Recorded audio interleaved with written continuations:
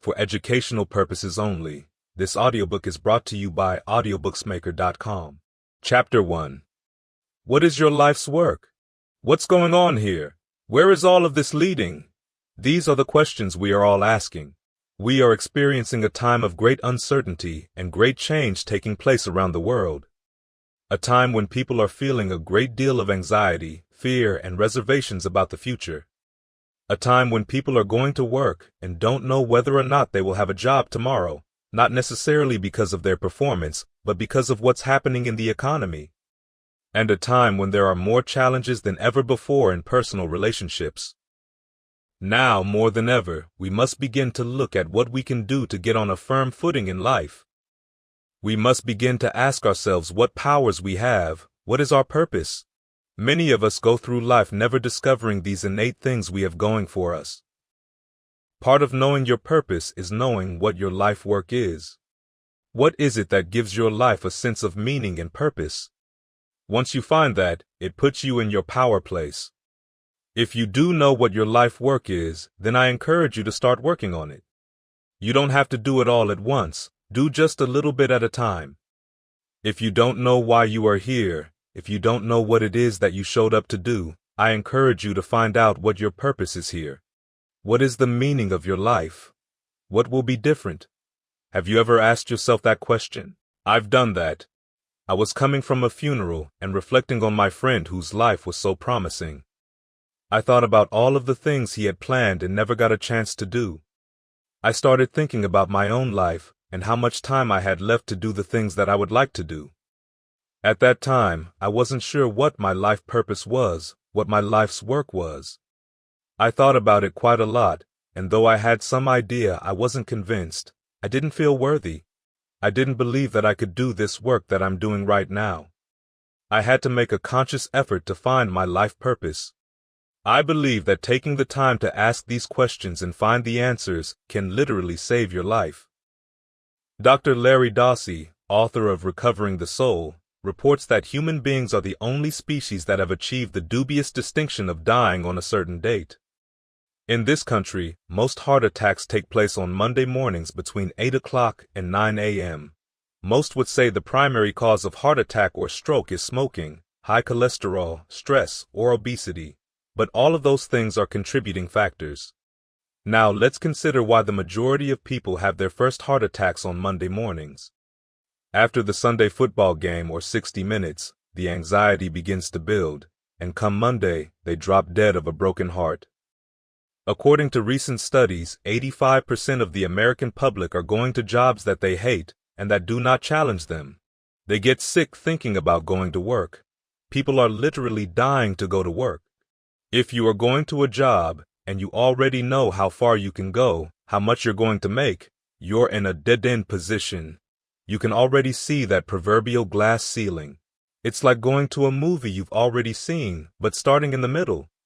You've seen the end and you sit there all over again. Something is missing.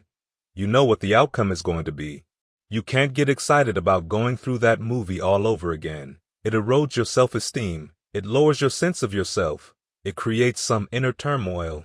It creates a feeling of emptiness. It is worth finding what it is that you're supposed to do, discovering your purpose. I'm not saying quit your job. I am saying to find your purpose and do just a little bit of it. Just start working at it a little bit. Find out what your work is, hold on to it, and don't let your dream go.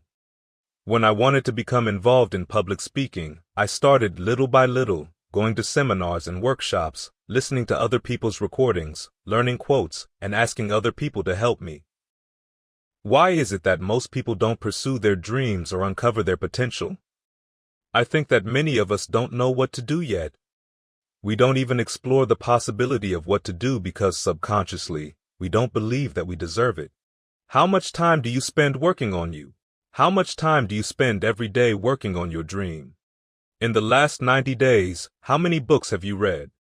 In the last year, what new skill or knowledge have you acquired? What kind of investment have you made in you? As you begin to look at where you want to go, you've got to make some conscious effort to begin to work to develop you. Most people are not living their dreams because of fear. At a recent speaking engagement in Ohio, I met Karen, the young woman who expertly planned and carried out the event. She was talented, organized, and skillful, and we talked about her desire to go into consulting. I asked, "Why aren't you doing it? You have the abilities. You're not here because they like you. You're here because you're doing the job. You're making things happen." She came up with all kinds of ideas but finally said, "I guess I can't see myself doing it. I guess I'm afraid." Fear, limited vision, and lack of self-esteem can keep many of us from going for our dreams. I went to Denver, Colorado to speak at a major communications company. The person that picked me up at the airport told me the company was planning a major downsizing and had offered some of their employees early retirement and a payout of $300,000. The company said, "This is the last time you can take this offer.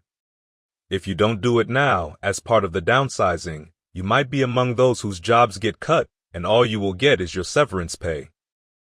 Only 50% of the people who were eligible to take the $300,000 took it. Those remaining couldn't see themselves beyond that company.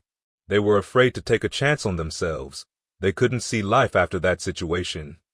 It is the same reason that people stay in relationships where they're abused, unhappy, or unfulfilled.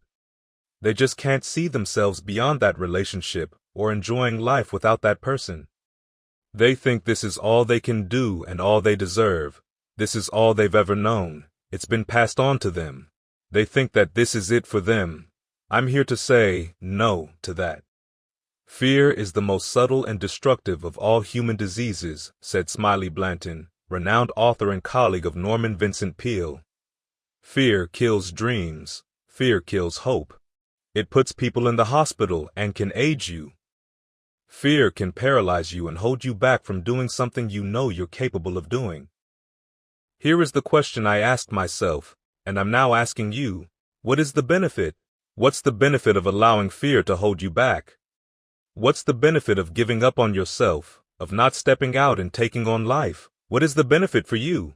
It's one of the things I had to ask myself. I didn't want to make any mistakes. I wanted everybody to like me. I wanted to be perfect the first time I did something. It doesn't work like that, and I had to learn and accept this. You're going to make some mistakes, you're going to hurt some folks' feelings, and you might even make some enemies once you decide to take life on. You've got to ask yourself, how long am I going to allow this to hold me back? Personal development author Zig Ziglar said, "Fear is false evidence appearing real." I like that. Fear is an illusion that we create in our mind. It is a state of mind that can be changed. Let's look at how we can take steps to restructure that fear, to expand our visions of ourselves, and to increase our self-esteem. Webster defines self-esteem as confidence and satisfaction in oneself. Look at your life right now. Whatever you've done up to this point in time, your life is working. Whatever you have produced, it came out of you as a result of the kind of person you have become. It's a result of your choices. It's a result of your consciousness. Now ask yourself, are you satisfied with what you have produced? Is this what you want? Would you like things to be better than this? Do you believe that you deserve better than this? Are you content? Do you think, this is it, that you don't have to do anything else? Are you already resigned in your life to, I'm happy enough, I'm not starving or anything? Are you allowing yourself to get off the hook like that? Do you believe somewhere in the back of your mind or in your heart that there is some other great work for you? Do you believe that life has something else for you? That's why you're reading this book. How do we handle this fear factor? How do we increase our self-esteem?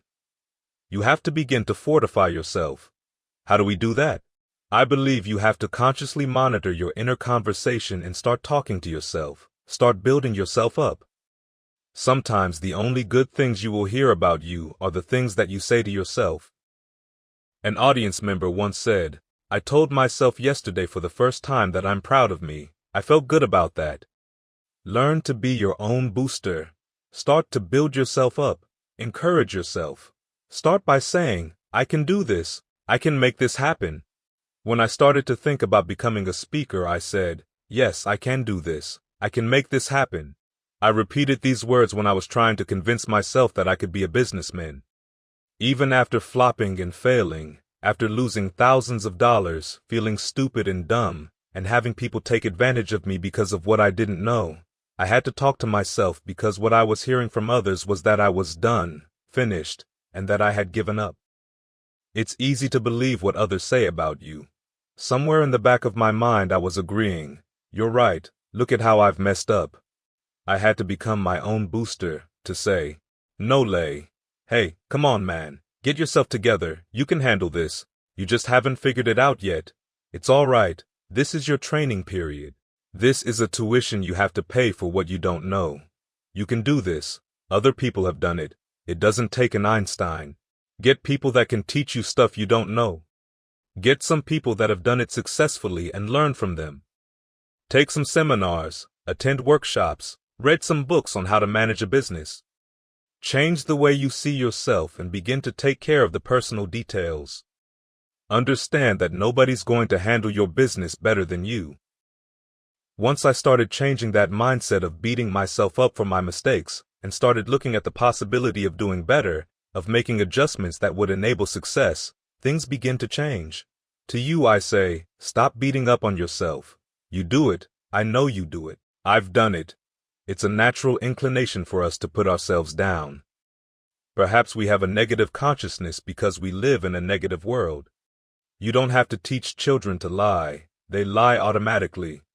Did you wet in your pants? No, I did not. What is that? I don't know. You don't have to encourage kids to misbehave. They will do it by themselves. You don't have to encourage them to do the wrong thing. They do it automatically. You have to correct their behavior. And now we have to correct our own behavior, starting with the negative conversations we have with ourselves. Here is a script you can say to yourself. Say it every day, several times a day. Say it out loud and say it often. I can live my dream. I can find my purpose in life. And I can live my purpose. I deserve more for myself. I deserve more from life. Begin to guard your mind against negative programming. Turn off the television. Don't watch the news. Don't read the newspaper. I think that more people are feeling a sense of hopelessness and anxiety about life, and much of the time you cannot feel good watching or reading the news. You're scared to go to sleep. This negative programming turns our power down, and we've got to become conscious of that. Try experimenting with this yourself. If your job depends upon you knowing certain things from the news, let somebody tell you only those things and start filtering the stuff you allow to come into your mind. Just like the song from the Wiz musical, "Don't nobody bring me no bad news," I tell my staff. Don't tell me any bad news while I'm on the road. Let me handle it tomorrow. I don't let anybody tell me bad news at night before I go to sleep either. I can't do anything about it then anyway. Why go to sleep with that on my consciousness? All of my staff know this. Let it wait until tomorrow. And I have a time period. Tell me bad news between 10 a.m. and 12 p.m. After I've prayed, meditated, and read my books, I'm fortified. I'm ready to handle it. I deal with it. Then, I'm out of there and I'm on to something else. You've got to guard the kinds of things that you put in your mind. If you don't program your mind will be programmed for you. Human beings are goal-oriented. That's why we're running through life to early graves and why we die early of broken hearts. As Henry David Thoreau stated in Walden, the mass of men lead lives of quiet desperation. I've observed that most of us go through life running scared. This is the time to stop running. Chapter 2. The Power of Positive Thinking. Larry D'Angelo, one of the greatest motivational speakers I've encountered, told this story about his friend. Every day when he came home from school, there was a neighborhood dog that would start to bark wildly and chase him. Every single day, at the same block, he would be running scared trying to escape that dog.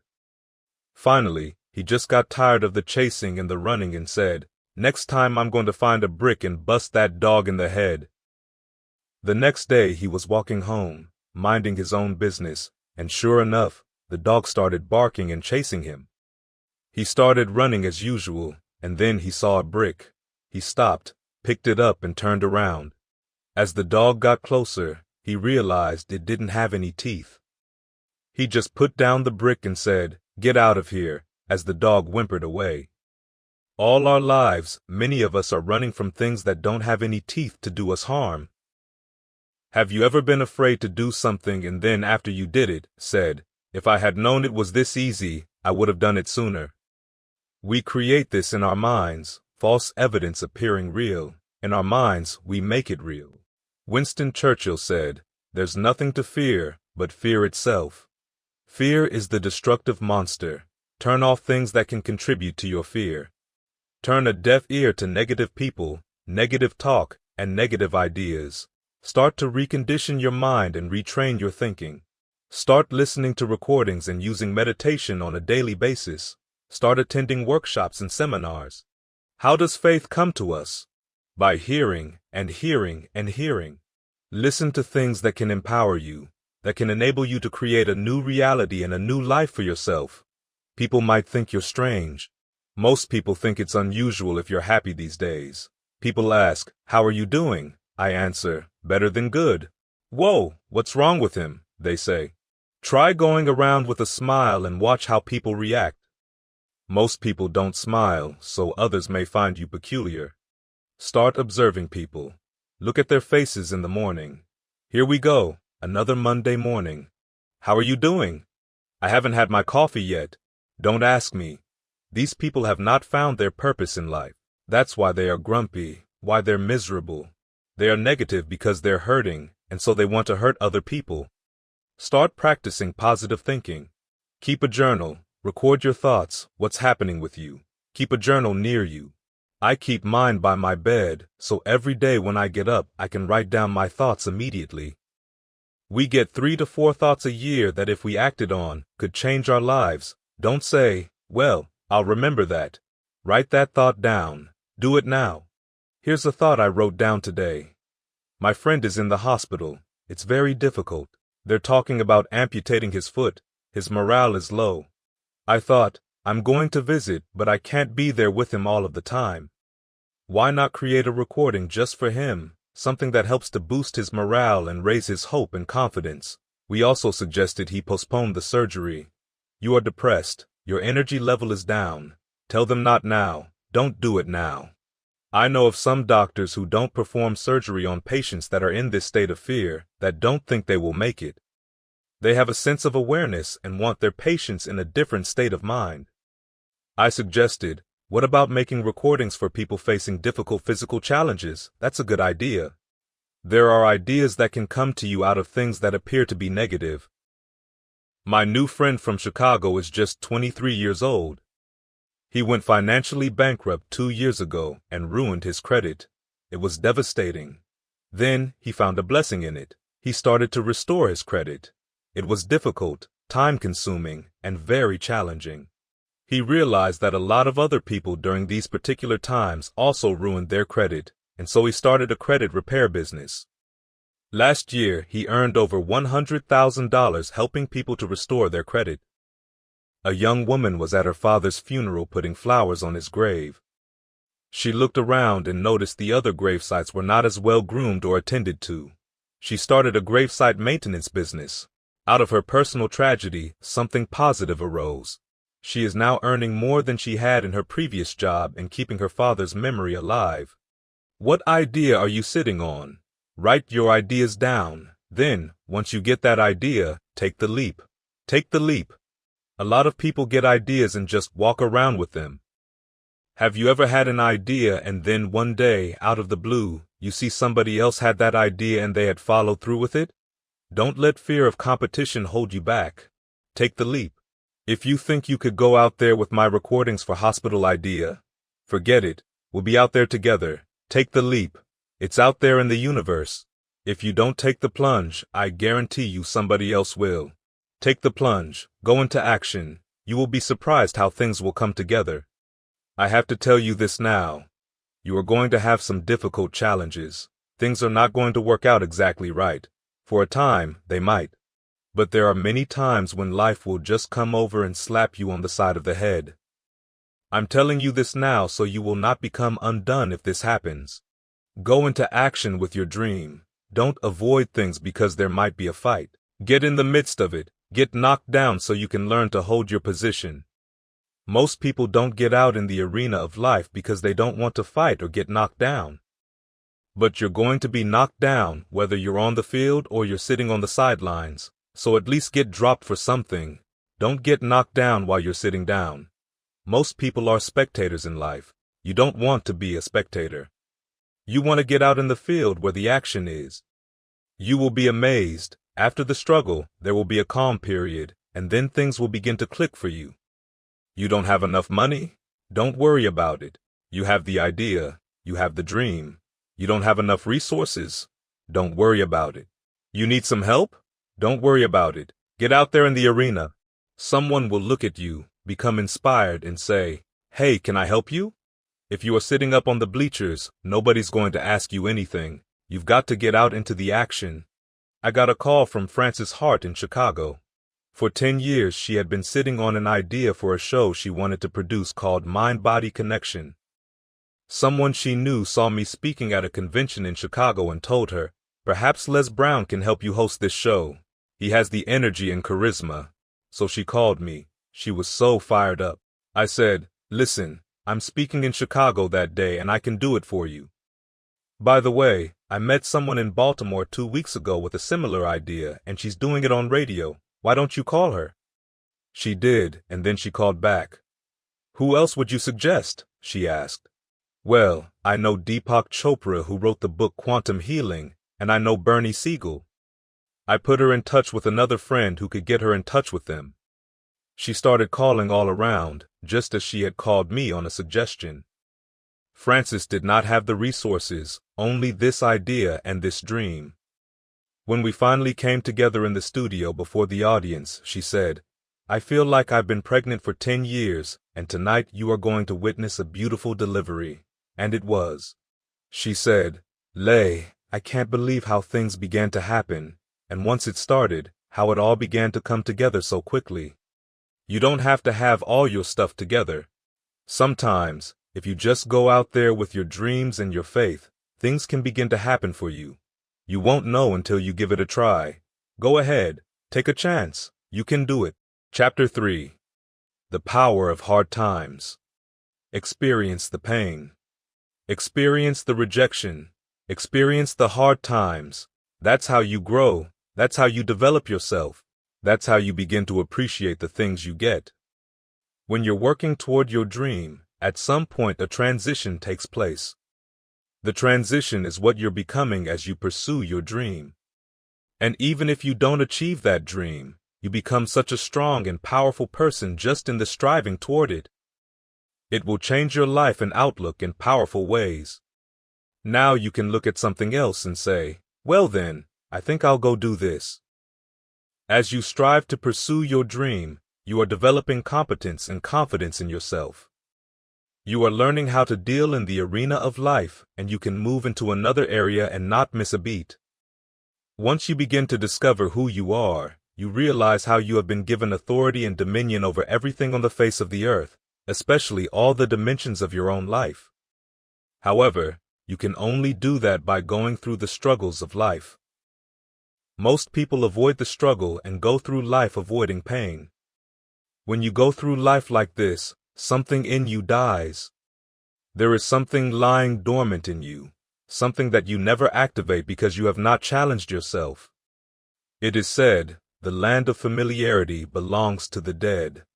People like to feel comfortable. They like being the king of their comfort zone and only do those things they know how to do well. Unless you attempt to do something beyond that which you've already mastered, you will never grow.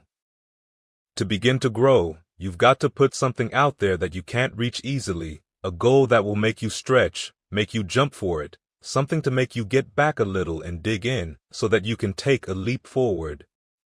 Maybe you jump up there and you miss it, you skin your knees. Then you come back again and you bust your lip, but you keep on, and through that process you learn how to leap higher. You start challenging yourself to dig deeper. You will discover some things about yourself that you didn't know, talents and abilities you didn't know you had. I started out just talking to kids. Now I'm speaking at corporations, traveling, and motivating large audiences everywhere. Had I not pushed for it, I wouldn't have known this was something I could do. I had to give myself the chance to try. Give yourself a chance. And here's something else that is very important. If you want to make your stuff happen, it is crucial that you start trusting yourself. Listen to yourself. Listen to that small voice within you. Don't try to make everything logical. There are some things about life that defy logic, some things you just can't explain or know exactly what the outcome is going to be. I think about the Apostle Paul, who said, "You've got to learn how to walk by faith and not by sight." Once you begin to trust yourself, your ideas, and your instincts, life takes on a whole new meaning. You are learning how to walk by faith. Let yourself be led by faith. Let me tell you about the worst speech I've ever given in my life. I was scheduled to give a talk at Ohio State. For years, I'd had a tremendous inferiority complex because I am not college educated. An associate knew this about me and said, "Let me write this speech for you. You're going to speak at the Ohio State University. The people are very educated there. They're going to notice your grammatical errors, and from the substance of your speech will know that you are not college educated. I care about you. I don't want you to embarrass yourself." That's how I let her exploit my fear and write the speech for me. I let her negativity about my natural speech be stronger than my positive feelings about what I had to say. I gave my power away. With my permission, I let her influence me into something I didn't really feel comfortable doing. Yet I didn't feel enough inner strength and conviction about my speaking skills to stick to my guns. So I got up there and read her speech straight through. I did not move or take my eyes off the page, as I'm not accustomed to reading my speeches. After I finished, some people gave me a standing ovation. I had read extremely well.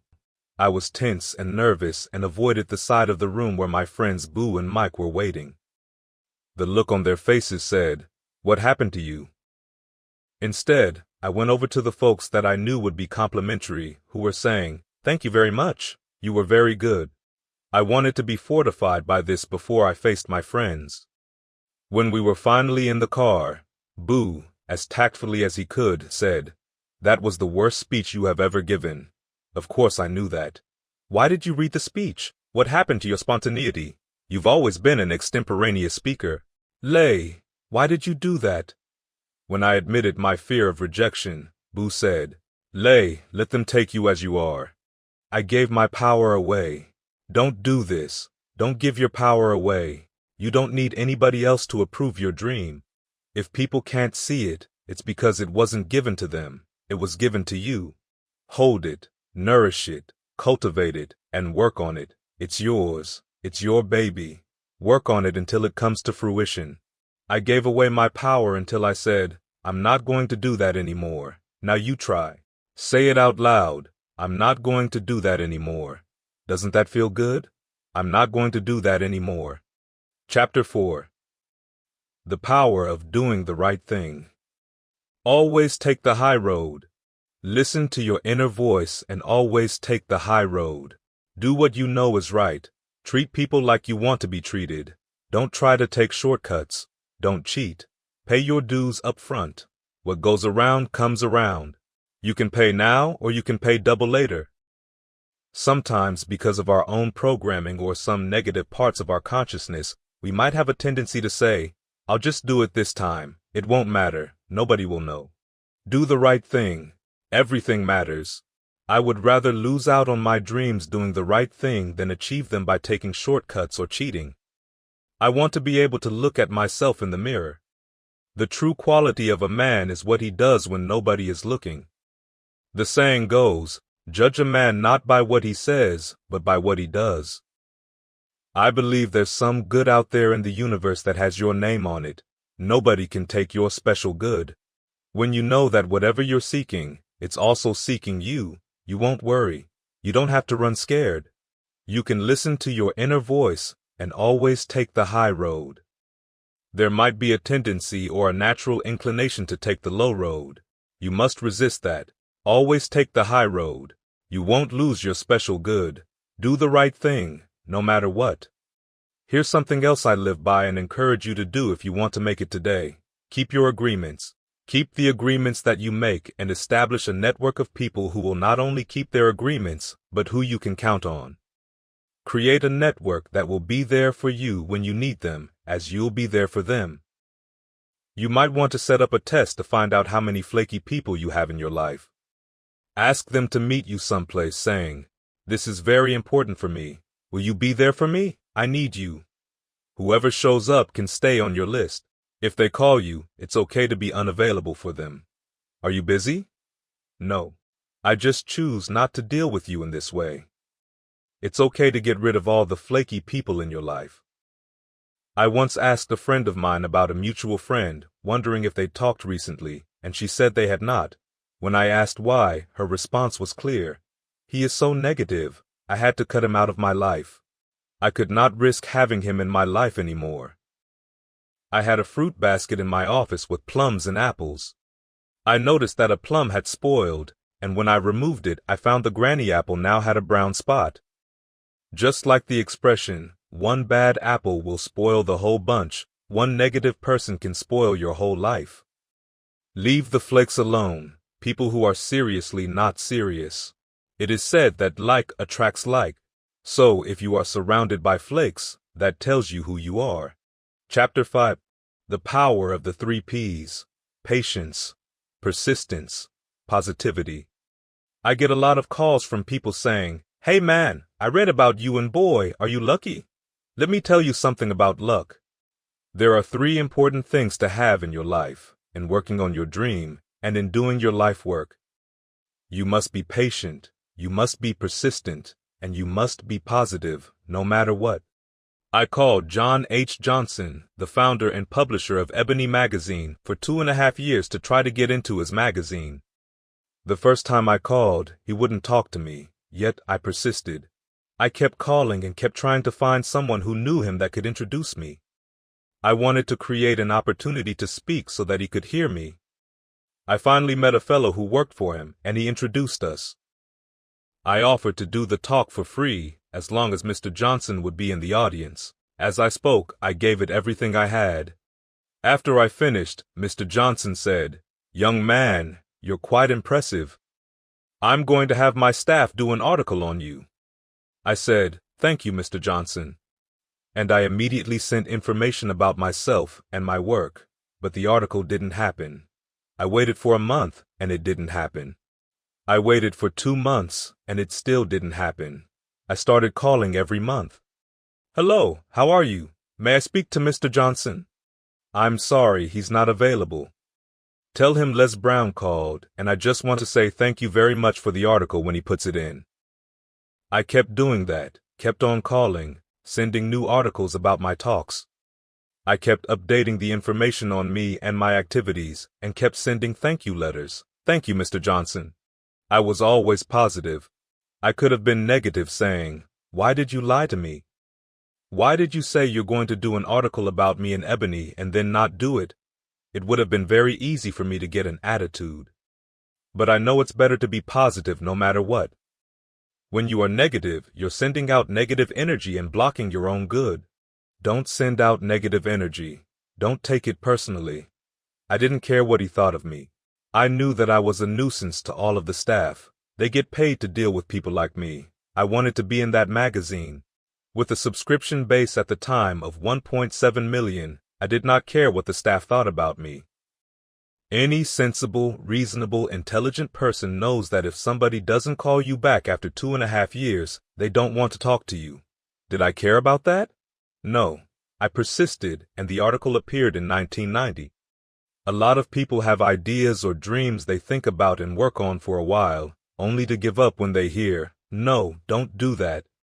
Work your dream. Work on it until it gets hot. Most things don't happen as quickly as we think they should. The messenger of misery might drop in on you and say hello. Or Murphy's Law might come by and thump you on the head. Any number of things can happen to interrupt your flow. It's okay. Don't take it personally. Just acknowledge that what's going on is called life, and keep on working on your dream. Continue to keep on knocking, because this is your life. This is what you love. This is your passion. Step back. Don't judge it. As the Bible says, "Judge not, lest you be judged." Why? Because when you judge, you invest emotion in it, and that emotion is likely to be anger, and guess what? Anger hurts you. It doesn't hurt anyone else. Anger hurts you. A doctor I knew once said, "The man who angers me kills me." Then, he allowed someone to egg him into an argument on the floor of the National Medical Convention where he suffered a massive heart attack. When you're in a state of anger, you have so much acid in your blood and noise in your head. Why would you want to take yourself out early by internalizing things? Shakespeare said, "There is nothing either good or bad, but thinking makes it so." Which means nothing is really good or bad in itself. It's what you think about it that makes it bad or good. The Bible also says, "Judge not according to appearances, but right judgment," which guides us to look beneath the surface and judge correctly. Focus forward. Focus on your dreams and feel that everything is going to work out because you're patient, you're persistent, and you're going to be positive no matter what. Don't allow other things, people, or circumstances to determine what your reaction is going to be. I was out to dinner with some people, and we had a waitress that was quite discourteous and rude. The people around me took an attitude about it. It was uncomfortable, and emotions were heating up. I've learned how to observe life. I think that in order to overcome friction, you've got to learn how to observe and just stand back, watch what's going on, and choose not to buy into it, and choose responses carefully. I said to her, "Excuse me, ma'am, do you know what TIP stands for?" She said no. I said, "TIP stands for to ensure promptness. We've been sitting here a long time. I want to give you $20 up front to ensure a prompt meal. Would you assist me?" She gave me the biggest smile and said, "Of course I will." "By the way," I said, "I'm not with these people. I'm going to be sitting at another table, so please put my meal over there." I didn't want to anger the person who goes behind closed doors to prepare my food. When I got served, I told the others, "Eat at your own risk." Learn how to observe carefully and watch what people do. Learn to look at it. Don't allow other people to determine how you are going to respond to them or circumstances. Learn to look at it and to choose how you respond. Chapter 6. The Power of Perspective. A friend of mine, Tom Perkins, a handsome, articulate man in his mid-50s, had a tremendous business. And then, at the height of his success, someone was killed in his business and he was sued. He lost everything. He lost his business, his family, his home, everything. He was devastated and started living in his car. He would wash up in a McDonald's across from Howard University on Georgia Avenue in Washington, D.C. He said, I was so depressed. I had everything, and then one day, I lost it all. I didn't want to live anymore. He got some sleeping pills and took them all. Then he lay down, folded his hands across his chest, and went to sleep to die. 2 days later, much to his amazement, he woke up. He thought to himself that he couldn't even get that right. Then he said an incredible thing happened. He was laying there for a moment after he woke and heard a voice say, "It wasn't your life to take." Ever since that day, he says, whenever I get any major challenges, I don't take it on myself personally. I feel I've got somebody with me. You see, the voice had also said, "I'll never leave you nor forsake you." So now I say, "Hey God, you've got to handle this with me. It's too much for me alone. I don't sweat the challenges of life. I don't sweat the small stuff." This is worth repeating. Don't sweat the small stuff. Because it's all small stuff. What are you worried about?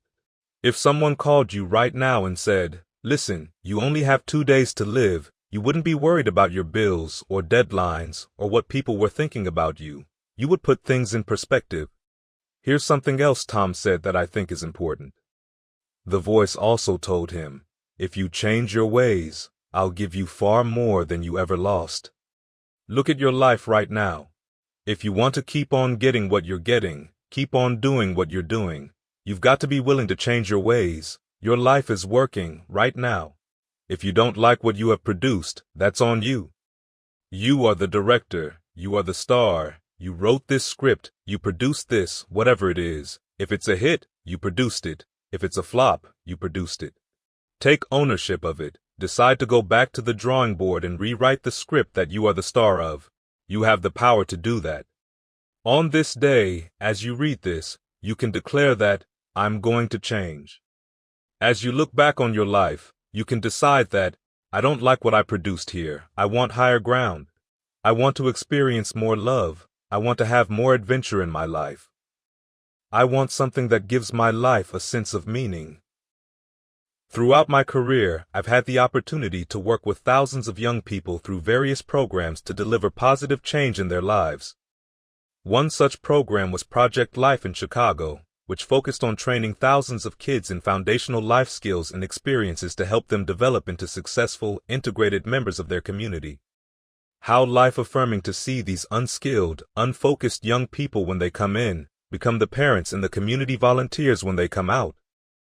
We wanted to have a two-pronged program that would train people in the community as well as those who are in the jails, because I believe if you cage prisoners and treat them like animals, when they're back out on the streets, they're going to act like animals, and then go back to jail like animals. We wanted to take another approach. A letter I got from a young man in the Cook County Jail gives some perspective. This young man with a violent past, who will not be out of jail for decades, wrote, "Since listening to your recordings, nothing has changed in my situation, but I feel a different person in me. This gives me hope about the possibility that we are entering an era of consciousness, a time where we can begin to create in folks' minds the idea, the possibility, that we can create a more humane society. With greater awareness of the potential within ourselves, we can create more love, communication, and understanding in relationships. Greater consciousness presents the possibility that we can create a drug-free America, and the possibility that we can create respect for diversity and difference in our multicultural society. And it especially presents the possibility that we can develop the mindset to bring out the best in people, to encourage them to achieve their greatness and support them in their dreams. In this era of consciousness, if we can begin to see and envision that happening, and see that we can all play a role, that we were born for such a time as this, that we showed up for this, that we survived 1 out of 9 million sperms, and we have been chosen for this great work. What an exciting time it is to be alive. Here's something else to recognize wherever you are on the ladder of life.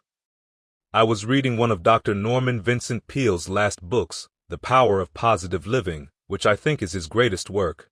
I was inspired by the section called Comeback Power. Wherever you are in life, you've got comeback power. I don't care how low you are. I don't care what you have done. I don't care what you have experienced. I don't care how devastated your life might appear to be, the shambles it might be in. There's a power in you that can enable you to be stronger and better than anything that's out there. A man came to one of our training sessions. He was a little bit older than our regular attendees. I knew he had a drinking problem. He was looking at me, and I could smell alcohol on him. I said, "Excuse me, come here." He said, "What is it?" I said, "Let me tell you something. I want you to know you've got something in you that is stronger than that poison you're putting in your body. Do you understand me?" He was shocked. He was backing up and said, "No, I don't know, man." I said, "It is there. That's why you're here. Something drew you here, and that's what caused you to come. You said you want some help, and you need to be around people that can help you get in touch with your power, because you know that your life deserves this." I think the reason we abuse ourselves with drugs and alcohol is that we're trying to numb something in us, something that's aching us, that's urging us, that's nagging us to do something bigger and better. It can't be because alcohol tastes so good. It can't be because crack feels so good. Cocaine and drugs are not that simple. When we are deluding ourselves or polluting our minds, it numbs us so we don't have to face reality, because we don't know what we've got going for us. Once you discover who you are, the truth of knowing who you are will set you free from ever wanting alcohol, from ever wanting any kind of drug that's going to destroy who you are. Once you begin to know who you are, it will set you free from believing, "I can't see myself doing any better."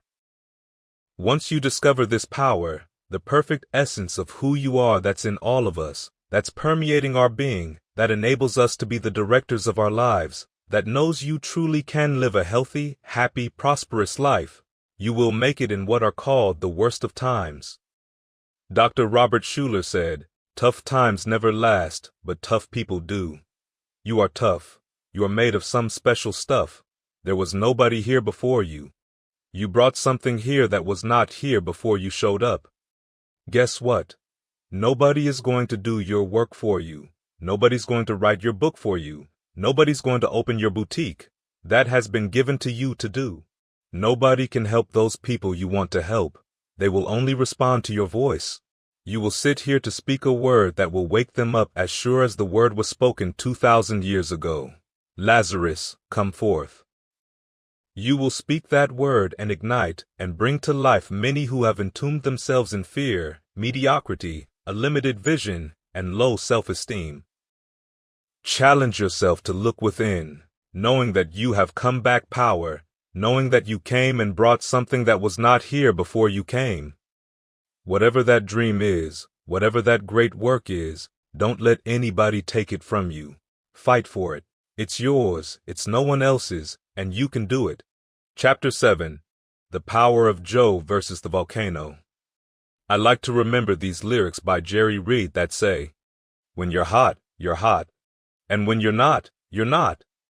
It brings to mind the expression, "I'm in hot water." This is something we've all said and we've all experienced. We all have times in our lives when we get into some hot water. Perhaps there's some challenge, some dilemma you've got to handle, something you've got to deal with. Yet sometimes we don't handle them because we don't want to deal with these things, and then they begin to get kind of hot. Now we're in hot water. You feel the heat. When these things are happening, it's like being near a volcano that is boiling over and about to explode. What is it that you feel that lets you know you are in the area of a volcano? What is it you feel? Heat. You feel the heat. You're going to experience this volcano because we all have things in our lives that we try to push away and don't handle. And eventually we will feel the heat. Let's look at the character called Joe, played by Tom Hanks in the movie Joe versus the Volcano. I think there is a lot in this movie that illustrates what we're discussing in this book. I found it very symbolic of my thoughts and ideas. Joe was going into his job every day. It was a very depressing, dead-end job. He wasn't happy. He was miserable. At this point, the movie is very gray and dim, with drab-looking people doing the same old thing every day in the same dingy hallway. Many of us can identify with that. Joe knew he was capable of doing more, but he had really given up on himself. He had really sold himself out. Some of us have done that. He made a trade-off. For whatever reason, he decided to do this. That's why we can identify with him. The volcano is symbolic of the challenges that we invariably face in life, the problems that many of us avoid handling, and he had to handle this. How did he come in contact with this volcano? As a hypochondriac, he was going to the doctor constantly. Because he wasn't living his purpose, he would create illnesses for himself. His doctor decided to set him up. When you're not living your dream, you go through life living like a victim, and people can set you up for anything. They can run any kind of game on you and you go for it. I had a saying when I was in radio, stand up for what you believe in because you can fall for anything. Joe didn't believe in very much, including himself and his dreams. He was very vulnerable.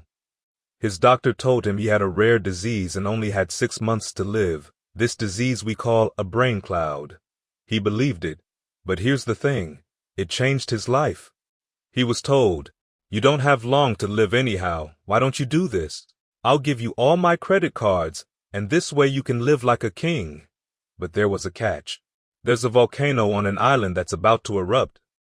Unless somebody jumps into that volcano, sacrifices their life, the people on this island will perish. Well, your life isn't worth much if you don't have that long anyhow. Why don't you take my credit cards, go live like a king and die like a man? Joe said okay. What did he have to lose? He's going to die anyhow. His life didn't have any meaning and value to him as it was. This was no big sacrifice on Joe's behalf. Now that's really something. When you have not structured your life so that it can have some meaning and value for you, you'll be willing to throw your life away into anything. The volcano could be alcohol. It could be drugs. It could be a job that does not meet who you are, that you go through life just going through the motions. You're doing it for so long, you're acting out that role of mediocrity for so long that you think it's you. It could be a relationship that's no longer giving you what you want and creating disease in your body. It could be any kind of circumstance, like Joe's toxic work environment. It wasn't good for him, but he didn't have the guts to do anything about it. As a result, he couldn't see the beauty of life. In one scene in the movie, there is a daisy growing up through the concrete. People were so caught up in the depression and the gloominess of life, they couldn't even see the daisy. Somebody might just step on it one day. They couldn't see the beauty in life. That's what can happen to you. You can get so caught up in the misery of it, the pain, the sickness, the depression, playing the victim and blaming everybody and everything, rather than taking responsibility. It will blind you from seeing the stuff out there that's really beautiful. This is where Joe was. Then the doctor said, "Hey man, you're going to die with this brain cloud." You know something? Joe decided to live. All of Joe's other illnesses left. Joe decided to live his life. Now that is interesting. I heard a psychiatrist give a talk about how his patients reacted when they got information that they were going to die soon. He said that many of these patients had gone through years of therapy and should have been making decisions about their careers, their marriage, or their circumstances, and somehow they were stuck. They didn't have the personal power, the wherewithal, or the willpower to act in their own best interest. When they were told, "Listen, you've got 3 months to live," or "You've got 6 months to live," all of a sudden, these people who were initially victims or powerless, they started acting in their own best interests. They start living their lives. What a paradox. Once people are told they're going to die, all of a sudden they start seeing the daisies in life. They start seeing the beauty. I remember a monologue from an old movie called The Last Mile. A man was sentenced to die in the electric chair for a crime that he did not commit. He was pleading to the jury to understand his case. He was talking to the jury and talking to himself and going through the whole gamut of emotions. The part that struck me and stayed with me was him saying, "It's strange, isn't it, how even though life has done you wrong, somehow you still want to live. You never can find me complaining about life. Life has given me a short deal. No, I just want to live. I'll take the park benches, the crumbs, anything. I just want to live, but they're not going to let me, are they?" All of a sudden, this guy who had never really cared much about his life, now that he knew that his life was going to be taken away for a crime that he did not commit, wanted to live. It was a very passionate, powerful monologue. What can we do? Where do we begin? Do we have to get a pronouncement that we only have 6 months to live in order to decide to live, in order to live in a spirit of integrity? Most of us go through life living a lie. The Platters had a popular song that went, "Oh yes, I'm the great pretender." Many of us go through life being great pretenders. We should get an Academy Award for pretending that we're happy, pretending that we're content, pretending that everything's happy, gay, and carried away. That's not the way that it is. Joe was going through life feeling that he couldn't do anything about his situation. But when he thought he was going to die, he became a new person. He went into work to see the woman he'd been admiring from a distance and finally said, "Hey, I'd like to take you out." He wasn't worried about rejection anymore. He said, "Lord is my shepherd, I see what I want." Joe said, "I might be going, but I am not dead yet." He wanted a little bit more living. Here's what I think that we can begin to do, to live our dreams, to let life take on some new meaning, to give it some new power and some new value. Begin to look for the daisies in your life. Right now where you are, regardless of what's happening to you. Regardless of what's going on with your life, begin to look for some beauty in it. Begin to look for some lessons that you can learn from right where you are and what you're going through. When Joe eventually jumped into the volcano, which he did with the woman he'd fallen in love with, they were thrown out of the volcano and they survived. Think about that. When you decide to take a leap and you handle your challenges, you are finally facing your fear. Fear is one of the things that keeps us from beginning to live life. John Rogers wrote, "When people take the courage to journey into the center of their fear, they find nothing. It is only many layers of fear being afraid of itself." Eleanor Roosevelt said, "You'll gain strength, courage, and confidence by every experience in which you really stop to look fear in the face. You'll be able to say to yourself, 'I've lived through this horror. I can take the next thing that comes along. You must do the thing you cannot do. That's what the volcano is. It is the thing that we cannot do. Because it is that thing, we must do it. Once fear is acted upon, the death of fear is certain. What volcanoes do you have in your life? If you had 6 months to live, what would you do differently with your life? Would you have the same job? Would you be worried about the things that you're worried about right now? Would you have the same relationships? Would you have the same people in your life? I was sitting on the House floor of the Ohio State Legislature. In my 3rd term, I'd just been elected chairman of the powerful Human Resource Committee, a prestigious position. I was reading a book on how to manage your time and your life. It asked, what are your long-range goals 2 to 3 years from now? What are your short-range goals 6 to 12 months? Then, if you had 3 months to live, what would you spend your time doing? Here's what I wrote down. I would resign from the legislature. I would go back to Miami and buy my mother a home, something I'd promised myself I was going to do. I'd procrastinated and had all kinds of reasons why I couldn't do it. I wanted to make sure that she was financially secure, that my children would be financially secure. I would do lectures and spend time talking to people and working with kids. That's what I wrote down.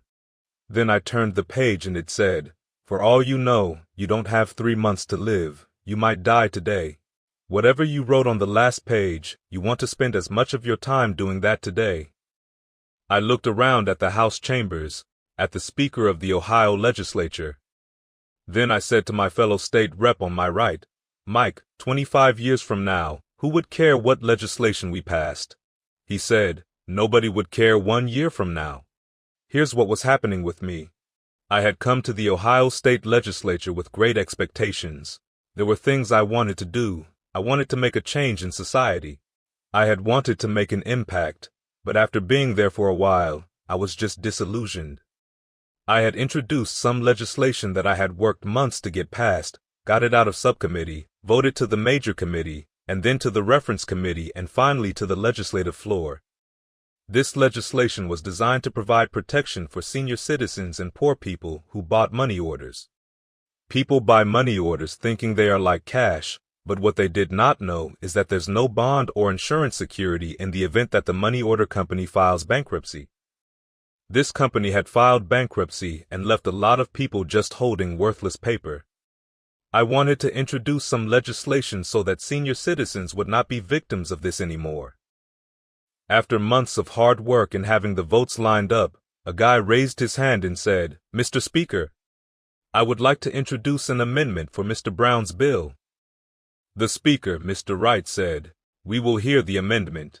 The man proposed a slight change to one word. I said, excuse me, Mr. Speaker, may I speak, please? I continued, ladies and gentlemen of the Ohio Legislature, this legislation is not something we wanted to make optional to provide protection for Ohioans and senior citizens. We want to make it mandatory.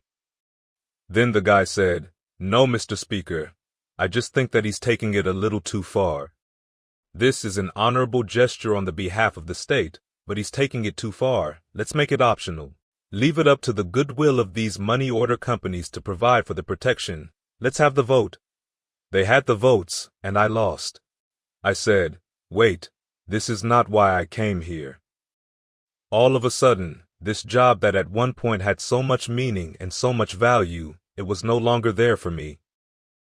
Many of us have had some experience where you went to a job and you were excited about that job. It had so much promise, and then you got there, so much you wanted to do.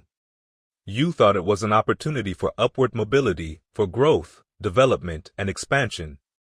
All of a sudden after you got there, you found out it was nothing but a glorified cubbyhole, a grave with no dirt on it. It became very depressing going to work. I used to get headaches starting on Sunday afternoon after the game. I just hated to go to work. Some days I would drive on by, for no reason, just drive on by. I always came back because I had bills. Many of us stay in relationships like that. I had a friend who was so miserable in her marriage. One day she said, Lay, I went home, put the key in the door, and I couldn't go in. I was so depressed. I had so much pain in my body. I just couldn't walk in. I dropped to my knees. I had to crawl into the house because I just couldn't. I knew then I had to get a divorce. What can we do? Here's what we can do. Wherever you are, decide that you're going to focus your time. I lost my job in broadcasting, and it was a major blow to me because broadcasting was all that I had. It was all that I knew. I had been doing that for 15 or 20 years. That was my specialty. But because I was so controversial and couldn't keep my mouth closed, I lost my job. It was a depressing time for me, and I could not find a job right away. No one would hire me locally. I was a seasoned veteran. I had that experience. Sometimes being good can be a liability. Some people may see you as a threat. They want a hire they can control, and they don't want somebody who's going to outshine them. Women have dealt with this for years, having to scale down their ambitions, drive, and abilities in deference to men's egos. There was a saying when I was kid that an idle mind is the devil's workshop. That's true. If you don't have anything on your mind can play all kind of tricks on you. When I wasn't busy, sometimes I wanted to call my former boss and say, "Bert, can I get my job back?" My mind was saying, all you had to do is just keep your mouth shut. Now you're unemployed, running your mouth, walk, walk, walk, walk, walk, walk. Why don't you just shut up? They told you to shut up, then told you you're going to get fired. No, you had to keep on talking. Oh, ego, ego, ego, ego. Now you're unemployed. Nobody will hire you because your mouth is too big. Stop it. Stop beating myself up. Why don't I shut up? Oh, you're right. So I just kept busy. I started working on flowers. I got really into flowers. I knew my flowers, had names for my flowers. I talked to my flowers. I also did a lot of volunteer work. I'd go to the hospital and read the Bible to people. I would visit friends and their parents who were ill or facing a challenge, not to talk to them, but to listen. I became involved in all kinds of community volunteerism. I learned that if you're going through a challenge, the universe is giving you an opportunity to find your real true meaning on the planet. Use that time wisely. Listen. Volunteer. Be available. Give yourself away. My high school teacher, Mr. Williams, said something I love. Love and happiness are like perfume. You can't sprinkle it on others without getting a few drops on yourself. Isn't that beautiful? Give yourself away, because what you give is what you get. Chapter 8. The Power of Change. Sometimes, in order to begin to see the daisies in life, you've got to be willing to change. Change jobs, change cities, change friends, change relationships. Human beings were designed to achieve. When you're not on a path of growing, developing your greatness, being more productive, and being more effective, your life literally becomes drab, dingy, and depressing. Yet there is one great human factor that most of us have felt, and that is fear of change. Most people fear change. A lot of people stay in jobs or relationships where they are miserable. We spoke earlier about the psychiatrist whose patients had been languishing on his couch for months and years, not being able to make decisions.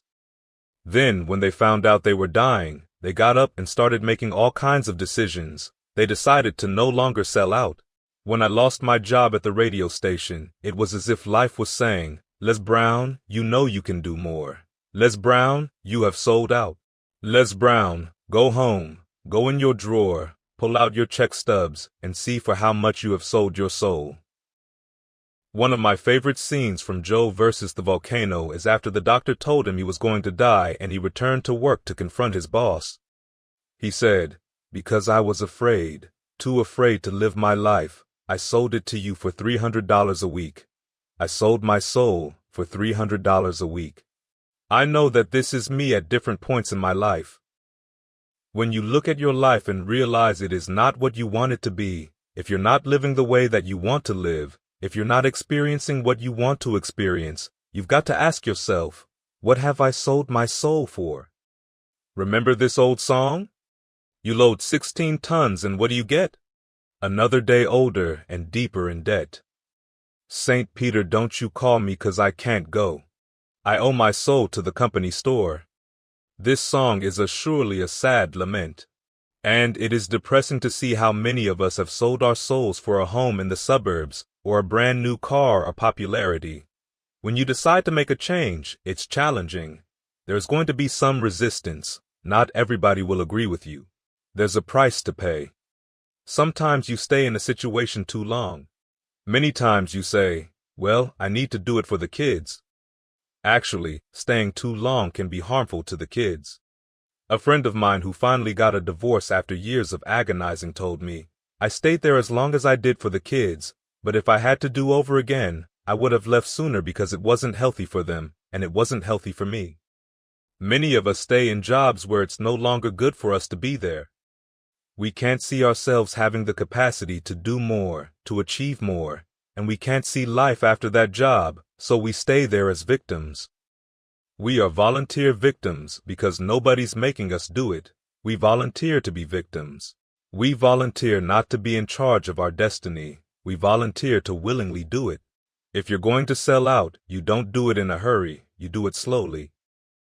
I know a fellow who had everything going for him. He went to Harvard, became a lawyer, joined a large prestigious law firm, married the perfect wife, and had some perfect children. Guess what? He was going through the motions day in and day out, but it wasn't giving him what he wanted out of life. He was doing an act, playing a role. One day he couldn't get out of bed, he couldn't get up, he was paralyzed. Doctors looked at him, examined him from head to toe, and said there's nothing physically wrong with him. Get up, John, come on, get up. But he couldn't get up. He stayed like that for months because there was conflict in his body. There was disease. Many times, when life is calling on us to change and to grow and to expand, we say, no, I don't want to hear that. No, we resist that. We can go back to that lifestyle of mediocrity. We resist that change, that growth. We go back so we can go back to sleep. Winston Churchill said, the truth is incontrovertible. Malice may attack it, ignorance may deride it, but at the end there it is. We know the scriptures say, you shall know the truth, and the truth shall set you free. The truth that will set us free is the truth that we don't want to hear. We don't want to hear it. You've got to change. You've got to take responsibility for your stuff. You've got to clean up your act. You are not your act. You are there to get your life together. We don't want to hear any of that. We want to talk about the circumstances. We're talking about how bad things are, why we can't do it. Instead, we have to decide to live with integrity in our relationships and the things that give our life some meaning. Stop pretending and decide to become real. Decide that we're not going to make trade-offs because we don't realize what it is we have in our hands. I'm reminded of the story of explorers in Africa who saw some boys playing with these little rocks. They were playing a game similar to shooting marbles, and their marbles were these shiny little rocks. They gave the boys some candy, and when they liked it, they agreed to trade their marbles for more. Of course, they discovered these shiny rocks were actually large, uncut diamonds. The boys did not have enough awareness to know what they had in their hands, and many of us are like that. Many of us have genius within us. We use it for the company. We put in long hours, 60 or 70 hours a week for the company store. We would break our backs for the company, but when it comes to ourselves, when it comes to using our genius on our own behalf, taking a chance with our own creativeness, acting on our own dreams and ideas, somewhere along the line, we get paralyzed. We find some reason not to do it. There are lots of excuses. I'm not as good as they are. I don't have their education. I felt inferior. I never had a college education, so I felt inferior. I thought people with a college education were the most intelligent people in the world. I felt inferior and intimidated, so I wouldn't want to speak before people that had more education than I did. Friends would say, "What? Come on, Lay, you can do that." "Oh no, I can't," I thought. "Lay, you're a good speaker, man. You can just communicate with people, period." "Well, you know, I'm not. There's some things I just don't know and can I pass? Get somebody else. I got a friend and he's got his master's degree. He's real good. Get him, but I'm not the one that comes to speak to that crew." I didn't know what I had in myself. Fortunately, I had somebody around me who saw what I had and was willing to work with me until I could see it too. This is what we all need, somebody who can look beyond our faults and see our strengths and hold that vision until we are able to capture that vision ourselves. How do we handle fears? I was talking with my friend Pat Johnson, the president of Begin Within seminars. Think about some major fear you have, she said. Take a deep breath and see yourself strong enough and more than able to handle that fear, whatever it is. Another friend, Ron Weiner, says, when I'm confronted with a fear, I just practice the art of looking beyond the fear. I go behind it and see it already completed, see it already resolved, and then I carry myself accordingly as if it already is taken care of. That dispels the fear for me. My friend Jack Wilson says, when I experience fear, I think about when I was in Vietnam and what I handled back then. I look at what I'm dealing with right now, and the fact that I survived that, the fact that I had other kinds of situations that were close calls or that I was overwhelmed with fear and I came through it, then I'd look at this and say, this is nothing here. How many of us have had some situation and were overwhelmed with fear? You didn't know how you were going to come out, how you were going to survive, but you did. You survived and you didn't die. Whatever that state of consciousness or that self-confidence, however you stood up within yourself, here's what we know. You survived. You are still here. You didn't die. You are here right now. You got it and you handled that fear. You kicked it out of there. I'm reminded of a scene from the movie The Color Purple when Albert told Celie she couldn't go with Suge. Celie had been longing all her life to live her dream, but she was afraid. She felt incompetent. Albert had beaten her down and her self-esteem had eroded. He said, "Where are you going? You can't talk. Suge can talk. You're ugly. You're dumb. Suge got class. You ain't got nothing. Where are you going? You ain't going to make it. You're going to fail." She said, "Look here. I might be ugly. I might be dumb. I might can't talk," she said, "but I'm still here. I'm still here." As you begin to look at the fears you faced, remember how you came through those fears, and remember that you are still here. That's a testament about how powerful you are. Whatever the volcano is in your life, know you have the capacity to take on that volcano, the capacity to jump in and find your true identity. There's another thing that keeps a lot of people from taking on their volcanoes and jumping into the challenges they're confronted with, and that is the fear of making mistakes or not feeling good enough. Guess what? You're going to make some mistakes. You're going to make a lot of mistakes. Albert Einstein said, "The person who never made a mistake has never tried anything new."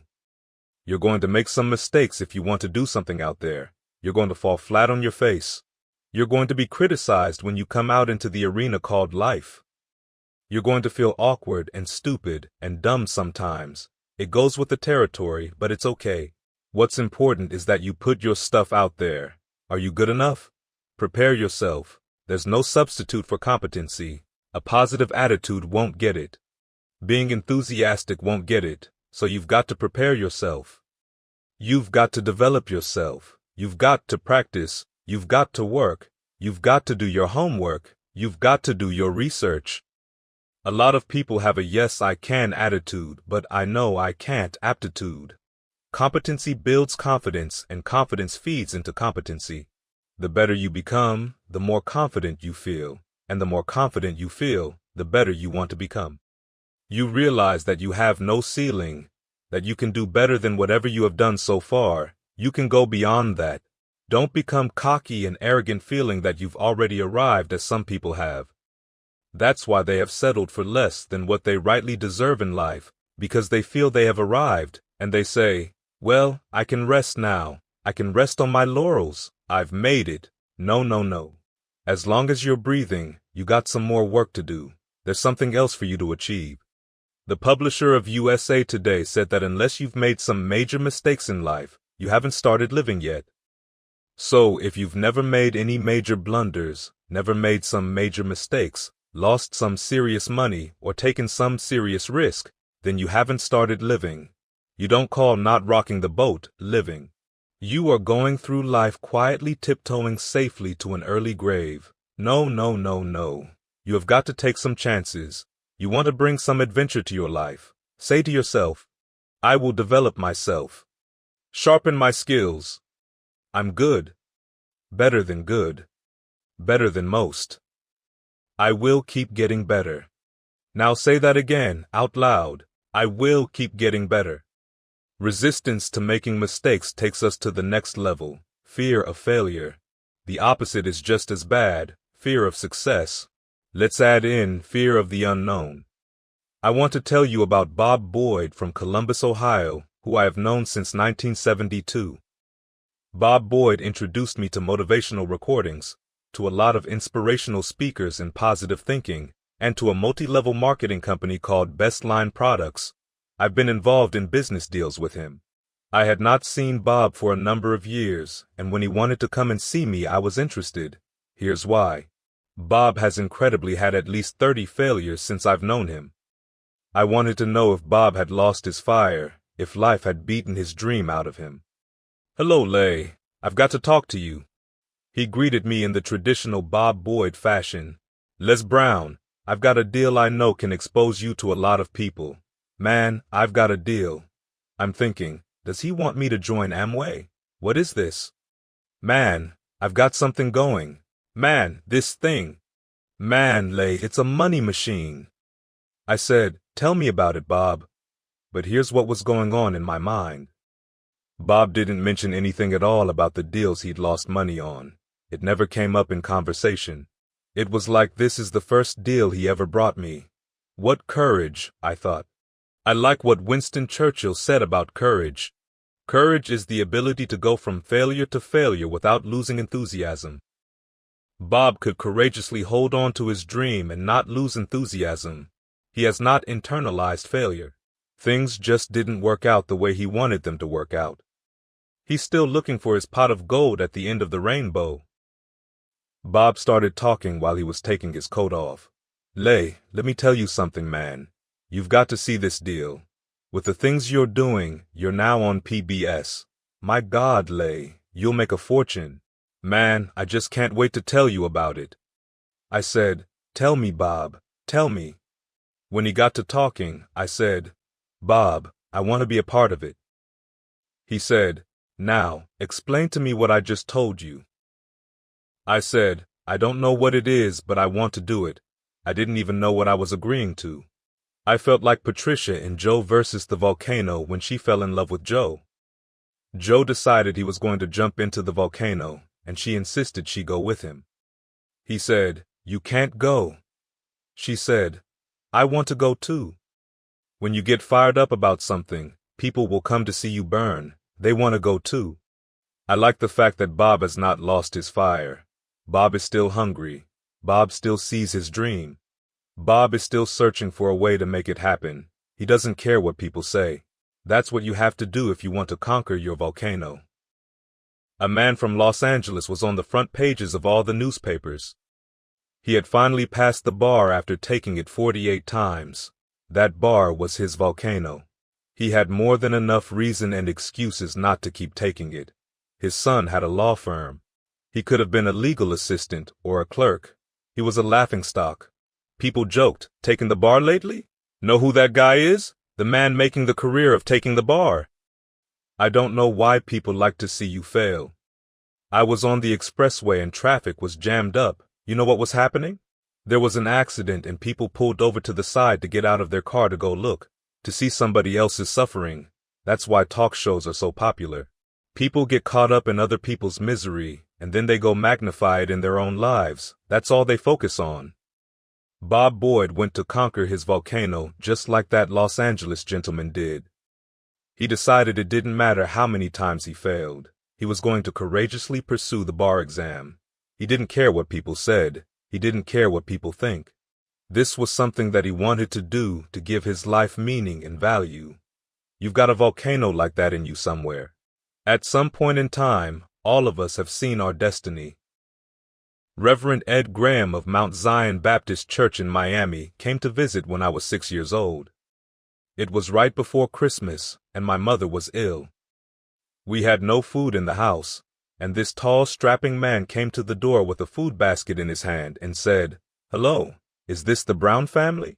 My mother said, "Yes." He continued, "I understand you have 2 sons and a daughter and that you have no food. I'm from Mount Zion Baptist Church, and around Christmas time, we pass out food baskets to needy families." Please take the basket on behalf of the church and have a nice Christmas." When he walked out, I said, "Oh boy, I'd like to be like that man." I went to his church and I watched him speak. He was a powerful and dynamic speaker with such eloquence. One of his favorite people was the poet Rudyard Kipling, who wrote, "If you can keep your head when all about you are losing theirs and blaming it on you." My high school friend and former fiancée, Mildred Singleton, once observed eye surgery from a distance during a school outing to a hospital. She said, "That's what I want to do." She was just a teenager then, and today she's an ophthalmologist. All of us have seen our destiny at some point in time. Maybe we decided to ignore it and said, "No, that's not for me." Life came in and stuff decided to hit, and we stopped dreaming anymore. Bigger Thomas, the main character in Richard Wright's novel, Native Son, said, "The impulse to dream has been slowly beaten out of me through the experience of life." That's what causes many of us to give up on our volcano. The experiences, challenges, defeats, disappointments, and the failures of life are sometimes so overwhelming that we decide to prematurely throw in the towel on ourselves, to sell out on our true potential and on living our dreams. You don't want to make any mistakes, especially if you were raised with a great deal of criticism. You've got to be willing to prepare yourself and do the best you can. Take your best shot and let the chips fall where they may. People become afraid of success because they feel they're not good enough, that they won't be able to handle it, that the responsibility is too big. I've been there, and when you feel that way, you begin to unconsciously work against yourself to make sure that you don't get it. You begin to sabotage your own potential in a variety of ways, through procrastinating, not giving reports on time, not spending your time wisely, either by looking at a lot of idle television or spending all your time lamenting and complaining about how bad things are, by using your energy negatively rather than positively, or by complaining rather than producing. That's what we do when we're afraid of really making it. When you're afraid of the unknown, when you're afraid to take that leap, when you're afraid to venture out there, overcoming that fear is the real challenge. A little boy and his friend were out playing on some ice that was supposed to have been solid, but one stepped on a thin area of the ice and fell in. He started thrashing in the water, moving with the undercurrent to other areas underneath the ice. His friend was trying to help him, beating and hitting the ice, trying to save him. He noticed a tree just a short distance away. He ripped off a branch and started scraping around the ice to make a circle. Then he started pounding on it and beating on it. All of a sudden the ice crumbled and he was able to pull his friend out to safety. When the paramedics finally got there, they saw what had happened. He had saved the little boy's life. What baffled the paramedics was how he did it.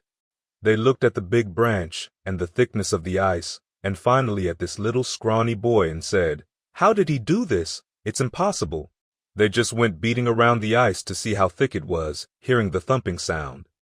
It was a miracle that he was able to just take that branch and go around, make a circle, and beat the ice and pull him through just 2 small gaps. It just seemed impossible. An old man standing nearby heard the conversation. He stepped forward and said, "I can tell you how he did it." He didn't have anybody here to tell him he couldn't do it. Sometimes life will happen to you like it did for this little boy, and you won't have time to say no. You won't have time to think that you can't do it. The only time you will have is to act, to take the leap of faith, and believe that everything is going to be all right. Take that leap of faith. Trust yourself, and know within yourself that everything's going to be all right. The only guarantee in life is this: you are going to die. In case you didn't understand that, let me put it another way. You can't get out of life alive. I'm saying to you now, you have 6 months left to live. Live your life now. Live your dreams now. Start acting like this is your last day on the planet. We need to decide that we don't need a pronouncement from some physician giving us only 6 months to live in order to really begin to appreciate the beauty of life. In order to really make some hard decisions in life, we have the power in our hands. Like those little boys, we have that kind of power, that kind of genius, that kind of fortune, that kind of wealth, that kind of happiness, that kind of sense of fulfillment in our hands right now. It's on us, and nobody can make the decision for us. We can go through life and resign ourselves to be miserable as we go to our graves, looking good for everybody else except to ourselves, or we can decide, hey, wait. This is the only life that I have, and that is my volcano. I'm going to take the leap of faith. I'm going to jump in it, and I'm going to handle it because I know the universe will never give me anything I don't have the capacity to handle. You've got the power within you to handle any kind of volcano in your life, regardless of how it shows up, regardless of any kind of challenge that you might have in your life. You have got that in you right now. Where will it come from? If you trust yourself, it will come to you just when you need it. I believe there's something about life, that when a person resolves within themselves that this is how I give my life, this is how I'm forwarding myself in the universe, then the universe will support you. Dr. Johnny Youngblood of New York said to me, I must live what's in me. This is why I've got to do this, Lay. I must live what's in me, and all of us have something in us that we must live. If we don't know what it is right now, we must create it or we must find it. All of us have this, whatever this something is that gives our life that meaning, that value, that power, and that happiness. Pay no attention to those people who just can't understand why you've got to take on that mountain. They won't understand you. Don't you know there are people who've decided that what they are doing is who they are? They've been acting this way for so long, they think their act is who they are. They've been evading themselves so long that mediocrity is natural to them. They won't understand why you've got to go and do what you've got to do, why you might have to change cities or get a different job. They will say, why? This job is paying well. It's not the pay. It's not always the money. Yes, I need money, but I need something else other than money. I need some peace of mind. I need some fulfillment within me. It's not giving me what I want. What is it? I don't know. Why do you have to go? Why are you going now? I don't want to live this way anymore. Why? I don't expect you to understand. He who knows needs no explanation, and he who does not know, no explanation will suffice. I just got to go and jump in the volcano. Excuse me. Design your life so that it makes sense to you.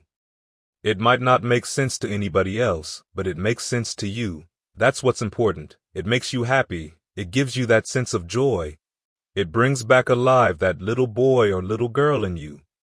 This is Mrs. Mamie Brown's little boy, Leslie Calvin Brown, saying, Go get your volcano. Chapter 9. The Power of Purpose. In this chapter, I want to talk about critical options. Some words we can use to define critical options would be decisions, choices, preferences, desires, and self-determination. In life, you have critical options. You can take a stand in your life, or you can follow the crowd. People who follow the crowd are not living lives that are focused. They're not immersed in anything. People who will take a stand are living a life that has some power, a life of achievement, a life that has some meaning. People who are taking a stand in life are consciously involved in a process to design a life of substance.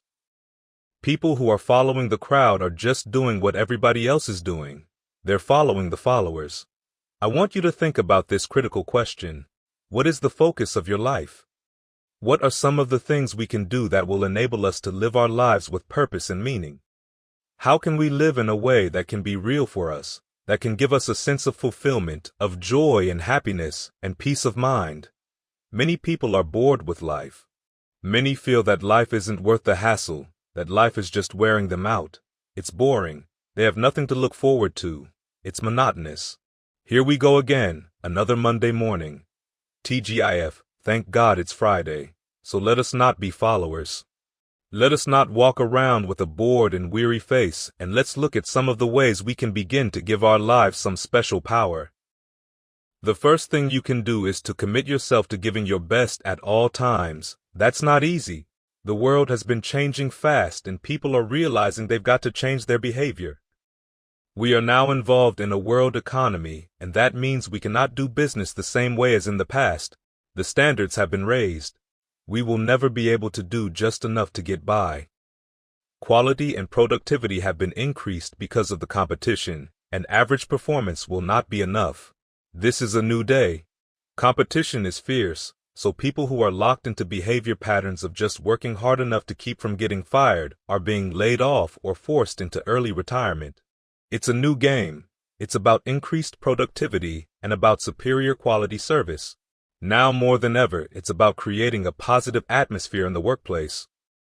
People are focused and competitive and hungry to make it. So you need to be hungry to show you have drive.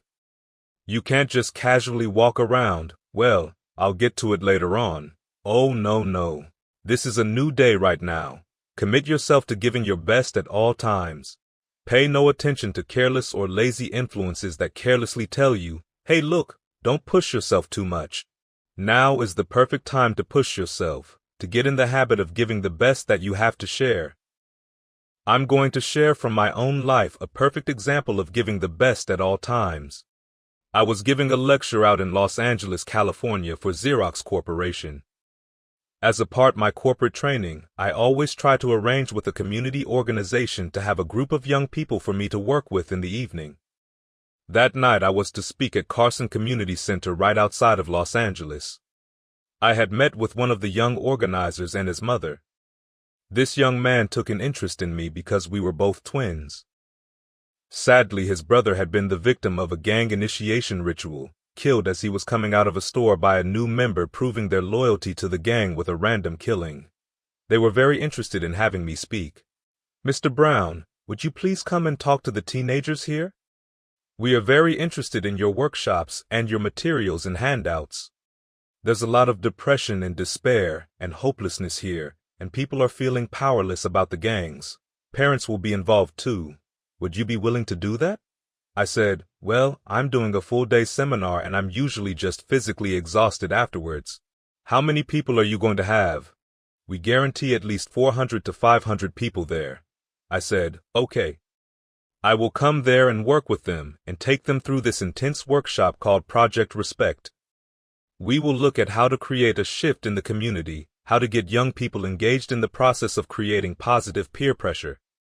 I'll give instruments and techniques for how we can provide ongoing coaching for young people to begin to change how they see themselves and their values, and how to resist negative peer pressure. I came there after working the seminar all day, totally exhausted. In that Los Angeles traffic, it took over an hour to get there. When I finally got there, they only had 7 people. I had an attitude. I said, you had me come all the way from Los Angeles, after working all day, just to talk to 7 people? You told me over 400 people were going to be here. Where are the parents? There's only one parent here. My time is valuable. I've got all this material I copied to do a workshop. So I talked to those 7 young people. I just gave them a little speech, and then I left. That night, around 3:30 a.m., the phone rang at my hotel.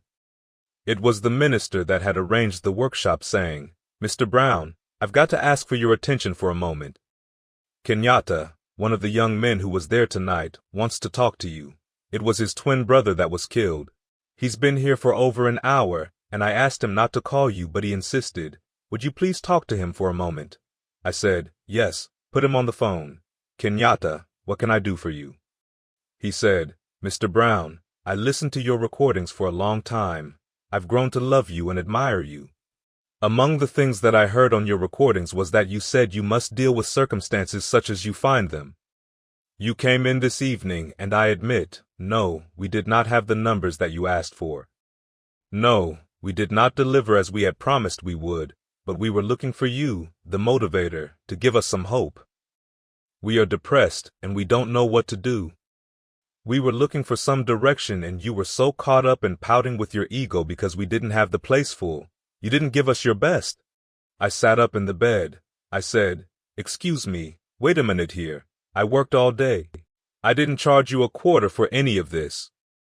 I spent time copying materials and traveled there after my full day. I was there to give a training workshop, and all you had to do was bring people there. If you don't do it for me, at least provide the next speaker an audience for him to work with. One thing I have learned is that it is hard to get feedback, and even constructive criticism can be hard to hear. We become defensive and we start to justify, so I took his remarks personally. Kenyatta listened to my rant and then asked, "Are you through, sir?" I said, "Yes." He continued, "Mr. Brown, you said you must deal with circumstances such as you find them." We went round and round for about 45 minutes because my ego was on the line. I couldn't let this young man out-debate me. He was not intimidated. I used all the verbal gymnastics and examples I could think of. He would not budge, and finally I said, "Okay, I'm sorry. Give me a break, please," he said. It takes a big man to say he's sorry. After we hung up from the call, I stood by the bed and prayed.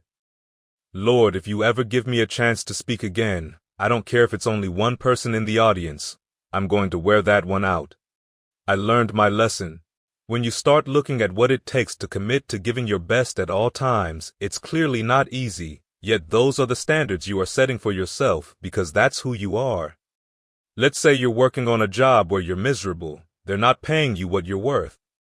You don't like the work, you don't like the people, and you're dissatisfied. If you decided to continue to take a paycheck, you owe it to yourself to give it your best effort. If you get in the habit of being mediocre or doing just enough to get by, you're not hurting anybody but yourself. You're cheating you. I want to share the following story that touched me very much. It is a modern parable that gets right to the heart of doing your best at all times. The Builder. There was a man who was a skilled and efficient builder. He had worked for years in a large company and had reached the age of retirement. His employer asked him to build one more house. It was to be his last commission. The builder took the job, but his heart was not involved. He used inferior materials.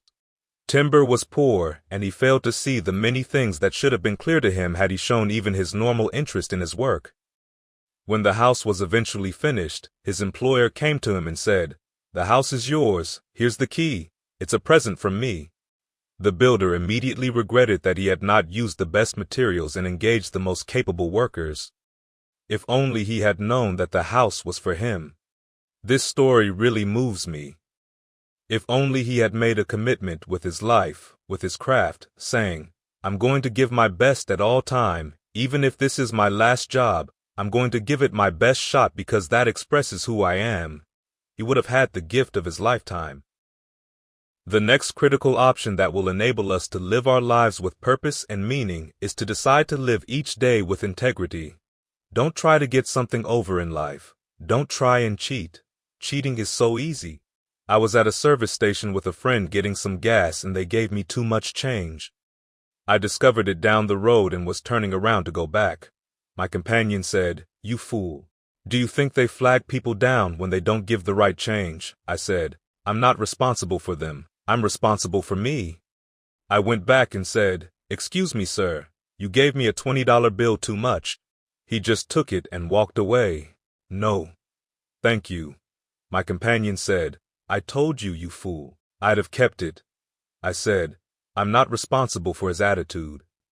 I would still give it back to him, even knowing he would not say thank you because my image of myself says you don't take something that doesn't belong to you. That's the way my mother raised me. Don't try and cheat. Don't say, "Well, this little bit won't count." Everything counts. A friend of mine was on welfare after going through a bad experience. Both she and her husband had become seriously ill and were unable to work, and they went on welfare. After they both became physically well, he said, "Look here, we don't ever have to go back to work. We are making more money on welfare than we made when we were working with the Medicaid benefits, food stamps, and everything." She said, "No. We do not need to accept the checks anymore." He insisted, "I'm not going to work. You can if you want to." She went down to the welfare department and said, "Don't send any more checks to my house." The clerk said, "Excuse me? Now, I've been working here for 25 years. No one has ever come in and said, 'Don't send me any more checks.' Are you sure you're all right?" "Yes, I am." And she went home and told her husband, "Don't look for any more checks because I told them to cut the checks off. Now, we've got to find something to do." They started a paper route, got over 1,500 customers, and were making money hand over fist in the spirit of dignity and achievement, not ripping anybody off. That was a critical choice. She could have very easily said, well, everybody else is doing it, why don't I do it? But she decided not to follow the crowd. I like what writer Terry Cole Whitaker said, "What you think about me is none of my spiritual business." When you're keeping integrity with yourself, you should expect that it is likely to put you under a lot of pressure. Another thing to remember about critical options is to not try to cut a bargain with life. Life will not give you any special deals because you maintain a sense of integrity. You've got to do what you do because it's the right thing to do, not because of some ulterior motive that you'll get some kind of benefit or special treatment in the universe. Living with integrity won't protect you from somebody stealing your car while you're trying to do some good somewhere. There won't be any special light around your car. They will take your car too. You've got to do what you do because that expresses who you are and for no other reason. They might not have a banquet to recognize you or give you a special little plaque and dedicate a day in your name.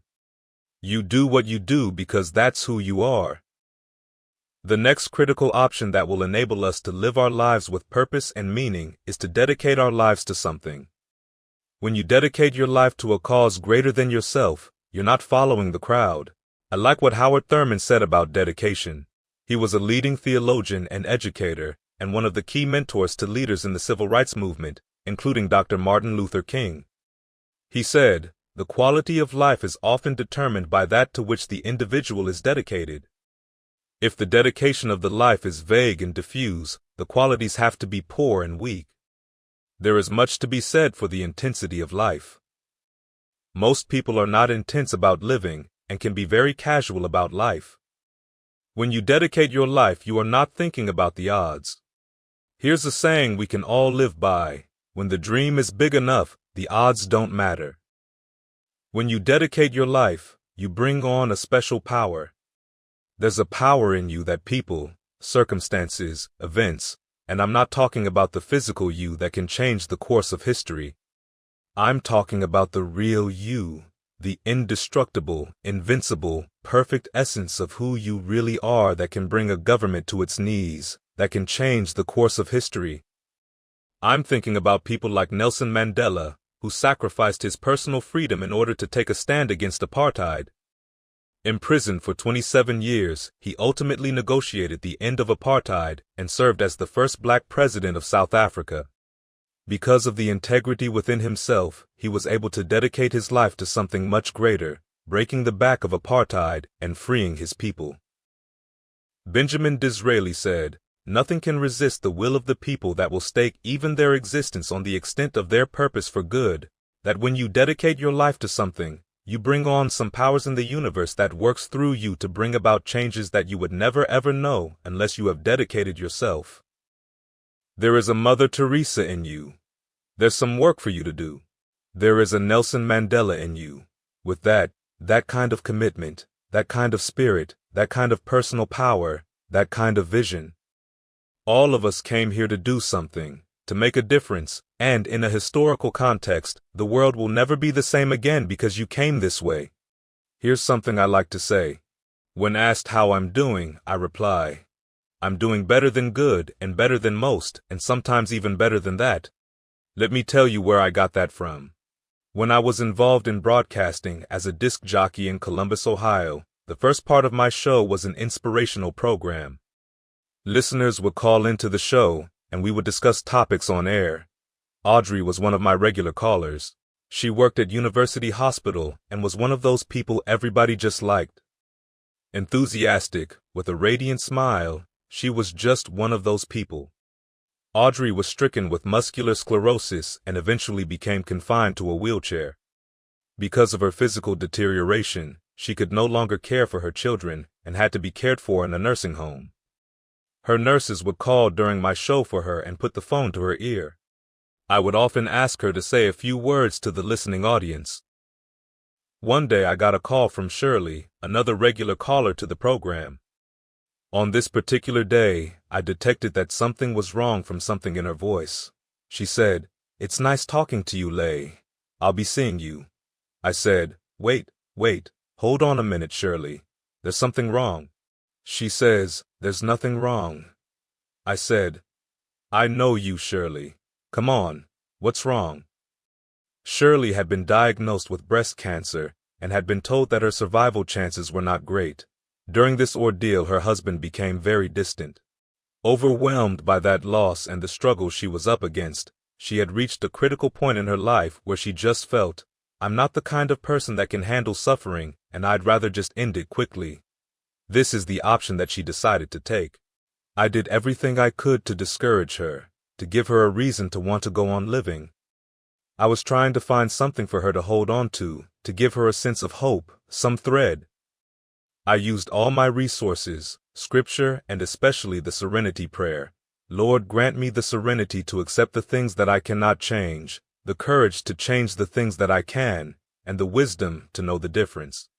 Shirley didn't budge. I was out of my arsenal trying to hold on to her, to create a shift in her thinking when I asked, Shirley, could you wait until tomorrow? There was a long pause before she answered. Why tomorrow? I said, because I'd like to take you to meet Audrey. You remember Audrey, one of my regular callers? Shirley agreed. When we met at the nursing home, we were silent and solemn because we'd made a pact that she would meet Audrey, but that I would respect her decision if this was not enough to discourage her despair and desire to end her life. I did not know exactly what to expect. I had not seen Audrey for some time. We walked into her room, and there was Audrey, twisted and physically contorted with no voluntary use of her arms. She couldn't get up, move around, or even fan a fly off her face. Her vision and hearing were impaired, and her voice was very weak. As we drew closer to her, I said, Audrey, I'd like you to meet my friend Shirley.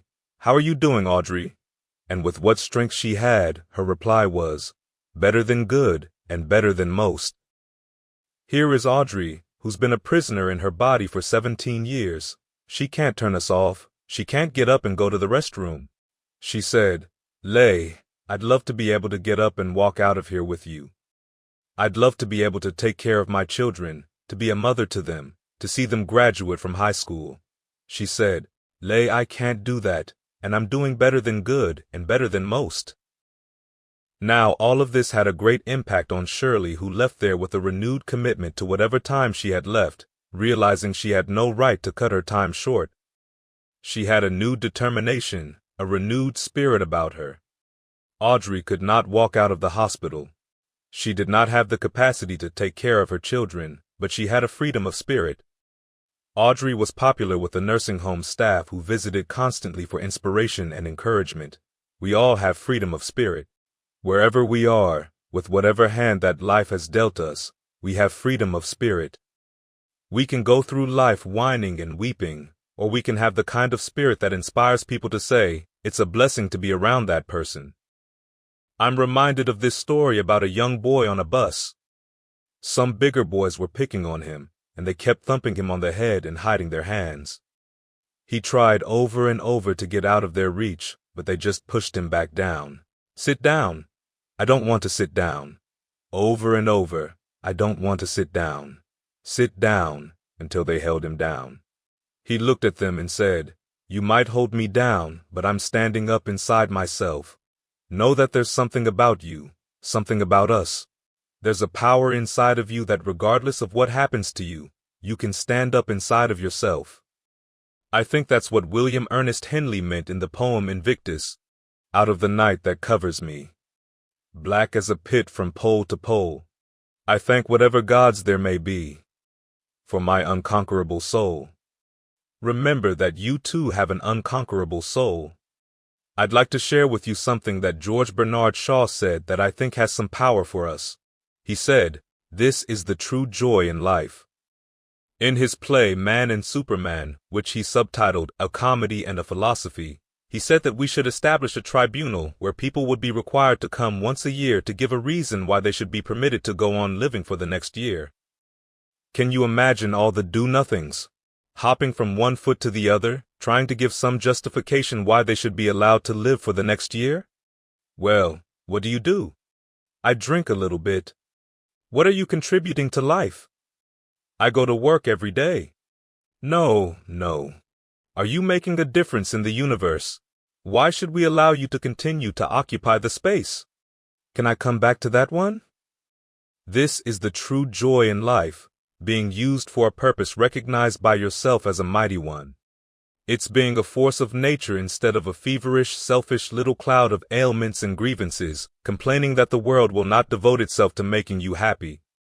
I am of the opinion, Shaw goes on to say, that my life belongs to the whole community, and as long as I live, it is my privilege to do for it whatever I can. I want to be thoroughly used up when I die, for the harder I work, the more I live. I rejoice in life for its own sake. Life is no brief candle for me. It is a sort of splendid torch, which I've got a hold of for the moment, and I want to make it burn as brightly as possible before handing it on to future generations. Chapter 10. The Power of Deciding to Act. All of us, at some time or another, have agonized over making a decision. Many decisions are major decisions that require a certain amount of time, attention, and energy, and have a big impact on us. There are also a lot of smaller decisions that regularly crop up in our lives that for some reason we'd rather avoid making.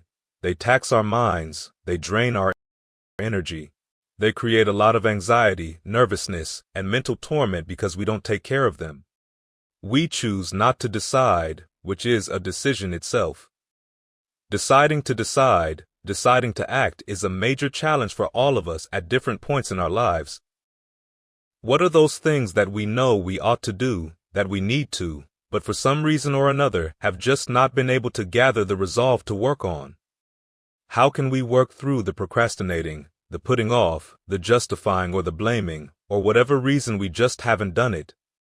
We've all had many experiences in our lives, things that happen to us along the way that prevent us from working through this mental block against action. You know you want to do this. You really want to do this and you don't know why you haven't done it. This is not easy.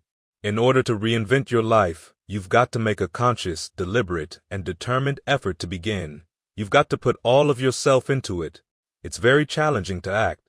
How many times when you're looking at it, and you say, I know I need to do this but I don't feel like it. I don't want to do it. I know I need to do it. No, I don't want to do it. So what do? What causes us to behave like this? I think that one of the things that prevents us from acting is the fear of failure. If you've ever failed, you don't want to fail again. The pain of that failure, the disappointment, the fear, can paralyze us. We want other people's approval and we fear loss. Many times when we do those things that we know we need to do, we feel that we might lose somebody that we care about and love very much. We don't want to hurt anybody. Many of us don't act because we want other people's approval. We want everybody to like us and to accept us, even though that's not possible. Lack of self-confidence is another reason we don't act. We don't believe enough in ourselves. I have a friend who's been working in a job where she's miserable. She is extremely talented and wants to move on for better work and the kind of money she deserves. Yet she remains stuck, despite having other offers, because of her lack of self-confidence and fear that things might not work out. She won't take a chance on herself. So there she is 8 hours a day, 5 days a week, miserable. She hates to go to work. They're not paying her what she's worth, and she knows it. Still, she won't do what she really wants to do, and it's wearing her out. There are a lot of people whose jobs are making them sick. Check out the absenteeism and the number of people that are depressed. You see them coming to work angry. Good morning, how are you doing? I don't know, just leave me alone. It's not even 9 o'clock yet. You're talking about good morning. There are days you go to work. You just want to keep driving past the job. You don't want to stop because it's not in sync with who you are, but you haven't acted. I have another friend, a brilliant business consultant. He's helped a lot of people start their own businesses. He's exceptionally knowledgeable, but he won't start his own business. He would be able to do it. Everybody believes in him except him. He's so smart that he's talked himself out of it numerous times. The numbers aren't just right, or this or that. So there are many examples of how lack of self-confidence can prevent us from taking action. There are many other things that can affect our decision-making. There's the old favorite of not wanting to take personal responsibility. We want somebody else to do it, somebody else to take the risk and suffer the failure that we fear. Many times we pick up our behaviors from people that we love, people that we admire, or that we spend time with. We identify with them and we live in the context of their ideas, their opinions, and their life patterns. We buy into it unconsciously. My mother is a pack rat. She keeps everything. She doesn't throw anything away, and I have also picked up this behavior. My mother never said, "Lay, let me show you how to keep everything and accumulate clutter." I unconsciously picked up that habit. We try to honor the people we love by being like them. When I had some major decisions to make and I found myself acting like my mother, I realized something about myself. It was very profound for me to see how I had learned to avoid confronting difficult situations and people. My mother has a hard time dealing with confrontation. For example, she is the kind of person who would rather avoid when she has to deal with a problem with one of her other foster children, and will call me. "Lay, why don't you tell Linda to move? She's lazy. She won't go to work. She runs the street all night, and then she comes home and wants to sleep all day, and I think she's doing drugs." I said, "But Mama, why don't you tell Linda that? I bought the house for you. I told you when she wanted to come home, don't let a grown person come there and take care of them. You let her in." "Well, after all, she's my child." "Mama, then you handle that." But when I tell her to leave, she says, "Mama, please let me stay." So you say yes, and then you call me and complain that she's still there. Why worry me with this? Mama hasn't developed the courage to act on that. Some people won't act until there's a crisis situation. Linda started stealing and took Mama's social security check to get some drugs, and Mama finally got the courage to say, "Get out of here and don't ever come back." But she couldn't do it until there was a crisis situation. Crisis situations usually force us to act, even though we had many chances to act before it grew into such a huge situation. For the past 40 years, my friend has been struggling with losing weight. Both of us have been dealing with that challenge. He would say, "Man, I just can't lose weight. I'm big-boned." I said, "I've never seen any fat skeletons. You can do this. You need to act for your health. You can change this. You don't have to go to your grave fat. We're all digging early graves with our teeth. We don't have to do this." Then, in the last few weeks, Bob lost more weight than he's ever lost before, even when we were competing with each other, betting a lot of money as a challenge. He became ill and went into an insulin shock. He didn't know that he was diabetic.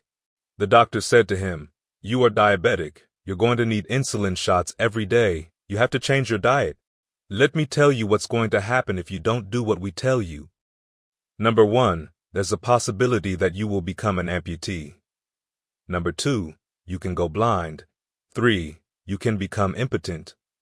Bob said, "Help me." He became determined. When I asked if he wanted one of my peanut butter and jelly sandwiches, he said no. "Bob, I can't believe you're eating vegetables, man. And you're exercising." He said, "That's right, I'm jogging in place too." Now he had the ability to do what for decades before had been impossible for him.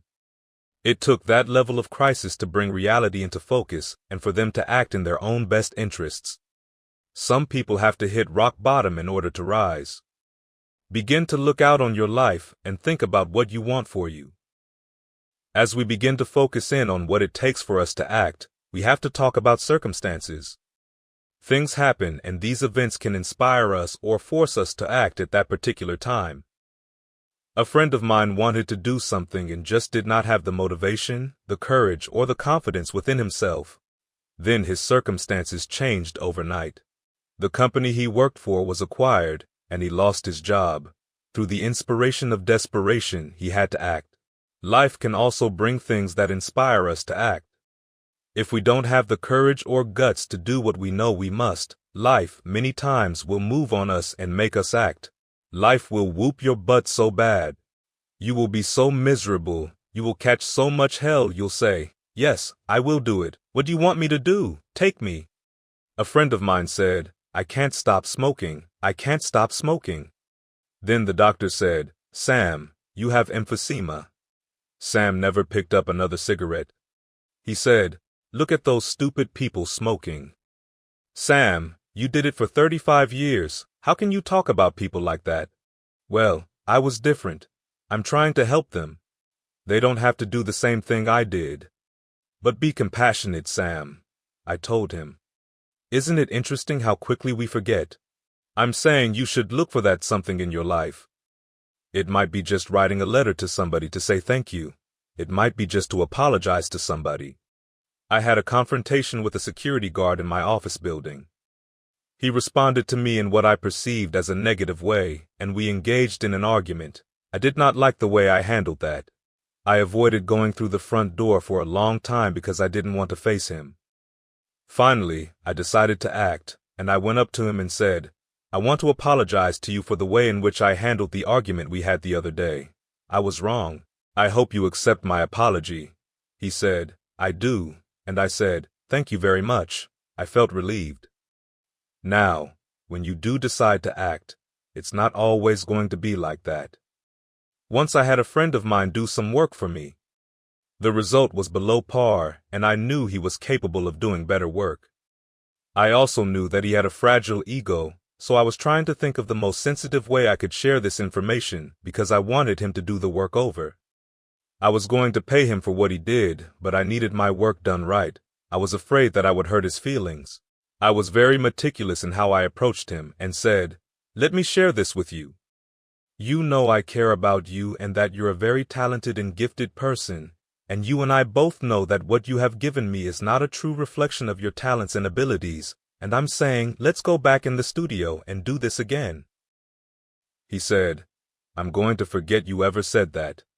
He never spoke to me again. I was wiped out. We're no longer friends. I lost sleep over that. I couldn't believe it. I remember sitting up one night, looking at the phone and saying, I got to call him. No, I won't.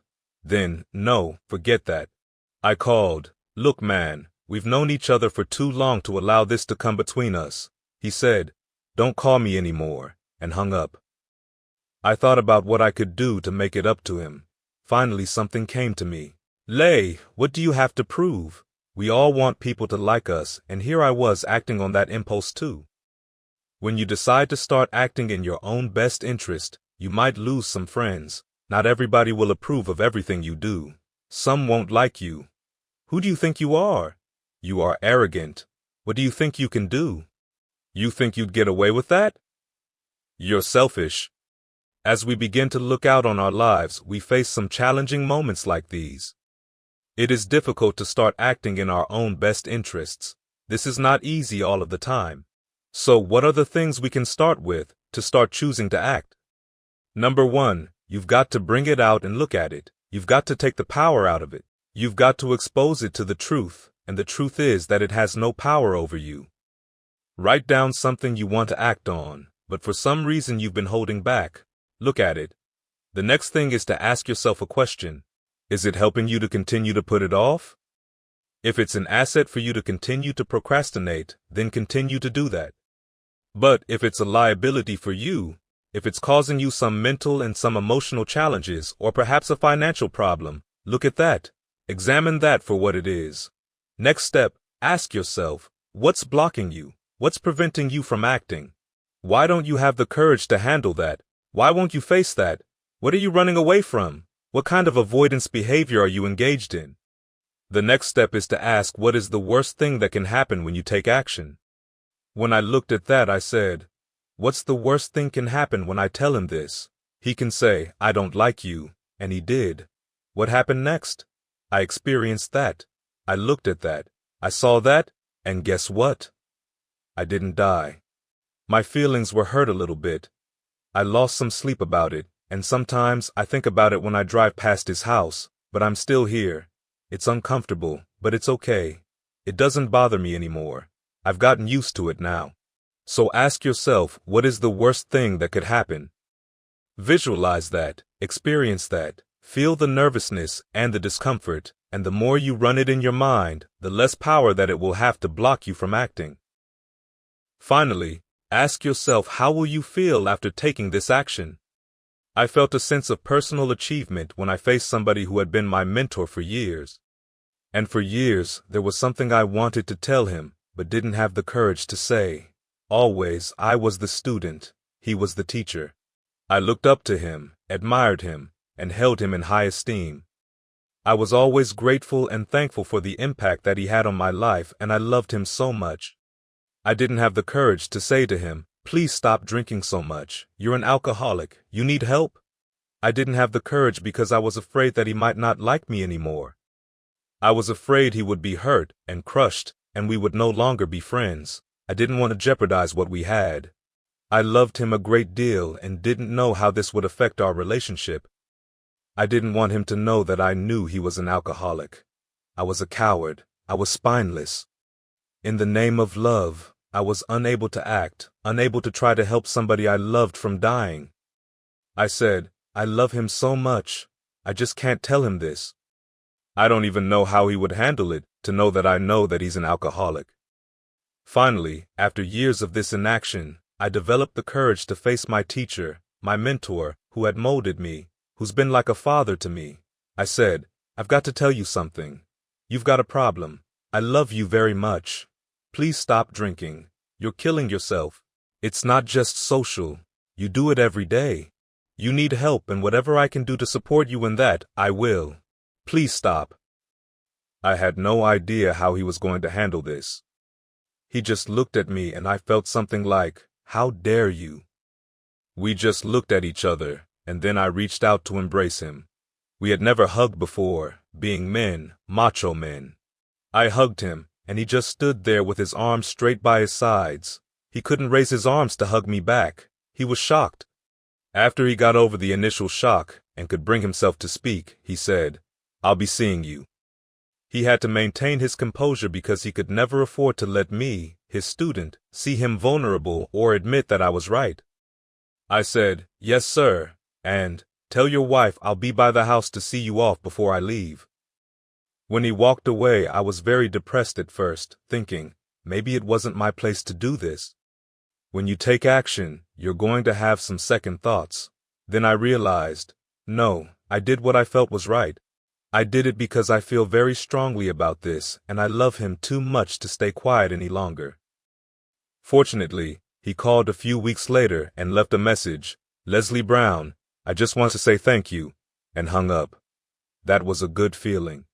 When you ask yourself about those things you know you need to handle, what is the way to get started? Write down 3 strong reasons why you know you must take action. Be explicit and descriptive in your reasons, because your reasons have power. Your reasons will drive you when you have doubt. When your faith becomes weak, your reasons will fortify your faith.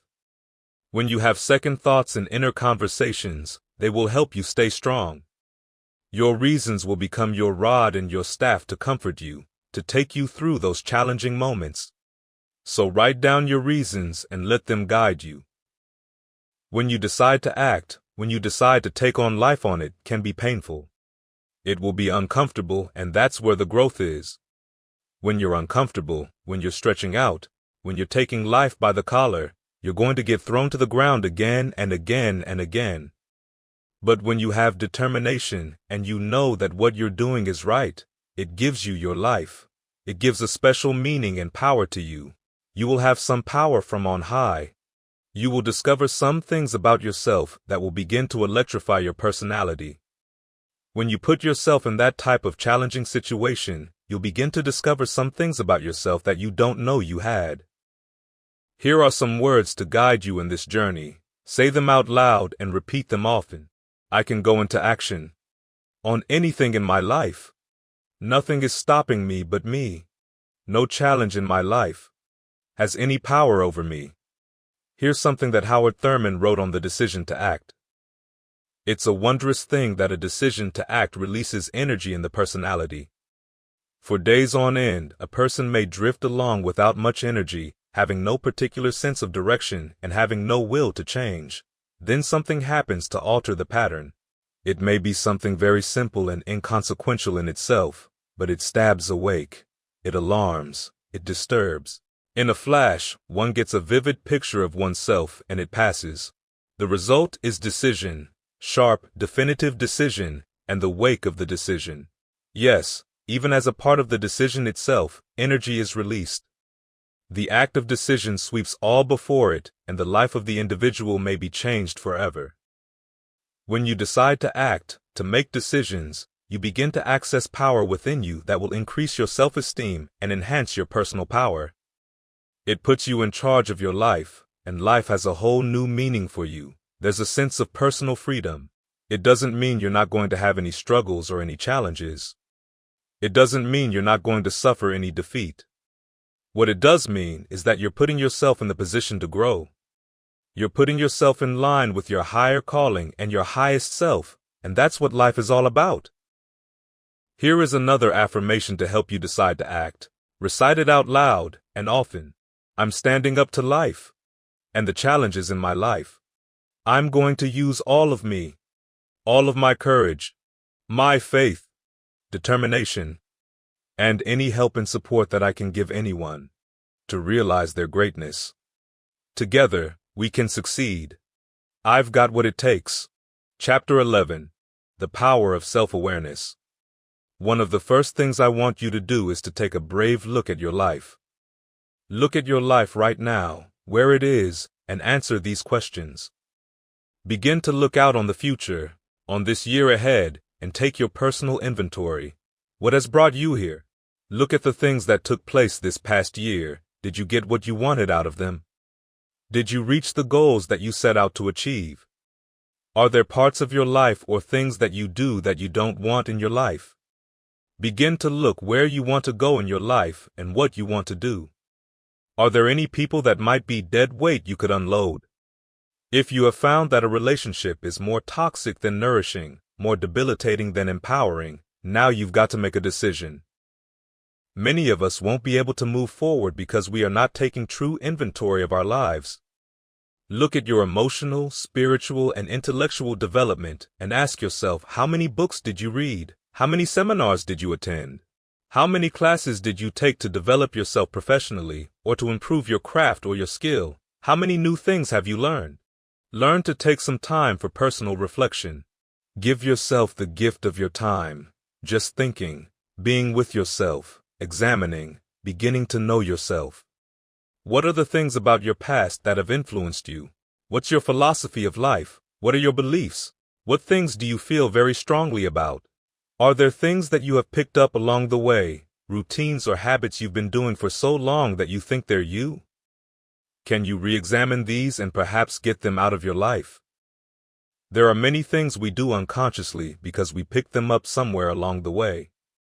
My friend Rhea was born in Chicago, but had a tremendous Southern drawl. When I met her mother, I asked where she got her Southern drawl. She said, "My sisters came up from Kentucky and babysat her, and she picked it up from being in their presence." Rhea still has that drawl. What is it that you've picked up somewhere in life that might be a liability to you? What fears, what beliefs that you're holding on to tenaciously that no longer allow your life to work? They are not helping you to produce the results that you want, yet you're still clinging to them. As we enter into a new world, there are some old behaviors that just won't fit. What are the events? What are the circumstances? Who are the people that have shaped you? Just keep thinking, questioning, and examining. What are the things you need to let go of? Are there things that have caused you pain, that are stifling your growth and development? Look at your profession or career and ask what you need to do to upgrade your knowledge and skills to be competitive in the marketplace. Begin to look at yourself, spend time, and ask these questions. What is something you're good at? Are you living your passion? Are you living your dream? What do you regard as your greatest personal achievement? What is the one thing that other people can do to make you most happy? Let's think about these things. What would you do if you had 1 year to live and were guaranteed success in anything you decided to do? What would that be? What would you do with your life if you had it to live over? Just thinking, getting to know yourself. What is one value, one deep commitment from which you would never budge? What is one cause that you would like to become involved with to make a difference on the planet? I work in the Cook County Jail in Chicago. It gives my life a great deal of joy and fulfillment. Have you found something like that in your life that you could enjoy doing, working with people or for a cause? I have a friend who used to be constantly depressed and who was always feeling sorry for herself, who began working with physically handicapped people. It's been the most rewarding experience she's ever had. It has changed her life. She's a grateful person. She's found something that she's lost herself in. Spend time thinking, just thinking. What is your biggest setback, failure, or defeat of the past year? What is it about you that if somebody really knew, they wouldn't get into a relationship with you? Once you acknowledge these things in your life, start working on them and change them. It's easy to blame the other person, but you need to start taking ownership for where you are. Are you proud of how you have been living your life? Have you explored your natural talents and your gifts by enthusiastically trying a variety of activities? A lot of us have so much talent, so many abilities, yet we put them on the back burner, leaving them behind. We never did anything with them, never brought them out. Something you used to do extremely well in high school or college or just a natural gift, yet you never did anything with it. What gifts are you sitting on? Have you resigned yourself to a life feeling that nothing can be done to change your future or your circumstances? Have you been afraid to try something different because you're afraid of how people will react to you or what they will think? These are some of the questions that I suggest you begin to answer.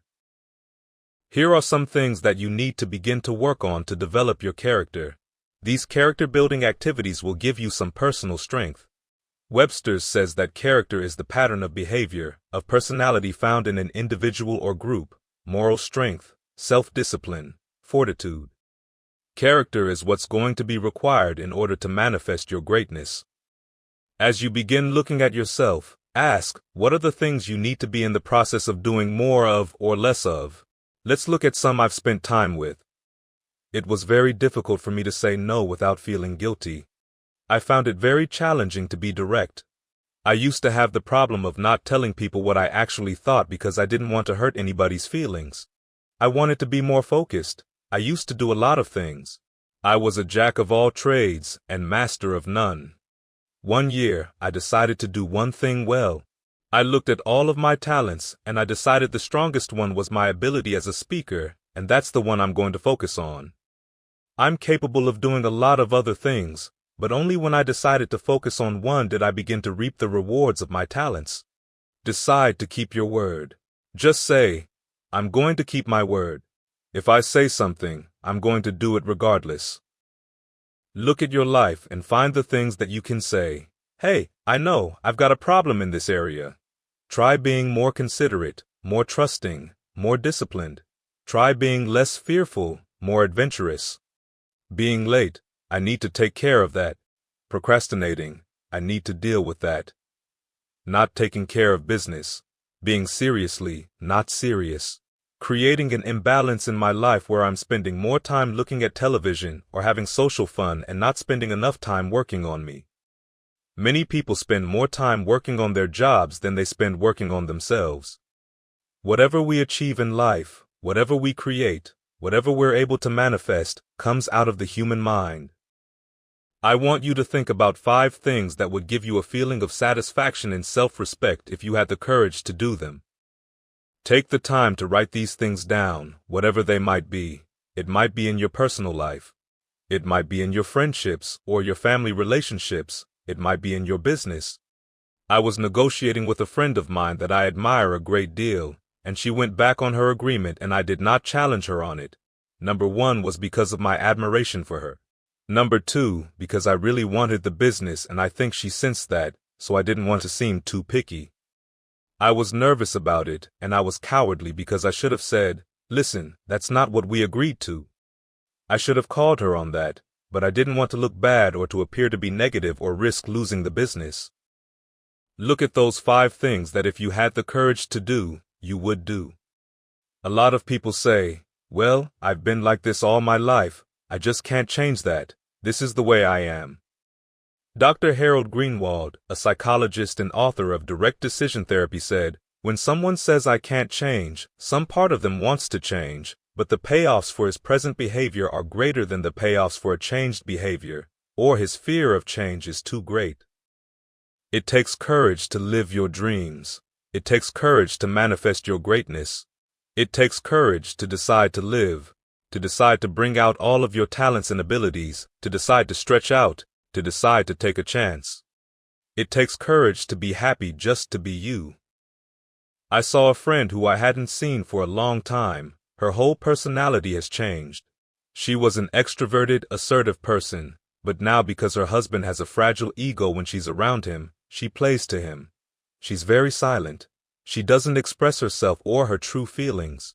There are many things she wants to do, but won't make a decision without checking with him. How will he handle this? How will he see this?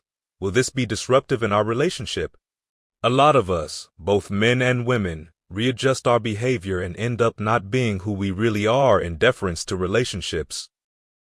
Looking at the word courage, Webster says, the attitude of facing and dealing with anything recognized as dangerous, difficult, or painful, instead of withdrawing from it.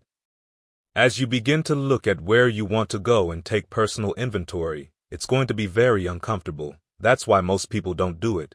It's very painful to admit your shortcomings and your weaknesses. It's very painful to do that. It's much easier to withdraw and just ignore them. It goes on to having the courage of one's convictions, the courage to do what one thinks is right. As you begin to look at yourself and where you want to go with your life, it's very important to ask yourself this question. Is what you are doing right now giving you what you want? If it's not giving you what you want, it's going to take courage to decide to do something differently. It takes courage to enjoy yourself. What are some of the self-defeating behaviors that we become involved in that prevent us from enjoying ourselves? Some people develop the "what's the use" attitude. Why bother? Some people have the "I really don't care" attitude. They convince themselves that they don't care and they don't feel anything. And after a while, they really don't feel anything. Their lives are empty.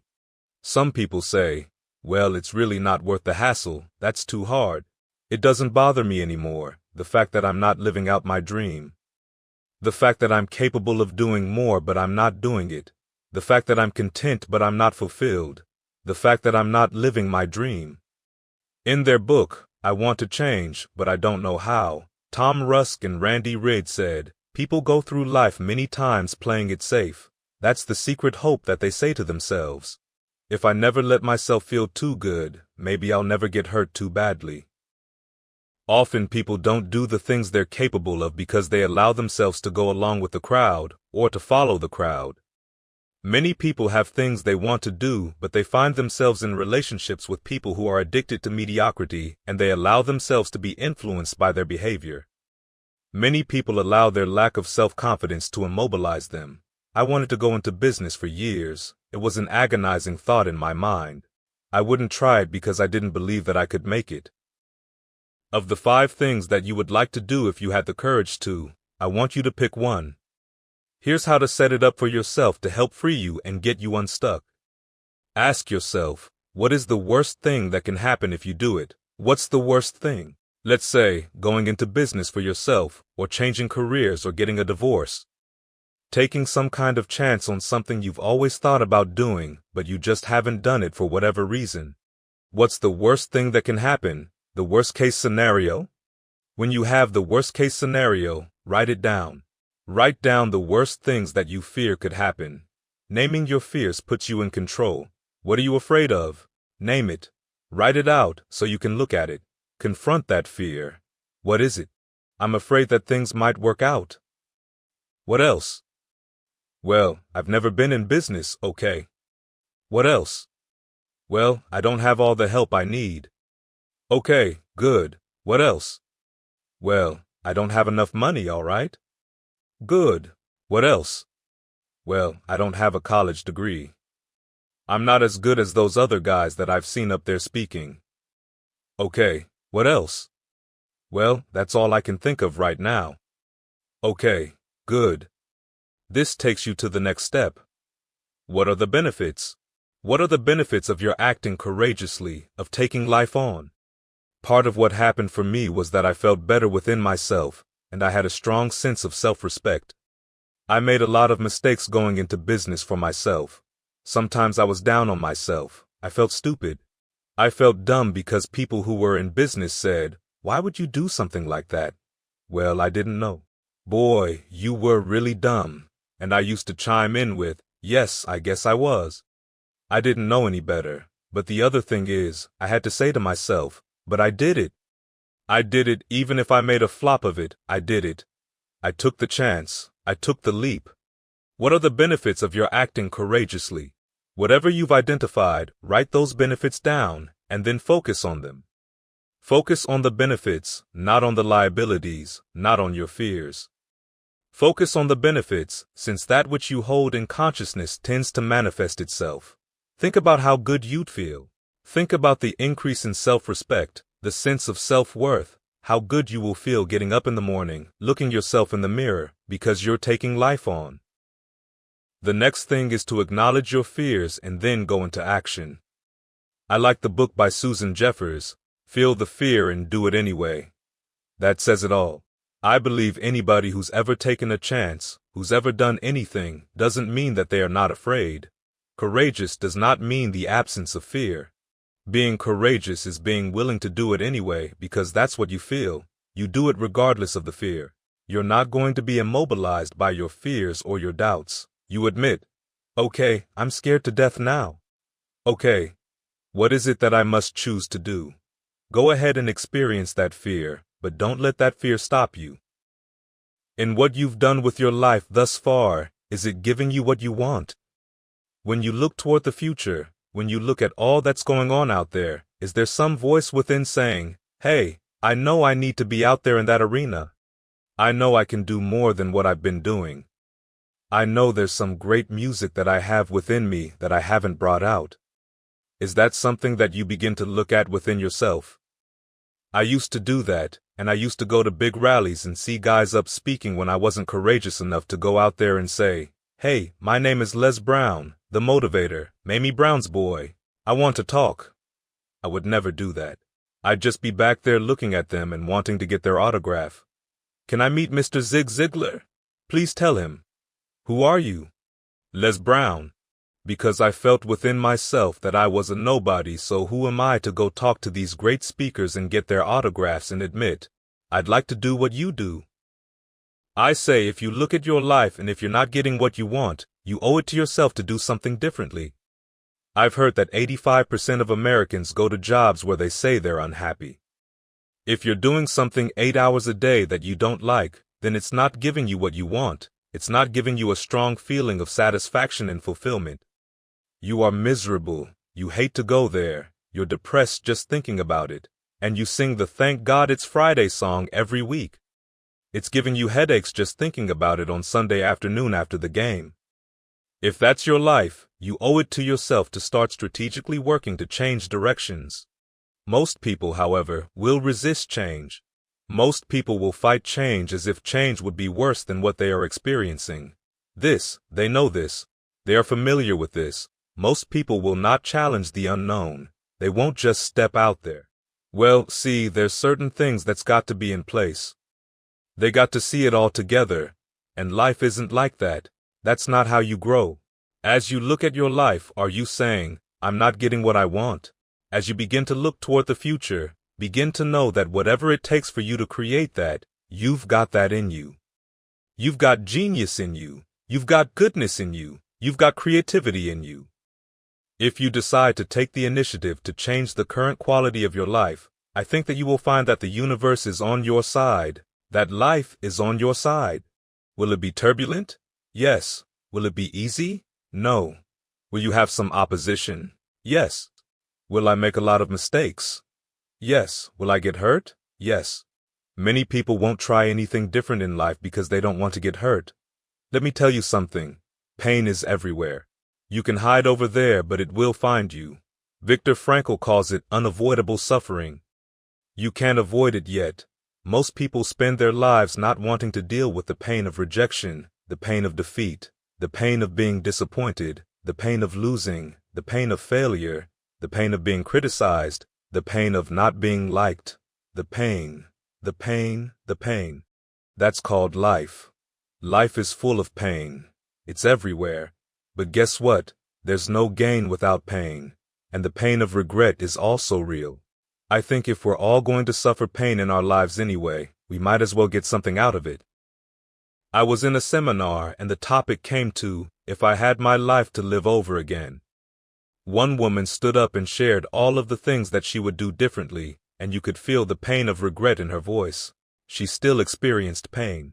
She was trying not to experience the pain of defeat, the pain of disappointment, the pain of loss, the pain of lack of support, and she still experienced pain. It was right there. We can't get around it. Most people are governed by their habits, their fears, and the opinions of others. Many would never try anything different because the people they value in their lives have them convinced that they can't do it. They're living within the context of other people's opinions of them, of other people's low expectations. It is easy to doubt yourself when your previous experience is that at some critical point, somebody they respected, honored, and believed in, somebody that they loved, someone they trusted said, "You can't do that," and they accepted it. That's why I didn't go to college. I believed a teacher who said, "You're not college material, Mr. Brown. You're not as smart as your brother, Wesley, or your sister, Margaret Ann. Why don't you try and get a job at the post office? Try and do something with your hands, or look for a job with the sanitation department." I had already failed the test to get into the Army, so I went down to the sanitation department because that's what I believed was possible for me. As you look at your life, ask yourself the question, what would your life be like? What would your life look like if you decided not to care what people thought of you? What would your life be like if you decided to give up some of your fears? What would your life be like if you decided to become courageous? What would your life be like if you decided to act on your dream, if you did what you felt in your heart? Do you know what courageous means? In their book, I Want to Change, But I Don't Know How, Tom Rusk and Randy Reed talk about courage. The word comes from the French meaning, of the heart. They say, it takes courage to live. Most people go through life not allowing themselves to step out because they don't want to let go. They don't want to be blown around. They don't want to be moved. It takes courage to face life's whirling wind of contradictions, courage to love yourself, courage to love others, courage to take a chance, courage to be who you are. They say, courage isn't for somebody else, for medals, applause, or moral debts. Courage is what, at that moment, feels most right for you, not just situational ethics, but what feels right in your heart. The word of the heart, what feels right in your heart. Shakespeare said, "Cowards die many times before their deaths. The valiant never taste of death but once." What does that mean? That valiant people aren't afraid? No. It means they experience that fear, and they move forward anyway. They move forward.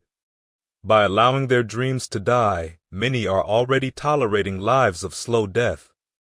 So many are allowing their ideas to lie dormant and collect dust.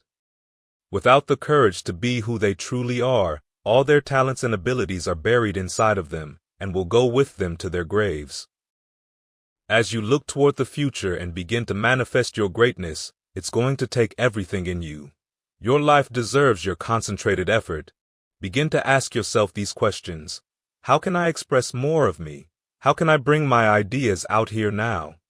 Start living with a sense of urgency because you're here today, you're here now. Life is unpredictable, it's uncertain. There are no guarantees out here at all. Ask yourself, what's the benefit of waiting? What's the benefit of not living your dream? What's the benefit of not listening to yourself? Please listen to yourself. Start listening to the feelings in your heart. I'm doing it more every day and finding I can trust my feelings more and more. As you look toward the future and begin to look at life on a daily basis, don't allow that inner doubt in you to take over. If you've heard something within yourself, if you realize that what you're doing now doesn't work for you, doesn't fit, is not giving you what you want, and there's something else that you want to do, don't let that inner doubt talk you out of it. Don't let your doubts build a case for why you can't have it or tell you why you're not good enough. Learn to ignore that inner voice and all of the external voices. Don't judge the possibilities for what you can do based upon the circumstances, because the circumstances won't determine who you are. Circumstances don't determine what you're able to do based upon your resources. Circumstances can't determine what's possible for you, based upon where your life is right now. Where your life is right now is not you. That's just what it is right now. The possibilities for you are unlimited. If you're in a rebuilding process, it's unlimited. If you're coming back from adversity and devastation, It's unlimited as to what you can do. That's the capacity of human beings. It doesn't matter how many mistakes you've made, doesn't matter how many flops you've had, doesn't matter how much money you've lost. In fact, I see those not as losses, but as investments in life lessons, learning what's possible for you. Once you start listening to yourself, and as you begin to act on your dreams, as you start just trying to find your way doing what you can with what you have, you will start seeing things opening up for you. You'll start attracting people. You will say, "Where did this come from?" Things will start coming together and start clicking for you. You'll start brainstorming. Ideas will come out of nowhere as you focus. The key is to learn to focus on what it is you want to do. This is important because that which we focus on, that which we give our energy to, will begin to multiply. It will begin to expand. You will begin to develop your consciousness, and out of that comes your greatness. Out of that comes a commitment. Out of that comes a passion for life. Out of that comes a special power that you have in you, that you haven't even called on yet. The powers that we have will never reveal themselves if we don't challenge them, if we don't put ourselves in situations where we have to use them. In his book, Instant Millionaire, Mark Fisher says, "Put yourself in a position where you can't retreat, where it's do or die, sink or swim. Here's what you'll find out. You'll develop incredible swimming skills or swallow half the pool of life. You'll find yourself swimming like you've never done before. Through the inspiration of desperation, you'll become more creative than ever before." So what is it? How do we handle that whole piece? Throw your whole self into it. Most people go at it tentatively. They don't concentrate. They don't put everything they've got into it. In his book, All You Can Do is All You Can Do, but All You Can Do is Enough, A.L. Williams said, "Make sure you do all you can do." When we are honest with ourselves, we know that we haven't done all we can do. As we look ahead, we can decide that from this day forward, we will do all we can do to develop ourselves, to bring our talents out here, to make a contribution to life. You've got greatness within you. As you look toward the future in developing your greatness, begin to know that your life is worth the effort. Is it easy? No. Is it worth it? Yes, yes, yes. Your life is worth it, and so are you. Chapter 12. The Power of Self-Approval. Self-approval is a very challenging area. Why is it challenging? That's where many people get stuck. Many factors can contribute to our not feeling good enough. Many of us never had anybody to believe in us. That makes it very challenging to develop good feelings about ourselves, to bring out our talents and make a contribution to life.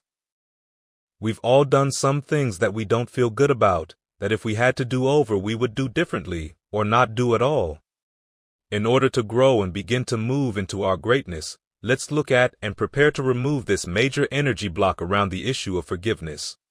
Start by making a list. It will be a long list. Here are things to think about and put on your list. Things you've done that you feel bad about, that you regret, and people that have hurt you, someone who's done you wrong or that you have hurt. There may be a time when you weren't a good father, a good mother, a good brother or a sister, or you were a bad child, you didn't do a good job, you lied, you were dishonest. Also put on the list some things you feel good about that you've done. All of us have some good and some bad. Martin Luther King said, "There is some good in the worst of us, and some bad in the best of us. None of us have escaped." One of the first steps in this process is to remove the clutter from your life. I want you to become involved in an active process to declutter all parts of your life. Start working on any areas in your life that you need to clean up. I started with my closets. The first law of the universe is order. Go home and clean up your closets. Get the clutter out. Start letting some of this junk go to make some room for something else. There are some people who are cluttering up your life. They are no longer serving any purpose for you and are occupying space that somebody useful, positive, nurturing, and contributing might hold. If you're surrounded by people that are not helping you to grow, you won't even have time to explore and develop new possibilities.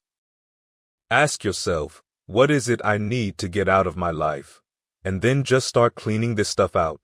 There are the closets, the dressers, the drawers, the desk, and don't forget the car. Whatever you have in your environment is a reflection of your consciousness. Living with clutter and chaos represents some disorganized, cluttered section of your mind. Work to get that out, clean that up. Next, let's look at anybody you feel very strongly about, have some negative feelings about, and let's look at some good reasons to forgive them.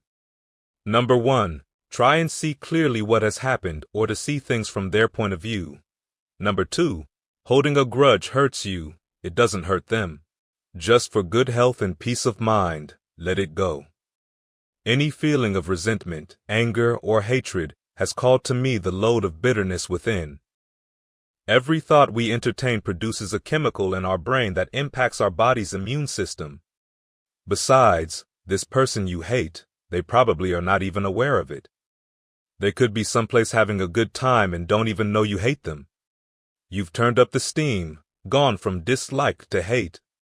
Here you are killing yourself, making yourself vulnerable to various types of illnesses, putting yourself in bad health. That person is not worth sacrificing your health or 1 minute of peace of mind. 1 minute of anger robs you of 60 seconds of happiness. Decide it doesn't matter. Let it go and experience the dignity and the magnanimous sense of character of being big enough to move on and get on with your life. Let it go so you can grow. Now, let's think about this lack of self-acceptance. How does it show up? How does it manifest itself? All of us have greatness within us. But when you don't come to grips with your greatness and you don't work to develop it, if you're not seeking it out, if you're not finding where it is, if you're not trying to locate it, if you're not experimenting with your life to try and find out what fits for you, you're positioning yourself to be a miserable and an unfulfilled person. How else do we avoid self-acceptance? Procrastination. We just put things off over and over and over again. Why? We don't feel deserving. We don't feel that we are good enough. We sabotage ourselves by not ever taking care of business. We get real busy doing a lot of things, but we don't have any time. In his book, University of Success, Og Mandino said, "Many of us never, ever discover our greatness because we become sidetracked by secondary activity.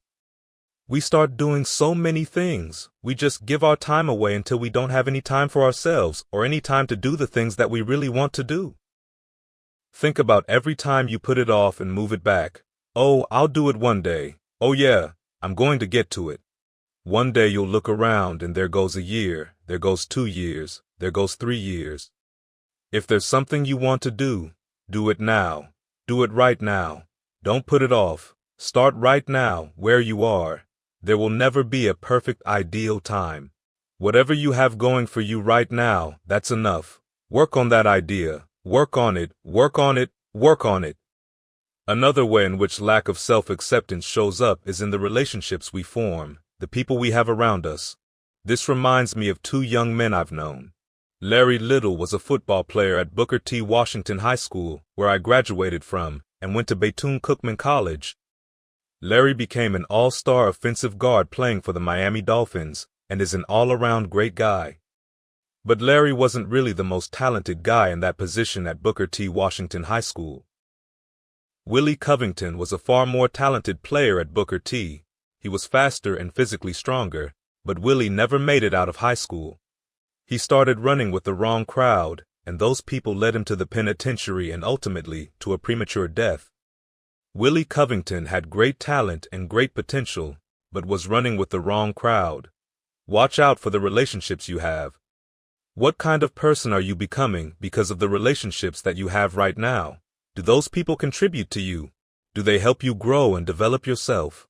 What kind of person are you becoming? People who have not accepted greatness for themselves don't study. They don't have time for personal growth and development. They don't have time to work on their minds. They don't have time for that. They're too busy for that. People can affect us, our peers can affect us, and our environment can affect us. I have been intentionally working to overcome the poverty consciousness that I was raised in, constantly saying to myself, Les Brown, you deserve this. There's no need for you to be afraid. It's not too good to be true. It's true because you've earned it the old-fashioned way. You have worked for it. Every once in a while it comes up when I at least expect it. My heart starts beating fast and I start questioning myself, doubting myself, and I catch myself. You've got to be consciously conscious. Let's look at how we can begin to evaluate our self-esteem, our self-approval. Number 1. To determine the height of your self-approval, it's important that you evaluate yourself, but it's almost impossible to do it entirely by yourself. You must get some caring feedback.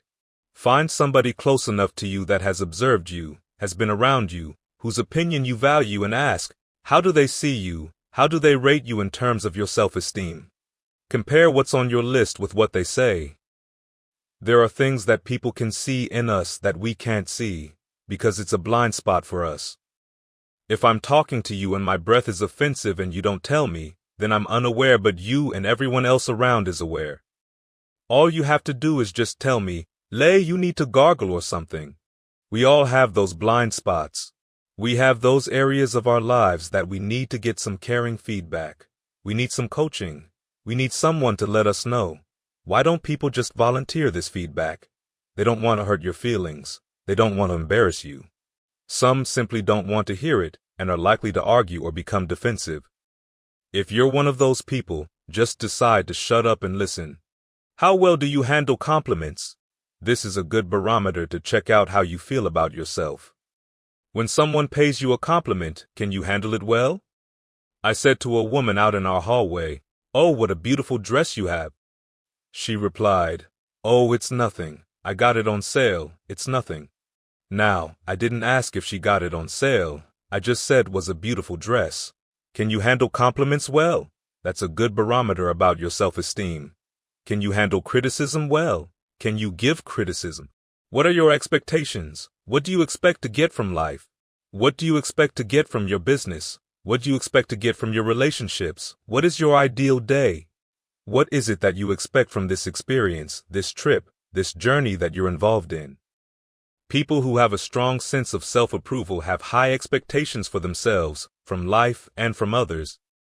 A lot of people don't expect much from life, so they don't shoot for much. They're not preparing for much. A lot of people are just showing up in life. They get up in the morning and go through the day watching the clock. They go to the job just to get the check. You want to be a different kind of person as you go forward. You want to get something out of this.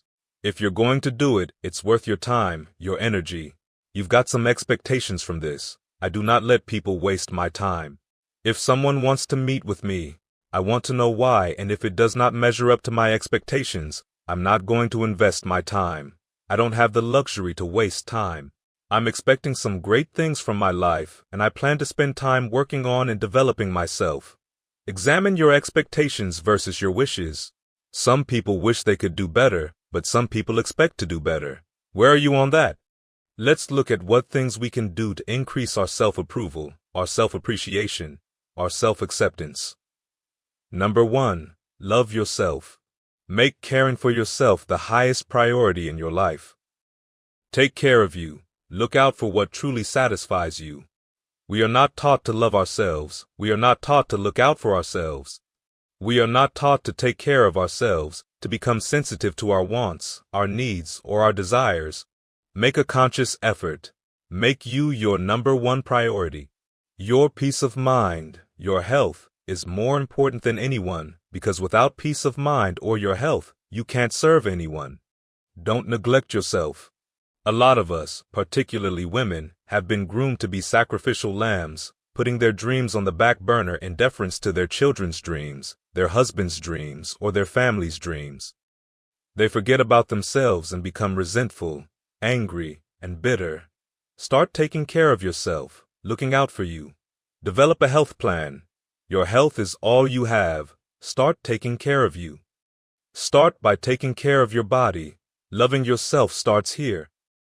Eat delicious and nutritious meals and be willing to exercise.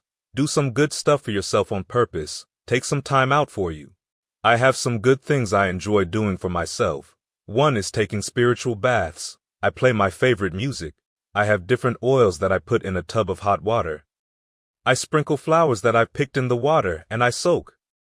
The flowers remind me of scenes of Eddie Murphy in the movie Coming to America, where they would sprinkle flowers on the ground. The flowers give me a feeling of royalty. I soak and sometimes read or just relax, enjoy the music and just cool out. That's my time for me. I turn off the phone. I just block out some time for me. You can't develop and manifest your greatness. You can't be a high achiever if you don't feel good. I'm taking care of me. I've been working out and exercising. I've just been doing some things for me, taking care of myself mentally, emotionally, spiritually, and physically. I'm into meditation. You know what? All this attention and care takes the edge off your life. It helps you to manage things rather than allowing them to manage you. It gives you more personal power to deal with stuff, to take care of you. Here's something else I suggest. Become aware of what your needs are and develop compassion towards yourself despite your human defects. You will never be perfect. You're human. You've made a lot of mistakes. You've done a lot of dumb, stupid things. Guess what? You're not through yet. You're going to do some more. Hurry up and get it over with. It's all right. You have got to learn to be gentle with yourself. Make it all right. What you don't know, mistakes that you make, it's okay. Handle it. Learn from the experience. Decide that you are going to do whatever you become involved in, to be upfront, to be true to yourself. Are you getting what you need out of it? Be upfront with people and tell them what you need from them. Don't assume that they know. Don't say, I thought you knew. No, tell people upfront. Here's what I need from this, in order for this to work for me. Be upfront with your stuff. Tell them upfront so they are not surprised later and know what to expect. If you don't take care of your needs, you will always have that nagging thought in the back of your mind saying, when do I get mine? When am I going to start enjoying this? We're taught to be quiet and not speak up for ourselves and not to be selfish. If you don't take care of you, who do you think is going to do it? Who's going to look out for you better than you will? No one. No one is going to do that. No one's going to take care of your business better than you. Nobody. Anything you want to do in life, you've got to take ownership of it and say, hey, I'm going to make this happen. Be willing to venture out and do something that you have fantasized about doing. You know you probably won't be good at it, but do it anyhow. The next thing is to learn to avoid people and situations that upset you. There are some people that know just how to push your buttons. They know just what to say. I've learned it's best to just avoid them. You might call that cowardly, but I don't want to expend my energy like that. Life is too short and unpredictable. I don't want to spend my time arguing with or being irritated by anybody. I've learned to avoid situations and things that will get me upset.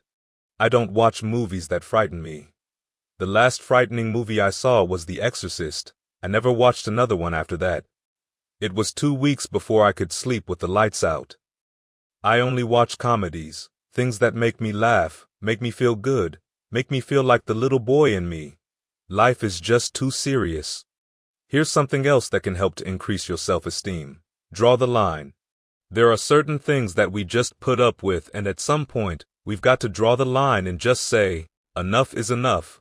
Learn to do that with yourself. Just draw the line. I've learned to do this with myself. I get on the scale every day. If I get to a certain number, that's a crisis, and I just get down and start doing sit-ups right there, right then. If my income would drop to a certain level, I would start working like crazy, making 200 calls a day. These are some of the lines I've drawn for myself. There are certain things that you just don't permit. You've got to draw a line. Negative people in your life can be very challenging, but this is very important. I had someone I loved very much, but finally had the courage to say, I love you very much. But if you're persistent in saying those kinds of things to me, I'm saying to you right now I won't tolerate that. I will have to terminate this because I'm not going to expose myself to this type of humiliation. I don't like getting called names and putting each other down. I don't like that. It may seem cold. Maybe it is, but I've learned it's best to get people out of my life that aren't good for me. One negative stroke is 16 times more powerful than a positive stroke. If you have people around you who are not sensitive to who you are, then it's time to leave them behind.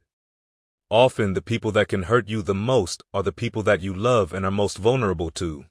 They're the ones who can get to you, yet I don't care who they are.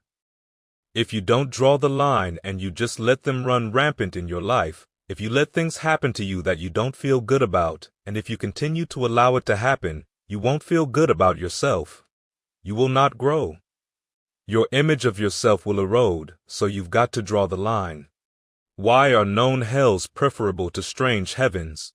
Why do people just go to a job where they're miserable day in and day out? Why do people stay together even though they are miserable, sleeping in separate rooms or always arguing? The only thing they have in common is paying the bills. They don't talk, they don't communicate, and they don't share anything together day in and day out. As short and unpredictable that life is, why are people so mean to each other? Known hells are preferable to strange heavens because they are familiar. Life is rough and it is scary. It's scary growing.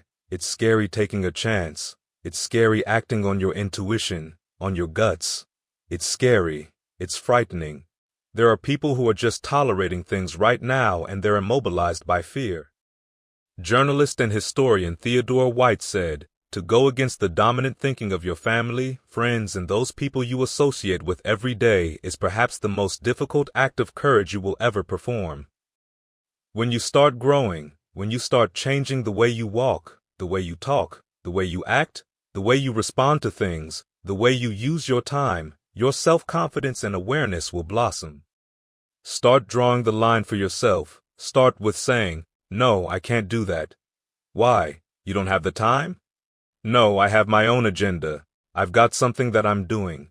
You are not lying or just trying to get out of it.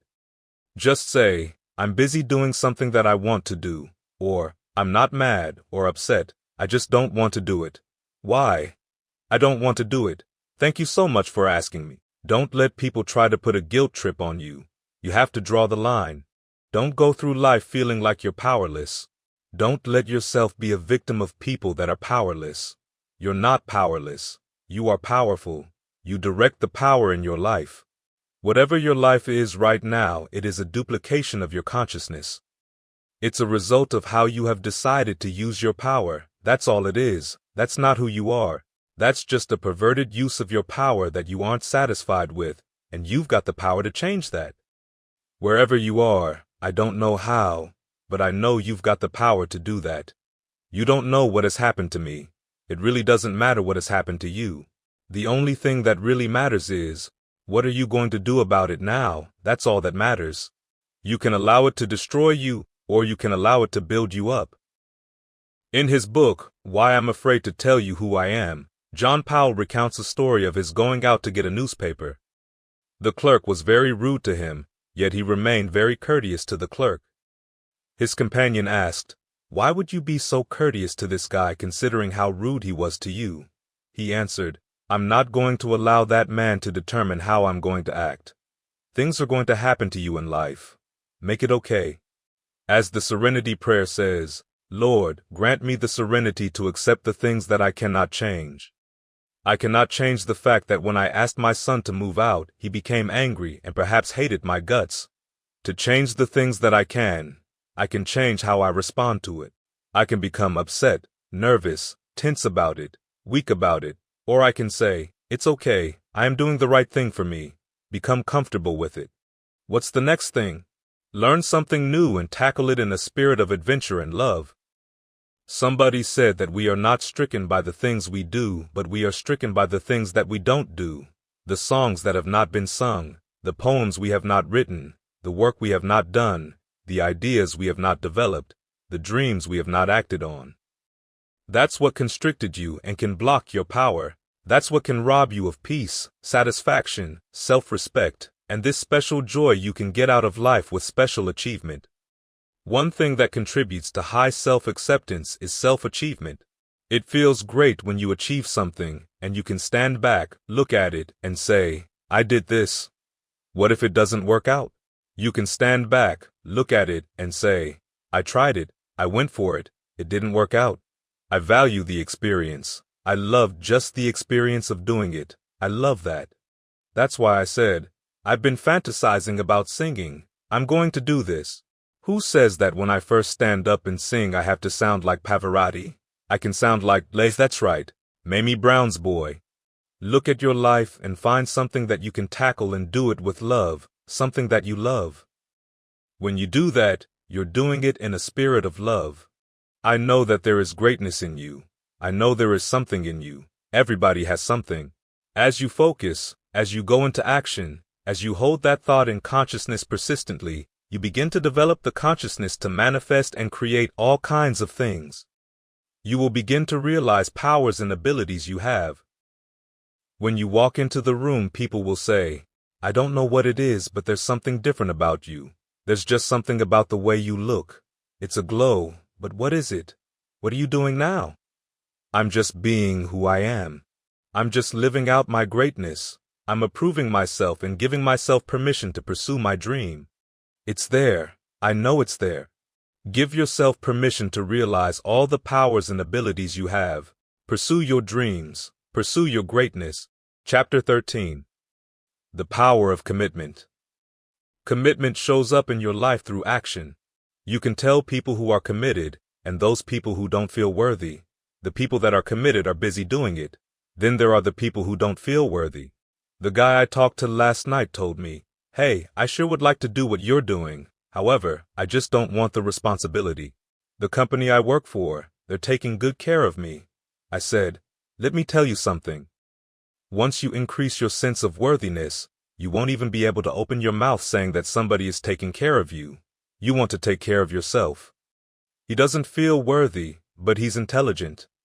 He has worked 17 years for a major corporation that has spent thousands of dollars training him. He knows he has the book knowledge, but his attitude, his vision of himself, his sense of deservingness says, you can't have that. He will fabricate all kinds of excuses why he can't have it.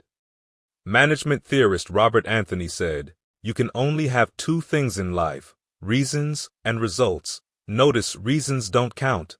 I like that. Folks will always point out reasons why they're not living their dream, why they're not manifesting their greatness. They will always be able to point those things out, but none of those things count. Results are the only thing that count, and results don't lie, they tell it all. Judge a tree by the fruit that it bears, not the ones it might talk about, not the ones that it might wish for, think about, or affirm, but the fruit that it actually bears. Let's look at this. I think that all of us are committed, since I don't think that as a participant in life you can be uncommitted. You're either committed to mediocrity, or you're committed to greatness. You're either committed to being productive, or you're committed to being non-productive. You're committed to being happy, or you're committed to being unhappy. Whatever you're doing, however you spend your time, that tells you who you are. Think about what it is you like to create in your life experience. Once I look at how you commit your time, how you spend your time, I can tell you exactly what you're committed to. People say they have dreams. They want to open a business or want to do something differently than what they're doing now. They don't like their jobs. They're unhappy. They're unfulfilled. They want to improve their income level. Look at how they spend their time, the commitment of their time. How they use that time will tell the truth. People say, I'd like to do better. But you don't find them upgrading their skills and their knowledge in vocational or technical schools. How they spend their time will tell you what's going on. People say they want to normalize their weight, they want to be healthy, but every time you see them, they're eating. That tells you they're committed to being obese for the rest of their lives. People tell you they want to stop smoking while they're lighting up.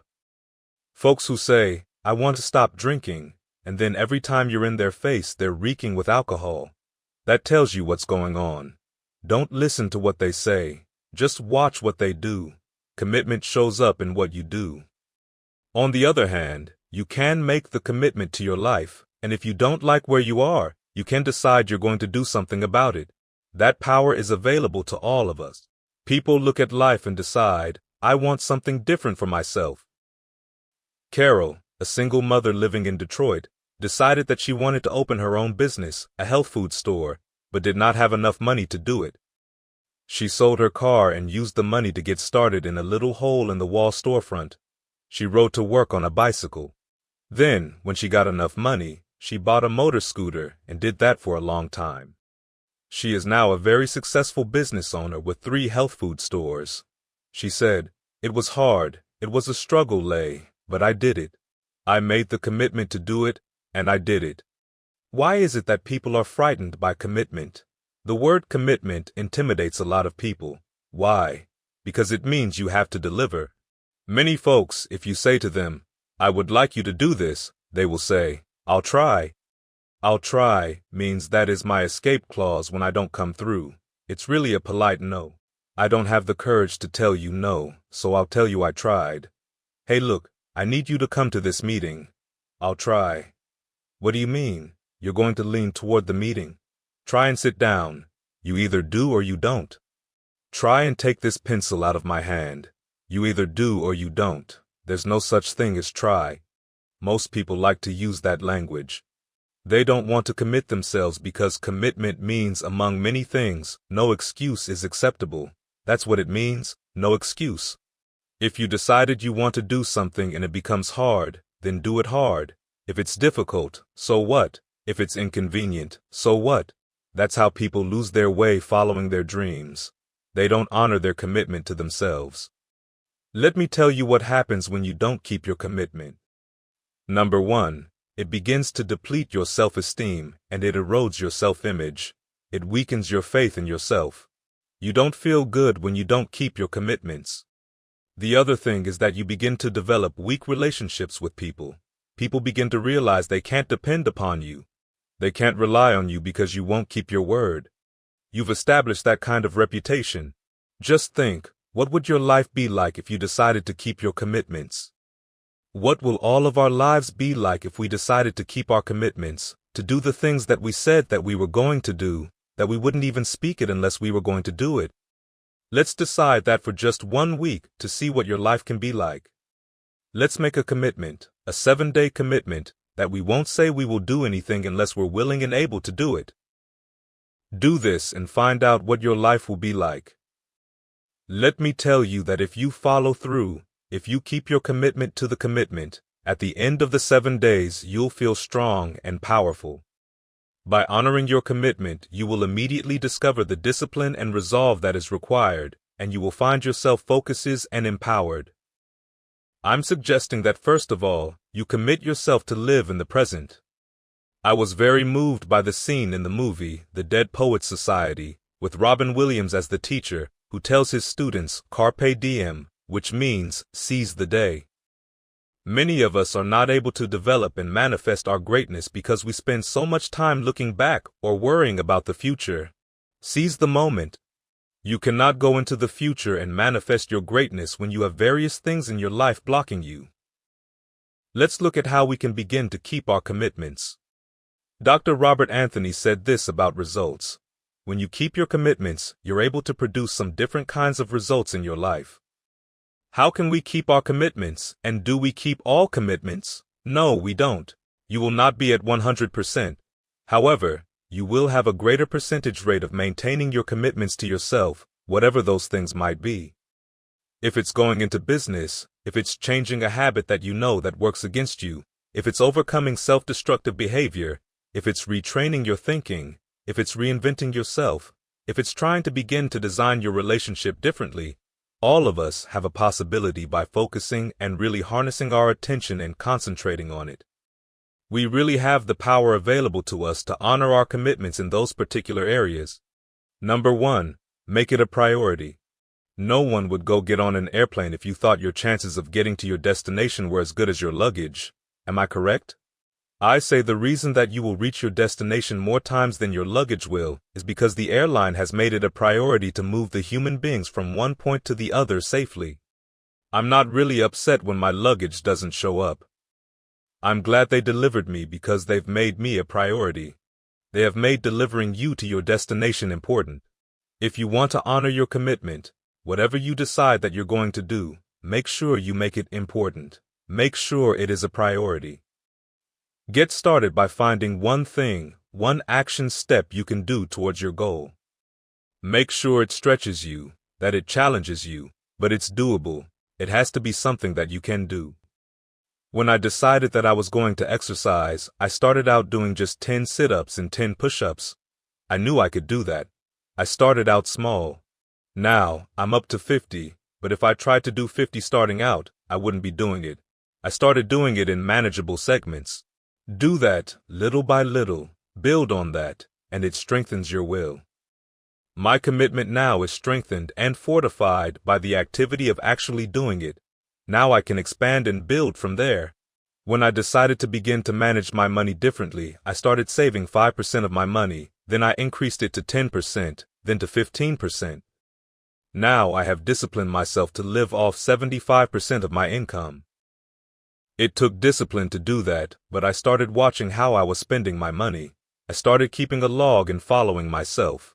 You want to begin to find something that is manageable that you know that you can do. The next tool in beginning to keep your commitments to yourself is to have some friends that will hold you accountable. Friends that won't let you off the hook, that won't tolerate anything less than the best from you. People that will support you in this new way of being, in this new state of consciousness. It is important to have a contingency plan. Many times when you make a commitment to do something, there can be variables you can't control or you perhaps did not think about. You want to have some other plans going on. Most people don't keep their commitments because when something goes wrong, they just stop. They don't have a contingency plan. They don't know what to do next. As you challenge yourself, you need to become creative and flexible.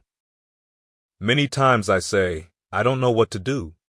Then I ask myself, but if I did know what to do, what would it be? That activates another part of my mind. Now start thinking about the possibilities and just experiment. Many of us just stop dead in our tracks. I don't know what to do. You do know what to do. You've got genius in you. Challenge yourself, push yourself, and make yourself come up with something. Use your imagination. What you will find is that you know more than you realize, that you're more creative and more resourceful than you realize. The more you do it, the easier it will become. At first, it's going to be a struggle, and after you get into a certain level of consciousness, you will ask yourself, how is it that I didn't see this before? At the level that I'm managing my business now, they say, consciousness is what we are. I literally look at myself and say, how is it that I didn't do this before? Why is it that I couldn't see this before? I didn't see it before because I didn't challenge myself. I didn't put myself out here. This is the reason that most of us go through life never discovering our true greatness. The uncommitted life isn't worth living because it doesn't produce anything. You only make things happen. Your life only counts. You only make a difference when you are committed, when you make a commitment with your life. The people that make a commitment with their lives, the people that make a commitment to their customers, the people that make a commitment to their families, to their relationships, are the people that make the greatest impact in life. What is commitment? Commitment is the salesman who says, look here, I'm going to make $1,000 a day and I'm not going home until I do. You can turn the lights out. The janitors could be running the vacuum cleaner. I'm not leaving here until I do it. I used to be a door-to-door salesman. I had X number of TVs. I had a minimum amount that I knew I had to sell every day in order to provide for my mother who was ill at the time, who had lost her job because of arthritis. I said, I'm going to go door to door. Sometimes I would not come home until 1 a.m. I would be out knocking on doors. What do you want? Would you like to buy a nice working television set, no money down? No. What about an Emerson TV? No. Thank you very much. Do you know anybody else that would be interested? No. Thank you very kindly. Knock on another. Hello? Would you like to buy a nice working television set, no money down? No. Get away from our door. Thank you very kindly. Do you know anybody else would be? Yeah, my cousin. He lives 2 doors down. Thank you very kindly. I'll tell him you sent me. Wanda, hey, your cousin told me that you want to buy a television set. Told me to come here and talk to you. We got a special discount for you. Yes, come in. I'm interested. I would just keep right on. I would not go home until I did it. It's an interesting thing that when we put ourselves in a situation where we say we're going to do it, it puts you in another zone, and the universe responds when you have that kind of consciousness. The universe responds to the man or woman that refuses to be denied because that is your commitment. That business that you want, that book you want to write, that dream that you have of controlling your destiny, that is yours. That power to create that, to manifest that, that is yours.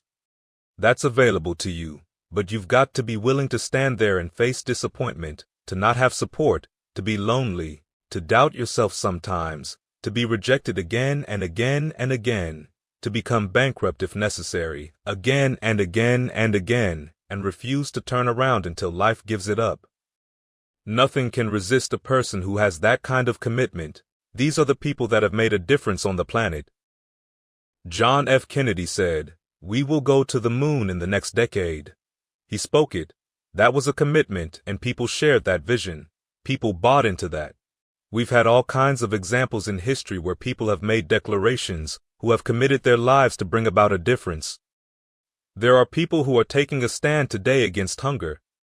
I guarantee you it will be a part of our past at some point in time. Someone took a stand against polio. It no longer plagues us as it once did because someone said, "It is my commitment to eradicate it from the face of the earth." Someone made the commitment. The reason that we're here and enjoying the democracy that we have, someone made a commitment that whatever is required, we will do it. I love what Paul Robeson said, "Here I stand for I can do no other," and that's how you must be. Commitment means standing up for your life. It means honoring yourself. It means beginning to say, to see, and to recognize your alignment and oneness with the universe, and that you are a channel for life to express through. We short-circuit it with anger. We short-circuit it with fear. We short-circuit it with envy. We short-circuit it by being lazy, apathetic, or giving up easily. Why? We say, "Oh, it's too hard." We don't challenge our spirit. There is nothing as powerful as the human spirit. You can't destroy the human spirit. You can pervert it, but you can't destroy it. I'm reading Man's Search for Meaning by Viktor Frankl. What a powerful book. I'm reading it now for the 7th time. He gives so many graphic examples of the power of the human spirit. What are some of the things that can fortify us and give us the kind of inner strength that will allow us to propel ourselves into the future by manifesting our commitments?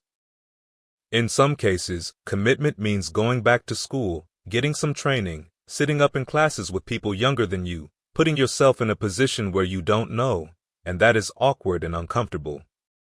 Yet, because of your commitment to develop yourself or to go back to school, to get a high school diploma, or to get a college degree, you decide it doesn't matter, you keep at it. Commitment can mean a lot of things. Sometimes it means you've got to back up. You might have to back up, to regroup, and come back again because life has waylaid you, because you got knocked down. When I was working on my dreams, there were challenging times. I lost my house at one point. I lost my car. I was broke. My credit was bad. I was sleeping at different friends' houses on their couch or floor. There were times, months, that I slept on the floor of my office and got up early and dressed before my staff got there to give them the impression that I got there before they did. We all pretended not to know that the boss was staying in the office. We never talked about it. I refused to give up on my dreams, and what happened? They say, in the prosperous years, you put it in your pocket. In the lean years, you put it in your heart. It makes me appreciate it even more.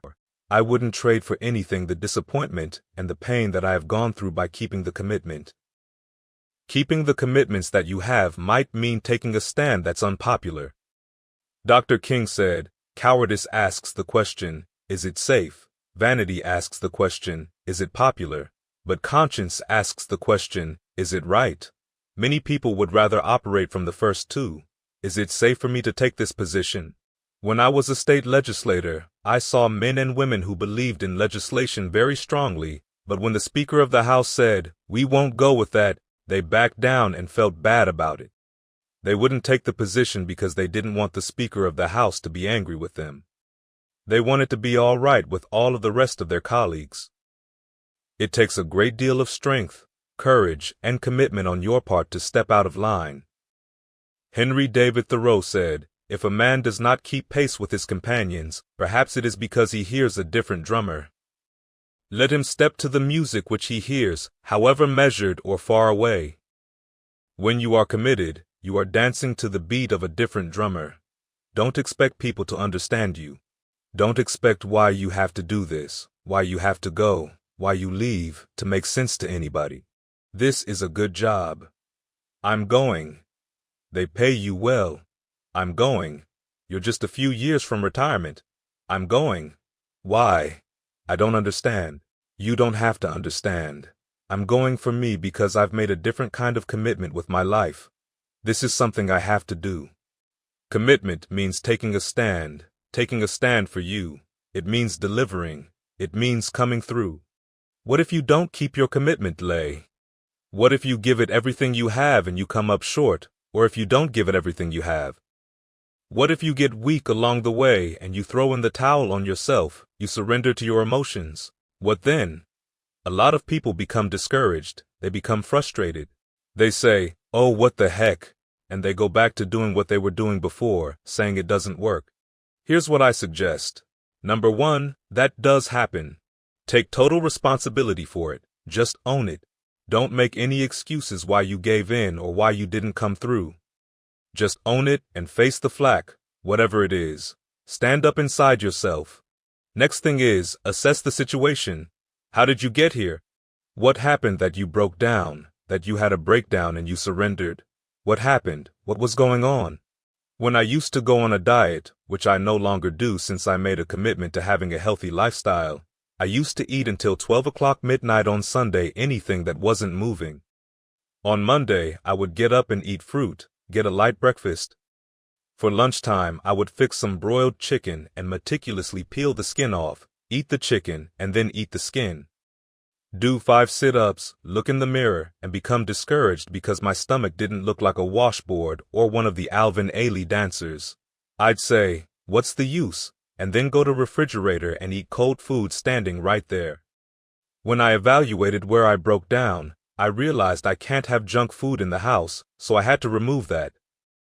Then I realized there are certain streets I couldn't drive down. I changed my route. I stopped taking people to lunch or to dinner because I couldn't sit there and watch them eat. When I had to go speak someplace where they were eating, I asked them to call me downstairs when it was time for me to speak, because if I sat at the table, the food was going to call my name. I know this. I had to begin to make sure that I wasn't putting myself in a position where I would give up on my commitment. I began to strategize how to avoid situations where I knew I could become weak. Another thing I do when I don't keep my commitment, I either deny myself something or I do a trade-off. If a glazed donut takes advantage of me, then I require myself to do an extra 25 sit-ups or I walk an extra 15 or 20 minutes because I've got a hammerlock on my head that says, "Commit to that or do this." You might have to deny yourself something or do a trade-off, but find something that will offset it. Then, start again. So what if you fell flat on your face? So what? Start again. Learn from experience and start again. Don't count yourself out. Don't sentence yourself to a lifetime of being miserable, a lifetime of being broke, a lifetime of being unhealthy, a lifetime of being in a relationship that is no longer fulfilling to you, a lifetime of working on a job that does not bring you satisfaction or that's not giving you the creative juice that you need. You don't have to sentence yourself like that. You are a human being. Don't discount your life that way. Your life has too much value to the universe. You've got something to contribute. You've got something to give. So what if you make a commitment and you're not able to do it like a pro, that you're not good as everybody else? Live in the moment. I like this ancient Sanskrit poem. Look to this day, for it is life, the very life of life. In its brief course lie all the realities and verities of existence, the bliss of growth, the splendor of action, the glory of power. For yesterday is but a dream, and tomorrow is only a vision. Today well lived makes every yesterday a dream of happiness, and every tomorrow a vision of hope. Look well, therefore, to this day. We can make that kind of commitment to enjoy where we are, to feel the experience of life where we are, to do all we can right now where we are. Forget about the mistakes of yesterday. Forget about all your failures yesterday. Forget about what you don't have. That's not important. The only thing that we have is right now, and I say that life is good, calling on you to call forth on that. I think one of the most positive groups in the world is Optimists International, and I want to share the Optimist Creed by Christian Larson. It is also known as Promise Yourself, which for our purposes here I changed to Commit Yourself, because I think that commitment has the power we are talking about here. Commit yourself. To be so strong that nothing can disturb your peace of mind. To talk health, happiness, and prosperity to every person you meet. To make all your friends feel that there is something in them. To look at the sunny side of everything and make your optimism come true. To think only of the best, to work only for the best and expect only the best. To be just as enthusiastic about the success of others as you are about your own. To forget the mistakes of the past and press on to the greater achievements of the future. To wear a cheerful countenance at all times and give every living creature you meet a smile. To give so much time to the improvement of yourself that you have no time to criticize others. To be too large for worry, too noble for anger, too strong for fear, and too happy to permit the presence of trouble. Commit yourself to these things. Isn't that powerful? What a commitment to make with your life. Commit yourself to stretch, to get outside of your comfort zone, and not be concerned about what people think about you because they're thinking it anyhow. Don't worry about what they will say. They're already saying it. Why do you care? Decide that your life has so much meaning to the planet. Decide that you have something to give. That's why you're here. You didn't just show up. You brought something here. You're in a journey. You have a destination, a mission to achieve, to do, to implement, to perform, to experience. Decide to commit yourself to be an adventurer in life. Look out on life around you. Look within yourself and say, where is it in my life that I need to make a commitment right now? It might be for your health. It might be to be a happier person. It might be to make a difference in your community. It might be that. Where is it? I say that commitment shows up and the man or woman rises up, the ones who have some idea, some dream that they've been nurturing within themselves and no one believed it. No one thought for them, but they weren't masters at it, they weren't experts at it. No one would build them a statue and call their name and recognize them. They never made it to the front page of the newspaper, but they had something that was there, something that was their baby, something that they loved and they believed in, and they just did what they could with what God gave them with their dream. Commitment shows up, and people that are willing to give themselves a chance, who look at their lives, will look within themselves and say, I know that this just cannot be it for my life. I know that there's something I'm supposed to do. I don't know right now. Maybe you do know and you've talked yourself out of it. I understand that because I'm a late bloomer. But then I say, no. Everything happens as it should. I got the courage to step out, to become committed. I was seriously not serious until I decided. It took me some time to build up the courage to become committed because it frightened me. I wish I could tell you I've been doing this for my whole life. I haven't, but I am doing it now. I'm just glad I decided to become committed before I left here. Wherever you are, decide that you're going to commit your life now. Now, let it show up in your contribution. Let it show up in what you have to share. Whatever commitment that you make, honor that commitment as yourself. Honor your word as yourself. Whatever you put out there, do it with all that you have, with all your consciousness, with all your commitment. Chapter 14. The Power of Self-Fulfillment. We've been going through several stages of personal growth. We looked at self-awareness, asking that central question, who am I? And looking at your strengths and your weaknesses, getting some evaluation, determining what it is you want out of life. Then we examined self-approval, allowing yourself to do the things that you'd like to do, and going after the dreams that you'd like to go after. We know when we don't approve of our dreams because of the ways we can avoid working towards them. We don't act on them. We procrastinate.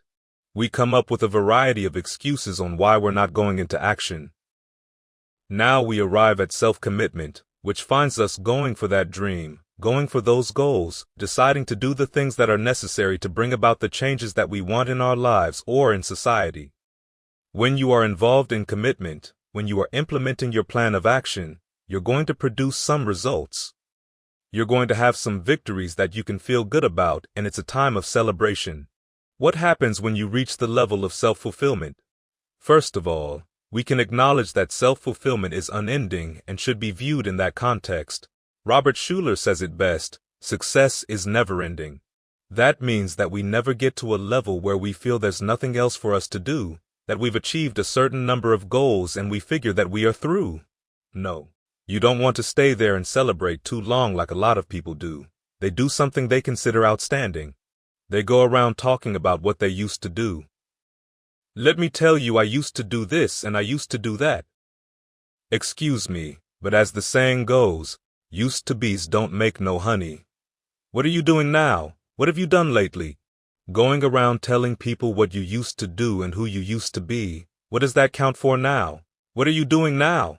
You're still here breathing. That means you've got some more to give. It doesn't matter how old you are. It doesn't matter where you are. It doesn't matter what you have. It doesn't matter what you've done. Life is about growing. It's about being productive. It's about stretching. And it's about challenging yourself. You start looking around and decide, what else do I want to do? What got me here? It's a time for celebration, but also a time for reflection. What got me here? What worked? What did not work? What do I need to repeat so that I can get the same kind of results in other areas of my life? If the goal is to improve my health, if the goal is to improve my relationship, if the goal is to improve my income, if the goal is to improve something in society, what is it I need to do? Don't confuse what you do with who you are. Don't go on some type of ego trip by talking about all you've done. None of us do anything by ourselves. Develop an appreciation for external support as well as good fortune because those things play a role. Don't go overboard celebrating. Rudyard Kipling said, "You must meet with triumph and disaster and treat those two imposters just the same. Look at it and say, hey, I did it. I feel good about that. Now you're moving on to the next thing." Or perhaps things did not work out the way you wanted them to. You didn't produce the results you wanted. Okay, I missed that. You win some, you lose some, and now you're moving right along. Don't confuse who you are with what you do.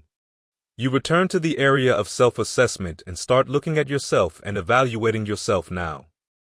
What are some of the elements, characteristics, and qualities of people who are fulfilled, who live a life of fulfillment? What are some of the things we can look at with them? Number 1.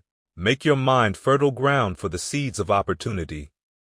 If you want to experience a sense of fulfillment, you must have an open mind so that ideas can come in there and take root and grow.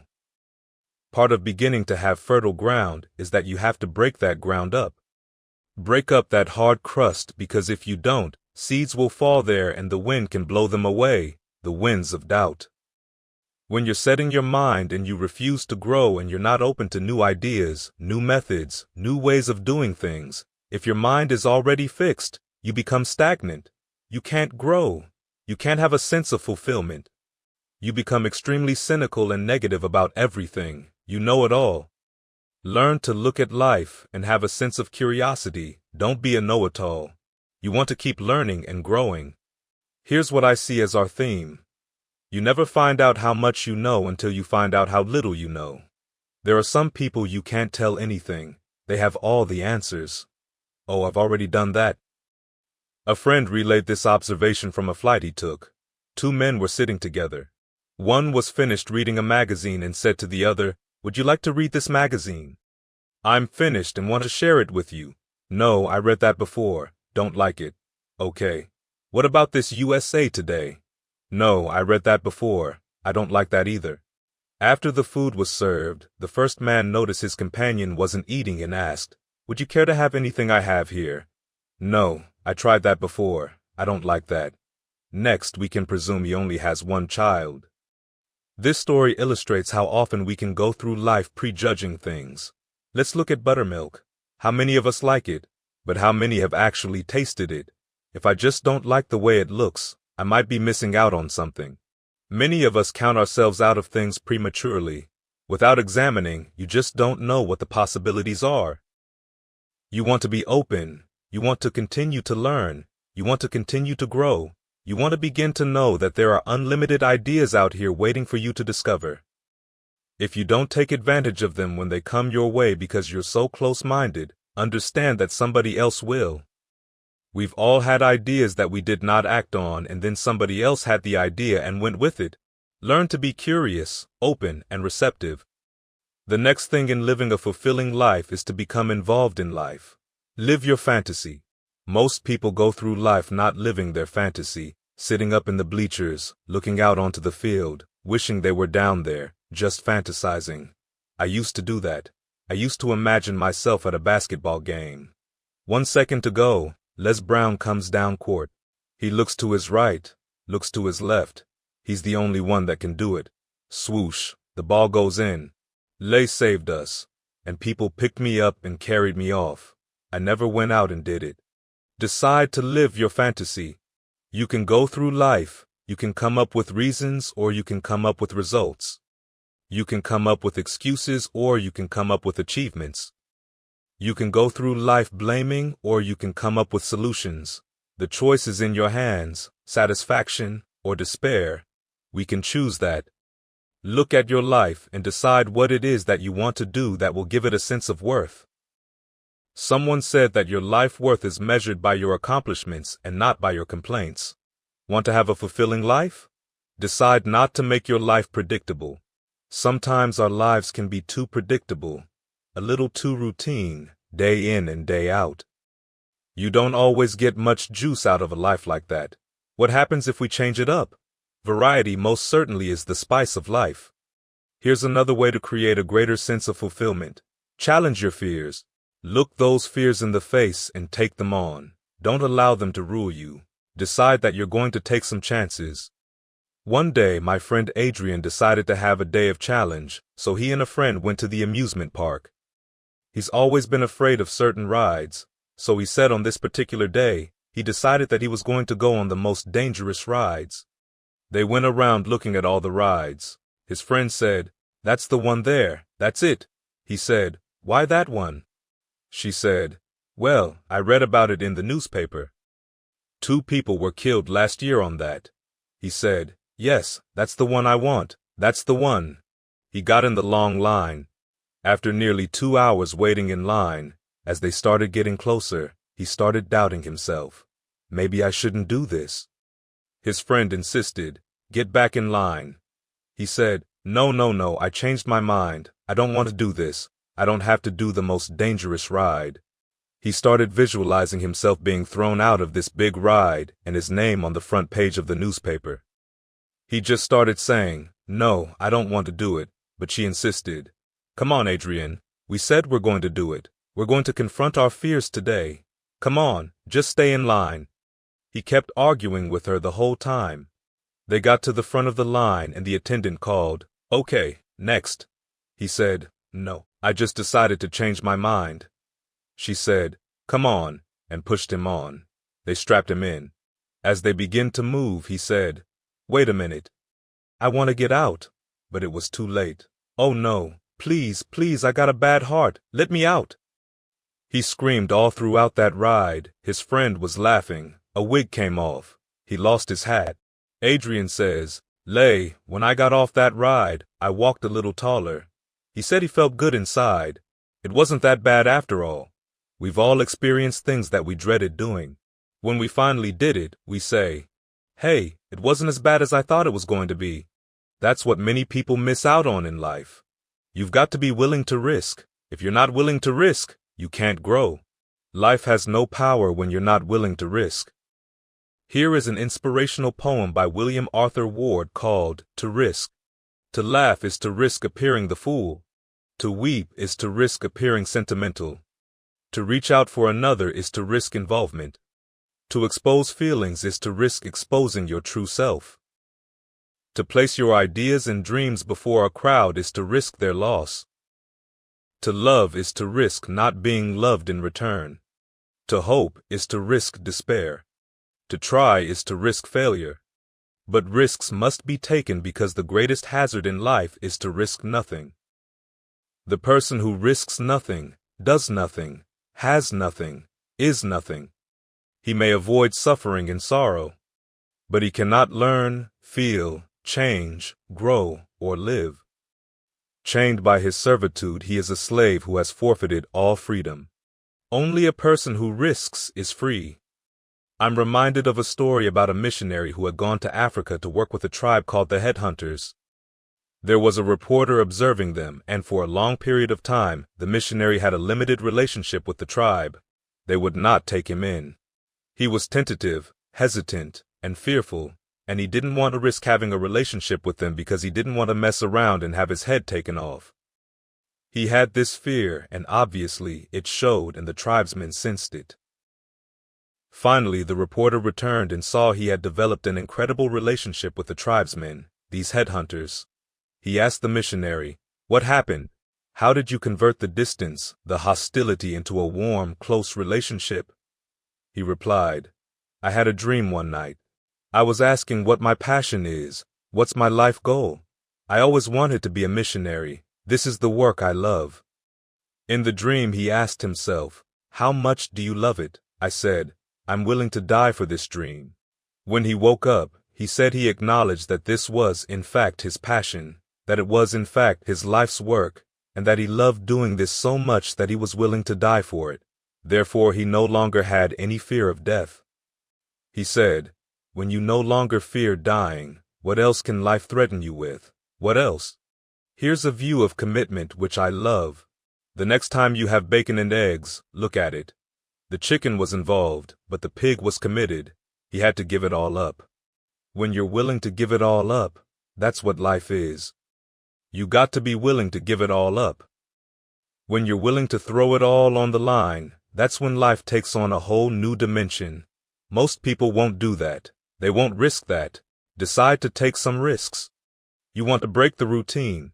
Most people go through life following that routine, and we know that that is a living death. Going through life, playing it safe is like a breathing corpse, because the only way to grow is to risk. The only way that you can become your best is to risk. You have to challenge yourself. You have to venture into the unknown and take some chances, put yourself on the line. As you get out of your comfort zone, you expand your whole life and open yourself up to gaining a sense of fulfillment. The more you do, the more you realize you can do. You expand your capacity, you expand your potential, you expand your horizons, and you expand your vision of yourself and of life. You expand your participation in life. You're more involved in life. You'll get more out of life because you're putting more into life. That's why it's so important that we are willing to take some risks. I don't know exactly what to do. It's okay, you'll find out. You either learn that you're going in the right direction or the wrong direction. You'll get some feedback. The universe will tell you. Where do I get started? Just get started. The universe will give you immediate feedback. Don't worry. If you hit your head long enough, you'll get the message. Lose enough money, you'll learn quickly. Get enough knots on your head, it will be all right. Here's something else. Choose to be happy in spite of life's challenges. Life changes every day. Sometimes things will be going your way. Sometimes things work well for you.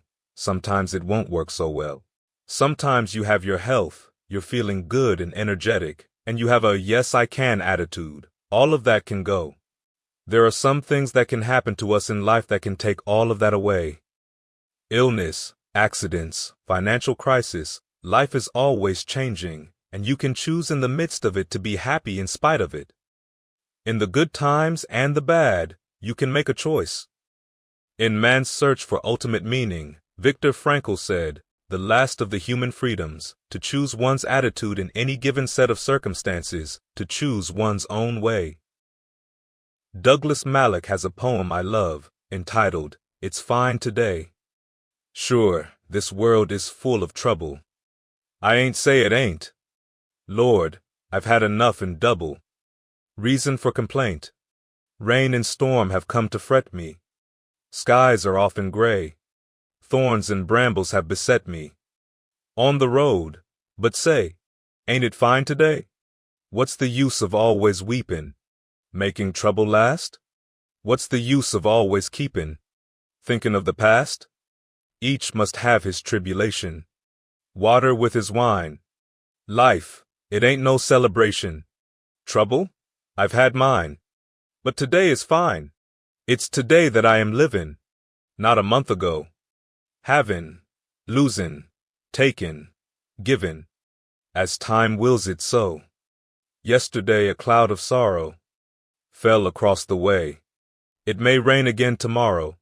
It may rain, but say, ain't it fine today? I like that. Even if a cloud of sorrow comes over here, isn't it fine today? Living in the moment, getting everything we can out of where we are, right now, living in the present. Another important factor is the willingness to let people and things go. You want to live a life of fulfillment. You've got to be willing to let certain people go in your life, especially if they want to go. Don't get addicted to material things. Be willing to let things or people go. When they're no longer good for you, just let them go. Holding on tenaciously just to hold on really doesn't make sense. Sometimes we're just holding on because we don't realize we don't need it. We might desire it, but we really don't need it. It's important to face the truth about life and death and deal with it. Often, when someone we love very much dies, we allow that loss to take such a toll we can make ourselves miserable. Some literally will themselves to die early because they feel lost without this person. They have nothing to look forward to. Life has other opportunities, other relationships, other experiences for us, and the people that we love really want us to go on. It's good to remember that things are always going to happen to us. In order to have a fulfilling life, know that things are going to happen. You must expect the unexpected. Whatever happens to you, use everything for your upliftment, learning, and growth. Everything that happens, use it for your upliftment. Learn and grow in the midst of it. Ask, what can I learn from this? What can I get from this? How did I end up here? What's the blessing in this for me? Ask yourself that, whatever it is, and don't let it go until you get your blessing out of it, because there's a blessing there. There's a lesson there. There's something for you in everything that happens to you, for you to learn from that experience.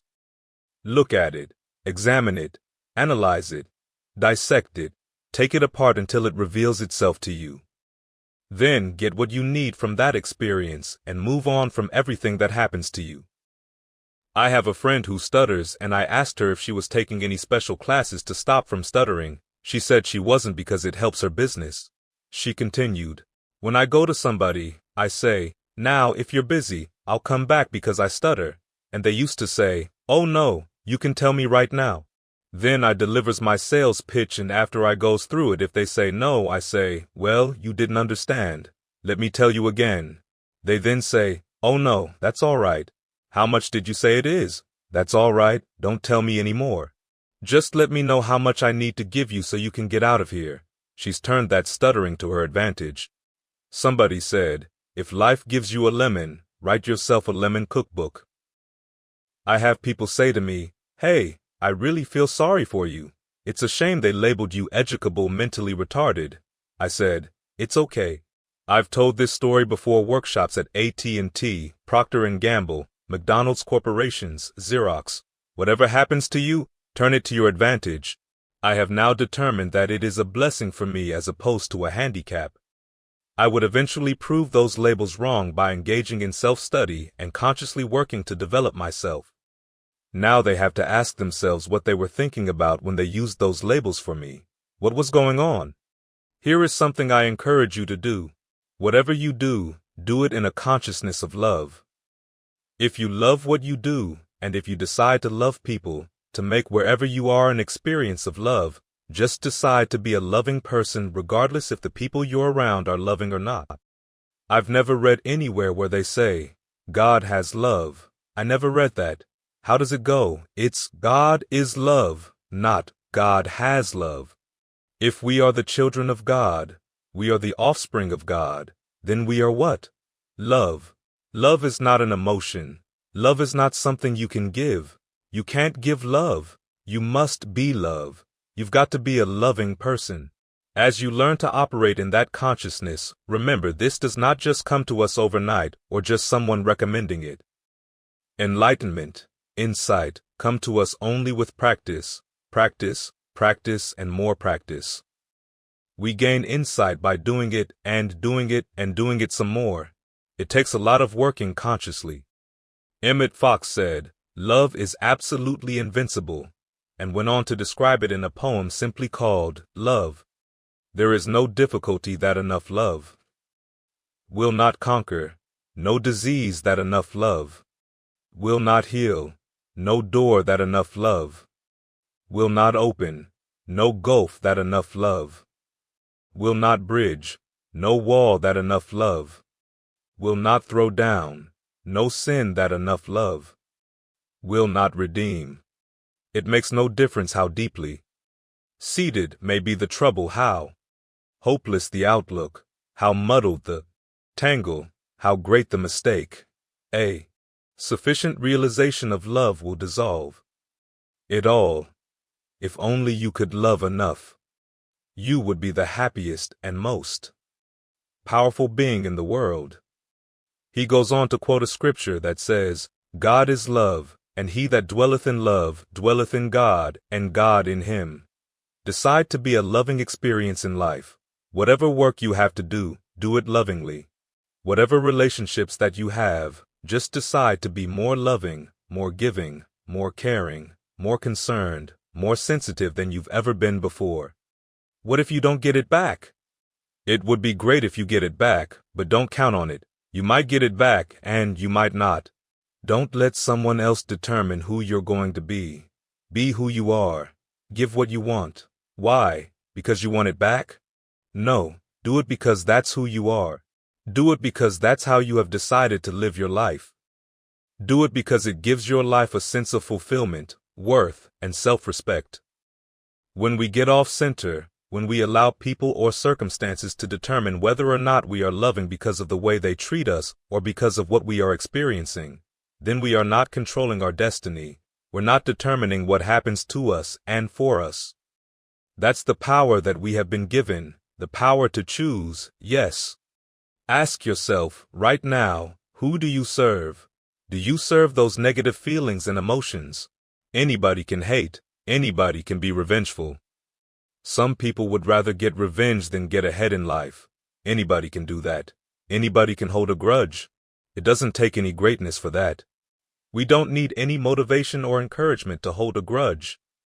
What good does it do to hold resentment or bitterness in your heart? The real challenge is about growth and moving into your greatness and about being who you are, being true to you. I like what Charles Fillmore said at age 94. I fairly sizzle with zeal and enthusiasm as I spring forth with a mighty faith to do the things that ought to be done by me. As you go toward your goals and your dreams, spring forth with a mighty faith to write the book that ought to be written by you, to sing the song that ought to be sung by you, to start the business that ought to be started by you, to help the people that ought to be helped by you, and to make the difference in our society that ought to be made by you. Determine what your life work is. Ask yourself, what is the work that I ought to do? How is it that I can make my life a great experiment? How is it that I can make the contribution that I showed up to give, something that when I go to sleep at night, I can feel good within myself and know that I've given life my very best? One last step in striving towards self-fulfillment is gratitude. It is important to live in a spirit and an attitude of gratitude. There are so many things that we take for granted. There are so many things that we need to be thankful for. There are big things, there are little things. I'm thankful for my health. I'm thankful for my children. I'm thankful for my mother. I'm thankful for you. I'm thankful for the life that I live and for the people who have enriched my life, who have contributed to my being who I am. Sometimes, just lying there in the middle of the night, staring at the ceiling, I just say, "Thank you, Lord." When I look back on my life, I've come a mighty long way.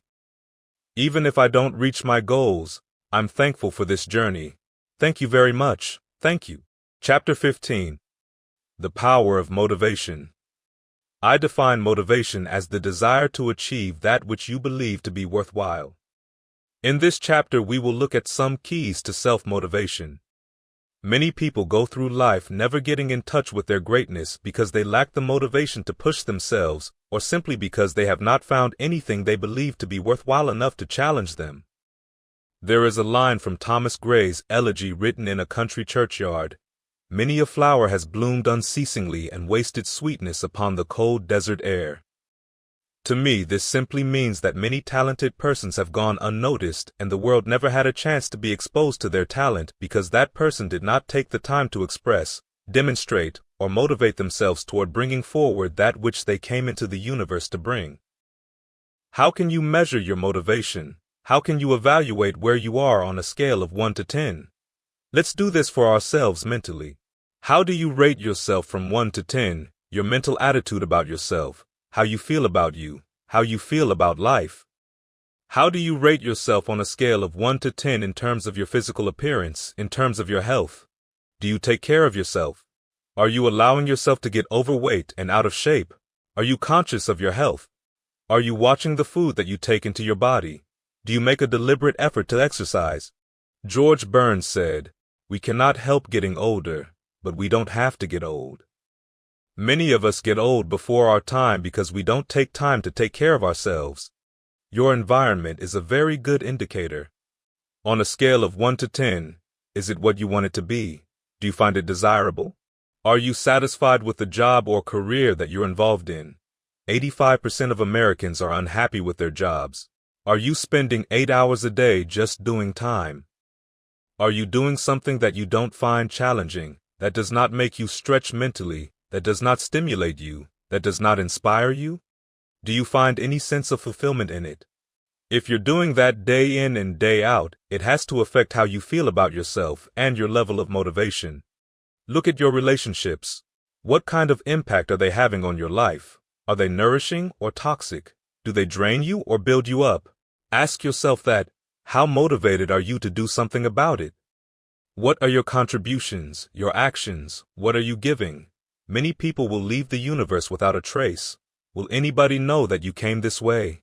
What contribution are you giving? What will you leave? What will be different because you came this way?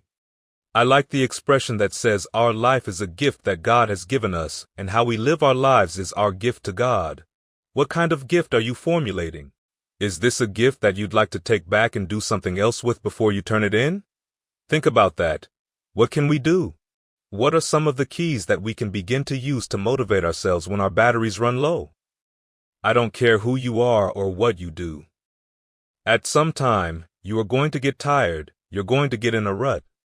It might seem like nothing you do works out and you just don't have the wherewithal or the will to do anything. You're just wading through life, just doing time, day in and day out, looking at non-discriminatory television, anything that's on, just looking. Depressed, feeling powerless, feeling useless and bored. What do? How do you get yourself out of a rut? When you know you can do more than what you've been doing and you're not doing it, when you're discontented with where you are and you get angry at yourself, how do you motivate yourself? One of the things we can do is to stay involved in self-mastery. You must work on yourself continuously. Never be satisfied with yourself. As you invest the effort and time on yourself, know that it's the greatest ability that human beings have over animals. A dog can't be anything but a dog. A tree can't be anything but a tree. As a human being, you've got unlimited potential. You can put effort into you, and by concentrating on you and developing you, you can transform your life right now. There are so many ways you can work on yourself. You can read books that inspire and motivate you. You can listen to recordings and podcasts over and over and over again. I suggest you listen to them when you first get up in the morning. You want to control the spirit of your day. When you first wake up in the morning, your mind is operating at 10.5 wave cycles per second. That's when the subconscious mind is most impressionable. Whatever you hear in the first 20 minutes after you wake up, that will affect the spirit of your day. When you listen to them, listen with relaxed belief, believing that this can happen for you. Listen to them over and over and over again, and you will get a breakthrough.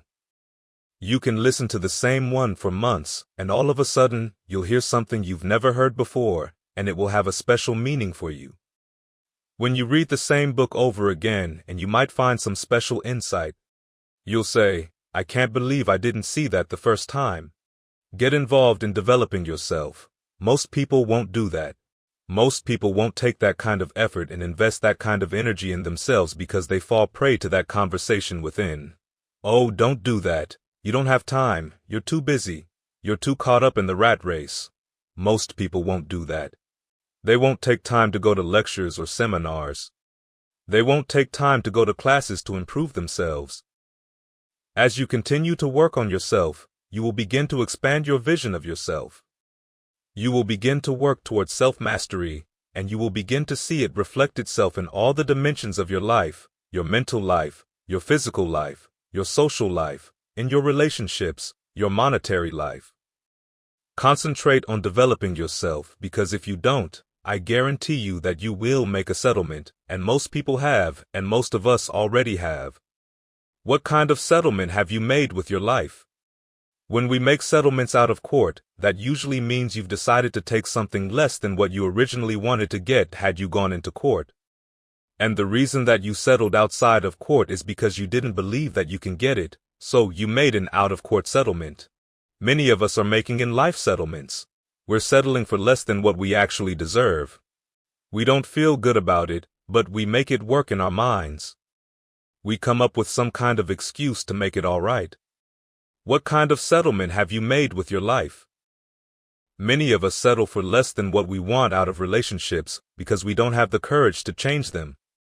I used to run a seminar called, "Are You Living Together or Dying Together?" Many people are just dying together. As Gladys Knight sang, neither one of us wants to be the first to say goodbye.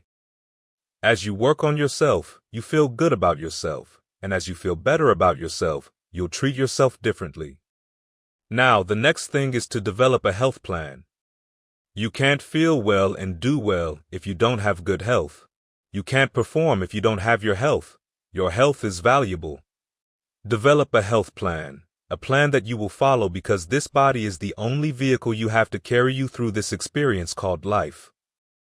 You want to take good care of it because you love you enough. You care enough about you, and that's not easy. It is not easy having a health plan and sticking to it, but you're worth it, doing it again and again and again. I have lost 22 pounds several times. I always do it. I love potato chips. People who know me know I love peanut M, and Ms. I love peanut butter and jelly sandwiches. I love my mother's sweet potato pie. It's not always on my health plan, but I put it there sometimes as I say, life is too short to go without sweet potato pie.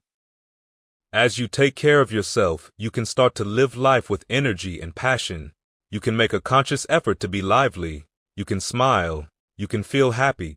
We've got a lot to be thankful for, but watch some of the faces around you every day and observe that not all are good for us. Depressed, angry, unhappy. So we learn to avoid these kinds of faces. The next thing we can do is to monitor our inner conversations. Watch the things that you say to yourself, and then learn to take charge. A friend came, one of my workshops, and put this perfectly. I didn't want to come tonight. I don't really feel like it. I'm feeling so depressed. And then I said, I'm going anyhow. You see, that was a conversation. We have them all the time, so let's learn to watch what we say to ourselves. Oh, you don't need to worry about trying to go into your own business. Forget that. You can't do that. What if you lose everything you've got? Don't do that. How can you possibly think about being a motivational speaker? You don't have the contacts, you don't have the money, you don't know the right people, and you're going to get up there and your mind's going to go blank. Just forget all that. You remember that time you got up before some people and you panicked? You stood up in your mind, sat down, don't you remember? And then I finally said, shut up, I'm going to do it anyway.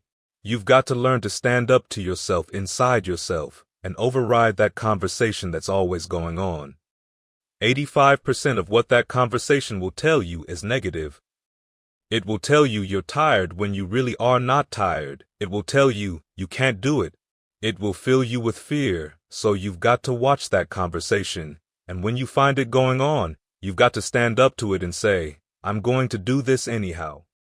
I'm afraid, but I'm afraid not to do it, and I'm not going to let you stop me. The biggest challenge that you will have in life is yourself. There's an old African proverb that says, when there is no enemy within, the enemy outside can do us no harm. The next key to self-motivation is to ask yourself, what do I want out of life? What do you want out of life? What do you want out of a job? What do you want out of a career? What do you want out of a relationship? What do you want? What gives you your life? How will you know when you've got it? What will make you happy? You need to know. You need to start asking yourself some questions. What do I really, truly want? You need to be exact about that. Don't be vague. Oh, I just want to be happy. That's too vague. What will make you happy? How will you know when you have gotten it? Zero in on it. Be exact. Be specific. As you do that, you will stimulate the subconscious mind to look for and find those things in your world. Once you begin to determine what you want, take the time to write it down. Don't just think about it, write it down. This is a subjective process that engages the subconscious mind. Write it down. Once you write it down, read it 3 times a day, morning, noon, and night. Why is this important? Writing it down and repeating it will affect your focus. It will cause you to concentrate. When that other conversation is going on, telling you what you cannot do, telling you all of the impossibilities and all of the obstacles, your concentrating will begin to create a larger vision within yourself, and you'll start looking for and seeing some new opportunities. You'll start creating some openings for yourself. Saying your goals every day, day in and day out, will focus you. That will discipline your thinking, and you'll get all kinds of creative ideas. You're going to feel your adrenaline flowing, and you're going to think about some idea you had. You'll say, I want to go back, and I'm going to look at that again from a different vantage point, not from the level of the problem or the obstacles that I encountered, but from a higher vantage point. As you talk to the higher consciousness within you, you will begin to see and know that you are powerful. You are a miracle worker. That other inner conversation has conditioned you to believe that you're enough. You'll begin to discover the truth of who you are and be ready to face whatever challenges with the knowledge that you are powerful and that you're a miracle maker. And it starts with writing down exactly what it is that you want and reading it every day. The next thing is to see yourself there. How will you feel once you get there? What will the experience be like for you? What will be different? What kind of person do you have to become in order to get there? Visualize yourself there, living the experience. I remember when I ran for state representative in Ohio, I had a lot of people telling me, "Lay, you can't possibly win. You can't do that." You not only have to watch out for the conversations within, but also the ones outside. So I went down to the legislature building and I saw myself. I knew what I wanted. I saw myself in the chair. I pointed out the chair that I wanted. I would sit up in the galleries and watch the legislative process. I attended the committee meetings and listened to legislation being introduced. I learned how to write legislation and how to amend legislation. I started thinking like a legislator. I began to get up every day and dress and think like a legislator. I would see myself driving there, being there. Mr. Speaker, I'm the gentleman from the 29th House District. I'd like to introduce a bill. When I ran and won against overwhelming odds, they were shocked. To me, it seemed I had won the election even before it was held because I was living it in my mind.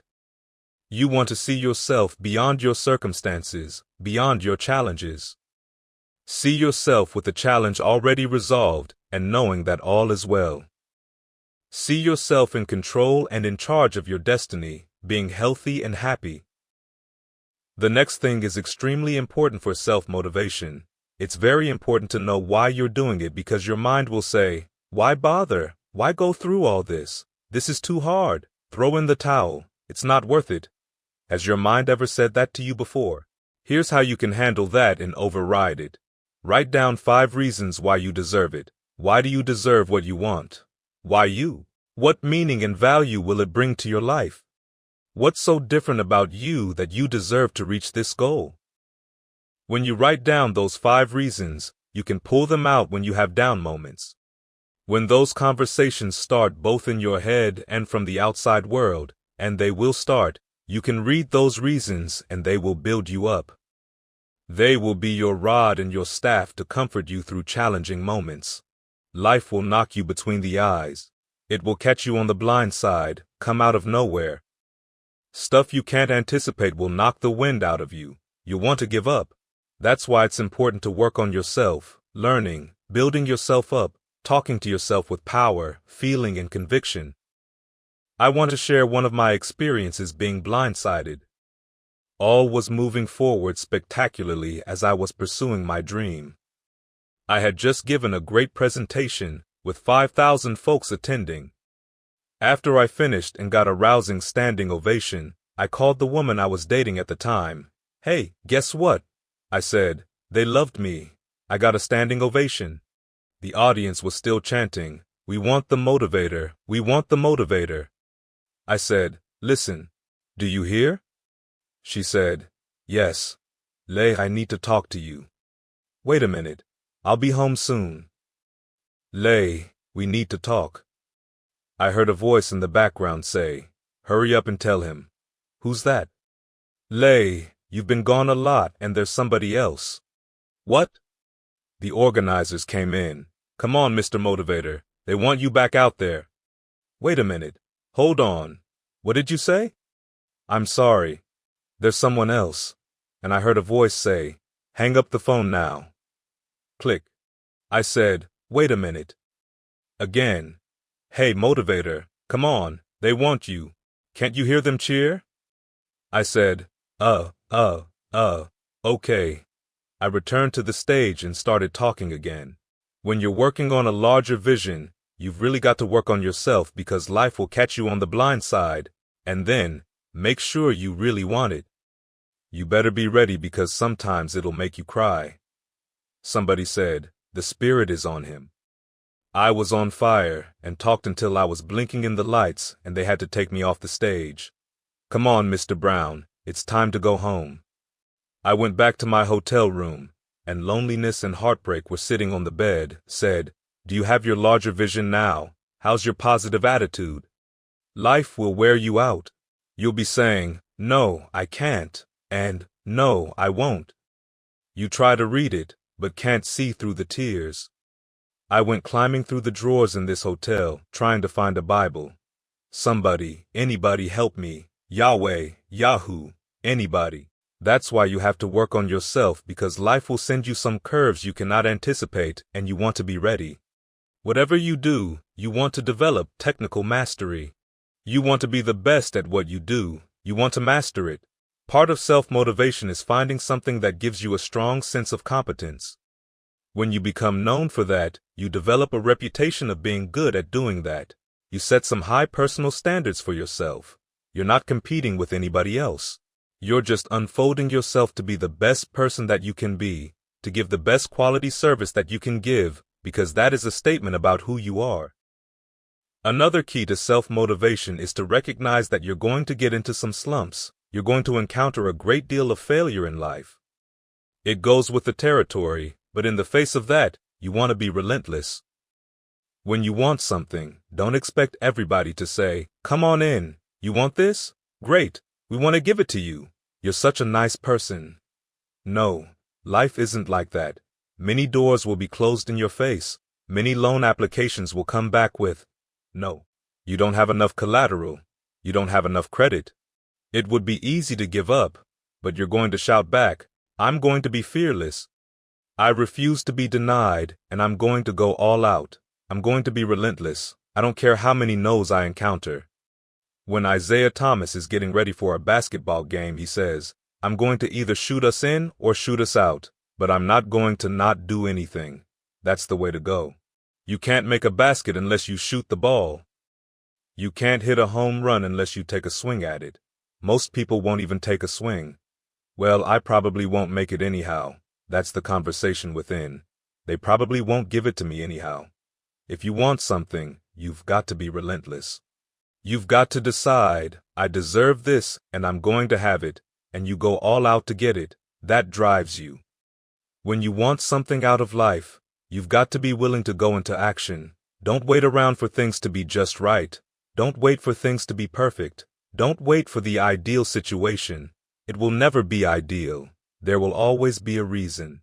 Well, as soon as the children grow up, or as soon as I pay my bills, or as soon as I get my divorce, as soon as I get enough money together.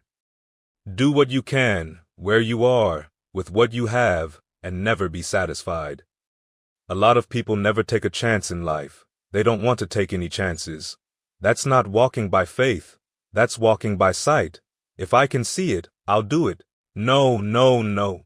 Some people say, if I could see it, I'll believe it. No, no, no. If you believe it, you can see it. Don't be disturbed because no one else can see it. That's not unusual. That is ordinary, but because you want some different kind of results in your life, you've got to be willing to be unreasonable. If you want unreasonable results in your life, you've got to be willing to be unreasonable. Part of being unreasonable, you don't judge according to appearances. Part of being unreasonable, you can see it because you believe it. That's part of being unreasonable. You're like the Apostle Paul who said, "You must have the faith to call forth those things that be not as though they were." That's part of being unreasonable. Most people won't do that. Most people say, "Call me when you get it together, then I'll support you." Another empowering key to self-motivation is finding a cause larger than yourself. Find something that you can contribute to, somewhere you can make a difference. Part of what feeds your larger vision, part of what gives you a reason for being, part of what gives you your life is being able to give something back. You might hear, "I can't afford to give anything," but I say you can't afford not to give. Give your time. Give your talent. I don't know exactly what I'm going to do, but I'm going over there. It's part of my tithing in the universe. When you develop that special sense of mission, when you're part of a cause larger than yourself, it drives you. You don't need an alarm clock to get up in the morning. You have special power. You'll go places and folks will like to be around you. They will know there's something different about you. They'll respond, "I want to know who you are. I just want to be near you." That energy that you have, that consciousness that you will embody will affect everybody around you. Create a home court advantage for yourself. You've got to be aware of who you have around you. You want to be selective. Have friends that will enable you to grow. I have friends that help me to grow spiritually. These are my spiritual friends. We talk about spiritual matters. I have other friends who are intellectual. Friends who help me grow intellectually and make me stretch. I have some professional friends. I'm a member of the National Speakers Association. I get together with other speakers and we learn from each other and we grow from each other. Other people are social friends. We get together for the game or go out dancing or to the movies or to a restaurant. No serious, heavy conversations here. They're not that kind of relationship. With other friends, all we can do is walk together and talk about losing weight and being healthy. That's all we do, nothing else. We grow from the people around us, and the relationships and projects that we develop can enhance and can enrich our lives, or they can drain us. I know many talented people who had a great deal of potential but didn't surround themselves with other people who could inspire them to transcend themselves. Sadly, they never realized their greatness, and they will end up going to their grave with all the good stuff still in them. You want to look at your relationships, the people who you're involved with, the people who you communicate with most often, and you want to ask yourself the question, what am I becoming because of this relationship? Does it inspire me? Am I motivated? Am I encouraged? Am I driven to develop myself? Am I seeking my own greatness? What kind of person am I becoming because of this relationship? Am I becoming more cynical and negative about life? Ask yourself that. The next thing is that you've got to say yes to your life. You've got to say, yes, yes to my dreams, yes to me, yes, I can make it, yes, I can. Doesn't matter how many failures I've made. Doesn't matter how many mistakes I've endured. Doesn't matter about my defeats. Doesn't matter about what I've done. Yes. Yes. I don't care about the fact I'm in a hole now. Doesn't matter about where I am. Yes. The last chapter to my life has not been written yet. If you judge me now, you judge me prematurely. I haven't exposed all my stuff yet. I'm still in the process of transforming my life. I'm still in the process of becoming. Yes. One time I had somebody in my life tell me, "You will never make it," and I said, "I'll show you." What energized me, what motivated me, was something that Frank Sinatra said. He said, "The best revenge is massive success." I'll show you. You just watch my smoke, as old folks used to say. So, say yes. Stand up for your dreams. Stand up for what you want in your life. Decide that your life is so meaningful to you. that you love you and you love life so much that you're going to stand up for something you want. I used to have a saying when I was on the radio, stand up for what you believe in because you can fall for anything. Stand up for yourself and know that you are powerful. You have miracle-working power in your life right now, but you have to work on yourself. Develop yourself. Talk to yourself, day in and day out, selling yourself on you and on your potential. Know that you are worth all of your effort and that the key to your motivation as you get a larger vision of yourself is to know that you have something to give, is to know that you have a reason for being in the universe at this point in time. I want you to stand up for your life right now. Stand up for your dream. Chapter 16. The Power of Giving. Whatever you give, it's going to come back. It might not come back through that channel, but it's going to come back. Why? Because it is a universal law. We've all heard the saying, as you sow, so shall you reap. We usually say that in a negative context, but let's look at the positive side of that. That if you sow some good stuff out here, if you make it your business to give the best that you have, to give love, to give encouragement, to give help, to give support, I guarantee you, it's going to come back. If that's what your life is about, whatever you put out here, it's going to come back. The reason that most people don't give is because they operate out of a consciousness of scarcity. They don't believe that there's enough to go around. They can't see themselves having the capacity to give. They don't believe that they have anything to offer. They don't see themselves as an opening for the universe to work through. So if you begin to look at this new era that we're in, begin to see yourself as an opening for the universe to move through, to work through, to make a difference in life. See yourself being used by life to improve the quality of life, to expand, and to grow. Most people have a very limited view of themselves and a very limited view of the universe. They do not see their relationship to the universe and cannot see how energy and things flow through them. In The Prophet, Khalil Gibran wrote, "A rich man speak to us of giving, and he answered, you give but little when you give of your possessions, but it's when you give of yourself that you truly give." Gibran goes on to say that those who give little of the much which they have, and they give it for recognition, and their hidden desire makes their gifts unwholesome, and we know people who give only to be recognized. I love that old saying, judge a man not by what he does, but by that which he doesn't have to do, and to judge the true quality of a man is what he do when nobody is looking. Gibran says, and there are those who have little and give it all.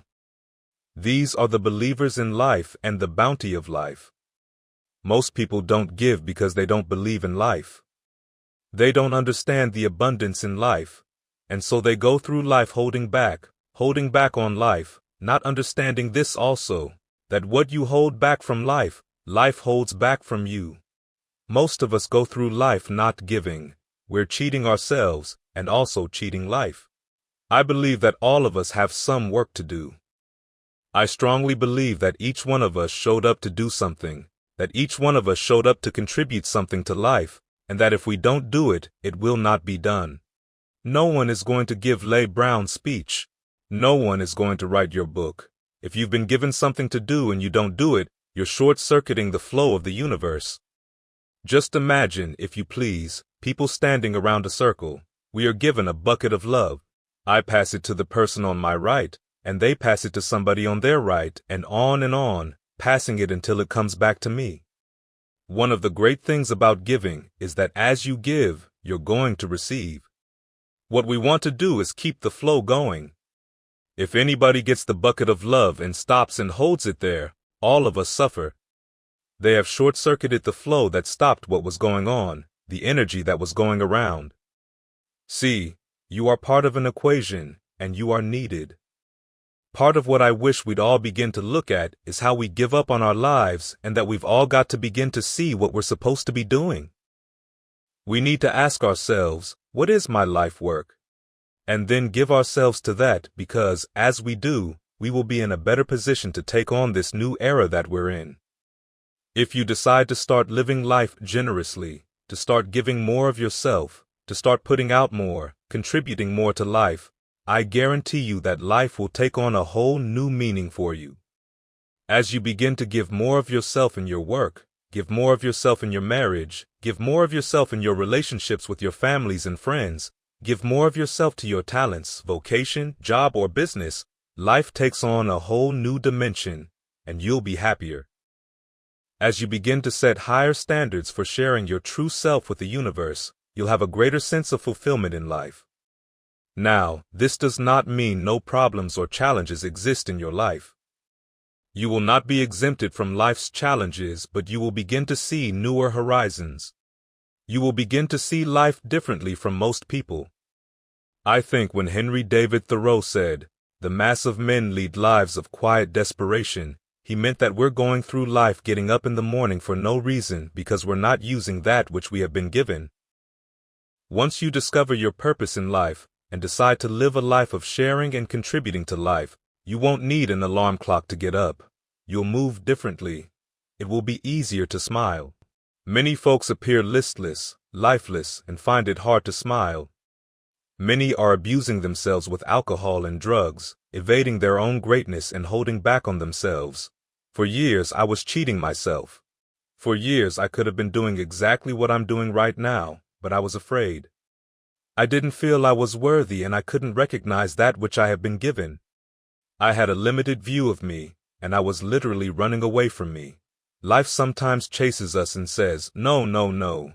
We want you to do something great." We refuse. "No, not me. Go get somebody else. You're not talking about me. You don't know what I've been doing." No, no. But life knows. Actually, yes, we want you. We'll groom you and train you and get you ready. Me? Yes, you. Are you sure me? Yes. No, not me. I don't want to do that. Then life just gets tired of chasing and sends you what my mother would call a whooping. Shut up, straighten up, and knock some sense into you. Then after a while you say, "Okay, okay, okay." One of the reasons we should begin to give more is because we owe a debt. John Powell said, "I am afraid to tell you who I am, because if I tell you who I am, you might not like who I am, and that's all I have." He has another saying I love to quote, "We are made by those who love us and by those who refuse to love us." When you are reading this book or perhaps hearing me speak, remember it's not just Les Brown talking to you. A lot of people have contributed to make me who I am right now. None of us are here because of our own doing. All of us have had life contribute to us. We all have cookie people in our lives. What do I mean by cookie people? Cookie people and chicken soup people are people like Ms. Lillian. As a kid, I was always getting in trouble and my mother would whoop me. Ms. Lillian would hear me carrying on, and afterwards would come over with cookies and milk. She'd say, "Here you are, Leslie. Even though you're a bad little boy, I brought you some cookies." Cookie people are those who look beyond your faults and see your needs. Even when you're behaving badly, even when you're not being who you really are, even if you're a moody person, these cookie people love you unconditionally. Chicken soup people are those you can call at 2 o'clock in the morning to say, "I got a flat tire, will you come help me?" Or, "My battery is not running, would you come give me a jump?" Or, "I need some help. Would you come get me out of jail?" If you don't have any chicken soup people in your life, I hope you can get some. We all need people we can count on for help. I'm encouraging you to write a letter of appreciation to the cookie people in your life before it's too late. Reach out to those who were a leg up for you, who contributed to you being who you are, and simply say, "I was just reminiscing over the years. You know I love you and appreciate everything you've been to me, and I just wanted to drop you this letter." How do you think they'd feel if they got that out of nowhere? Just want to thank you for how you have enriched my life. You might not have thought much of it, but because of the help and assistance you gave me on that particular day, that was a turning point in my life. Why should we give? Giving creates a vacuum, and as we know, nature abhors a vacuum. So, when you give, you create a vacuum, and now you are in a position to receive. If I have my arms closed holding on to everything I've got, nothing is available to come in. But if I'm open, I've created a vacuum, thereby giving and keeping the flow going. The stuff in the universe is going to come back to me. It's going to come back, whatever you give. Whenever I go into a room and give a speech to inspire people to help them develop their greatness, I am also inspiring and challenging myself. As Richard Bach says, we teach best what we most need to learn. I'm not wearing any crown. I need it as much as I'm sharing it. I'm still growing, still unfolding, still seeking to discover my greatness. If you get 10% of what I get as I walk out of here, you will be as different a person walking out as I am. The more I give to you, the more I get. Please understand that. It's a law of life. Do you know that we can literally eliminate poverty overnight? We could eliminate hunger and homelessness overnight if people understood the concept of what giving means and the power in it, about the difference that it can make in our lives. Go to any underserved neighborhood and interview the people there. Evaluate their lifestyles and what they're doing and what they're contributing to life. Then go to a wealthy neighborhood and talk to those people and evaluate them and check out what they are doing with their energy and their time and what they are contributing to life. You're going to discover what Earl Nightingale said: our success in life is directly related to the quantity and the quality of the service that we give. You will find that people who have more, people that are living the abundant life, are the contributors to life. They are the people that are giving more. The people who are operating out of scarcity and poverty consciousness are the people that are down and out. These are the people that are complaining and are blaming the world and everybody else for where they are. But if they took that same energy and begin to invest in themselves, they would find their way towards giving something back to life and becoming a contributor. I was in New Jersey to give a political presentation to a community group trying organized to revitalize their community. During a tour of a housing project, my guide was proudly telling me, "This city is about to give $55 million to renovate these housing projects." I said, "What a waste." Surprised, the guide asked me why I would say that. I turned and asked the person who we had just met on the tour if he lived in this building. He said he did, so I asked how many families lived here. He answered, 6 families. I said, "When we walked in the door just now, we smelled the stench of urine right away." It doesn't take a genius to go down to the store and perhaps sacrifice buying 3 packs of cigarettes and buy some type of soap and water and come back here and wash this stench out of here. It doesn't take a genius to get a can of paint and paint over the graffiti and repair the mailbox. I say, if you pour that money into these housing projects and you don't first change the people who are living here, this will be right back to where it was before. I know there are many situations where people need some help and assistance, but people must be allowed to contribute. I say they should pay for the paint and for the mailboxes and broken windows to be repaired. And I guarantee if the children are outside throwing a ball, they'll be saying, "Don't you dare hit that window. Do you know how much I paid for that window?" It makes a difference. People need to be given the opportunity to take responsibility, to contribute and invest in life, and then life is appreciated. We don't want to just give blindly. You want to give to people who are out there struggling and trying to make an impact in the universe. I'd rather give to a man who's already doing it than somebody over here doing nothing and complaining. "Man, why don't you get up and do something?" I think if you have to go over there and get them up, you'll have to do that for the rest of your life, so do it with those who are already doing it. You want to keep the flow going by working with people who are contributors to life. There's a scripture I couldn't understand when I first heard it, and I thought it was very cold. "For he that hath, to him shall be given, and he shall have more abundance. But whosoever hath not, from him shall be taken even that which he hath." At first I thought, "Now, that's not fair." But now that I understand it, I see it is completely fair. He that hath is the key. Those that have a generous view of life, those that have courage and initiative, and those that have resourcefulness shall get. Don't be like the bellman in my hotel who, when I said, "I need to get my shoes shined," said, "I don't shine shoes." I asked him how long he had been working there. He said about 3 months. Then I asked him what he was doing before then. He said, "I just got out of the joint." So, he won't shine shoes. That's beneath him. But it was okay to steal. That wasn't beneath him? Beware the taker, the complainer, and the blamer, and look for the contributors, the growers, and the doers. Here's something else you're going to discover in giving. It is very important to give thanks. Giving thanks creates power. Give thanks for your house.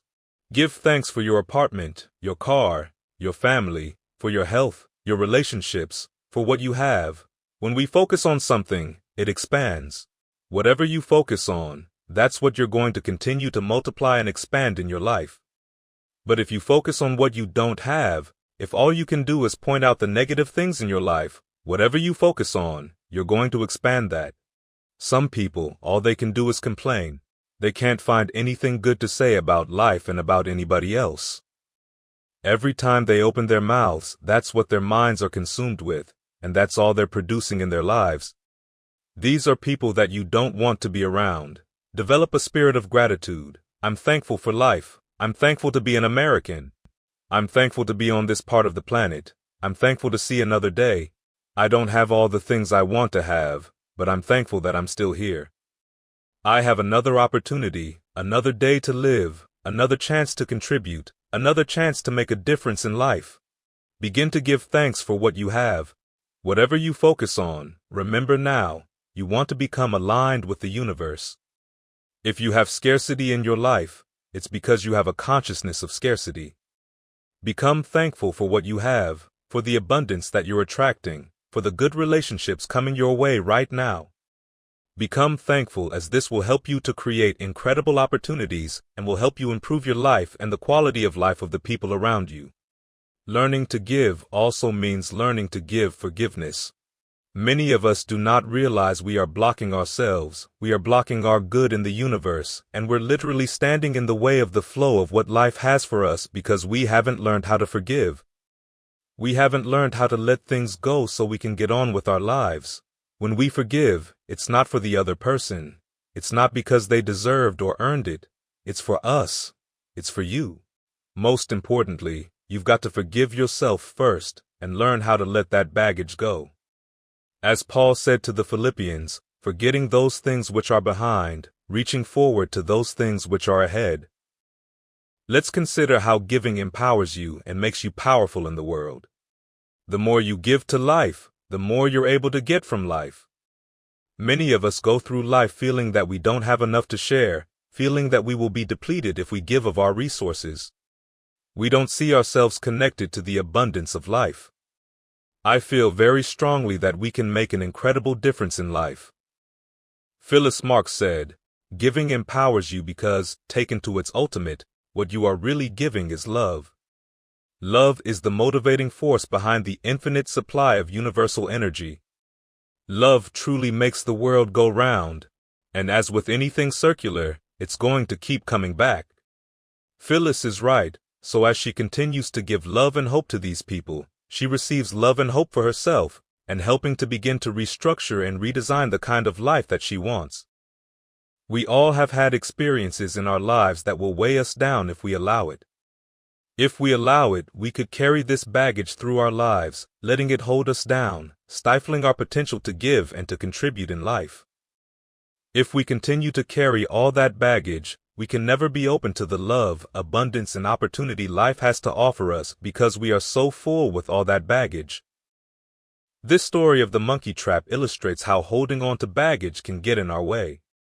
This is a story, a parable, and could be a real way of trapping monkeys. The trap is to put nuts or rice or other food inside of a bottle or jar or even a hole in the ground. The monkeys are curious and hungry and reach inside. Then they are unable to pull their hand out because the hole is not big enough for their clenched fist to pass back out, and they won't let go of their fistful of treats. Unable to remove their hand, they are easily captured. All they had to do was to let the nuts go. A lot of us act like this with our own baggage. We just keep holding on like we're crazy. Let go and run and be free. Let's look at more ways giving creates energy in ourselves and in others. Have you ever helped a blind or elderly person across the street or offered help to anyone during your day? Just simple acts like holding a door or the elevator gives us a good feeling inside. That good feeling creates good energy which we're giving to that person out in the world, but we're really giving to ourselves. That's really the law. When you are giving of yourself, you are giving to yourself. In his book, Critique of Pure Reasoning, Immanuel Kant said, "Sometimes we must give out of a sense of oughtness, that certain things happen, that we just say something ought to be done about this. A policeman in Washington, D.C. was on patrol, and he came upon a car in a park, and the car was running. He saw a figure slumped over the steering wheel and discovered a 14-year-old boy with a bullet through the back of his head. That could have been his son. He said, "Something ought to be done. We're losing too many young people." He had several $1,000s worth of exercise equipment in his basement. He rented a place. He started bringing kids in to get them involved in taking care of their bodies with physical exercise and athletic activity. He then expanded to getting them involved in entrepreneurial ventures, saying that this is a free enterprise system, and the more enterprising you are, the freer you are. Now these kids have started their own business. They have a little shopping center that they operate and manage. They even have commercials on the radio to promote their business. All this because that cop said, "I ought to do something." He could have said, "It's just no use. It's out of control now." We all can have that inner voice telling us that it's a waste of our time, energy, and effort. I say don't listen to it. Be like the DC policeman and choose to listen to that other small voice that says, "I can do something and I ought to do it." Benjamin Disraeli said, "A human being with a settled purpose must accomplish it, and nothing can resist a will which will stake even existence upon its fulfillment." I strongly believe that if we get up in the morning each day out of a sense of oughtness and decide that I am an opening for the universe, that life can work through and use me as a channel and as an instrument for change, we can make a difference in those areas that we're concerned about. How are we going to do it? We don't know, but we know that we can make a difference. We might not be here to see the results of our efforts. I like to focus on the second verse of Lift Every Voice and Sing by civil rights activist and poet James Weldon Johnson. Stony the road we trod, bitter the chastening rod, felt in the days when hope unborn had died. Yet, with a steady beat, have not our weary feet come to the place for which our fathers sighed? We have come over a way that with tears has been watered. We have come, treading our path through the blood of the slaughtered, out from the gloomy past, till now we stand at last, where the white beam of our bright star is cast. Somebody paid the price for us to be here, and as we begin to look toward the future, we all have an obligation to give something back. A lot of us don't give more because we allow ego to get in the way. A well-dressed man was walking through a neighborhood one day. A woman came to the door and said, "Hey, you." He stopped and said very politely, "Yes, ma'am?" She said, "Come here." He came to her. "Yes. What may I do for you, ma'am?" She said, "I want you to cut my wood." He said, "Yes, ma'am." He removed his coat, took the axe, and cut the wood. She said, "Won't you take some around the back and put some in the fireplace?" He said, "Yes, ma'am," and he did just that. After he finished, she said, "What do I owe you?" He said, "Nothing, ma'am. Thank you for the opportunity to serve you." She said, "Okay." He left, walking down the street with his coat over his shoulder. Her maid came up asking, "Do you know who that was?" The woman she worked for said she did not. The maid replied, "That's the great Negro educator, Booker T. Washington." She looked out the window and said, "Is that right?" Then said, "Send for him." And that woman, who Booker T. Washington cut the wood for, contributed several $1 million to his dream of building an institution of higher learning, Tuskegee Institute, that is still standing today. What if he had said, "Do what? Cut your wood? Don't even come up in here with that kind of stuff. You better cut your own wood if you want to get it cut." He didn't allow his ego to get in the way. He gave what he had. He contributed. How much have we denied ourselves? How much have we blocked ourselves because we allowed that little ego to get in the way, to prevent us from giving and serving, which is the essence of life? It's about service. I say, as you look out on the future, decide that you are going to allow your life to be a life of service. Decide that you are going to give more than you have ever given before. Decide that each day that you are given life, that you're going to make a difference with your life, that you're going to make a statement with your life, that once again, as opposed to sitting by, feeling like a victim, that you're going to see yourself as a channel, as an opening for the universe to work through, and that you'll say to life, use me. Oh, use me. I've got more to give. Use me. Here is an affirmation to read often and say out loud. I want life to use me. I want to give more. Share more. Be an expression of love. Be an instrument of hope. To impact our youth. To recreate their future. I'm grateful for life. I'm grateful for being here. I'm grateful to be able to serve. I'm grateful. Chapter 17. The Power of Perseverance. For this final chapter, let's look at overcoming insurmountable odds when things seem bigger than what you can handle. It's one thing to get out of a $5 jam. It's another thing to get out of a $5,000 jam or a $50,000 jam. It's one thing to have a headache and know you can take an aspirin. It's another thing to have a doctor give you a report that what you have is incurable. We want to look at what you do when things seem bigger than you are, when you don't know any natural way out of the situation. As an example, let's look at something everybody's familiar with, money. What happens when you need $1,200 by next week and you have no natural way of getting that money? What do? There certainly are times when we feel like that, when we say, I don't have any idea whatsoever of how I'm going to pull this out. I've been in situations like that where I had deadlines I didn't meet. I lost a car, lost a home, power was turned off, and telephone cut off. Things like this are going to happen to us at different points in life. What does it mean? It really doesn't mean anything. It's not important at all. It's just a temporary inconvenience because all of those things can be corrected. It's a part of the process that we all go through. The challenge in the midst of all of these things is to stay focused on your goal and to maintain your expectations of making it happen, keeping your energy positive and relentlessly looking for ways in which to pull it out. I guarantee you that there will be some intervention. What causes it? I don't know. It can seem supernatural. Here's an example from my life.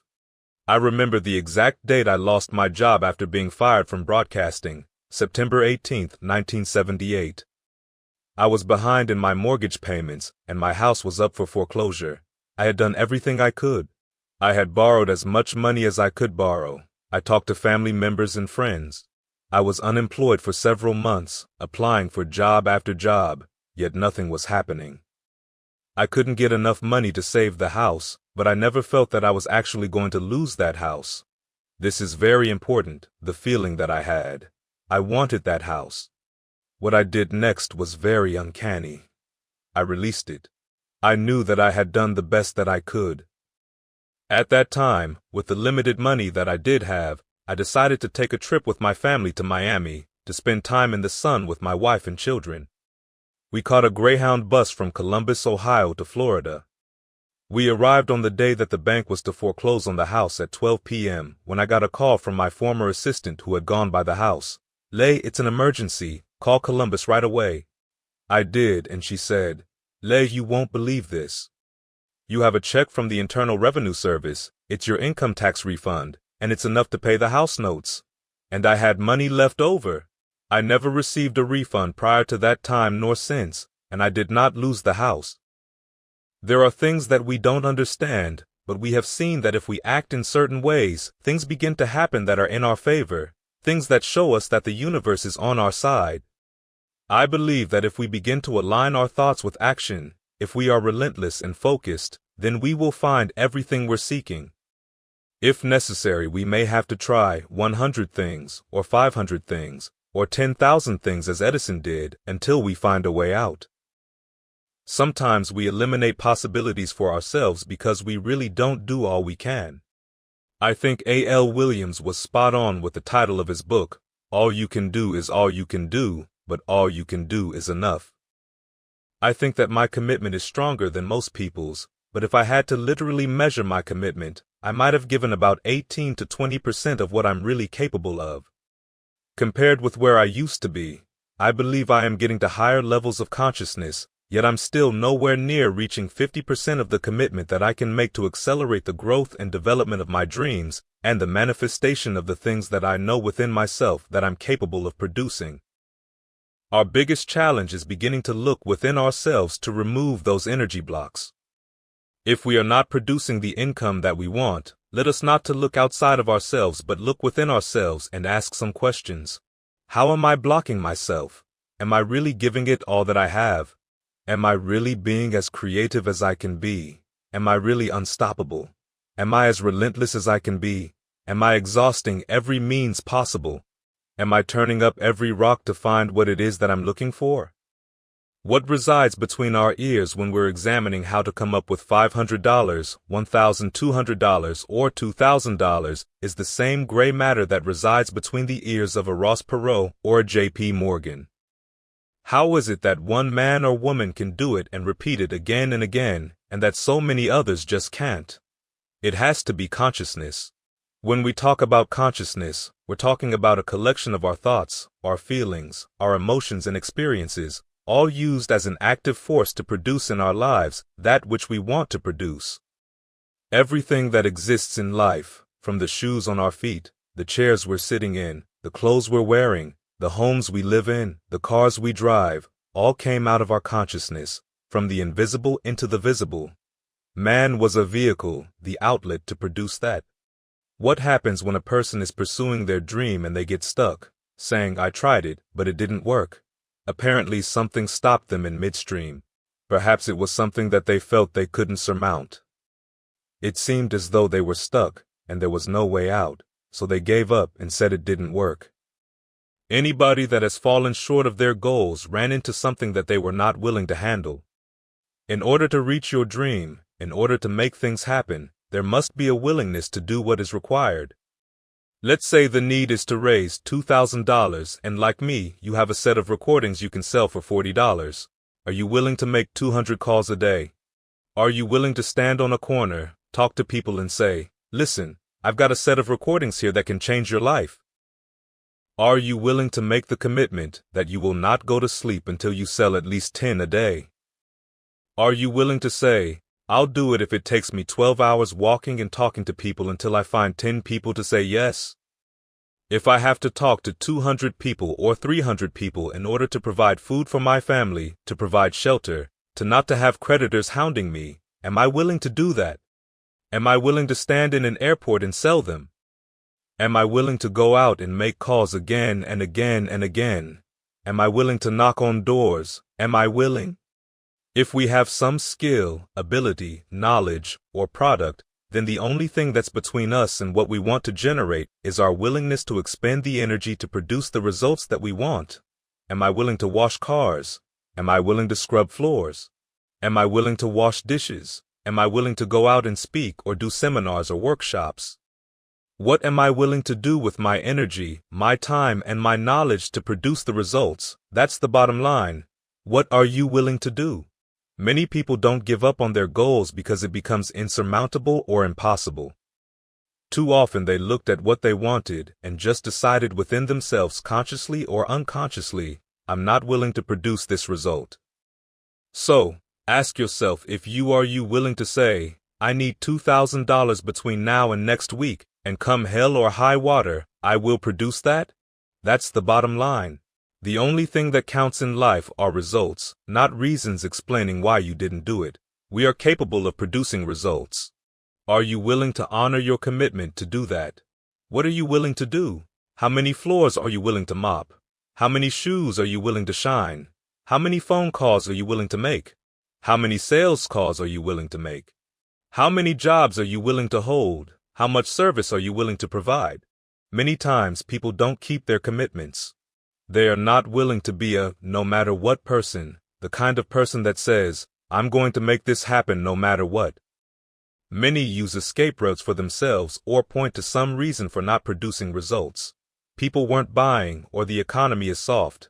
Somebody somewhere is buying. Somebody somewhere is spending some money. When I was working on developing my dream, I started thinking, if Walt Disney can do it, if John D. Rockefeller can do it, then I can do it. Am I to believe that they have some license of exclusivity on producing wealth or results that I don't have?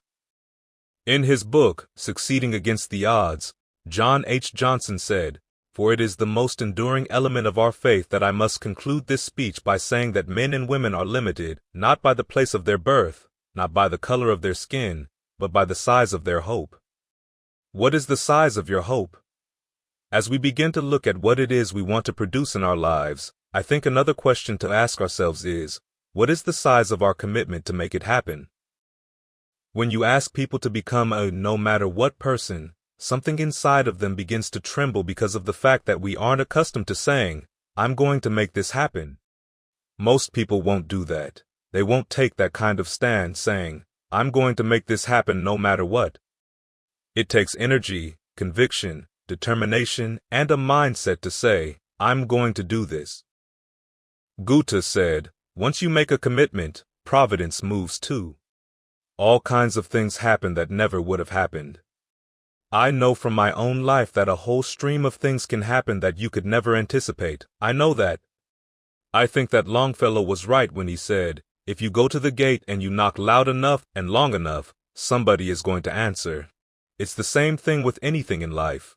If you knock long enough and hard enough, somebody is going to answer. We might think, suppose they don't answer. I say to you, they will. This is all about your own personal power. Know that it is your understanding and commitment that open the doors for you. Many people are victims of the personal power of others but have never activated their own personal power. What about those instances in which we have failed? One of the valuable things I have learned how to do is to detach myself, to not buy into it. I have learned to view disappointments and setbacks according to appearances only. I see them as little projects to be worked out, a challenge to my wits saying, hey, how much do you really want it? How creative are you? How resourceful are you? How unstoppable are you? How determined are you? How bad do you want it? How hungry are you? I see life waltzing with me saying, you want to tango? Come on. You want this? You're willing to run over here? Come on. Are you willing to climb this mountain here? Come on. Are you willing to hold your breath and try and swim down to this level? Come on. I see it as a challenge that introduces me to myself. We all have to look at life like that. I think it's a little game. Start to embrace only those things that are for our highest good. No one has the right to determine or has the knowledge to say how long we're going to be here. We can choose to surrender, or we can choose to take a stand and fight. There are a lot of people who fight who are still here. There are people who fight and who go. At least they go out fighting. They didn't just surrender. They didn't just throw in the towel on themselves. What I'm saying is that there is something in us. There's a power and an energy that's in us that we owe to ourselves to take on anything. Disease in the body, poverty, opposition, whatever is between us and that which we desire and feel will give us a rich and full life. We should fight for it. You've just got to decide that your life is worth this kind of effort and fight with everything in you, night and day, with every breath that you have. Many people don't have that kind of fighting spirit. Many people expend more energy watching a football game, a basketball game, or some type of sporting event than they will give to their dream. They have spent more time talking about what happened on television, in some soap opera, or about some spectacular entertainment or stress-relieving activity than focusing on the possibilities for their own lives. They don't get that excited about themselves and their own potential for greatness. I'm saying that we need to start focusing on ourselves and using our energies to move us from where we are into the direction of where we want to go, overcoming the automatic mind. As we work on ourselves constantly, we will find that we become in alignment with the universe and we are able to produce what appear to be miracles to most people, but are really a perfect demonstration of the law of working in harmony with the universe. The key to it is having a whole vision of what you want to create, of constantly working with your feelings and your energy, of keeping it positive, of engaging in actions and having things, friends, relationships, goals, and scriptures that challenge you and help create this new reality for yourself.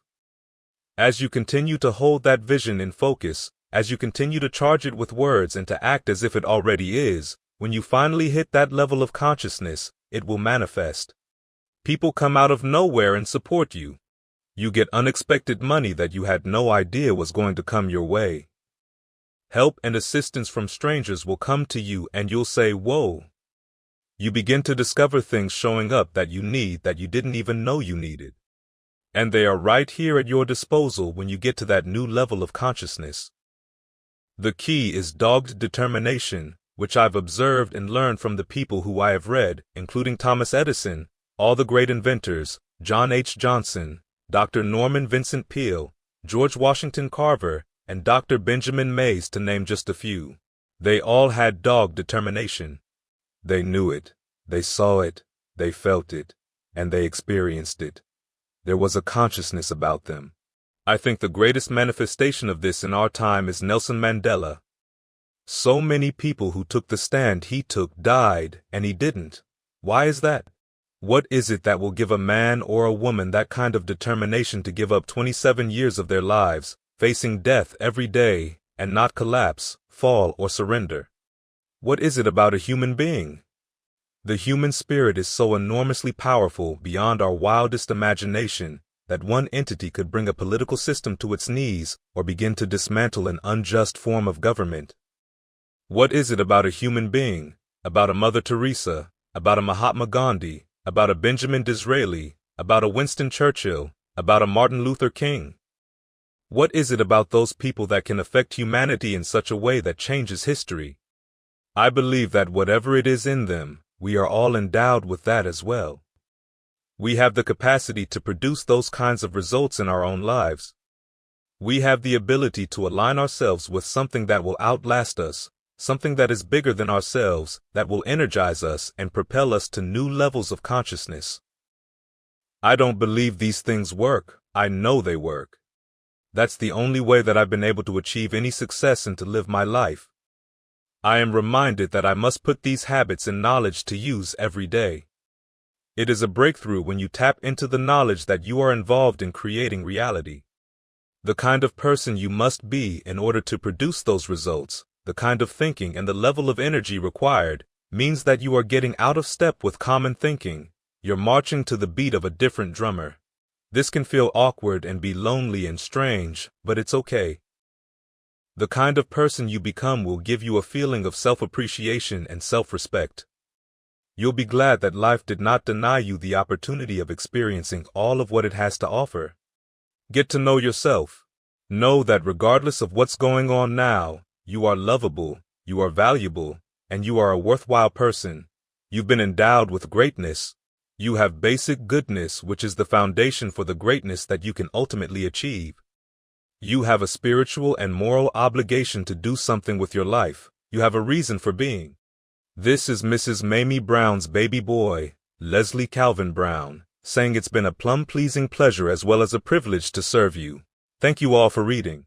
The Greatness Within You. Believe in yourself and discover your potential. Contents. Chapter 1. Believe in yourself. Chapter 2. Set goals. Chapter 3. Learn to be unreasonable. Chapter 4. The most incredible time of your life. Chapter 5. Say yes to yourself. Chapter 6. Don't play it safe. Chapter 7. The power of empowerment. Chapter 8. Stretch yourself. Chapter 9. Have a vision. Chapter 10. The power of faith. Chapter 1. Believe in yourself. You have greatness within you. Yes, that's right. You have greatness within you. I want you to tell yourself this every day. I have greatness within me. Say it with conviction. I have greatness within me. Yes, you do. This book is designed to help you tap into your greatness, and it's going to impact every area of your life. It's going to impact you on a personal level. If you apply its lessons, you're going to enhance your relationship with yourself, with your family members, with your friends, the people you work with, and your customer base. This book is going to bring out a part of you that you've had glimpses of, but never really lived. Greatness. Greatness is choice. It's not your destiny, and you have to be mindful. You have to do certain things in certain way.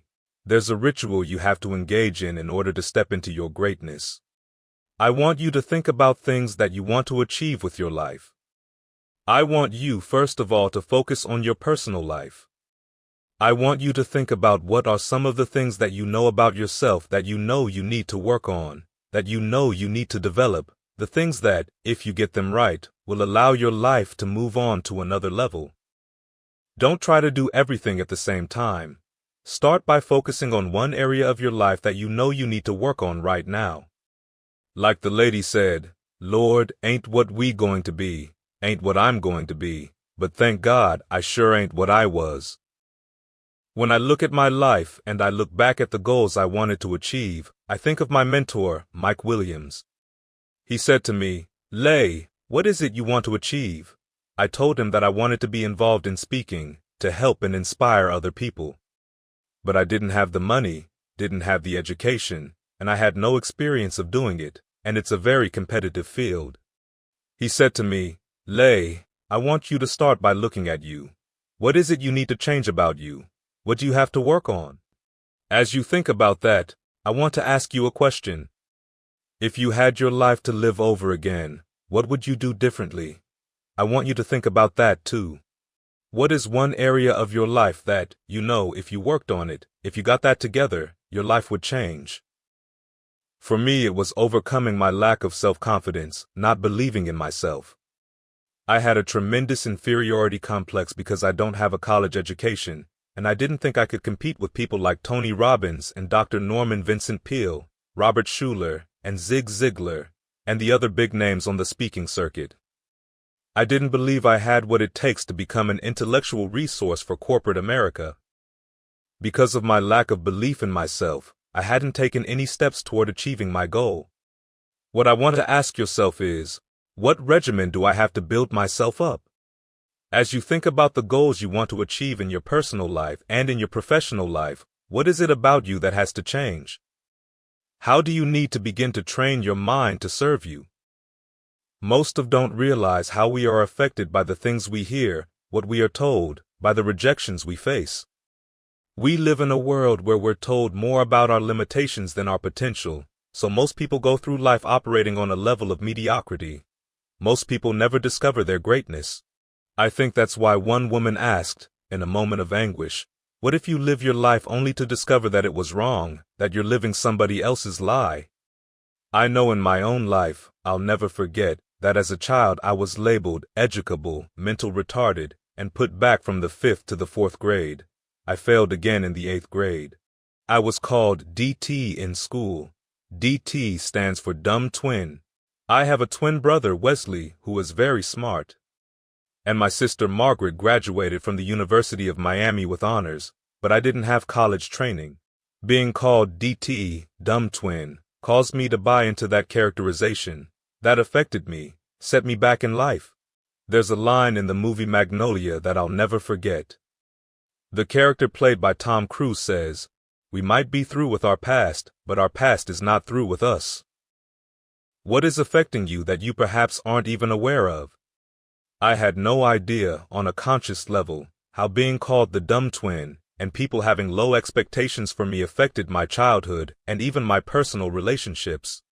I was adopted, and I didn't realize that deep down I had a belief that if my mother didn't want me, it would be just a matter of time before other people would reject me.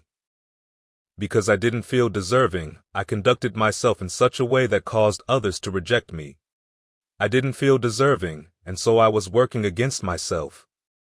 One of the things that I want you to do is to spend time thinking about you and writing down some of your thoughts, such as your goals and your vision of yourself, what you want to achieve in your personal life, in your relationships with other people. As you think about that, I want you to write down a detailed description of the kind of person you must become in order to produce the results you want in your personal life. Why? Because you don't get what you want in life by wanting it. What you are is what gets you what you want in life. What has to change about you as you look at yourself, as you develop a relationship with yourself, spending time with yourself through prayer, meditation, reading, developing yourself, training yourself? What is it as you look at yourself that you need to do that will make a radical change and a shift in the way in which you show up in life? Why am I paying so much attention to the personal stuff? Because I have found that if you are suffering on a personal level, if your personal relationships are not working out fine, if you don't have a good relationship with yourself, if you don't have a good relationship with the people in your circle, your family members and friends, or your significant other, it's going to spill over into your professional results. The way in which you show up each and every day, the money that you earn, takes a great deal of mental stamina. It takes a belief in you. It takes a passion. It takes a drive to face rejections day in and day out. Think of a doctor who looks through you rather than examining you, not wanting to pay attention to you, who is more concerned about himself and doesn't even serve the interests of his patients, who will not extend you the courtesy of listening to you, which of course is something that could enhance his practice and better serve his patients. He doesn't give you the time of day. In order for that not to take you out of the game, in order for that to not cause you to throw in the towel and become frustrated, you've got to be grounded and rooted in every dimension of yourself. I want you to have an intention, a mindset of taking care of yourself. I read something by Ian Levinson. Give to yourself until your cup runneth over, and then give to others from the overflow. I know that's right, and so I want you to become involved in a ritual, a program of giving to yourself. I love music. Do you like music? I love to dance. I love having good conversations. I love to read. I want you to have a ritual of things that you're going to do, to give to yourself first, and then to give to others from the overflow, a program for yourself. Now, here's the other thing. I want you to think about the goals that you want to achieve for increasing your sales, for example. This is going to be the most incredible year you've ever had. Yes, that you've ever had. Yes, you. If this is going to be a breakthrough year, you want to have a mindset, an intention of breaking your own record, of surprising yourself, and you can do that. When you set your mind to it, when you make the commitment that this is it for me, then you're going to break through. Right now, just pat yourself on the back and say, goodbye. That's right. Pat yourself on the back and say goodbye. Why? Because in order to do something you've never done, you've got to become someone you've never been.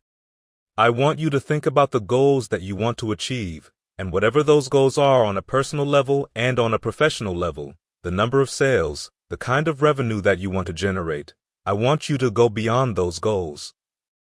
Now, I want to warn you, don't ask yourself how you're going to do it. How is none of your business. You've got greatness within you. You have the ability to pull on and to tap into some things in you right now that you don't even know exist. Don't try and engage the rational mind on this. This is no place for the rational mind. Just trust me on this. As you think about your goals and dreams, I want you to know that it's possible to achieve them. I'm saying that based on my own experience. If any negative thoughts creep into your mind and say to you that you can't do it, that those goals are just too ambitious, here's how I snap myself into reality, and I want you to do the same thing. Just say, Barack. That's all you need to say. Barack. Every time you think that you can't do something, that it's a long shot, just say, Barack. Now, I'll let you think about that for a while.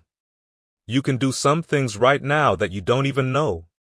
If in the past anybody had told me that I would be talking to you right now, given my circumstances, born on the floor of an abandoned building with my twin brother, I wouldn't have believed it. If my birth parents came to me right now and tapped me on the shoulder and said, "Hello, son," I would not know either one of them.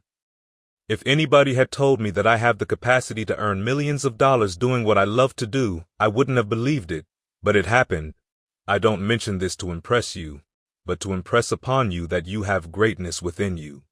What's possible for one is possible for all. Yes, you have to tap yourself on the back and say goodbye. Why? Because in order to accomplish the goals and do something you've never done, you've got to become someone you've never been. You've got to die to who you are now to give birth to the person you can become, and you're going to. As you read this, some of you right now can feel me in your mind and in your heart. You know I'm right. You keep on reading, and one day you're going to wake up. You're going to look in the mirror, and a different person is going to be looking back at you. You're going to be in situations that you will master. You're going to command the respect of professional people, of your customers. You're going to track sales. Doors will be opened that you hadn't even seen before, just because of the way in which you show up and who you are when you step into the place, because you will be emanating a level of power and presence and greatness that will compel them to do business with you. You have greatness within you. Decide what your mindset will be and put the agenda in your mind. When you alone, and not the rest of the world, will determine your mindset, then the possibilities are unlimited. See, out of intention comes commitment. Goethe said, until one is committed, there is hesitancy, the chance to draw back, always ineffectiveness. Concerning all acts of initiative and creation, there is one elemental truth, the ignorance of which kills countless ideas and splendid plans, that the moment one commits oneself, then providence moves too. All sorts of things occur to help one that would never have otherwise occurred. A whole stream of events issues from the decision, raising in one's favor all manner of unforeseen incidents and meetings and material assistance, which no man could have dreamed would have come his way. Whatever you can do or dream you can, begin it. Boldness has genius, power, and magic in it. Begin it now. Yes, when you make a commitment to do something, things happen. Something happens when you set your mind to it. There's a reason that Ralph Waldo Emerson said, "What lies behind us and what lies before us is of small consequence to what lies within us." While other people are focused on the competition, while other people are focused on the apathy of doctors, while other people are focused on the lack of resources and all the negative things out there that they think will justify them not stepping up to the next level and performing at a high level, you focus on developing your greatness. Trust me on this. As you begin to look at yourself and work on yourself, there's nothing that you cannot overcome. That's why Elsie Robinson said, "Things may happen around you and things may happen to you, but the only things that really count are the things that happen in you." In you, each and every day must be an intention that this is my day. This is going to be an incredible day, and I am the person that's going to create some incredible business. You must have that kind of mindset. That's how you must come in. You must show up like that. That must be your intention and your mindset. That kind of spirit will make a place for you. I remember once preparing myself to venture into an arena that I had never been in before, an arena that would be filled with people who had more money and education and contacts than me, and relationships and resources that I did not have. And as I was trying to answer the question, how can I do this, I came across something that Henry David Thoreau wrote. I have learned this, that if you advance confidently in the direction of your dreams and endeavor to live the life which you have imagined, you will meet with a success unexpected in common hours. You will put some things behind. You will pass an invisible boundary. New, universal, and more liberal laws will begin to establish themselves around and within you, or the old laws will be expanded and interpreted in your favor in a more liberal sense. You will live with the license of a higher order of beings. Trust me on this. When you set the goals that you want to achieve in your personal life, taking care of your spiritual life, taking care of your health, there's something that happens that it's hard for the logical, practical, rational mind to understand.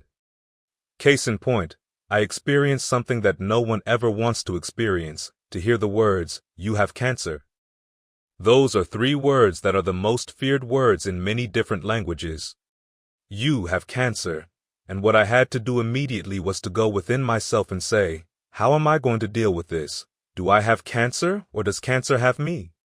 I saw it as a project, and I began to say with confidence that, I am more powerful than cancer, I'm going to conquer this, and I have. My PSA, which stands for prostate-specific antigen, was over 700, 1 to 4 is normal. Because I study the area of psychoneuroimmunology, I know that what you believe affects you on a cellular level. When you have an intention of what it is you want to create, it's amazing what you can produce. I'm cancer-free as a result of the mindset that I'm more powerful than cancer. You are more powerful than the rejections that you will face each and every day. You have the power to build relationships in your personal life and a relationship with yourself to take care of your health. Why is that important? Because you've got to show up. You've got to have stamina, you've got to cover a lot of territory, you've got to have a good energy and a good mindset and a good vibration when you are involved in business or any other activity. Every day you've got to be on. There is no place for slackers. 99.5 won't cut it. You've got to give 100%. You've got to bring it from down deep. What matters most is you. The real key to your success is you. If you have all the things that were working against you now working for you, That would be great, but if you don't use the resources that you have, if you don't show up and believe that you are the one, you won't win. The tools alone won't win for you. You have to win. The products won't win for you. The studies won't win for you. You have to win. The buck stops with you. Yes, it's possible. In spite of circumstances, in spite of how things may have changed, you can win today. If you take care of yourself personally and have a game plan and a ritual and a regimen that you're living to achieve an integrated life, then you can reach your goals. Taking care of yourself and your personal relationships, emotionally, spiritually, and physically, gives you a game plan of how you're going to keep yourself balanced and be on top of everything. When you get up in the morning, have an intention of what it is you want to achieve that day. Work out your agenda the night before, what it is you're going to get out of the day, and while others are just trying to get through the day, it's possible that you can reach your goals. Not only is it possible for you to reach your goals, for example, that you can make sales in spite of the economy, but it's necessary that you begin to understand that it's you, that you have to reinvent yourself, that you have to raise the bar on yourself, that you have to hold yourself accountable. You have to hold yourself to a higher standard. It's necessary that you have a deep down resolve that, I'm going to make this happen. Raise the bar on yourself. I once read that, if you only achieve those things that you know you can achieve, you rob yourself of life's greatest moments. Raise the bar on yourself. Challenge yourself. I found that most people fail in life not because they aim too high and miss, but because they did what I did for so many years. I aimed too low. You've got greatness in you. Yes, I'm talking to you. You have greatness within you. Chapter 2. Set goals. I want you to think about the major goals that you'd like to achieve in your life. I want you to think about them in 3 areas. Number 1, what's one personal goal you have that you'd like to achieve? 2, what is some financial goal that you'd like to achieve, some business goal that you'd like to achieve? Some social goal is the 3rd one. Horace Mann said, "We should be ashamed to die until we have made some major contribution to humankind." What will be different because you were born? What will be different for you? My first major goal was to buy my mother a home. I'm adopted. I'm one of 7 children that my mother adopted. I was born in the poor section of Miami, Florida called Liberty City, in an abandoned building on the floor with my twin brother. When we were 6 weeks of age, we were adopted by Mrs. Mamie Brown. I wanted to take care of my mother. My mother was a domestic worker on Miami Beach. She was a determined person with a great deal of drive, a great deal of passion for what she did. We ate the food left over from the families that she cooked for. These were very kind and generous people. They would say, "Mamie, whatever food is left over after we eat, you pack it up and take it home to those 7 children that you have adopted." We wore the hand-me-down clothes of the children that Mama looked after. Mama could sew, and if the clothes were too small, she would take them out. Too large, she would take them in, and my mama could bake, too. My mama would bake a sweet potato pie so good that you couldn't eat it with your shoes on. Yeah, you took your shoes off so you could wiggle your toes. And so I said, "Mama, when I become a man, I am going to buy you a big, beautiful home just like the one you work at." She worked for a family that had a 10,000 square foot mansion on Miami Beach with a swimming pool. That was my fantasy. To buy her a house like that, that was the goal. Do you have somebody special that you'd like to do something special for? I'm sure you do. Now I want you to think about that. I want you to think about that person who has blessed you. As I write this, I'm thinking about a gentleman who's been a blessing in my life. I've been working with him, and I look forward to talking with him when I go back to Miami to visit him. His name is Mr. Leroy Washington, and he changed my life. He's a teacher. I was in his classroom one day working, waiting for another student. He said, "Young man, go to the board and work this problem out for me." I said, "Sorry, sir, I can't do that." "Why not?" he asked me. I replied, "Sir, I'm not one of your students." He said, "Look at me." "Yes, sir," I said. "Go to the board and work that problem out anyhow." I said, "Sir, I can't." "Why?" "Sir, Because I'm educable, mentally retarded. And the students in the classroom started laughing. As the students were laughing, they said, "He's DT." Mr. Washington said, "What does that mean?" "He's the dumb twin. That's Leslie, not Wesley." And I said, "They're right, sir." He came from behind his desk, looked at me and said, "Don't ever say that again. Someone's opinion of you does not have to become your reality." That was a turning point in my life. On one hand, I was humiliated, but on the other hand, I was liberated. Because he looked at me with the eyes of Goethe, who said, "Look at a man the way he is, and he only becomes worse, but look at him as if he were what he could be, then he becomes what he should be." Now, I want to ask again, do you have major goals you want to achieve? And I want to ask you another key question. Do you know that if you had your life to live over again, you could have done more than what you've accomplished thus far? What we do and what we accomplish in life is only a tip of the iceberg of what's possible for us. All of us have something special. We all have greatness within ourselves. There are 3 primary reasons that I've found that lead to most people getting stuck in life. Number 1, that most people don't know what they have going for them. This Les Brown here, for years I held him back, for 14 years in fact. I held myself back because I did not know the truth about myself. I was in bondage. I was living a life of mediocrity.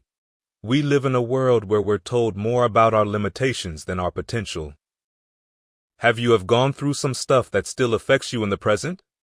Many of those things can impact our lives without our being conscious of it.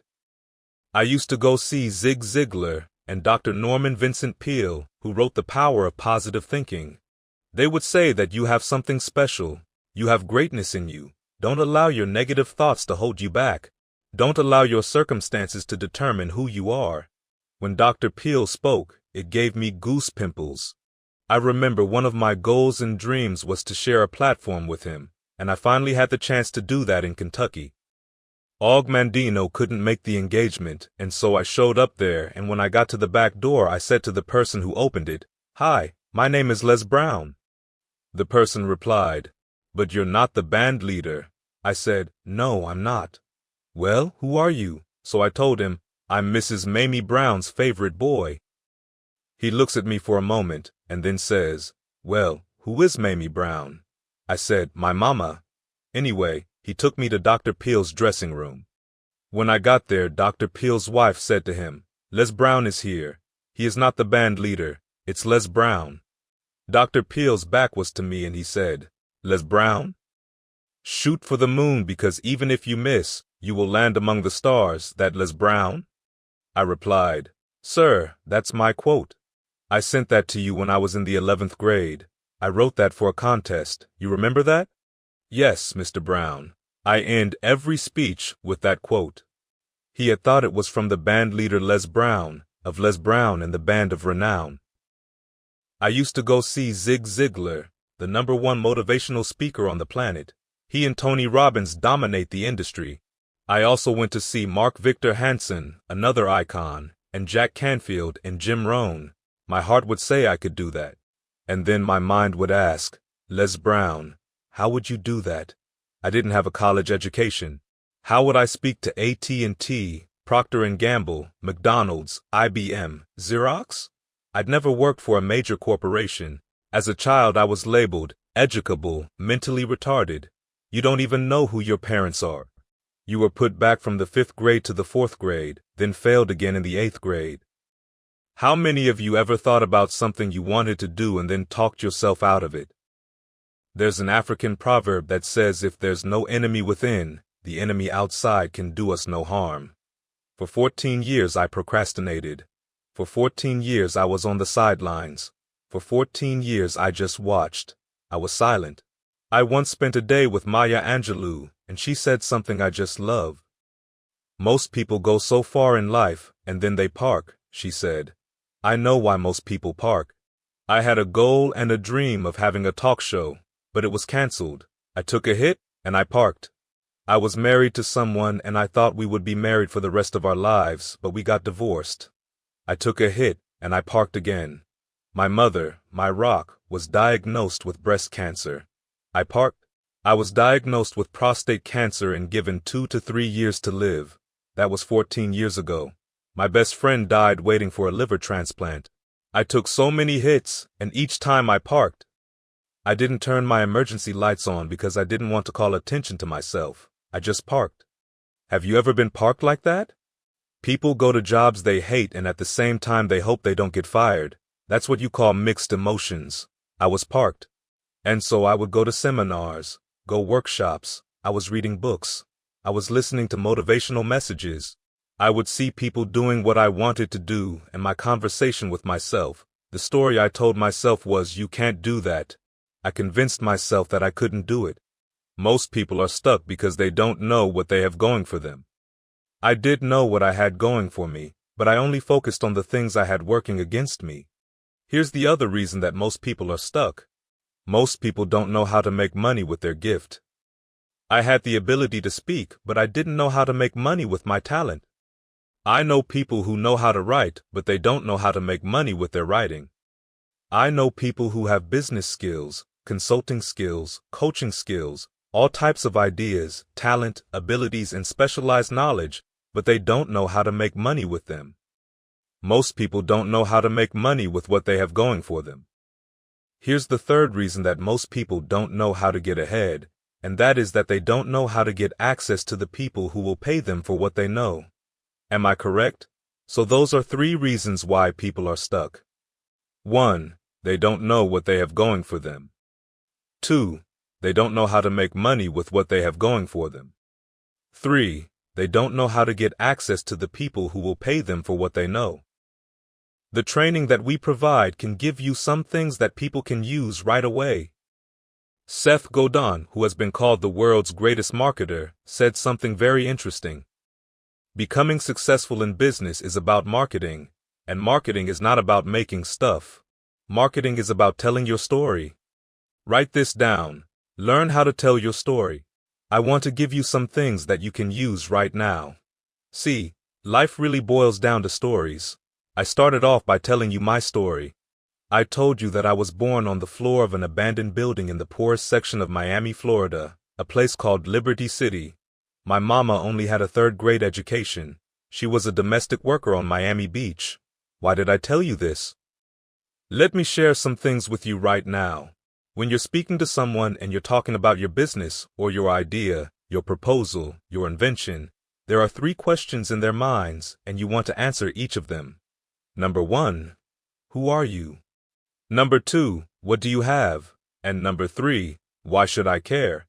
Now, most people don't answer those questions, and if you don't answer them in the course of your presentation, you aren't going to win over the people you're presenting to. Write this down. People do business with people they know, like, and trust. It's very important right from the start to let them know who you are, so they can decide, is this somebody that I want to do business with? Tell them who you are so that they answer yes to the question. In your business, your ability to tell your story will allow you to achieve national and international branding, and I'm not saying this because I believe it, I'm saying it because I know. It will allow you to earn millions of dollars. This is what most people neglect. Most people spend very little time learning how to tell their story. We know about Mary Kay because Mary Kay knew the power of telling her story, about being passed over for promotion many times until she got sick and tired of it. She decided to start her own company, and she told the story about the person that she brought the products from and how his hands looked so young and fresh, and about the products he was making and creating. She created a whole business around this concept to empower women by telling her story. If you can just tell your story, I'll give you some steps that you can use right now to do that. I want you to think about your goals. Think about the personal goal you want to achieve, your professional goal, and your contribution to society. What will be different if you achieve it? What will your mark be? What will your legacy be? You have something special. You have greatness within you. You have the ability to do more than you can even begin to imagine. You have something in you that you need to work to unleash. Once you do, the world will never be the same again.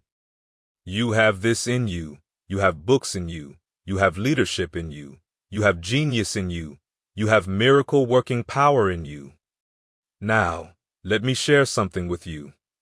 As you begin to look at your goals and dreams, say to yourself, it's possible. Write that down. It's possible. The easiest thing that I do is get up and speak. The most difficult thing that I've ever done, given my beginning, born on the floor of an abandoned building, being in poverty, the most difficult thing that I've ever done is to believe that I could do it. That's the most difficult part. It's possible. And write this down. Expand your vision. Whatever your goals are that you set for yourself, your personal goals, your financial goals, your contribution to society, what your mark will be, expand it. I have found that most people fail in life not because they aim too high and miss. They fail because they did just like I did for 14 years. They aim too low, and many don't aim at all. If you don't know where you're going to end up someplace else. We are not taught by our educational system that we have greatness within us, that we have the ability to do more. By the way, to prove that you have greatness within you, consider the fact that you were the chosen one out of 400 million sperm. You have something in you that the world needs. There's something you brought here that was not here before you showed up. They say the two most important moments in our life are the day we are born and the day we realize why we were born. George Bernard Shaw was asked, if you had it in your power, here's a man that was very famous for his contribution, for his genius. If you had it in your power to be born again and to be anyone in history, who would you like to be? To this he said, I'd like to become the man I never was. Wow! I'd like to become the man I never was. Now I understand the words of the woman who said, Oh God, to reach the point of death only to realize that you've never lived, only to realize that you've never scraped the surface of your potential. I now understand those words. When I look at my life now, I see that what I thought I was at certain times in the past was not all that I could become. What I'm doing now is the result of people seeing something in me that I didn't see in myself. Now I understand that person who asked, in a moment of anguish, what if you lived your whole life only to discover that it was wrong? I was wrong for the first part of my life. The majority of my life I was living small because I was not in a community of achievers. Because rather than having an expanded vision of myself, I had a limited vision of myself. CEO. You are the CEO of your own life and destiny. C stands for the community of achievers. E stands for expanded vision, and O stands for optimistic mindset. I once suffered from possibility blindness. I was stuck. I just couldn't see myself living the life that I'm now living. And here's why it's important that you learn how to discover your power voice, to tell your story. It will free you up to do some things that you don't know you can do right now. I am going to show you this, not to impress you, but to impress upon you what the possibilities are. As you begin to look at your goals and your dreams, I want you to just run you through a process. I want you to think about what your goals are right now and what you want to achieve. Now, what I did was I resigned from the Ohio legislature. I went back home to take care of my mother. My goals have changed now. My original goals were to start my own business, to become financially independent, and to take care of my mother. I was a state legislator when my mother was diagnosed with breast cancer. She became a 22-year breast cancer conqueror. I gave up my political ambitions and I went back home to take care of my mama. I had a problem when my brother called me and said, "We're going to put Mama in a nursing home." I said, "Why?" He replied, "Because she can't take of herself."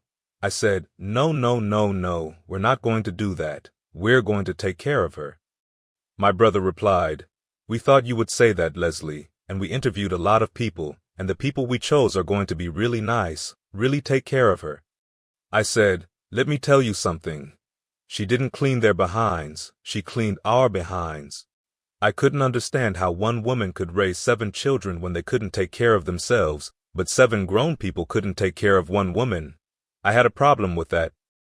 That was at a very difficult time in my life, and there are people that are going through things right now. Going through some tough times in their lives and giving up on themselves. Let me just say this. There are some things you can't see looking forward that you can only see looking back. Those tough times for me gave birth to a Les Brown that I did not know existed. Everything happens for a reason. One of my favorite quotes is, "Many times in life when we have a teeth-rattling experience and the very foundation of our life has been shaken, we run to God only to discover that it's God that's doing the shaking." At another point in my life, I was a disc jockey. No one could have told me then that I would be doing what I'm doing right now. My conversation with myself, the story that told myself, was that I was a disc jockey. Many people live their lives as a result of a story they believe about themselves. That was me. A disc jockey is what I thought I was. I was on that track, and I did it very well. Now, I can go into a city. You give me a microphone, I'll turn it upside down. They call me Les Brown, the man about town who will tell you that story and explain how you can strategically tell a story and create an experience that can change people's opinion about your business, your product, or your service. It's amazing. Remember, this is very important to becoming a strategic communicator. I'm sure you want to learn how to that too, and this book will teach you. I'm sure many of you reading this want to change your lives. I am going to show you how a particular gentleman changed my life and how I now have this thing figured out. I have mastered this. I'm going to teach you how to do it, something you can do right now. When you are talking with people who you're trying to help or want to work with, be it young people or adults, do the following. Now write this down. Distract, dispute, and inspire. Distract, dispute, and inspire. One day, Mike Williams from Coshocton, Ohio, a dropout from Ohio State, said to me, "Les Brown, you are more than a disc jockey." "What are you talking about, Mike?" I said to him. "Hold it just a minute, okay?" I put a record on the turntable and told the audience, "Look out, ladies and gentlemen, here comes Wilson Pickett, coming on with his souls. Pickett, come on. Kick it, Pickett. Turn on your souls, Pickett." Then I turned back to Mike. "Now, what were you saying, Mike?" "Lay, you can be more than a disc jockey. If you can motivate people to go to the Jamaica Club or the Bottoms Up Club or the Pink Pussycat, you can talk to them about how to begin to deal with problems in the community, how to begin to address issues that are affecting them on a day-to-day basis." Hold it just a minute, Mike, okay?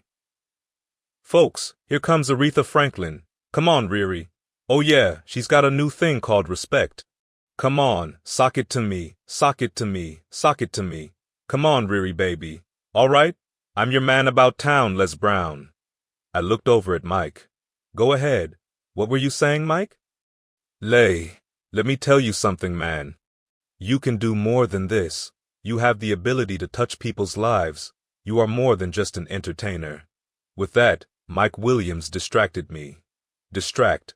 He also disputed in that conversation through the way he told the story and painted a vision of a brighter future for me. He was calling on me to begin to see some of the possibilities. And look at what happened to me. I became a state legislator. I was elected to the Ohio legislature, and I got 14 bills passed in my first term.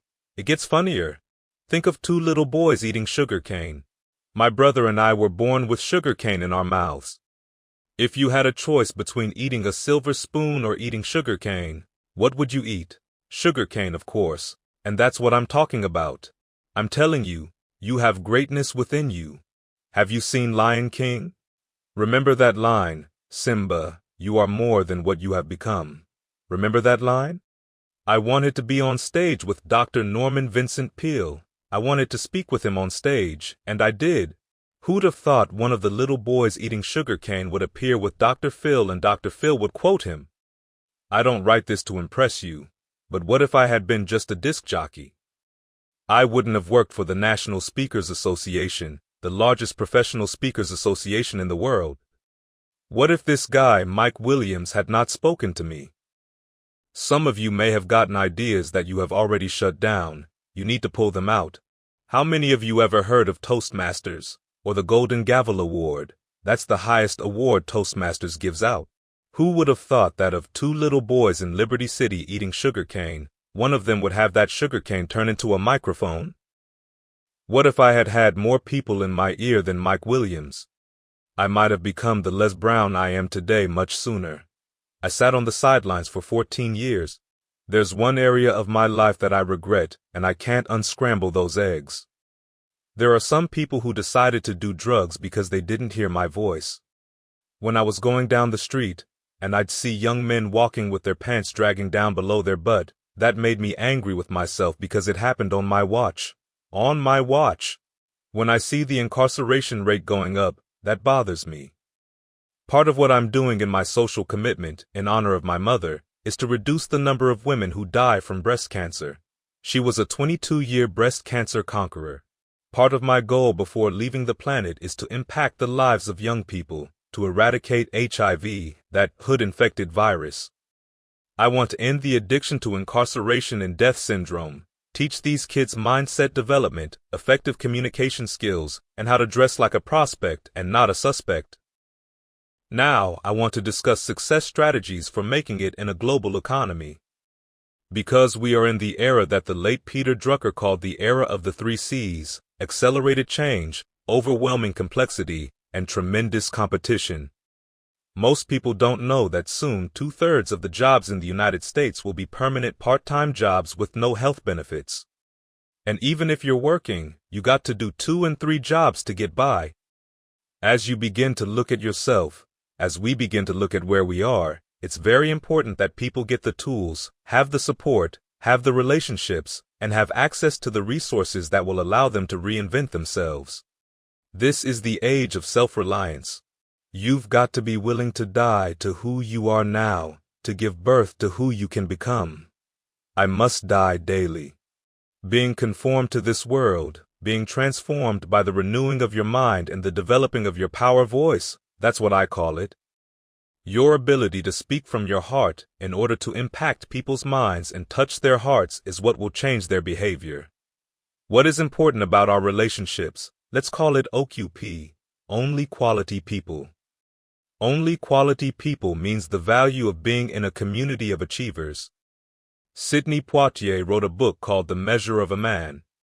In it he said, when you go for a walk with someone, something happens without being spoken. He went on to say, either you adjust to their pace or they adjust to your pace. Whose pace have you adjusted to? Dr. Dennis Kimbrough said, if you're the smartest one in your group, you need to get a new group. You've got to look at your relationships and ask the question, what is this relationship doing to me? See, you can't shrink your wing to greatness. You have to expand your wing to greatness.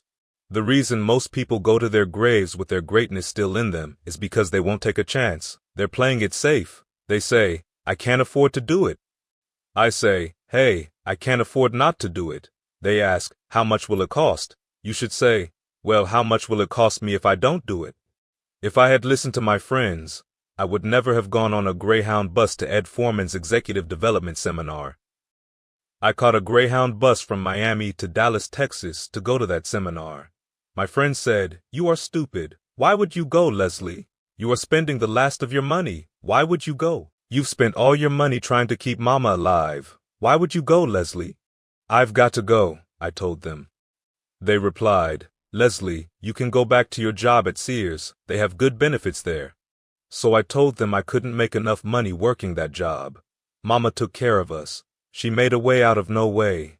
I was determined to make money on my dream. So I told them I was going. What are you going to do? They asked me. I'm going to learn how to speak. I like to help people. Sometimes you've got to get up. You've got to change territory. You've got to make a decision. You've got to see that life is a fight for territory. Write that down. That's right. Life is a fight for territory. And once you stop fighting for what you don't want will automatically take over. I can do 142 push-ups. I don't mention that to brag.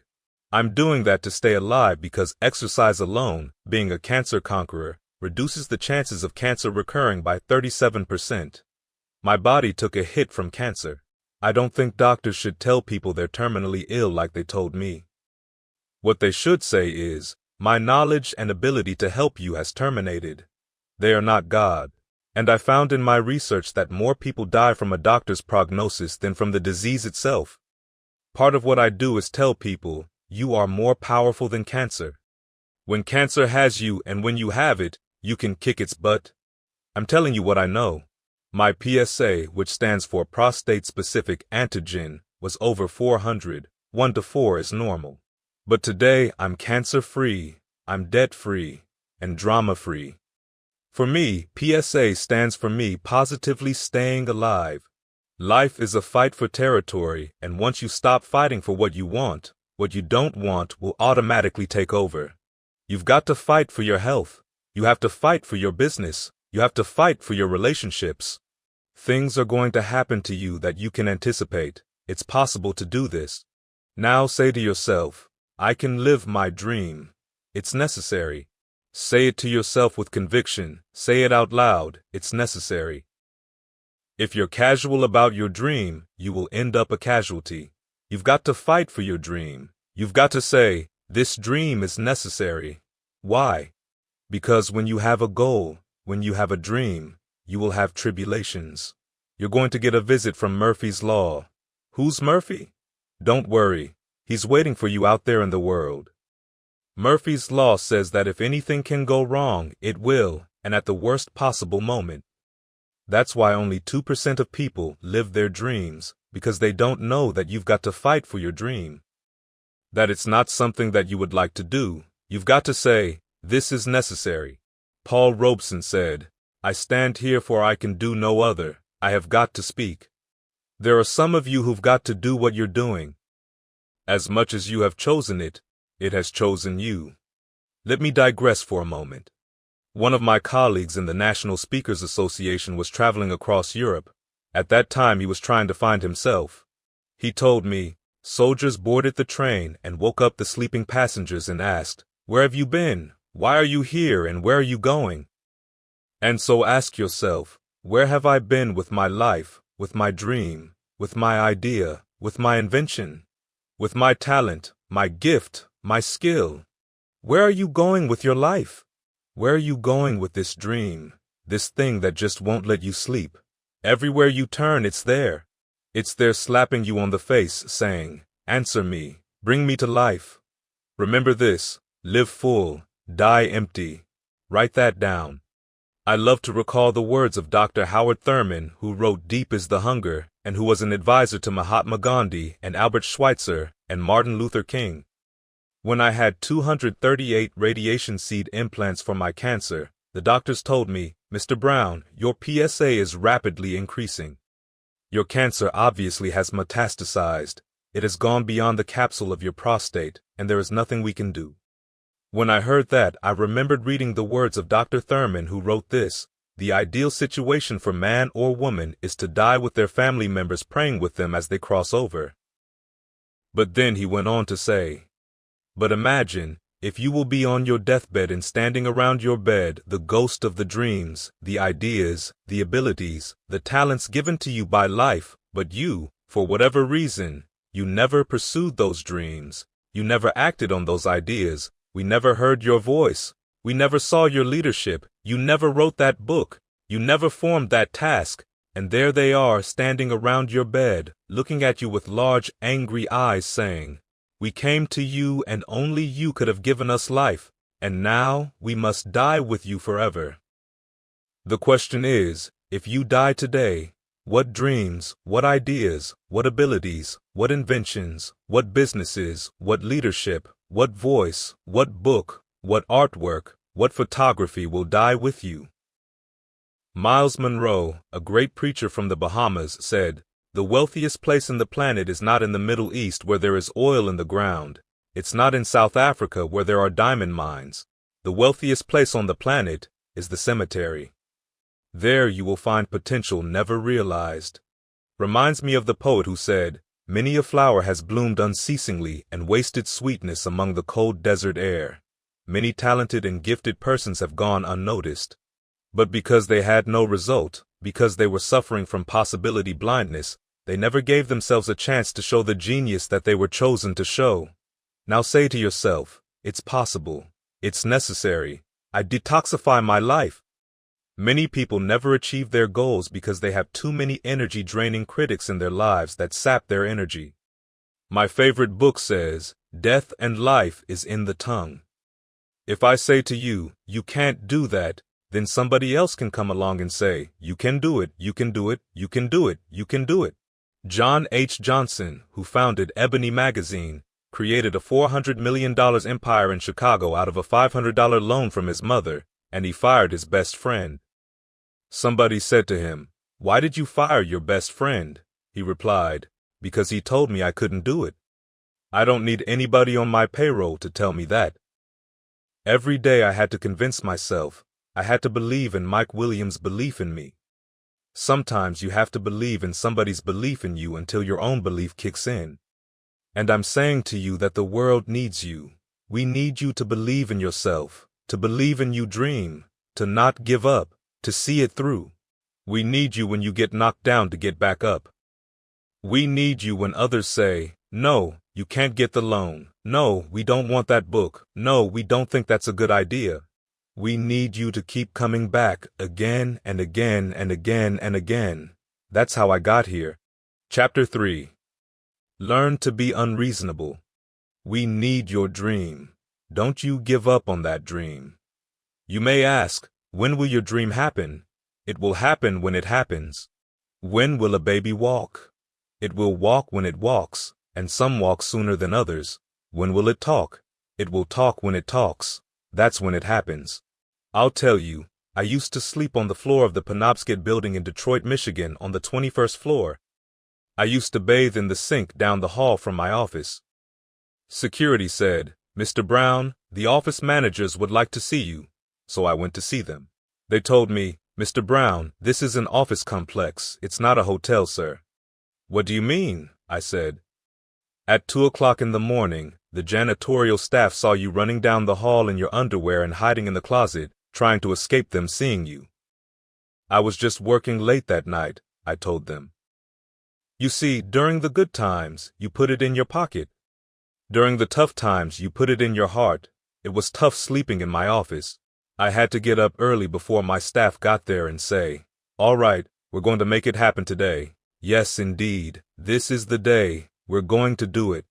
I was talking to them and I was talking to myself to keep my spirits up. Sometimes you have to encourage yourself. My brother once said to me, 'Les Brown.'" "Yes," I replied. "Wesley, why are you calling me by my name? You know my name." "Well, Mr. Motivator?" "Yes, what is it, Wesley?" "What do you do?" he asks me. "I'm a motivational speaker." "Who are you going to motivate?" "Corporations." "Is that right? Do these people have a college education?" "Yes, you know they do, Wesley." "Do you have a college education?" "No, I don't, Wesley, and you know it. What's your point?" "And how much are you going to charge to talk to them?" $1,000 an hour, Wesley." $1,000 an hour. Have you ever done what it is you're going to motivate them to do? "No, I haven't, but I'm going to learn." "Oh, you're going to practice on them?" "Yes, Wesley." "Have you ever earned $1,000 in a week?" "You know I haven't." "Oh, but now you're going to go and speak to corporations. You've never worked for a corporation. These people have a college education and you have none, and they're going to reach other people, PhDs and MBAs, and they have years of experience, and they're going to hire you to come in and motivate them at $1,000 an hour to do something you have never done." "Yes, Wesley. You are crazy. Now write this down. Learn to become unreasonable." See, my brother was being practical and realistic. You've got to learn how to be unreasonable. Entrepreneurs are unreasonable. For centuries, mankind walked, then rode on the backs of animals. Then one day someone said, "Whoa, you know, I think we can fly like birds." But let's be reasonable. Let's be logical. Let's be realistic. If God wanted people to fly, he'd have given them, what? Wings, of course. We're not supposed to fly. One of the people who said that was a minister in Dayton, Ohio, who was a pastor there and the father of 2 sons. His 2 sons were the ones who made the first powered flight in an airplane. I'm talking about Wilbur and Orville Wright. Thank God they didn't listen. Don't listen to the critics. Don't listen to your critics. There's never been a statue erected to a critic. When I was a kid, we used to say, "You got as much chance of doing that as a man going to the moon." We can't say that anymore. If you think your dream is a long shot, every time you're thinking that, you get mesmerized by that mind virus I call possibility blindness. This is the way you can snap yourself out of it. Just say, Barack. That's how you snap yourself back. I don't care if you're an independent, Democrat, or a Republican. If you think your dream is a long shot, just say, Barack, and start working. You don't know what you can't do. You've got to be intelligently ignorant. According to the laws of aerodynamics, a bumblebee isn't supposed to fly because its little puny wings can't hold up its large body, but the bumblebee doesn't know that. He keeps on doing it anyhow. I'll never forget a conversation I had with Mr. Washington, the teacher. He said, Mr. Brown, what do you want to do with your life, young man? I replied that I wanted to take care of my mama. He said, how are you planning to do that? So I said that I'd like to become a disc jockey. Then he said, you got to be hungry. Why do you say that? I asked him. Mr. Washington said, people that are hungry are willing to do the things that others won't do in order to have the things tomorrow that others won't have. People that are hungry take risks. If you're not willing to risk, you cannot grow, and if you cannot grow, you cannot become your best. And if you cannot become your best, you can't be happy, and if you can't be happy, then what else is there? I like what Helen Keller said, life is short and unpredictable.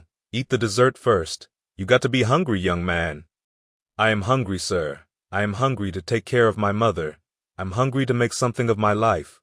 All my life, people had compared me to my brother Wesley. They would say, you're not smart like Wesley. All my life I had heard people say, maybe take him back to the welfare department, he's got problems. All my life, people told me that I would not make it. They called me DT, the dumb twin. Mr. Washington wasn't through talking to me. He said, Mr. Brown, why were you in the dean's office the other day? For fighting, sir. Why were you fighting? Because they called me DT. Mr. Brown, don't fight. Why, sir? Because anger is the wind that blows out the lamp of the mind. Don't fight. Don't get angry. Then what should I do, sir? What should I do when they pick on me? Mr. Brown, most people would rather get even than get hit. You have a good memory? Yes, sir, I do. I know you can't read well, but I see your lips moving when I speak. You memorize things quickly, don't you? Yes, sir. Good. Remember these words from Frank Sinatra. The best revenge is massive success. Focus on becoming massively successful. That's where you put your energy. That's where you put your time. Don't answer your critics. No, no, no.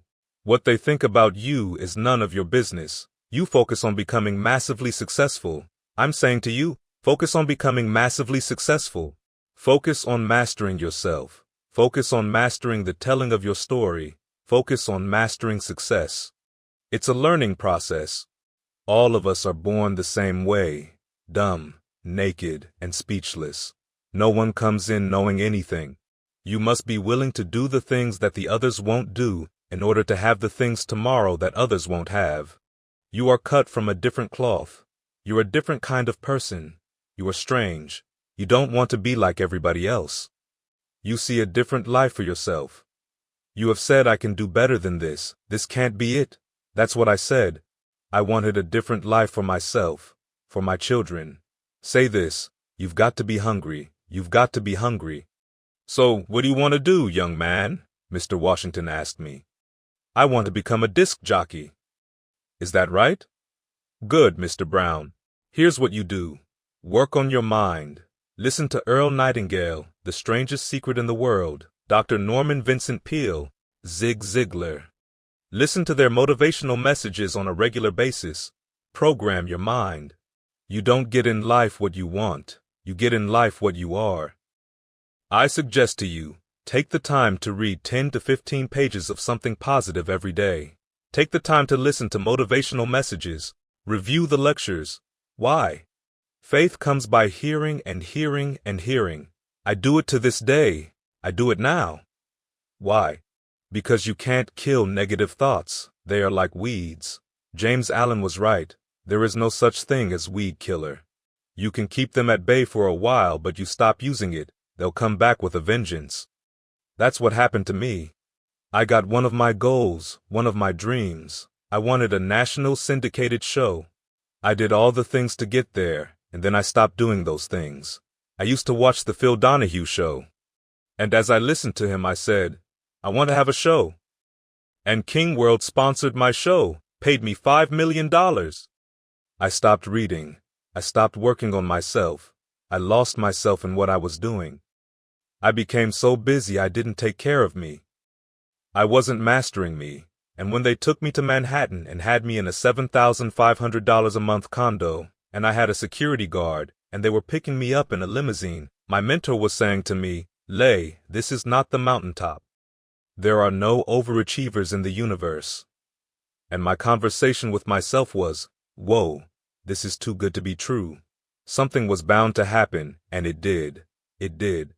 I thought it was too good to be true. See, if your achievements exceed your own sense of self-worth, you will unconsciously engage in self-destructive behavior. Take yourself out.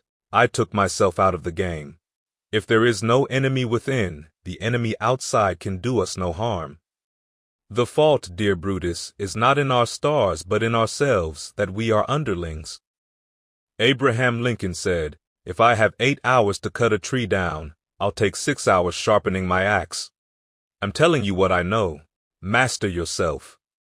Got to be hungry, Mr. Brown, Mr. Washington told me. Listen to Paul Harvey. Why, sir? I asked. Because he is the world's greatest communicator. Whenever you want to do something, Mr. Brown, watch what the masters do. I used to watch Billy Graham with the volume down, watching his eyes. I watched how he used his stance. I studied Dr. Norman Vincent Peale and Zig Ziglar.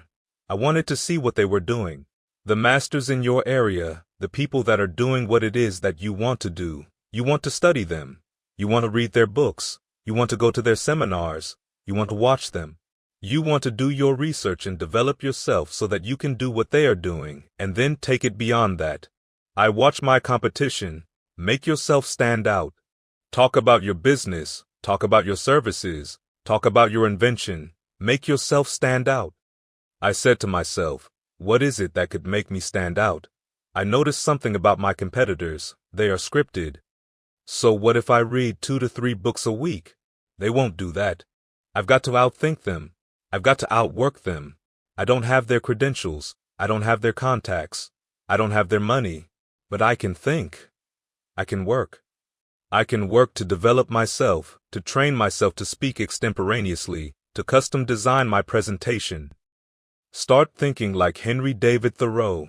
The people that make it in this life, they look around for the circumstances that they want, and if they can't find them, they create them.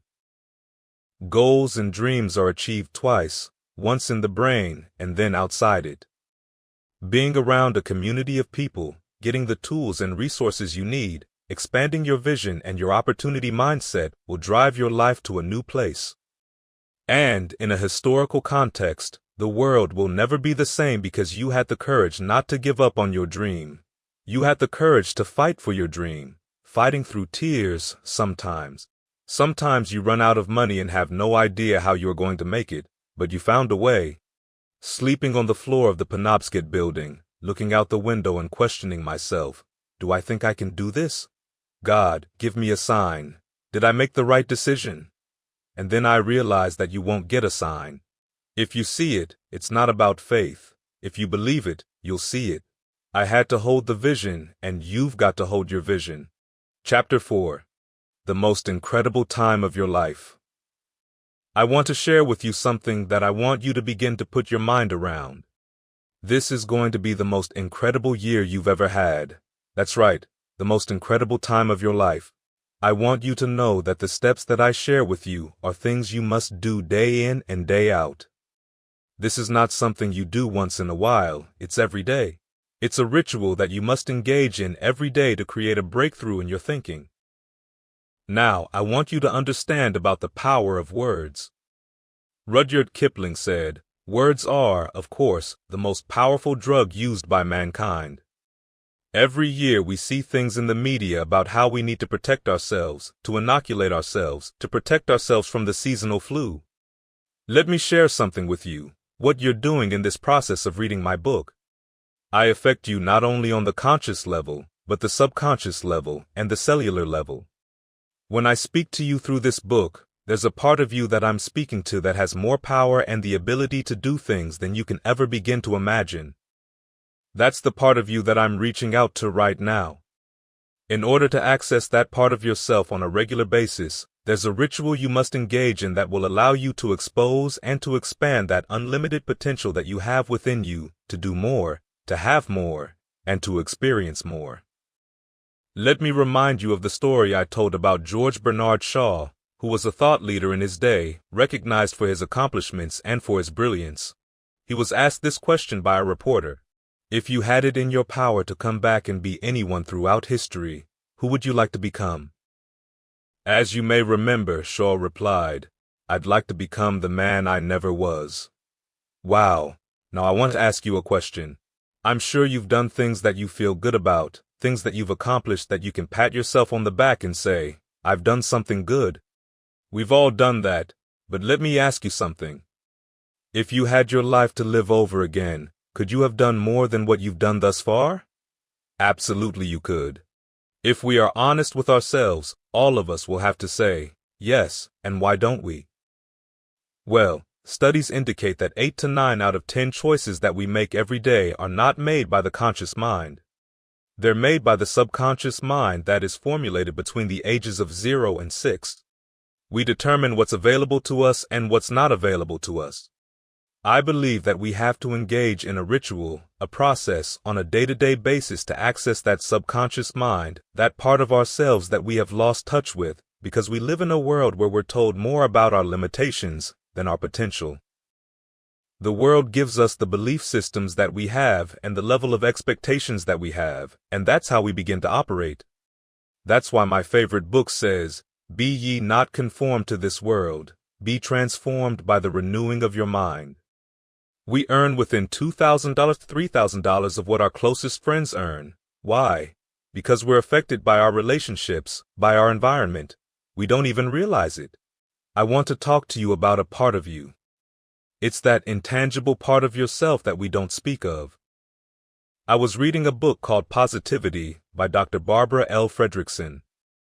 In this groundbreaking work, she talks about the times in our lives when we feel connected to others, we feel loved and feel playful and creative, or silly, or when we feel blessed and at one with our surroundings.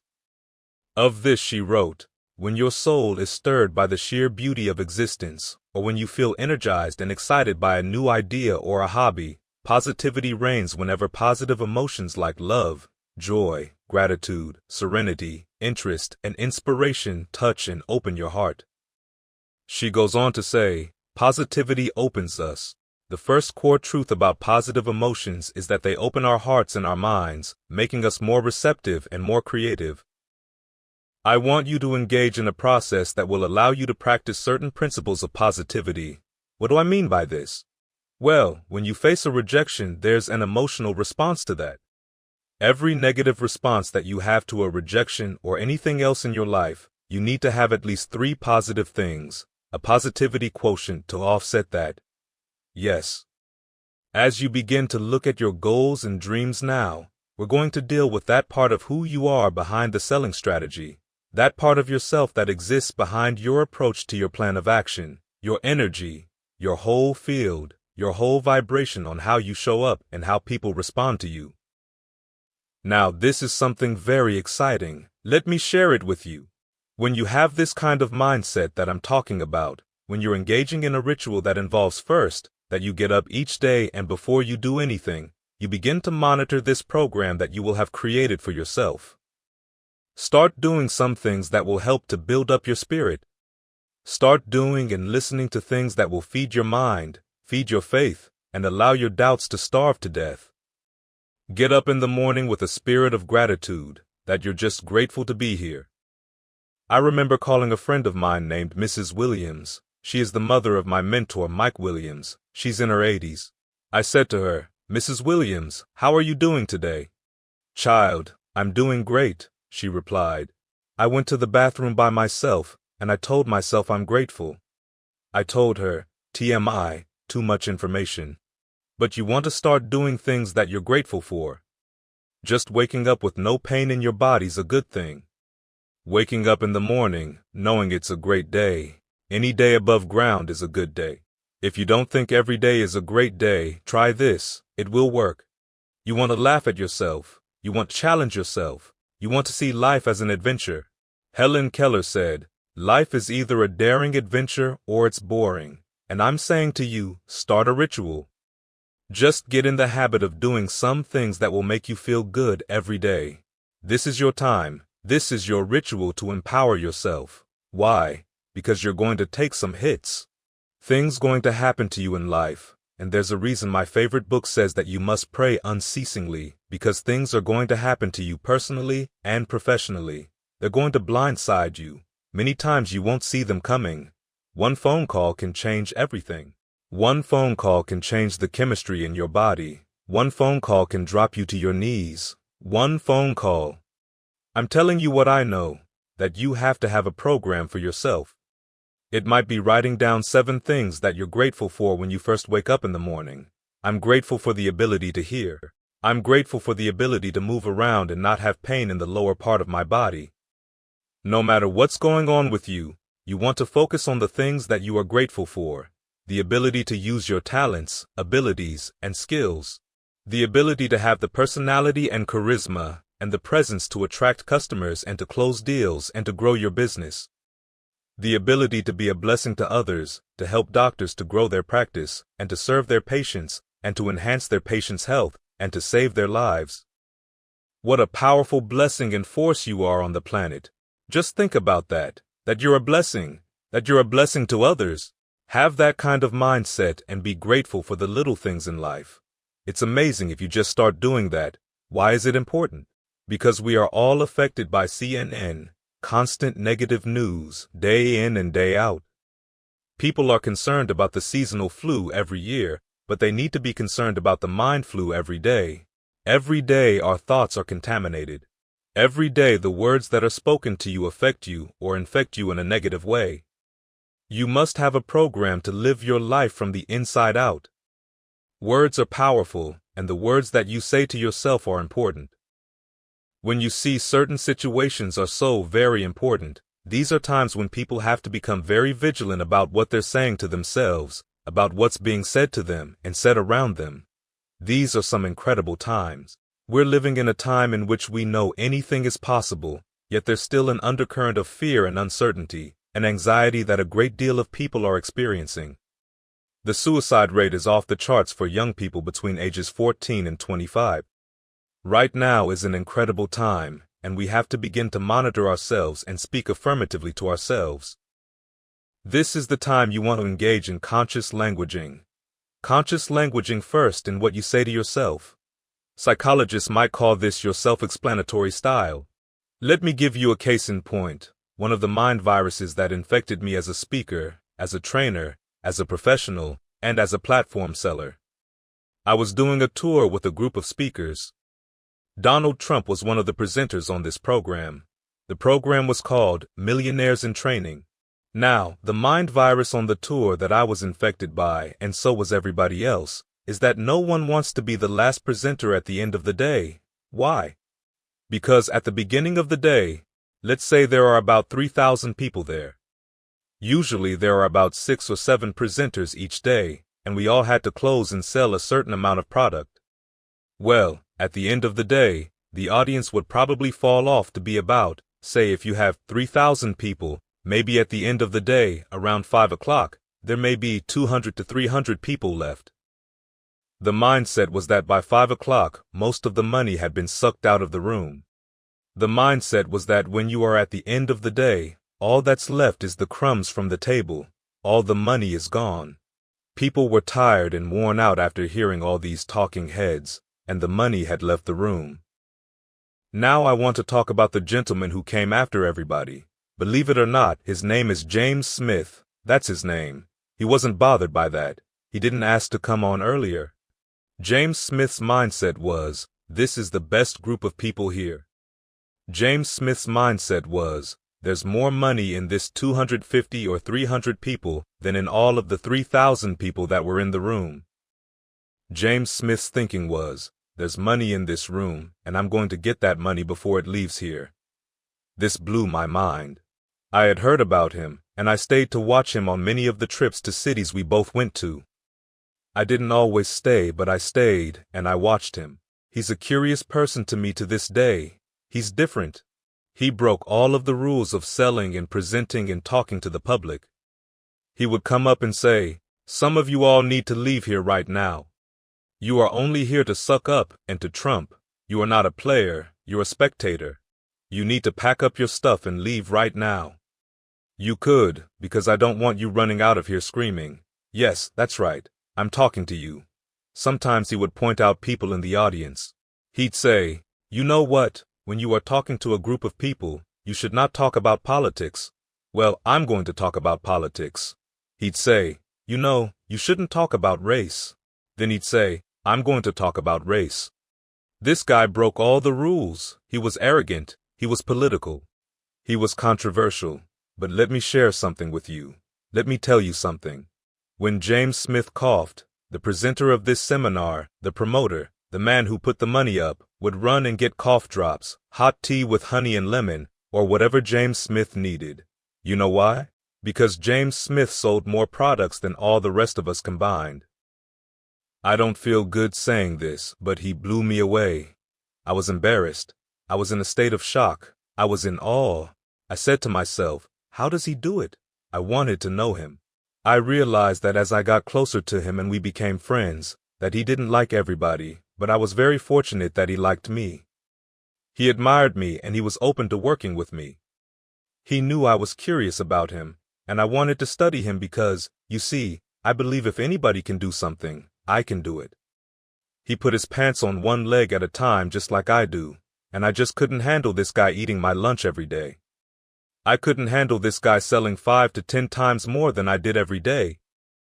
The other guys just chalked it up as a fluke. They thought he was lucky or that he was different. And he was different, but let me tell you something. I found out as I watched him that it wasn't all about strategy and skill. Let me tell you what it was. It was who he was behind the words. He just believed his mindset.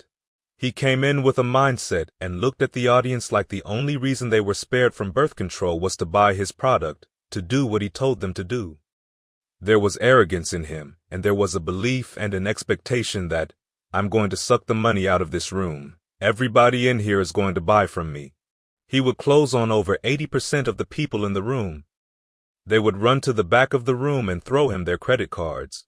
I'm telling you what I saw. I sat there with my mouth wide open, eyes wide open, and I just said to myself, oh my God. It was who he was behind the words. He believed. He believed that he was the best seller on the planet.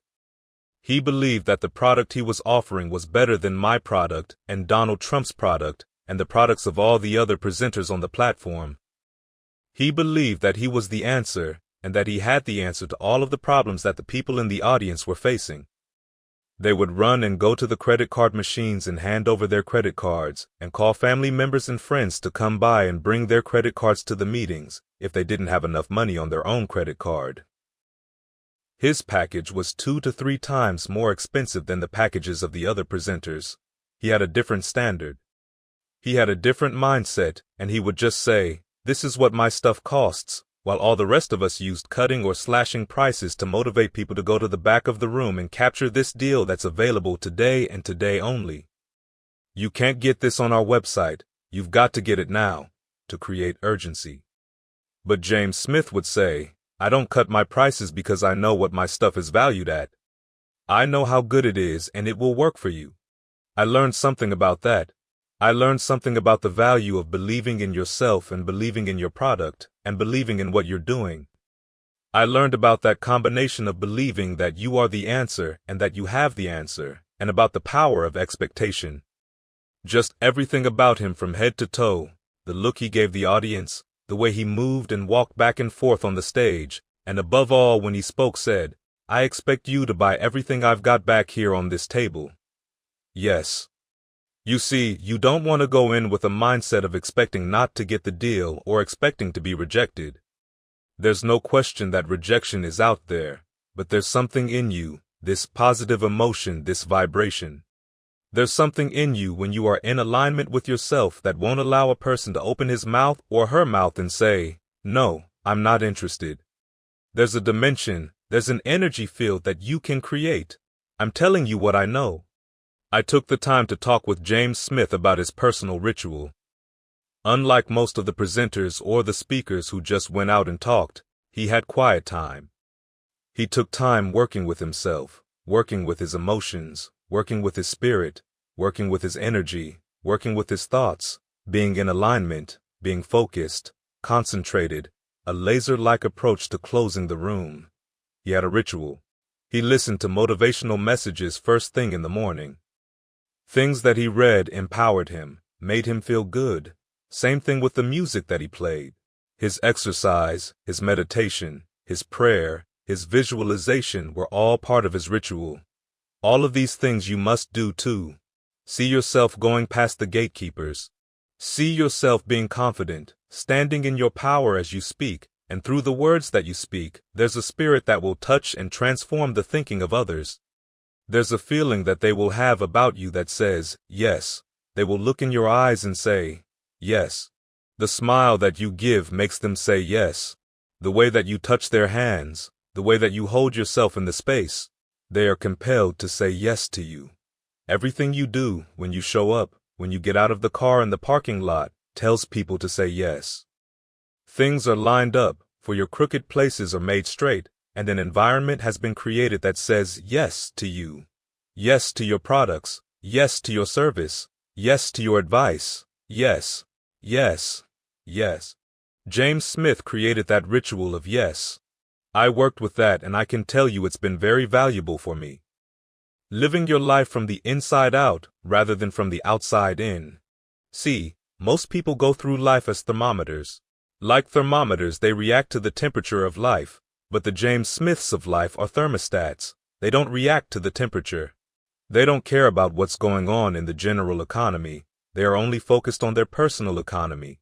They don't care what people say, like, "Oh well, the laws have been changed, and it's been more challenging now than ever before in this industry," and focus on all the stuff that's been taken away. They focus on what's left, and how they can maximize that. They look at what's left and say, "This is enough. I can do this. I can make this work. This is all I need. If my chances are slim to none, I'll take slim." That's a different kind of energy. This is a different kind of peace. I'm telling you that you've got that kind of power in you. You've got the right stuff. You could feel it in me right now. You can feel it now in you.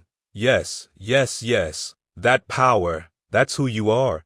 When you get this, you are going to have some experiences that will amaze you. Yes, you will. Believing. Working on that belief. Reading. Developing a ritual that feeds your spirit, that feeds your energy. Being in a positive state of mind. Living your life from the inside out rather than from the outside in. It's amazing. Just think about this. We're all familiar with this story of Roger Bannister, the first person to run a mile in under 4 minutes. No one had done it before. They once used horses to pull men trying to do it, but once Roger Bannister did it on his own, many other individuals achieved the same goal. What changed? The only thing that changed was the belief that it could be done, and the expectation that it would be done because now everyone knew it had been done. Here's what I want you to do. Get a ritual. It could be writing, or prayer, or meditation, or listening to audio programs for 30 minutes to an hour a day while driving around in your car. Maybe before going in to present or to see a customer, you sit in your car and get centered, get into your energy and your power, and talk to yourself and say, "This is it. I'm going to accomplish some incredible things today," and visually see yourself going step by step through the process. See prospects welcoming you and telling you to come in. See the gatekeepers and the staff being nice because you showed up. See them responding to this invisible force around you that they can't explain, but is so inviting and irresistible that it is an atmosphere of yes. Visualize that. Come from your heart when you speak, not from your head. They're looking at you. When you show up, they're asking 3 questions. Who are you? What do you have? Why should I care? You want them to be able to discover in a positive way who you are, through your smile, through the look in your eyes, with your presence. Trust me, they will say, yes. It will be the greatest experience they will ever have had, and that you have ever gone through. They will say, yes. You will be able to serve them and help them to solve problems that have been keeping them up at night. You will have insights and strategies that will help them to grow their business and better serve their customers because you showed up. They know their lives and their business will never be the same again because of your presence. Chapter 5. Say yes to yourself. Say yes to yourself. Yes to your dream. Yes to the opportunities that are before you to better serve people. I want to focus on an area that I think is very important and that is actively working to change how you see things. When you change how you see things, you change the things that you see, as the saying goes, and how you approach things that happen. Shakespeare said, "There is nothing either good or bad, but thinking makes it so." I want you to have a mindset and the skill set to reduce the impact of negative things that will happen to you in life. Charlotte Yoko Beck said, "Life always gives us exactly the teacher we need at every moment. This includes every mosquito, every misfortune, every red light, every traffic jam, every obnoxious supervisor or employee, every illness, every loss, every moment of joy or depression, every addiction, every piece of garbage, every breath. Life always gives us exactly the teacher we need at every moment." I remember early in my career there was a businessman that I had a meeting with. I got access to him to sell him on using me and my services. This person made it his business, as I saw it, to break me, to humiliate me, to anger me.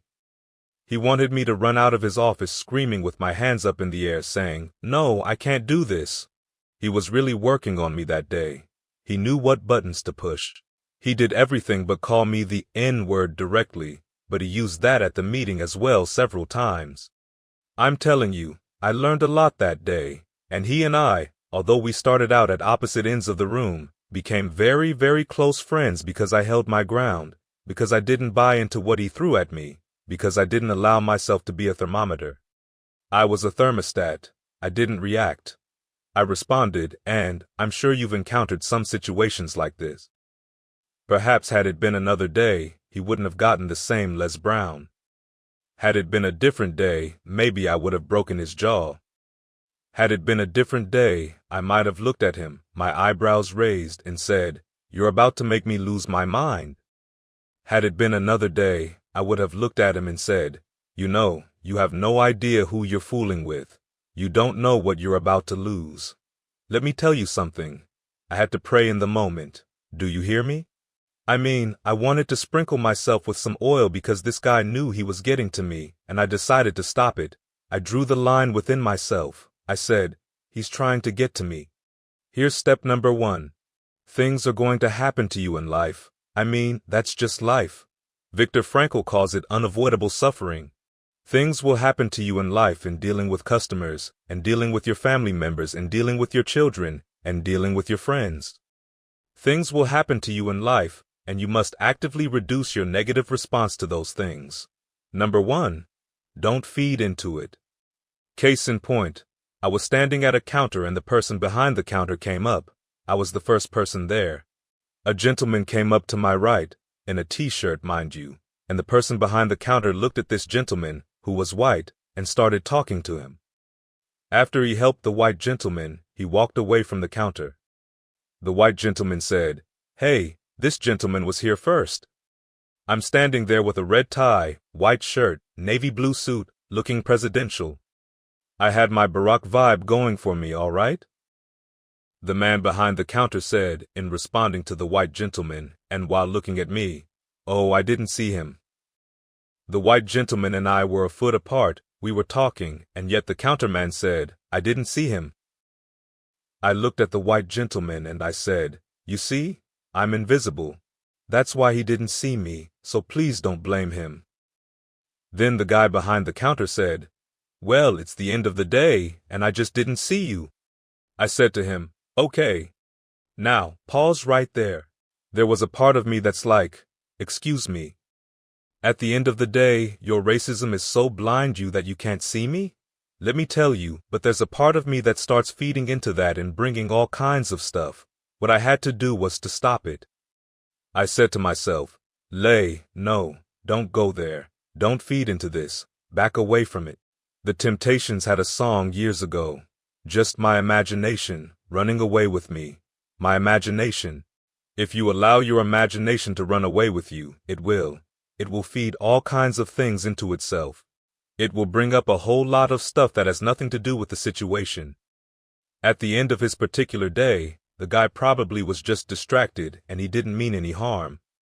Here I am. I'm about to make him a member of the Ku Klux Klan, and maybe he was a member, maybe he wasn't.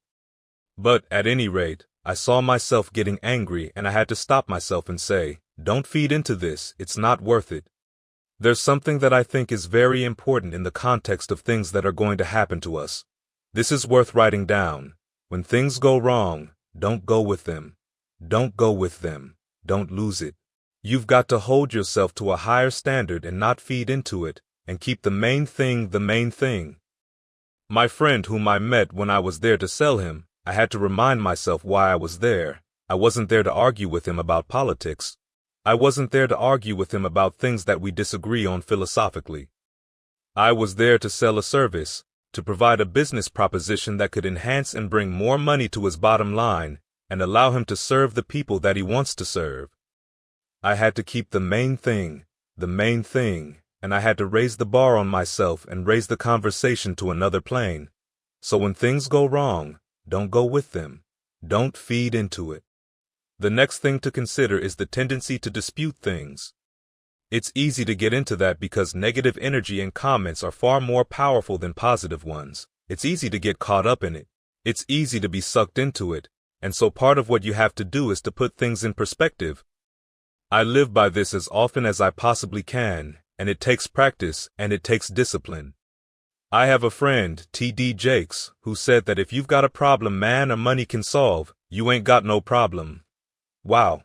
If you've got a problem that man or money can solve, you ain't got no problem. I said to him, you know something?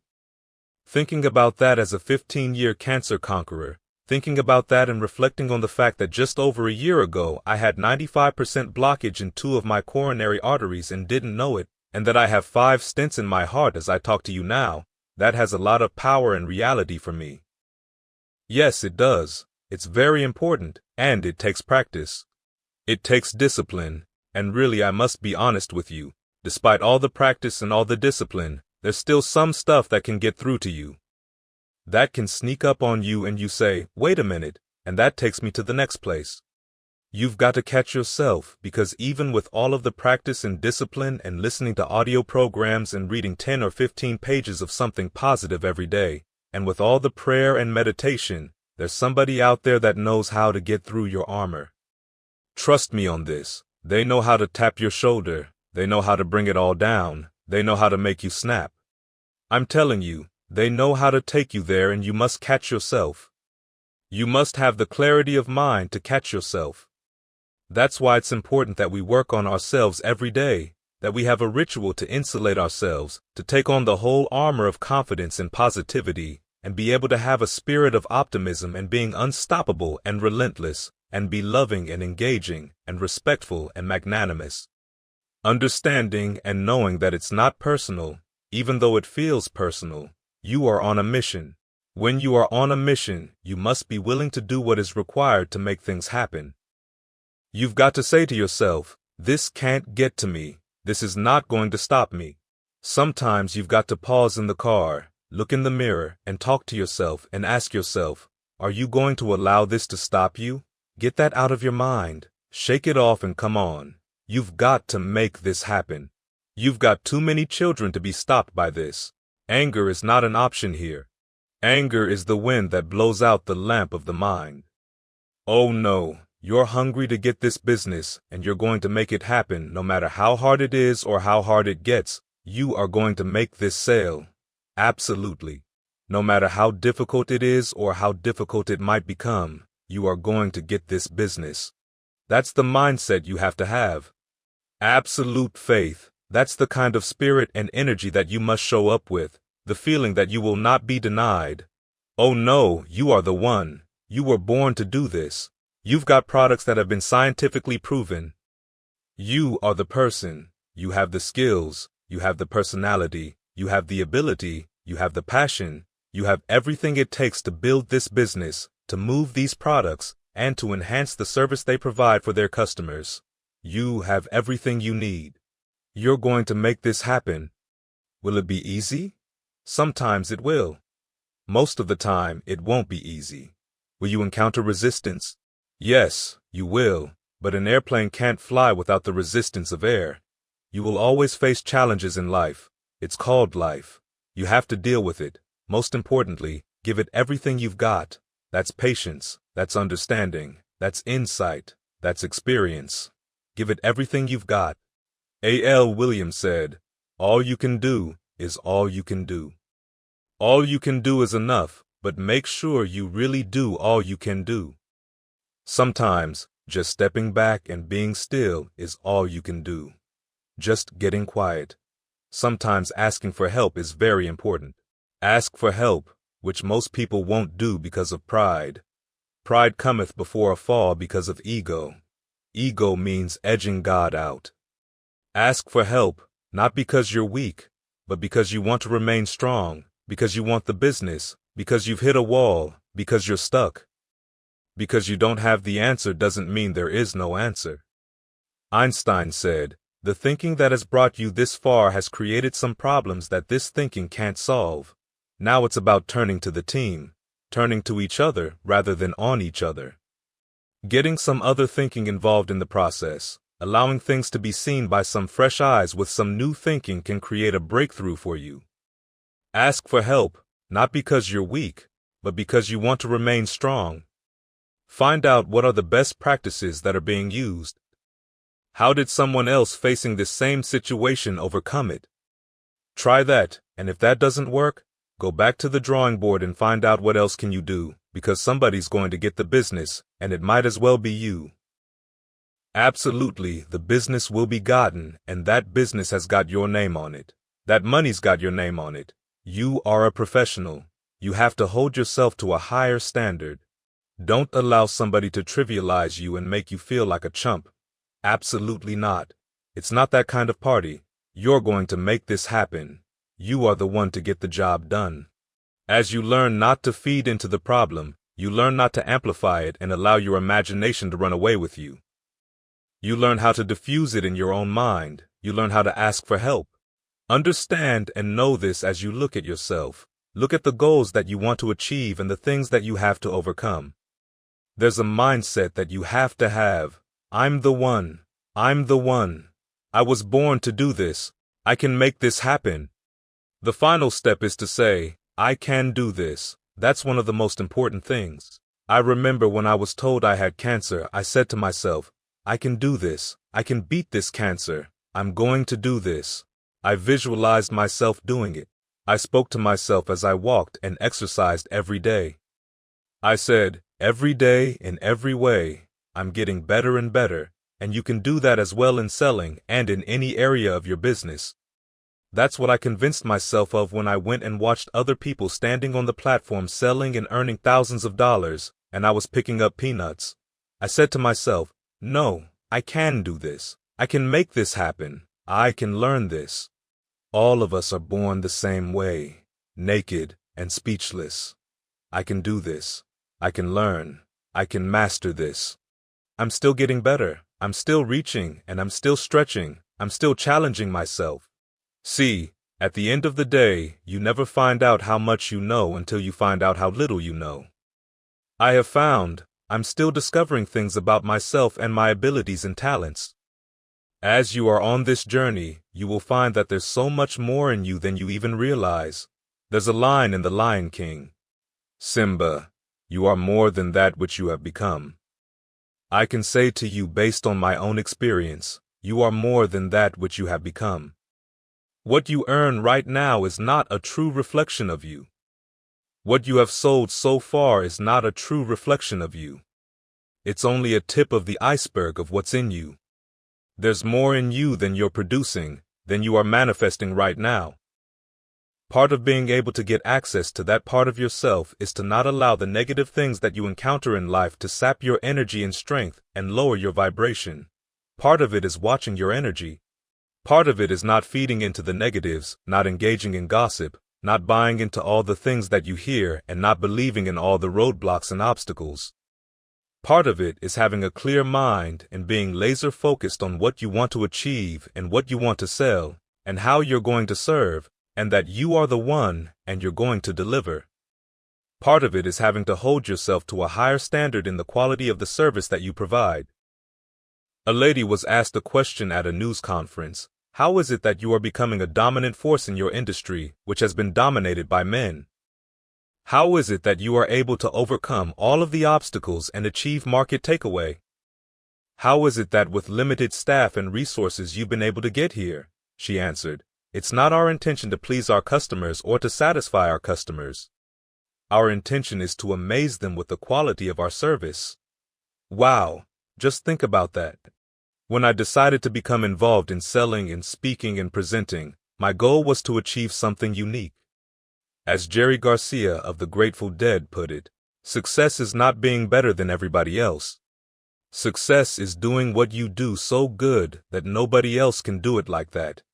Yes, you should be operating out of the thinking of Henry David Thoreau, who said, "Do not go where the path may lead, but go where there's no path and leave a trail."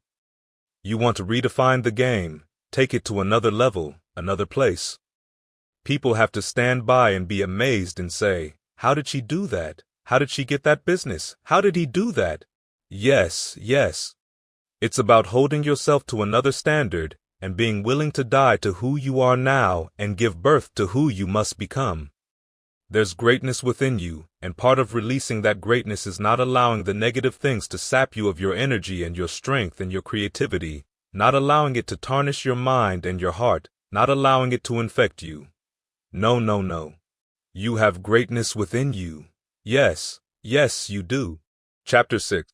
Don't play it safe. What you've done is only a tip of the iceberg of what's possible for you. You have so much in you that you're not even aware of. Leap and grow your wings on the way down. The reason I believe that most people never discover their greatness is that most of us go through life playing it safe.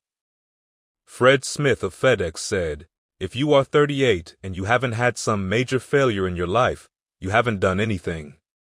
8 out of 10 millionaires have been bankrupt. Most people never discover their greatness because they don't want to fail. They don't want to make any mistakes. They won't want to look stupid.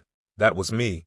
I didn't believe in myself, and I didn't feel I was good enough because I hadn't gotten a college education, because I'd never worked for a major corporation.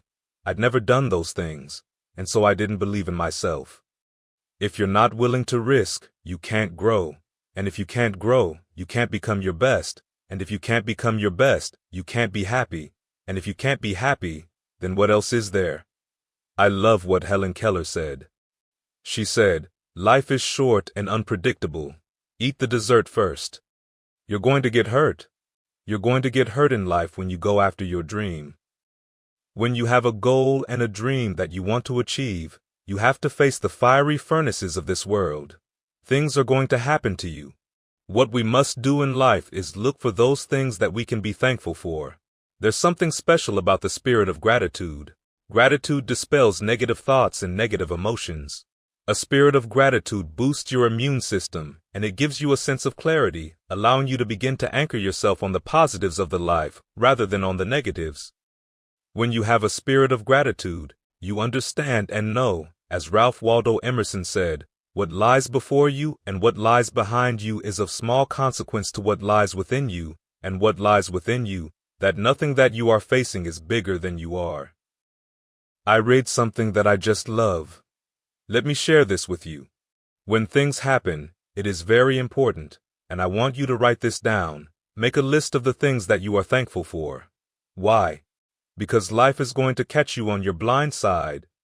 When you get on an airplane, they say before you take off, fasten your seatbelt because you're going to experience some turbulence before we reach a comfortable altitude. Am I right on that?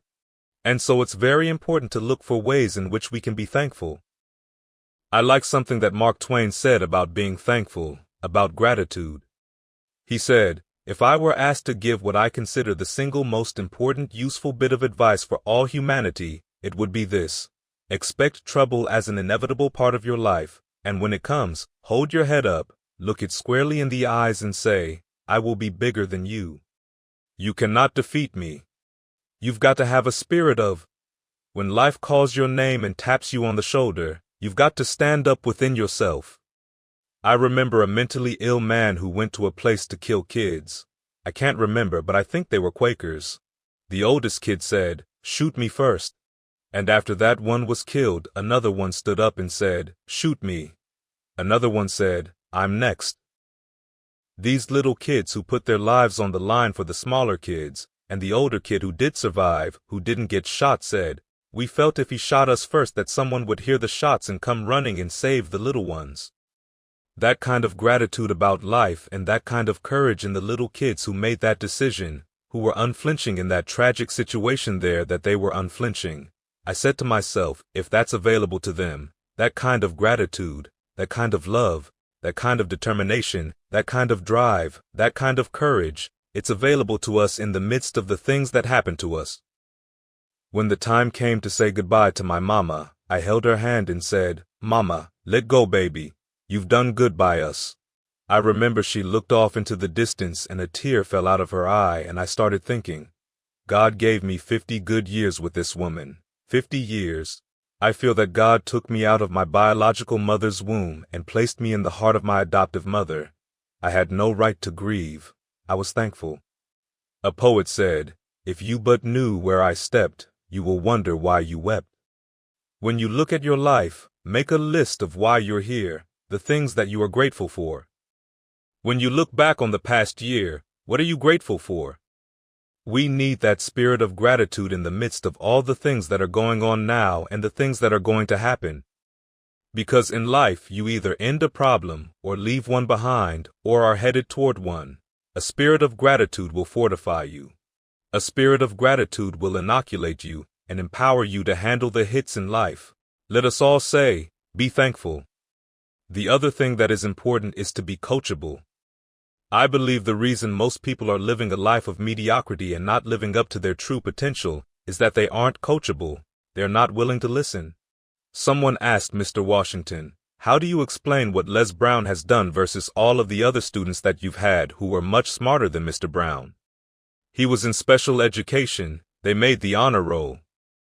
They went off to college. He didn't go to college. He didn't have all the things going for him that they had going for them. What is it that you would attribute his success to? Was he very talented?" Mr. Washington simply said, "No." So then he was asked, was he an exceptional student? Well, of course I wasn't an exceptional student. I was in special ed. Then how do you explain what he has done? They asked him. Mr. Washington replied, he listened. Do you know people who won't listen? I'll never forget a friend of mine named Lorraine Watkins. I did an intervention for her brother, who was addicted to drugs, and he asked us to leave his house. I was walking down the steps and I said, "I'm sorry, Lorraine. I wasn't able to succeed in getting your brother to commit himself to a drug program." She looked at me with tears in her eyes and she said, "No, Leslie, you did the best you could. I've come to realize that most people won't participate in their own rescue." Well, she was right. Most people won't participate in their own rescue. They'll get angry with you when you try to give them some advice. As you look at yourself and look at your goals, understand that we only have enough energy to go so far on our own. Being in a community of achievers, being around other like-minded people challenges you, and having a coach does that too. If you can't see the picture when you're in the frame, why do you need a coach? That's why you need a coach. Because a coach can stretch you and push you in areas where you can never push yourself. That's why I am who I am. Mike Williams said, Les Brown, you can be more than a disc jockey. Had he not spoken those words to me, I would never have considered becoming an intellectual resource for corporate America. That was not part of my reality, but he saw that in me. How many of you ever had somebody see something in you? As I said, you can't see the picture when you are in the frame unless you are willing to listen. Find someone that's doing what it is you want to do on the level where you want to be. And you might have to have a variety of coaches. I've got a spiritual coach, a physical fitness coach, a mental fitness coach, and a life coach. You've got to have coaches in your life to help you get to the next level, because this is your time. That's why you're here. This is your time. Only people with a sense of mission, a sense of destiny will get to the next level. You need to feel within yourself that it's time for me to make my move. Marion Wright Edelman has said, in life, when you don't have enough courage or insight to know that you have outgrown a situation and it's time to move on, life will move on you. And so, as you look at yourself, look at your goals and dreams, focus on the creative things that you can do right now that can take your life, your idea, your dream to the next level. Creativity must be nurtured. It must be encouraged. And through the synergy of being around other like-minded people in that mastermind environment, your creativity will stimulate you, and some things will come up for you that you would not know otherwise. When we challenge ourselves, I remember during the time when I had resigned from the Ohio legislature during my third term to go back to Miami to take care of my mother, and there I had to start all over again. The money that I had saved disappeared. I didn't know at the time that insurance companies have a cap on how much they will pay for medical expenses. 95% of the people who file for bankruptcy do so because of medical expenses. When the insurance company would no longer pay, the money I had saved disappeared like it was nothing. There I was, no college education, a former state legislator, and I had to start all over again at age 42. There's a saying, adversity introduces a man to himself. What is your gift? What is your talent? People had been telling me for years what my gift was, and then a fateful day came. I went to a multi-level marketing organization, and I encountered a person who didn't like me, and I didn't like her, but we were still in communication with each other. I said, listen, I want to share something with you. I want to introduce you to an opportunity. And this person said to me, I'm not listening to you. There you go again. You've got gold in your mouth. You need to use your gift. If you use your gift, you will never need anything else in life. And she walked away. Now, I don't know why what she said meant something to me. Maybe because all the other people at that organization liked me, but I knew she didn't. But if she didn't like me and she still saw my gift, then I had to say to myself, whoa. I must have a gift when somebody who doesn't like me can see something special in me. I'm thinking, what am I going to do? I had to be creative. And so I decided to use my time by doing voluntary work in the community, working with young people in Miami. I resigned from the Ohio legislature and went back to Miami, where I was born and raised in Liberty City, and I volunteered at the New Horizons Youth Center. I came in as a volunteer youth leader. While I was in the office of the CEO, the phone rang. I could hear the person on the phone. The person said, listen, they're giving out contracts at Dade County Auditorium. You want to come down and submit a contract to get this money that at 12 midnight will be going back to the federal government. Before that phone conversation even ended, I had left the room and caught a bus downtown to Dade County Auditorium. So I'm walking around listening to people give their presentations. I'm listening as people from various organizations were getting approval for the contracts they had submitted to the county commissioners. I didn't have a contract. I'd just gotten the information, but I was not going to say no in the situation. Someone asked Bill Gates, who do you fear most? Which one of your competitors do you fear most? He said, I don't fear any of them. I fear two people in a garage somewhere thinking of something that I haven't thought of. I realized that some of that money had my name on it, and I had to think of a way to get some of it that very evening. I didn't have time to write a proposal. I wasn't known in the community, but I wasn't going to say let that stop me. You've got to be courageous. Yes, I think courage is the most important virtue you can have. Because if you have the talent, if you have the intelligence, if you have the gift, if you have the ability, but you don't have the courage to act, nothing happens. You have to have the courage to confront your fears as I did. For 14 years I procrastinated. I get angry when I think about it. For 14 years I ruled this life out for myself because I didn't have a college education, because I told myself I wasn't good enough, because I never worked for a major corporation. I came up with all of these excuses because I was a coward. Part of having courage is the willingness to say yes to life. I was reading something that Paul Tillich said about courage. He said this: I understand the courage to be as the courage to say yes to life in spite of all the negative elements on human existence, in spite of man's finitude. Which means he's coming from nothing and going to nothing to die. It takes courage to see in the reality around us and in us something ultimately positive and meaningful, and to live with it, even love it. Loving life is perhaps the highest form of the courage to be. Loving life, saying yes to life. I've never seen a person running into a building that was burning to pull someone out and save them. I've never seen somebody throw themselves in front of a car to push somebody out of the way and save their life. Never seen that kind of courage. The kind of courage I saw is how my mother responded when she was asked, "Would you take these children and raise them?" She had a third-grade education. She had never had any children herself, and she said, "Yes, I will. I will do that." Courage is when you lose everything and you don't give up. The most courageous acts are never witnessed. Courage is when you say to yourself, "I'm going to make it no matter what. No matter how bad it is or how bad it gets, I'm going to make it. I'm saying yes to my dream." Say yes. Let's go back to the Dade County Auditorium.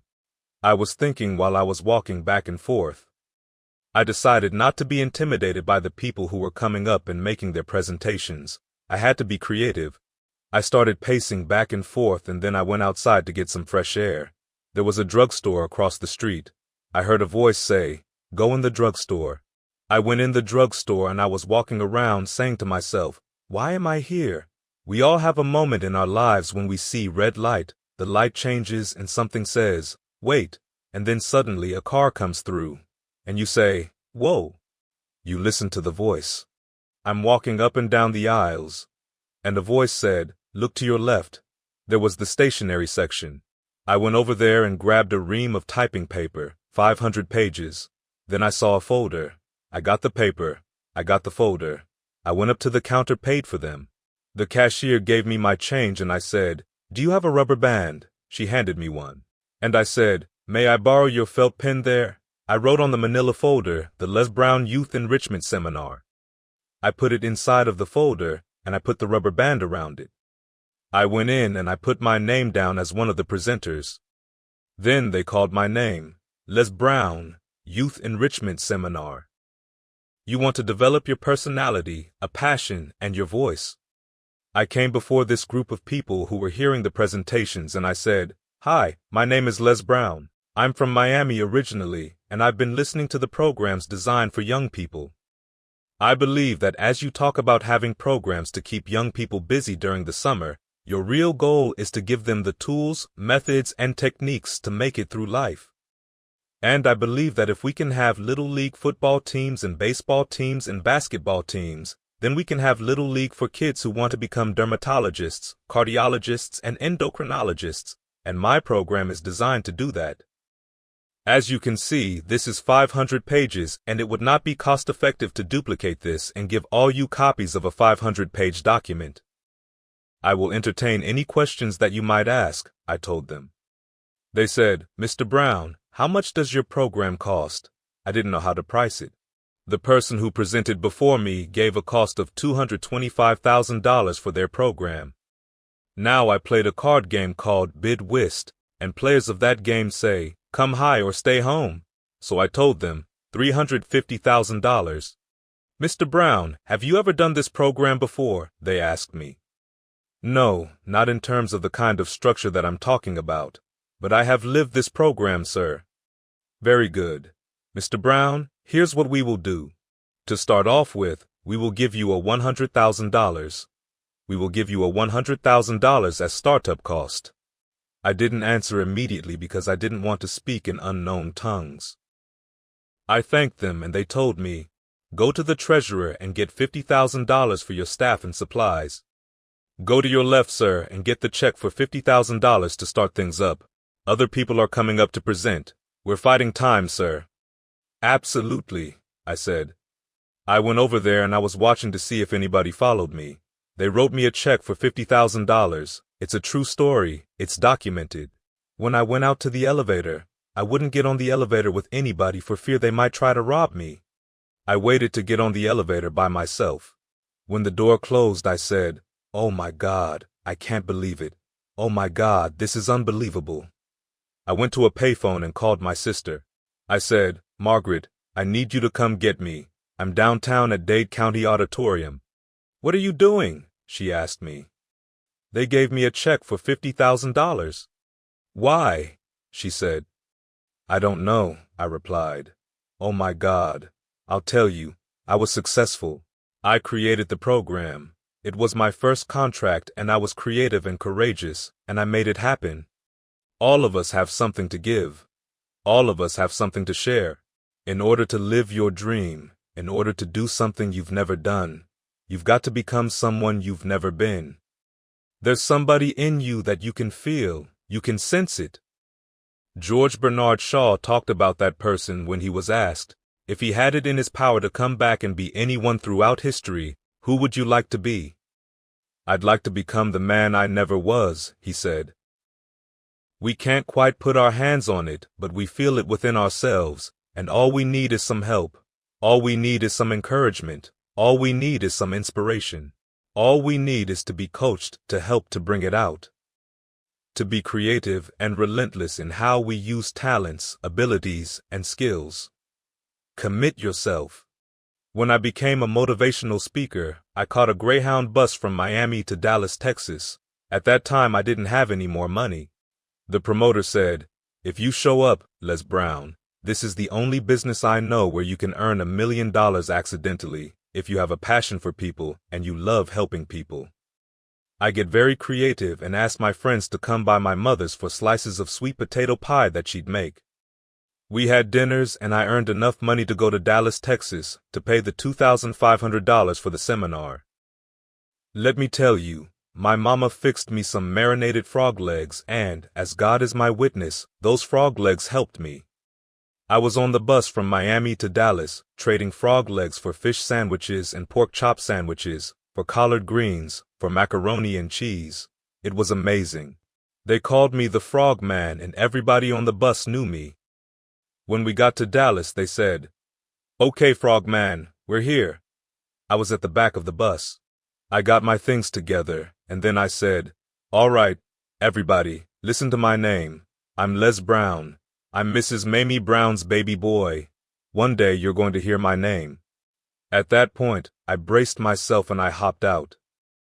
As I hopped into the terminal, everybody on the bus laughed so hard. The bus driver couldn't pull up. He was supposed to leave because he was running late. He said, "Wait a minute, I got to take up a love offering for this guy." He took up a love offering and they raised $650 for me on the bus so that I would be able to fly back. Isn't that something? I believe in angels. When you show up, the universe will deliver angels to serve you. But you've got to show up. You've got to be committed to the idea that you're going to make it no matter what. There are some lines that Goethe wrote. I love this. I lived by this. Until one is committed, there's hesitancy, the chance to draw back, always ineffectiveness. Concerning all acts of initiative and creation, there is one elemental truth, the ignorance of which kills countless ideas and splendid plans, that the moment one commits oneself, then providence moves too. All sorts of things occur to help one that would never have otherwise occurred. A whole stream of events issues from the decision, raising in one's favor all manner of unforeseen incidents and meetings and material assistance which no man could have dreamed would come his way. Whatever you can do or dream you can do, begin it. Boldness has genius, power, and magic in it. Begin it now. I once saw Dr. Norman Vincent Peale interviewed on the Robert Schuller show, The Hour of Power. I said to myself, I must demonstrate this. I'm going to be on the Robert Schuller program. I'm going to be interviewed by him. I've made a commitment. Write this down. Make the commitment. When I met someone, I would say, "Hi, my name is Les Brown. I'm going to be on the Robert Schuller show." If they asked me when I would tell them, I wasn't exactly sure. When they asked me if I knew Robert Schuller, I'd reply, "No, I don't. Do you know anyone who knows Robert Schuller?" When they'd say no, I'd say, "Okay, fantastic. If you meet someone who does know Robert Sculler, please get in touch with me. Here's my card. I did this because I was committed. Then one day I was flying to Chicago from Detroit on Southwest Airlines. Only 4 people besides me on the plane. I'm seated next to a guy whose name turned out to be Lafayette Jones. So I told him who I was and went into my routine about being on the Robert Schuller show. When? He says. I said, I don't know. I asked him if he knew Robert Schuller.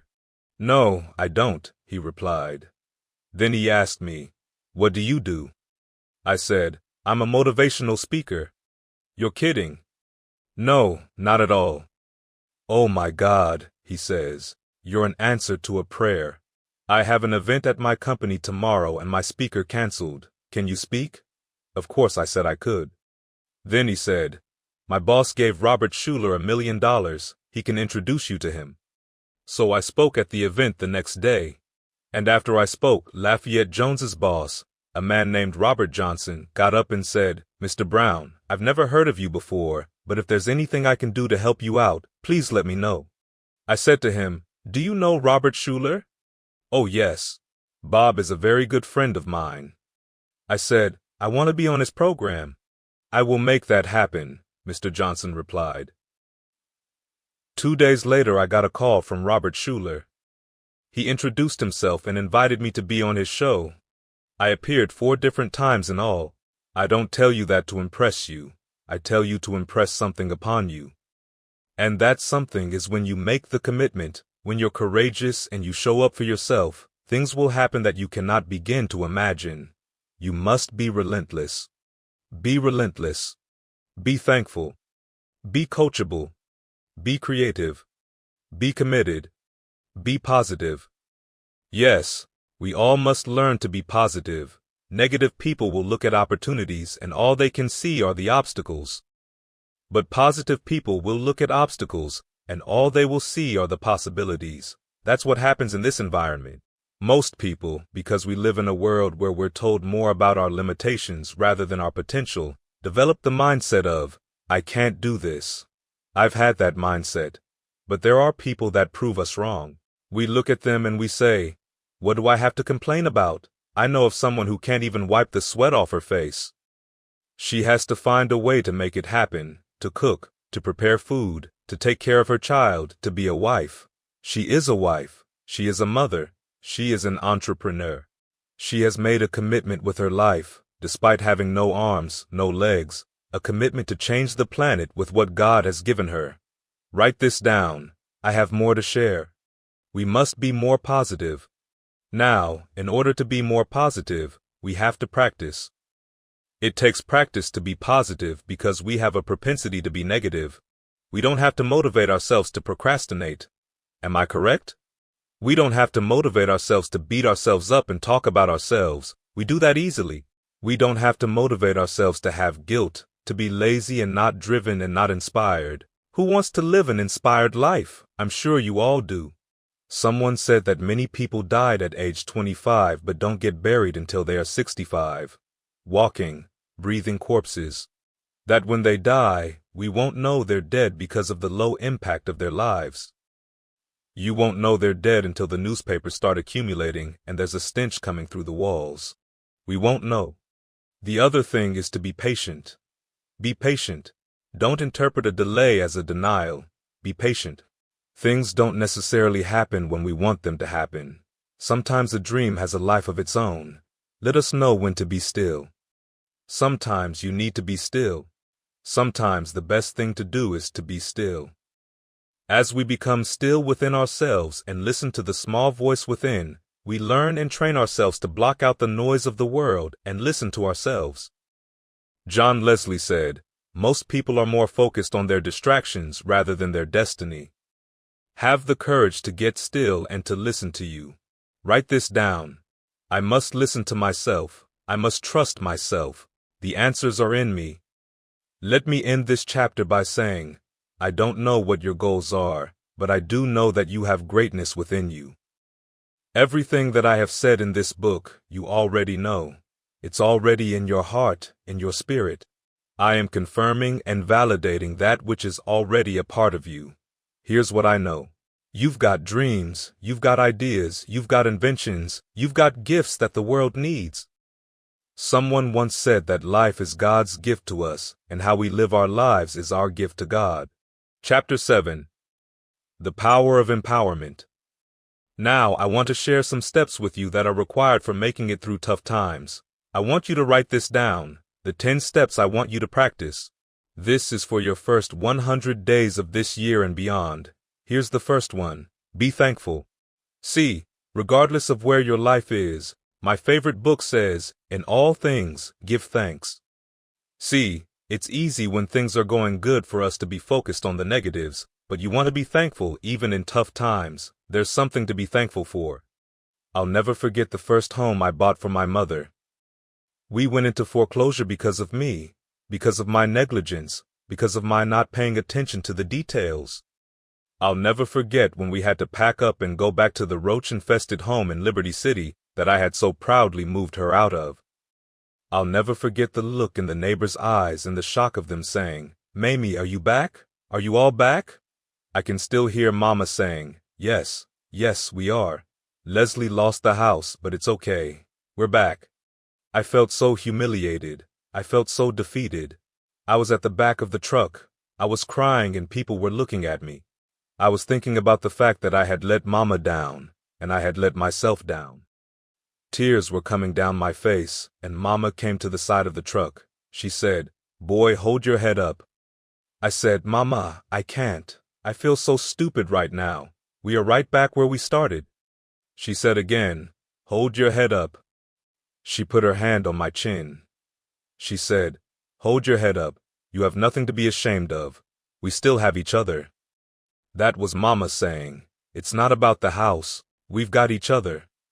Wherever we are in all things, be thankful. Something good is going to come out of it. You have to have that kind of mindset. We took the furniture into the house, and the roaches were so glad to see us. "Mamie's back," they were saying. "We're going to have sweet potato pie. Mamie's back. Oh my goodness." Hold your head up. Yes.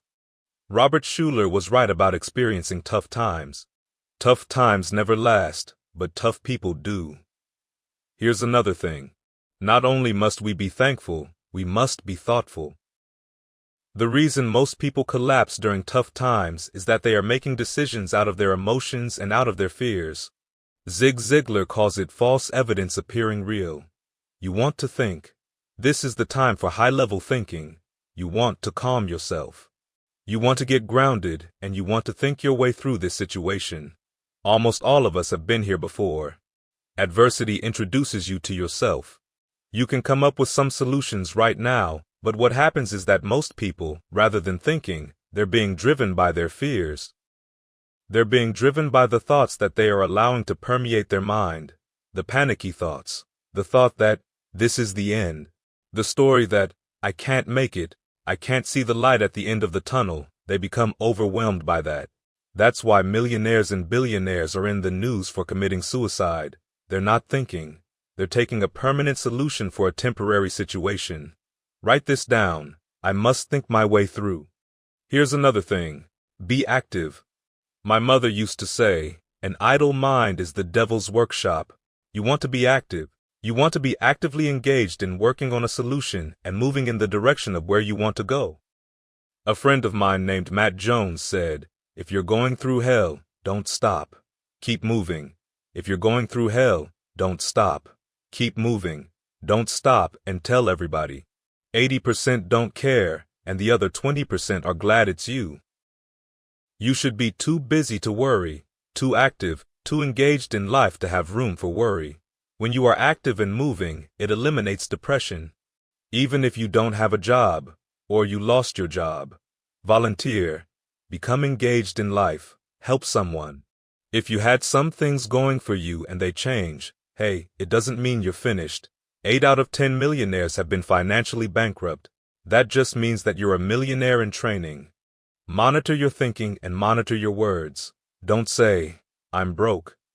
Say, I'm overcoming a cash flow problem. Be connected.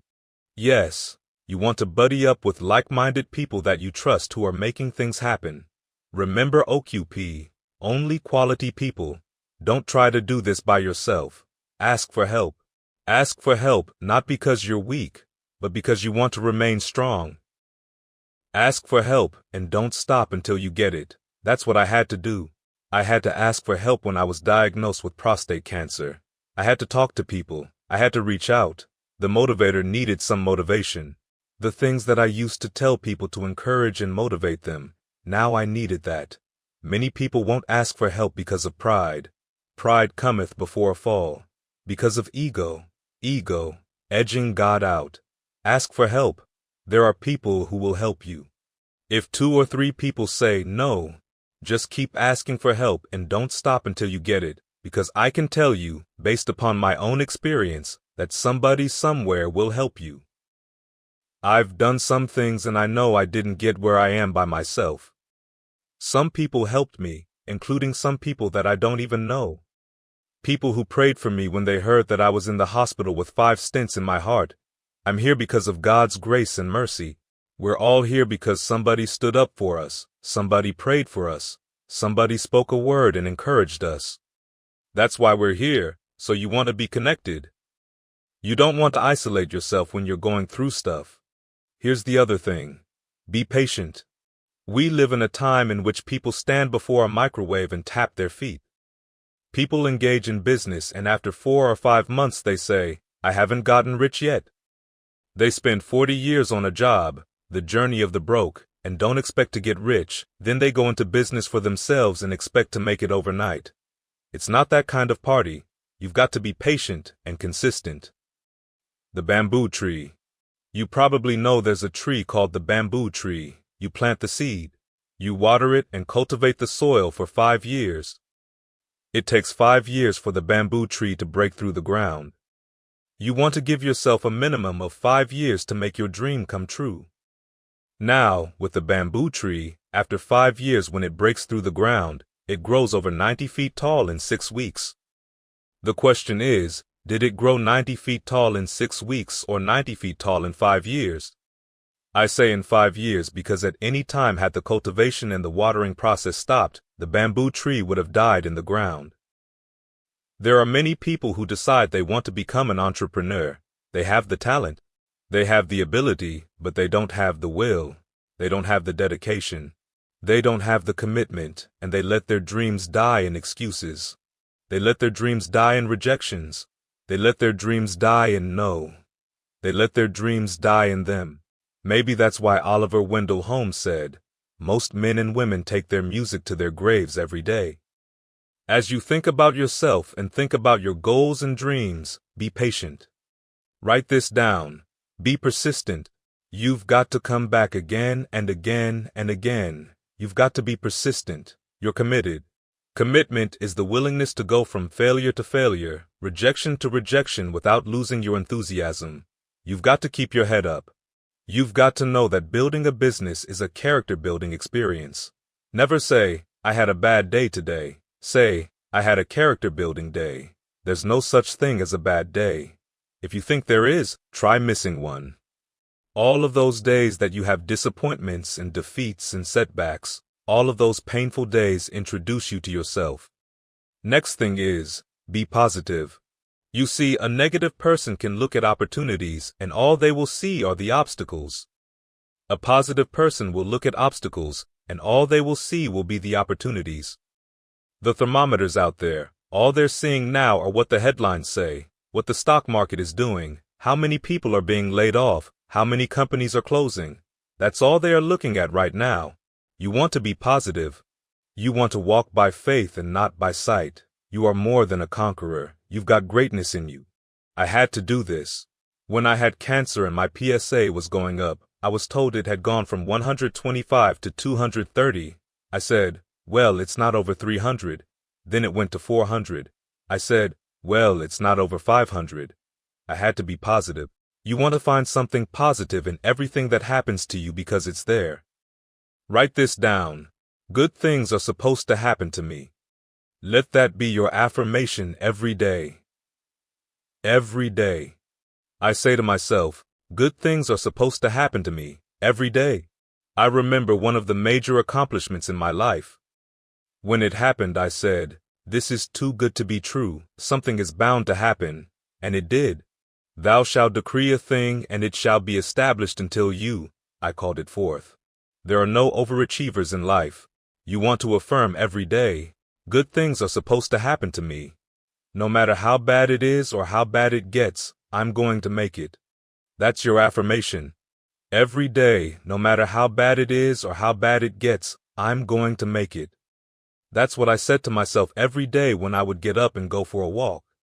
I don't care what they say, that does not apply to me. No, no, no, no, no, I can overcome this. Remember what Ralph Waldo Emerson said. What lies before us and what lies behind us is of small consequence to what lies within us. Or think about this line from Shakespeare. The fault, dear Brutus, is not in our stars, but in ourselves, that we are underlings. L.C. Robinson said, things may happen around us and things may happen to us, but the only things that really count are the things that happen in us. You've got greatness in you. Great is he that's in you than he that's in the world.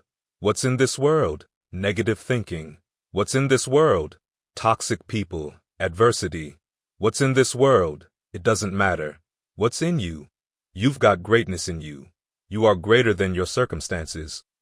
You are more than your portfolio, than your stock options, than your job. Yes. You can make it happen. You can start all over again.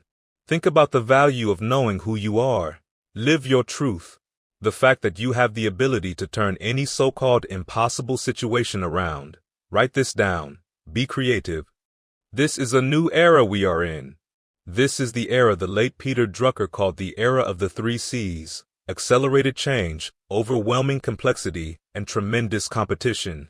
Today, you've got to be creative. The days when you could work at a job for 40 hours a week for 40 years are gone. That's gone. Those days will never come back again. You have to have an exit plan. You have the power to create. God made us, but we create our lives. I was going to a job that I hated every day. They didn't make me show up. No one held a gun to my head. I didn't like them and they didn't like me. They paid me just enough to keep me from quitting, and I worked just hard enough to keep from getting fired. I didn't have an exit plan. I was showing up angry, walking in asking what time it was. I would get a headache after 60 minutes just thinking about the job. Do you know that on Monday mornings, the heart attack rate increases by 35% between 6 a.m. and 9 a.m.? Studies indicate that over 80% of people who have jobs go into jobs that they don't like. They don't like their job. On Mondays between 6 a.m. and 9 a.m., people die of heart attacks, getting ready to go to jobs that they hate. Most of them die on the toilet. That's not the way to go. Helen Keller said, life is either a daring adventure or it's boring. Those folks didn't die of a heart attack. Their hearts attacked them and said, didn't I tell you I don't want to go anymore? Their hearts weren't in it. See, you weren't born to work for living, but to live your making, and living your making will make your living. When you can make a difference and earn a living too, it doesn't get any better than that. You were born to do this. As we begin to reflect on being thankful and thoughtful and being active, being committed, being patient, being persistent, being positive, being creative, write this down also. Be concerned. You want to be concerned, but you don't want to be consumed. Be concerned, but you want to seek out good information. If you don't get good information, get a subscription to Success Magazine. Why? Because you want to study success. If you are going to go to a particular destination, but you've never been there before, what do? You get a map or you talk to someone who's been there. Why do we want to do that? Because we want to saturate our minds with information. You want to seek out information that can help you move ahead. Stuart Johnson, the founder and CEO of Success Partners, has been doing this for years. Why? Because it made a difference in his life. He decided to become a distributor for good news, and here's the message that he brings: to be a light on the planet. All the thermometers out there, I guarantee that if you go to their house and if you ask to look at the magazines they're reading, they won't show you copies of Success Magazine. Instead, they'll show you all kinds of magazines about people who are living their dreams. You want a magazine that will teach you how to live your dream. You don't want to be an observer. This will make you a player. Here's the next step. Be faithful. Be faithful. It's easy to have faith if you have a secure job. You're earning the money that you want to earn. If your marriage is working out, if you have all your bills paid, if you have your health, if the children are behaving like they have good sense and judgment, then it's easy to have faith. It's easy to have faith then, but the true test of faith is when life knocks, when you have tribulations. Think it not strange that you will face the fiery furnaces of this world. Things are going to happen to you over the next year. Why? That's just the way it is. Viktor Frankl calls it unavoidable suffering. Charles Udall said something I love. He said, "In life, you will always be faced with a series of God-ordained opportunities brilliantly disguised as problems and challenges. Be thankful. Whatever you're going through, it has not come to stay. It has come to pass. Be thankful. In all things, give thanks." When I lost my job in broadcasting, I had no idea that as a result of being fired, I would become a community activist. That I would become a state legislator in the state of Ohio, elected to 3 terms, and got 14 bills passed in my first term. I had no idea I would go on to produce 5 specials for PBS. I had no idea I would have a nationally syndicated talk show that was the highest-rated, fastest-canceled talk show in the history of television. Well, at least I had one. I had no idea I would become a motivational speaker. I had no idea I would become an author. I had no idea I would become a speech coach. I had no idea I would be speaking to people years later on a stage in Las Vegas. Helen Keller said, "When one door closes, another door opens, but most of us spend so much time looking at and talking about the closed door, we don't see the open one, forgetting those things that are behind us, reaching for those things that are before us. We press toward the mark, our higher calling." How many of you feel that there's a higher calling on your life? I say to you that at this stage of my life, I know the only reason that I'm where I am is a higher calling on my life. I know that. I'm not a religious person. I think religious people are afraid of going to hell. Spiritual people have been there. It's your time, and you have to act as if it's your time. How many of you believe it's your time? You need to know that it is your time. This is your time. Chapter 8. Stretch yourself. When you approach someone, 2 questions arise. Number 1, is it worth it? Nietzsche said, "If you know the why for living, you can endure almost anyhow. Why do you do this? Why did you say yes to this?" There's something in you that said, "What this opportunity provides is worth it for me to do whatever is required of me to build and to invest the time, the energy, to develop the skill set and the mindset to begin to create a new chapter in my life." It's not easy, absolutely not. But when you find something that makes it worthwhile for you, that gives meaning and value to your life, the fact that it's not easy is no big deal. Here's the other question involved. Can I do it? Have you heard people say, "I can't do it"? That's why it's very important that you are able, through your strategic message, to help them understand why it is worth it, the value and the impact that it's going to provide. Impact drives income. After listening to them, and you have to be a good listener so that you can talk to them from a place in which they understand and can hear you. After listening to them, you can, through your strategic storytelling method, talk to them from a place in which they can hear and understand you. You give them a larger vision of themselves that goes beyond their mental conditioning and their circumstances. A recent study indicates that 9 out of 10 of our choices are made by our unconscious mind.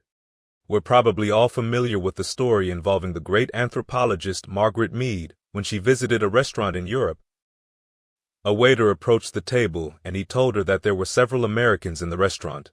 She said, "Tell me after you serve them dessert. I can tell you exactly how many are here." The waiter replied, "You couldn't possibly do that." She said to him, "Just let me know." After he had served dessert, he came over and said, "Okay, I've done it." She got up and walked around. She observed the people eating their dessert. She said, "You have 65 Americans here." He checked the roster. He said, "How did you know that?" She said, "Because in Europe, when you eat a slice of pie, you eat it from the crust toward the tip." In America, when we eat a slice of pie, we eat it from the tip toward the crust. Do you eat a slice of pie from the tip toward the crust? What else have you picked up? That's why an MIT study showed that we earn between $2,000 to $3,000 of what our closest friends earn. We are born into stories. There are things you've learned in life that can help people to get a larger vision of themselves beyond their mental conditioning and their circumstances. Here's another thing. Are you coping or actively developing tools and techniques that change your life and your business? One of the things, as we begin to look at people, is that most people are volunteer victims. They complain about their situation, and I did that for years. I was going to a job that I didn't like. Nobody made me go there, but I had an excuse. I've got to buy groceries, I said. I've got a mortgage. I've got a car payment. I have a wife. I have children. I was using all of those as excuses for doing something I didn't want to do. I was a volunteer victim because at any point in time, I could have made a decision that I wanted to do something else. There's a quote I love. Wherever you find yourself at some point in time, you made an appointment to be there. I had to own that when I read it. That grabbed me. Another thing that's important, it requires ability. You can be motivated. You can have a positive attitude. But if you don't take the time to develop the ability, it doesn't matter about your mindset. It doesn't matter how motivated you are. Think about the law of attraction. If you're not willing to work to develop that ability, all you will attract will be hard times and wishful thinking. It takes ability in order to get to where you want to go. Demand more from yourself than what you have achieved so far. Stretch yourself. You have to consciously stretch yourself. It's easy to settle in. You've got to demand more of yourself each day. What am I going to do? A lady said something to me that really grabbed me. She was reflecting on the election of Barack Obama, and she said, "You know what? When I look at what he did against such incredible odds, I looked at myself. I've got to get a bigger dream. I've got to do it better, and I've got to do something different. Let me share something with you. That's where I am right now. I've got bigger dreams now. I'm still here. I still got blood flowing through my veins. There are some children whose lives I'm going to touch. I'm going to reduce the recidivism rate among people who are incarcerated. There are people that I need to talk to say to them, you are more powerful than cancer. There are people that I need to talk to and say, you can live your dream. You've got the power to do more than you can ever begin to imagine. You are not your circumstances. I can talk to them about this because I've been there. I know what it is to settle. I know what it is to give up. I know, and I can free some people up. I can say, it's not over until you win. I can talk to people about that from a place of knowing because I've been there, done that, and bought the t-shirt. That's what people want right now. People made a choice between hope and fear. They are looking for hope. When there's hope in the future, that gives you power in the present. Here's another thing. Discover your power of voice. You've got to learn how to tell your story strategically to make an impact. Create a unique experience for your customers. You can't treat people like a transaction. You must listen to them. People, as they say, don't care how much you know until they know how much you care. How much you care. You've got to listen to them. Ask them questions. Get to know them. What drives them? What motivates them? What keeps them up at night? You need to know these things. You know what drives me? My children. My grandchildren. You know what drives me? I want to make a difference. My mother fascinates me. She adopted us when she was 38. I remember in her declining days as I sat by her bedside and watched her, I wondered what caused her to say, I'm going to adopt 7 children. She only had a 3rd grade education. She was a domestic worker. When I had the talk show, a reporter asked her, why did you adopt those children? She said, I wanted to share my life with someone. I want to touch somebody. She never had her children herself. When I was looking at her and thinking about how hard she worked, that's my why. What's yours? How many of you have someone in your life you'd like to do something special for? I want you to think about that person because that's what drove me. That really is what I talk about and like to find out. Create stories that people can identify with. The only way you can do that is to become a story listener. Then you can speak to people where they are. Don't allow what you want to say get in the way of what they need to hear. Create a one-on-one experience. Be there. Be present. Most people don't listen today. Once when I was in church, as I was walking past some people, they said, "How are you doing?" "I'm dying," I replied. They said, "Praise the Lord, good, praise the Lord, praise the Lord." So I said, "Hello? Hello?" I said, "I'm dying." They didn't even hear me. They didn't even hear what I said. Just went on automatic. Just be present with people and show interest in them. People are looking for relationships. Look them in the eye and speak to them. I was giving a lecture at the University of Michigan a while back. A lady wrote a letter to the president of the university, talking about a parking lot attendant she had encountered. When she came into the parking lot and was paying to park, he asked her how she was doing. She said she was coming there to have chemotherapy, and he said to her, "You're going to do just fine. Things are going to be all right for you."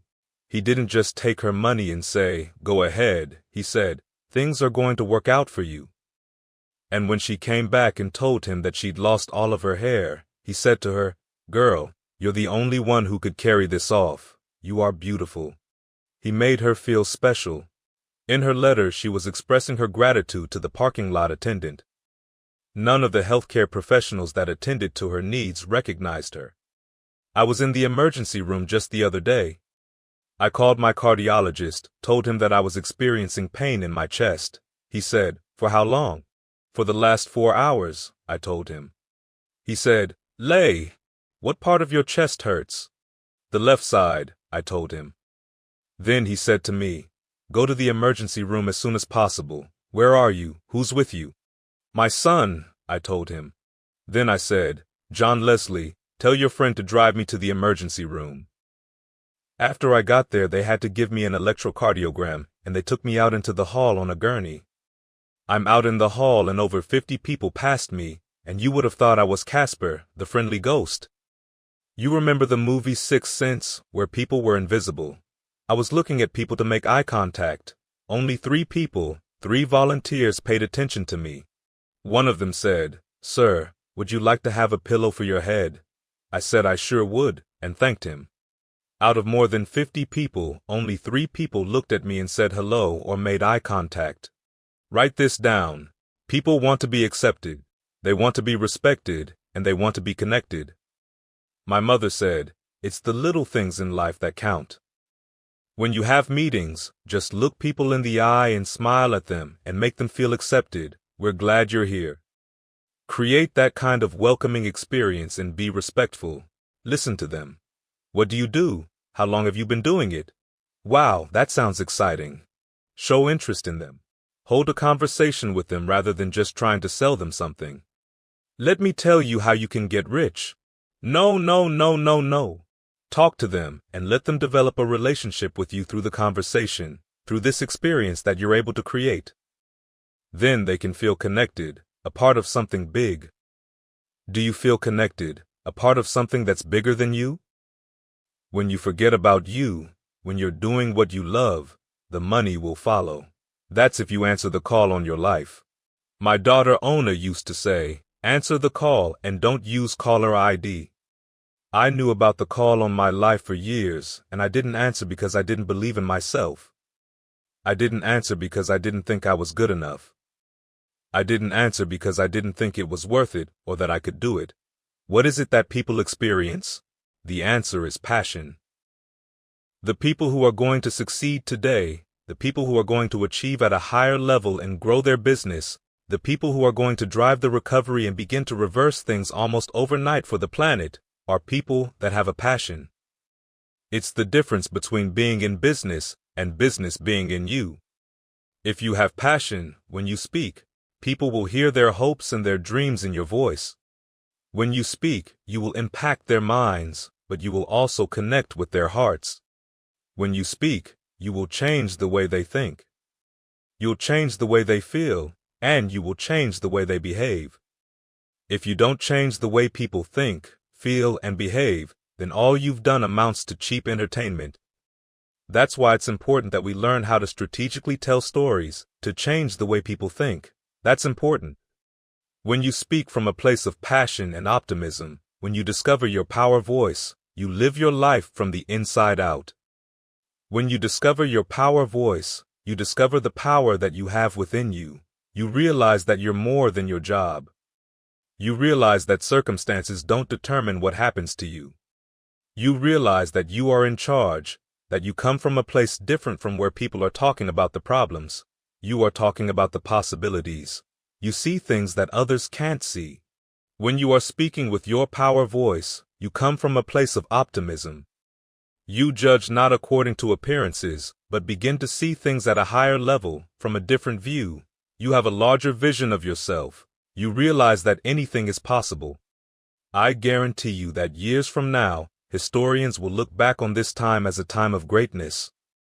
This time will give birth to more ideas, to more inventions, to more businesses, to more entrepreneurs, to more billionaires and millionaires than the planet has ever before seen.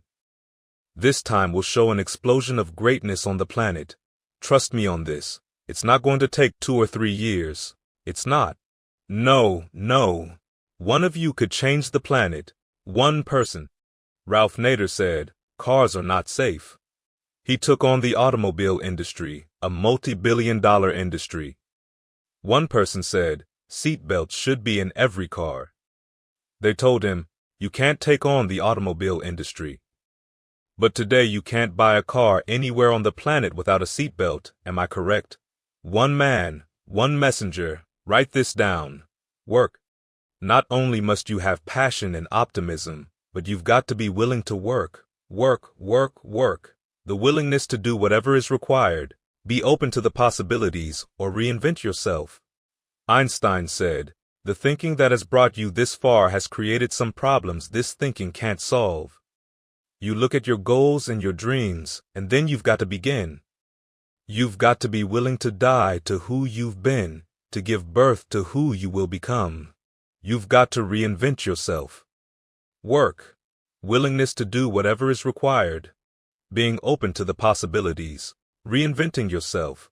Showing up at conventions. Coming to meetings. Being involved. Being engaged.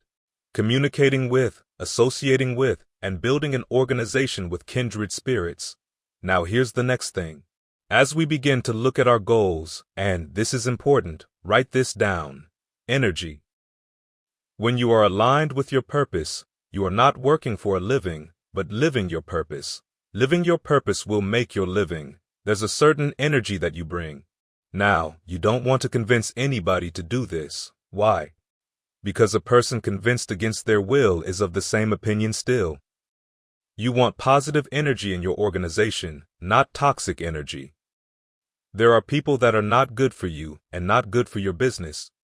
There are people that, if you never saw them again, it would be too soon.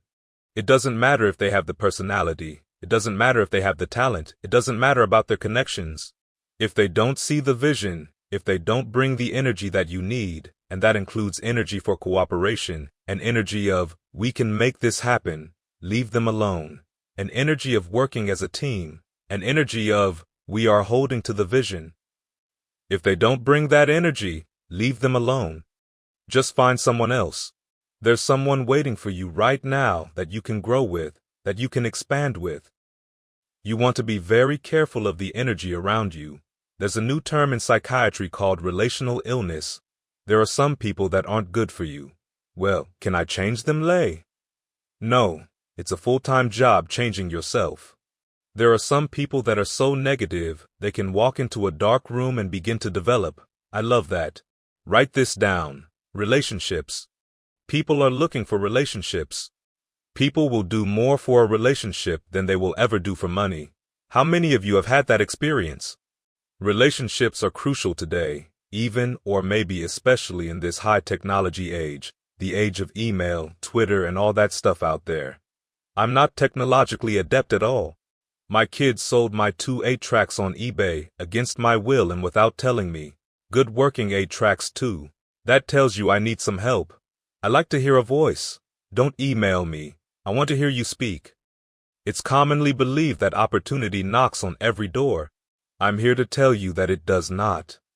Opportunity stands by silently, waiting for us to recognize it. You want to begin to be on the lookout, Have your antennas up, looking to create opportunities. George Bernard Shaw said, "The people that make it in this life, they look around for the circumstances that they want, and if they can't find them, they create them."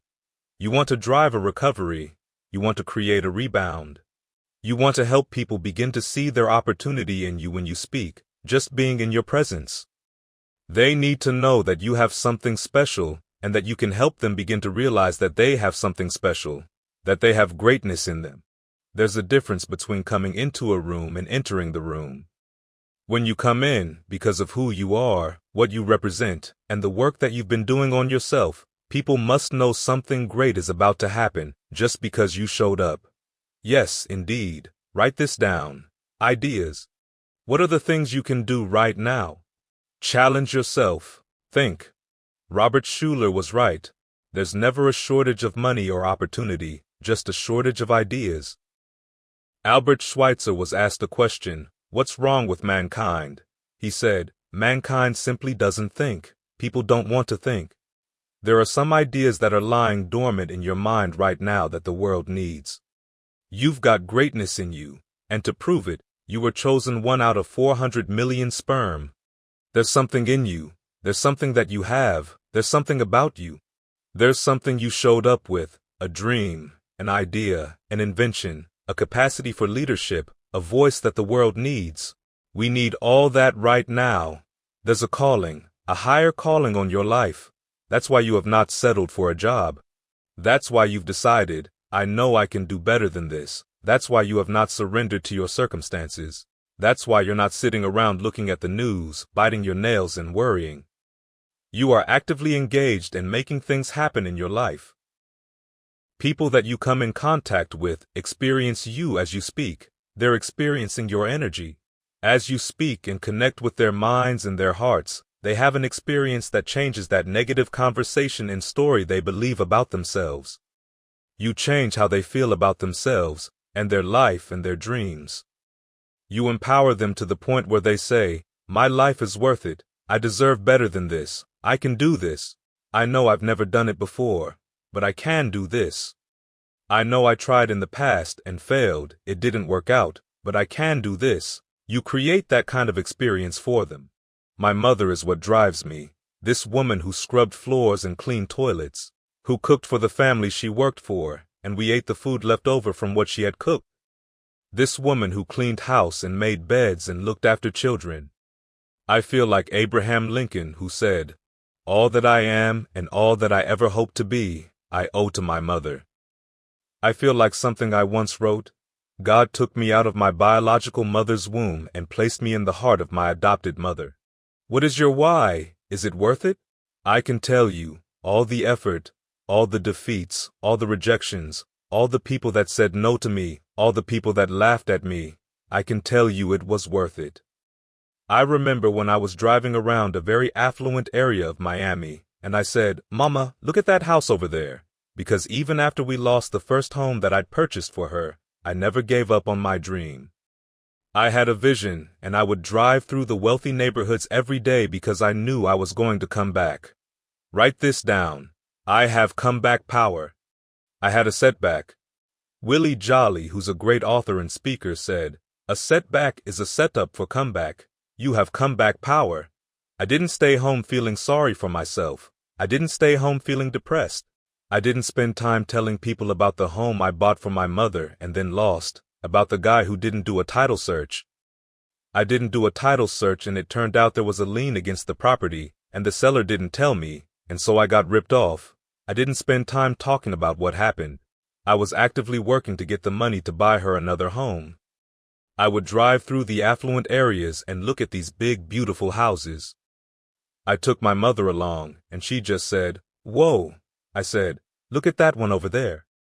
And she said, "If I lived in something like that, I'd feel like Mrs. Rockefeller." So I said, "Thank you, Mama."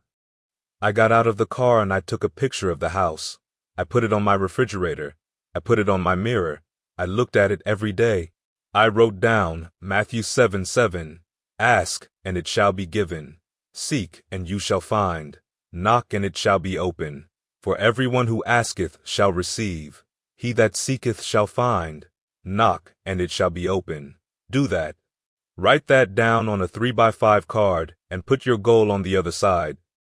Every day I looked at the picture, reinforcing it in my mind. I gave thanks that I had it. Finally, after working relentlessly, putting all my time and energy into the effort, I was able to buy the house. And then I got Mama in the car, and we drove past it again. I said, "Mama, look at that house over there again. I know the people there. Let me take you in to meet them." Many of you may have heard me tell this story before. She said, "Okay, Leslie," and I drove up onto the driveway. Mama was 75 at that time. I went around the car and opened the door to help her out. As we were walking toward the house, she said, "Leslie, boy, you sure you know these people?" I said, "Yes, Mama, I do." We got to the door, and I couldn't hold back any longer. I took out the key. I put it in the lock, and I said, "Turn the key, Mrs. Rockefeller. This is your home." She said, "Leslie, what are you talking about, boy?" I said, "Mama, look," and I turned the key. I pushed the door open and said, "I bought this for you, baby." She looked at me and she stuck her head in the door and said, "Anybody home?" I said, "No, Mama, it's your home now. It's fully furnished." She said, "You know, I thought you were up to something when you took me to the furniture store and asked me what I would like." I just said, "Yes, ma'am." As she was walking around, I stood there watching her, and all I could think about was when she used to take us downtown when we were kids. Wesley would be on the right, and I would be on the left, and Mama walked real fast with her shoulders back. We would try to keep up with her. That was all I could think as she was walking around and looking at the house, and she said, "Thank you, Jesus." Who would have thought that something like this would happen to me? "Leslie, you didn't have to do this." I said, "I know, Mama, but I wanted to." Who'd have thought that a little sugar candy boy would win the Golden Gavel Award? I produced 8 specials for PBS. I once went into a meeting and the guy speaking was boring, so boring that the room was as quiet as a graveyard between funerals. He said, "I know I'm boring. I know I don't have energy. I know I don't have passion, but the reason I'm standing up here and you are seated out there is that I represent the thoughts you have rejected for yourself." Whoa. I represent the thoughts you have rejected for yourself. Your top achievers, the top performers, the people that are building the business, that are taking it to the next level, the people that are making an impact on the planet, the people that are helping people achieve a vision of themselves beyond their job, see themselves as entrepreneurs. The people that can make things happen are the people who have told themselves, "I can do this." They represent the thoughts that we have rejected for ourselves. Don't judge yourself based upon what you have done up to this point. Don't underestimate who you are. Do you know who's looking back at you when you look in the mirror? You were chosen to do great stuff. That's why you are here. I want you to invest in yourself, but I also want to tell you why I do what I do. I was born to motivate people. I was born to speak. I'm cancer-free. I'm debt-free. And I'm drama-free because of God's grace and mercy. I want to leave this with you. A friend of mine had an angioplasty and 1 stent put in, and he died within 24 hours. I have 5, but I'm still here. It's because my work is not through yet. My work is not through. I believe there are people that I'm supposed to speak to, that I'm supposed to connect with. I want to leave this with you, something that I'm known for. My mother used to love to have me say this. I dedicate this to you and to your dream. In this hour, we need you. In this hour, we need your voice. You have something special. You have greatness within you. My mother used to say, "Leslie, say that thing for me, boy, that makes me feel better." I dedicate this to you and to your dream, but I say simply this. If you want a thing bad enough, then go out and fight for it. Work day and night for it. Give up your time, your peace, and your sleep for it. If all that you dream and scheme is about it, and life seems useless and worthless without it, and if you gladly sweat for it and fret for it, and plan for it and lose all your terror of the opposition for it, and if you simply go after that thing that you want with all of your capacity, strength and sagacity, faith, hope, and confidence and stern pertinacity, then you will get it.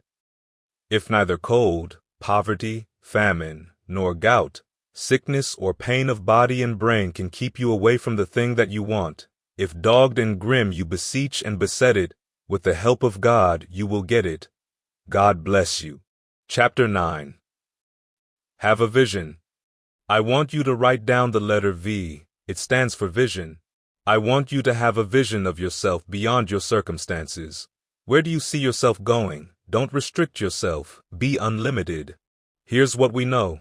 We're living in a time in which we know anything is possible. Anything. Don't rule anything out for you. Because you can't see it doesn't mean you can't do it. We must call forth those things that be not as though they were. The people that you talk to, you are giving them an opportunity to create a new life for themselves. As you speak to people, you are speaking to the invisible. You are calling for something that they can't see right now, physically. We have been conditioned in a belief that if I can see it, I believe it. No, if you believe it, you can see it. You've got to hold this vision of yourself beyond your circumstances and make it a big vision. I've found that most people fail in life not because they aim too high and miss. No. Most people fail in life because they're just like I was for so many years. Aim too low and hit? That's what I did. I was hitting those low targets. Here's something else. Write down the letter E. E stands for empower. Empower yourself. You've got to take the time every day to program your mind. There's a reason my favorite book says, "Be now conformed to this world. Be transformed by the renewing of your mind." There's a reason for that. Why? Zig Ziglar, the #1 motivational speaker on the planet, said, "People say motivation doesn't last. There's no reason to listen to motivational messages. There's no reason to go to seminars and workshops because they don't last." Zig then went on to say wisely, "Neither does brushing your teeth last. Neither does bathing last, but you do it every day. If you don't, they'll stop inviting you to parties. You have to literally program your mind." One of the transforming moments of my life was going with my mother when she went to work. Mama worked on Miami Beach, and we ate the food left over from the families that she cooked for. These were very kind and generous people. They said, "Mamie, whatever food is left over after we eat, you pack it up and take it home to those children that you have adopted." As you know, I was born in the poor section of Miami called Liberty City, on the floor of an abandoned building. Liberty City is often in the news for negative reasons. We wore the hand-me-down clothes of the children that Mama took care of, and if the clothes were too small, Mama would let them out. If they were too large, she'd take them in. My mother could bake, too. My mother could bake a sweet potato pie so good, you couldn't even eat it with your shoes on, 'cause your toes would wiggle too much. When I was going to work with Mama, I used to say, "Mama, when I become a man, I'm going to buy you a big, beautiful home just like this." My mother didn't know where those thoughts came from. "Leslie, you don't have to do that," she'd say. "I know, Mama, but I want to," I'd tell her. One person we worked for was a Mr. Zadorsky. I had to attend to his needs. People thought he was very rude and belligerent when he spoke to me. "Leslie," he would say, "come in here, young man. Look at this bookcase. You know I don't like dust. Dust it off. I want my shoes shiny. Do you understand? Look at this ashtray," and so on. "Yes, sir, I do apologize. I will take care of it, sir." That's how I'd respond to his criticism. I loved Mr. Zadorsky. Yes, he was arrogant. Yes, he yelled at me. But he was justified because I didn't clean his room as well as I could have. I did this deliberately.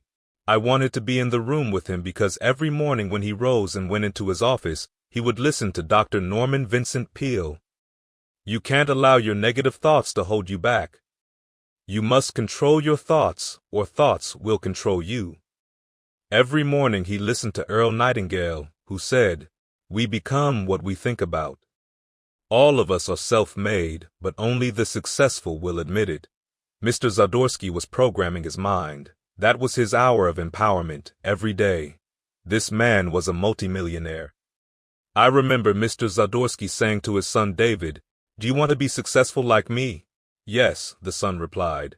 "It takes 3 things," Mr. Zadorsky told the boy. Rule number 1, watch wealthy people and do what they do. Rule number 2, watch poor people and don't do what they do. And rule number 3, go back to number 1. All of the homes that my mother worked in as a domestic worker, dusting and cleaning and caring for the children while I was raking the yards, they all had libraries and they had personal empowerment books and recordings that they listened to every day. Faith comes by what? Hearing and hearing and hearing. We live in a world where we're told more about our limitations than our potential. How many of you have been told you couldn't do something? MIT did a study that indicated that if I say to you, you can't do that, then someone else has to come along and say, you can do it, to neutralize what I said. That's why every day we must have the discipline to focus ourselves and listen to motivational messages in order to program ourselves for success. Now write down the letter MM stands for make something happen. You must have a vision of yourself in the future, where you're going, and take the time to empower yourself by programming your mind, because you don't get in life what you want, you get in life what you are. The next thing is that you've got to make something happen. The reason that most people are running around being fearful right now is that they're spending too much time focused on the negative, focused on things that will take their power away. I had something happen to me that no one would ever want to happen. 3 words that were said to me years ago that no one ever wants to hear. You have cancer. 3 words. Cancer, the most feared word in many different languages. No one ever wants to hear those words. I can tell you from personal experience how powerful those words are. When I was told those words, I became active, trying to find people who had had those words spoken to them but were still living. What did they do? Because I knew that if they could do it, then it was possible that I could do it. Does that make sense? Yes. I became active in seeking out solutions, rather than being consumed by the problem that I was faced with. In my research, I found that more people die from a doctor's prognosis than from the disease itself. That's why you have to have a vision of yourself. I had a vision of myself being cancer-free. Today, I'm cancer-free, debt-free, and drama-free. To God be the glory. And so you have to have a vision of yourself and where you're going. Never say, I'm broke. Say, I'm overcoming a casual problem. Don't say, I was fired. No, you were released so you can do what you were supposed to do. I had to make something happen. I became engaged in doing the things that would allow me to strengthen my immune system. I had to fight this fight at the cellular level. I had to change my thinking. I had to become involved in prayer, in meditation, and in the visualization process. I listened to motivational messages on a regular basis so that I could strengthen myself and fight the cancer from the inside out, rather than accepting this stuff from the outside in. Does that make sense? Yes. The other thing is, as you begin to look at your goals and dreams, not only must you have a vision and hold that vision because you can have a lot of things happen to you, but that vision becomes your reason for being. I say in one of my motivational series, if life knocks you down, try and land on your back, because if you can look up, you can get up. Your reasons, your vision will help you get back up again. Every day you must empower yourself, taking the time to listen to motivational messages that can change your thinking. Because at the end of the day, you don't get in life what you want, you get in life what you are. Your state of mind is so important. Most people are fearful right now because they don't take the time to work on their mind. Write this down. Monitor your mind and your mouth. Monitor what comes into your mind every day, because it will affect you. When someone says something negative to you, such as, you are terminally ill, the capacity of your immune system to protect you drops by 40%. Death and life is in the tongue. Watch what you allow to come in your mind. When people tell you that you can't make your business grow, you just back away. Don't argue with them. Say, excuse me, I can't grow from that. Then walk away. Avoid negative people and negative conversations. It's very important that you do this. You want to be busy doing things, making things happen. Somebody once said there are 3 kinds of people: those who watch things happen, those who make things happen, and those who don't know what happened. The majority of people are looking at CNN. They're looking at NBC and ABC. They're looking at television. They're reading the newspaper to find out what's happening. You don't want to do that. You don't want to act like them. Why? Because most people live their lives on the outside, they are thermometers, they're reacting to the news. 3 things you can do. You can react, you can respond, or you can initiate. You want to initiate. You want to have a vision of where you're going. You want to work on yourself. You want to make something happen. You want to master your communication skills so you can tell a story to distract, dispute, and inspire.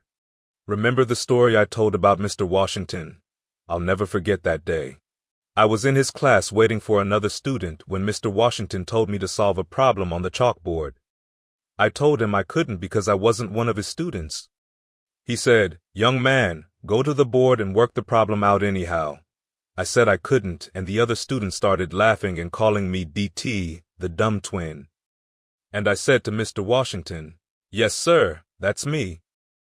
Well, he came out from behind his desk and looked me straight in the eye. "Don't you ever say that again," he told me. "Someone's opinion of you does not have to become your reality." That was a huge turning point in my life. Distract, dispute, and inspire. When I would come home after getting into a fight, Mama would say, "What happened, Leslie?" I'd tell her, "They called me DT." Gently she would admonish me, "Leslie, sticks and stones can break your bones, but words can never hurt you. But words do hurt. They hurt, and they can hurt deeply. Am I correct?" Mr. Washington was a communicator. He was a speech and drama teacher. He delivered a strategic message when he said, "Young man, someone's opinion of you does not have to become your reality." That distracted me from what I believed about myself, that I was the dumb twin. That strategically caused me to begin to overcome the possibility blindness, that because I wasn't as smart as Wesley, didn't get the grades that Wesley and Margaret Ann did, didn't mean that I was a bad person or a dumb person. I was inspired to start a new chapter in my life. That's what people are looking for from you.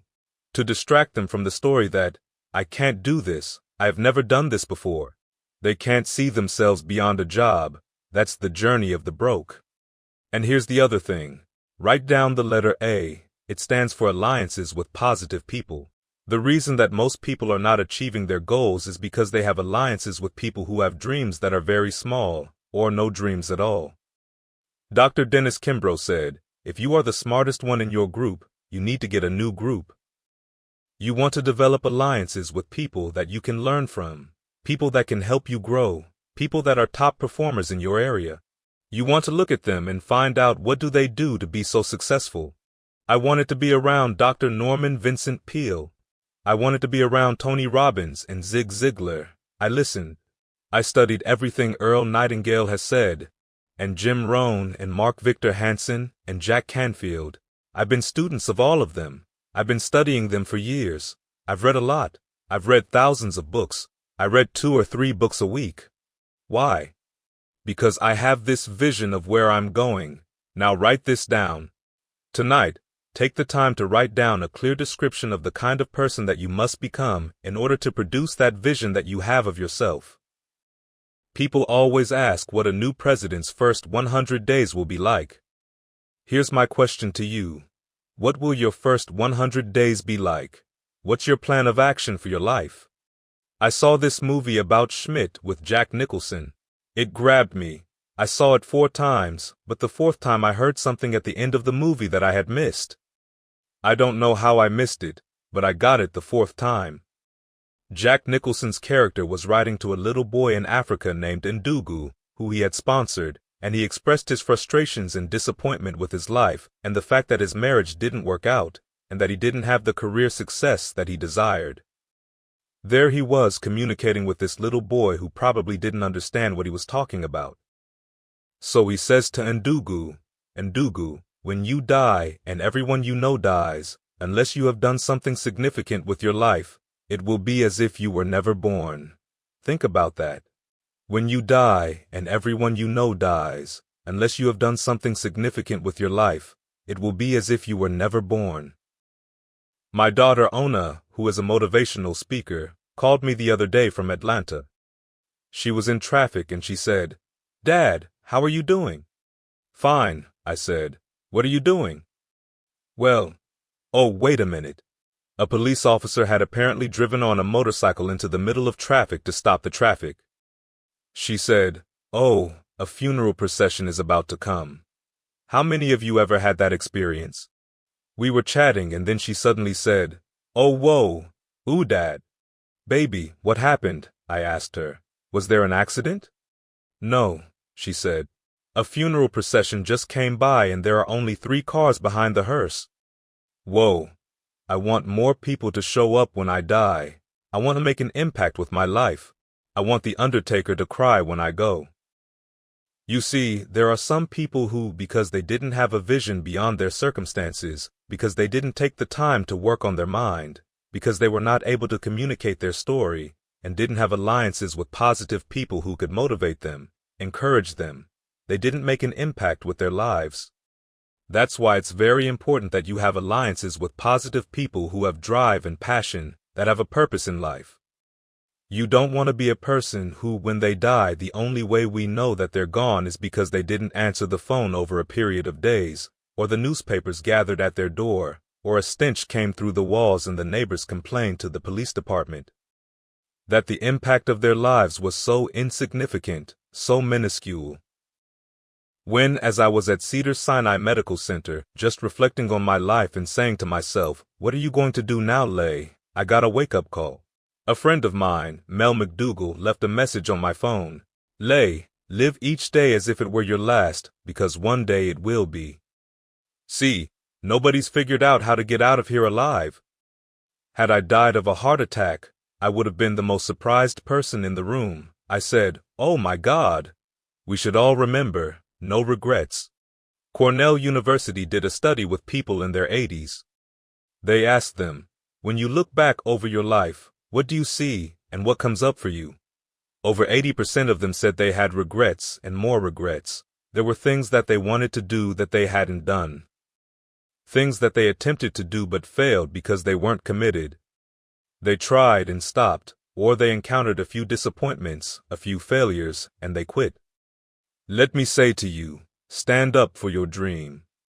The majority of people, the thermometers out there, if you tell them they can't do something, they stop. They become disempowered, disoriented, and they give up on themselves, on their dreams, and they adopt a defeated mindset. I can't do it. Write this down. Stay the course. I'm saying continue to say yes to your dreams, yes to that new life, yes to this opportunity, yes to the future.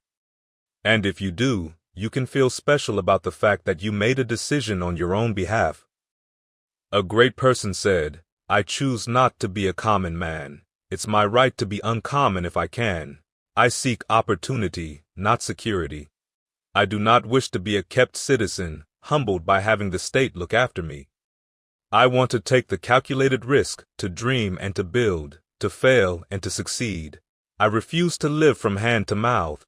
I prefer the challenges of life to a guaranteed existence, the thrill of fulfillment to the still calm of utopia. I would never cower before the master, nor bend to any friend. It's my heritage to stand erect, proud, and unafraid to face the world boldly and say, 'This I have done.' Be uncommon. Be different. You're a thermostat. You are not a thermometer." Chapter 10. The Power of Faith. Have absolute faith, and if you don't believe in yourself, believe in somebody else's belief in you. Sometimes you have to borrow somebody else's faith until your faith kicks in. On that fateful day when Mr. Washington looked at me, he looked at me with the eyes of Goethe, who said, "Look at a man the way that he is, he only becomes worse, but look at him as if he were what he could be, then he becomes what he should be." And when I heard Mr. Washington's words, I thought, "Oh God, I hope he is right. You must have absolute faith. Don't worry about what you don't have. As George Washington Carver said, do what you can where you are with what you have and never be satisfied."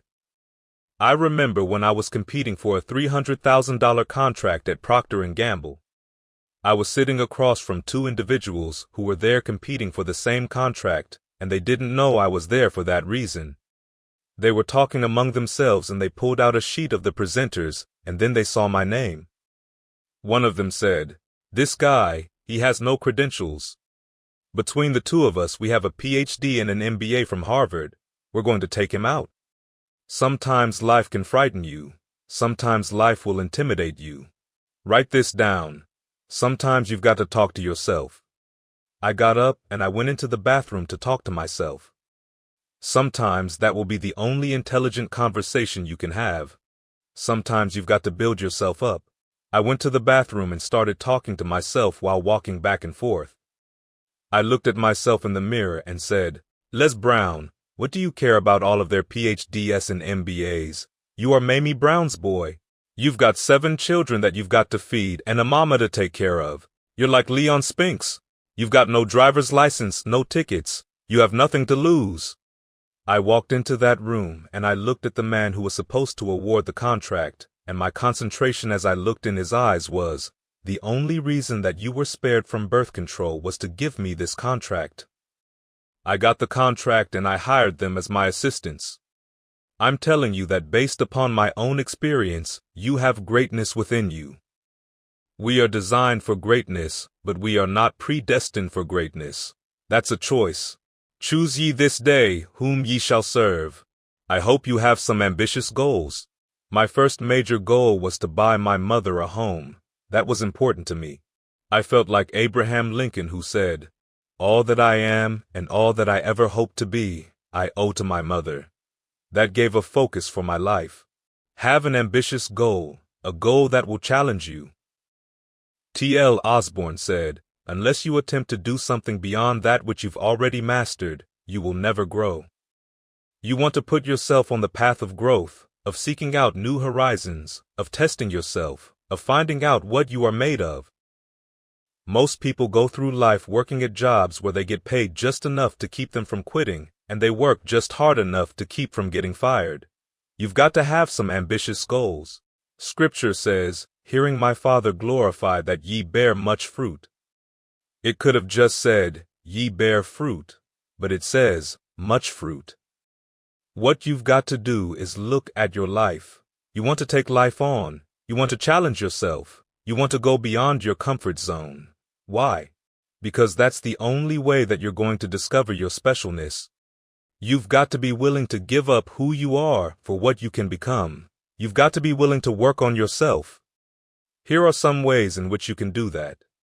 One is you must have ambitious goals that you think about, that you focus on, that you're reaching for.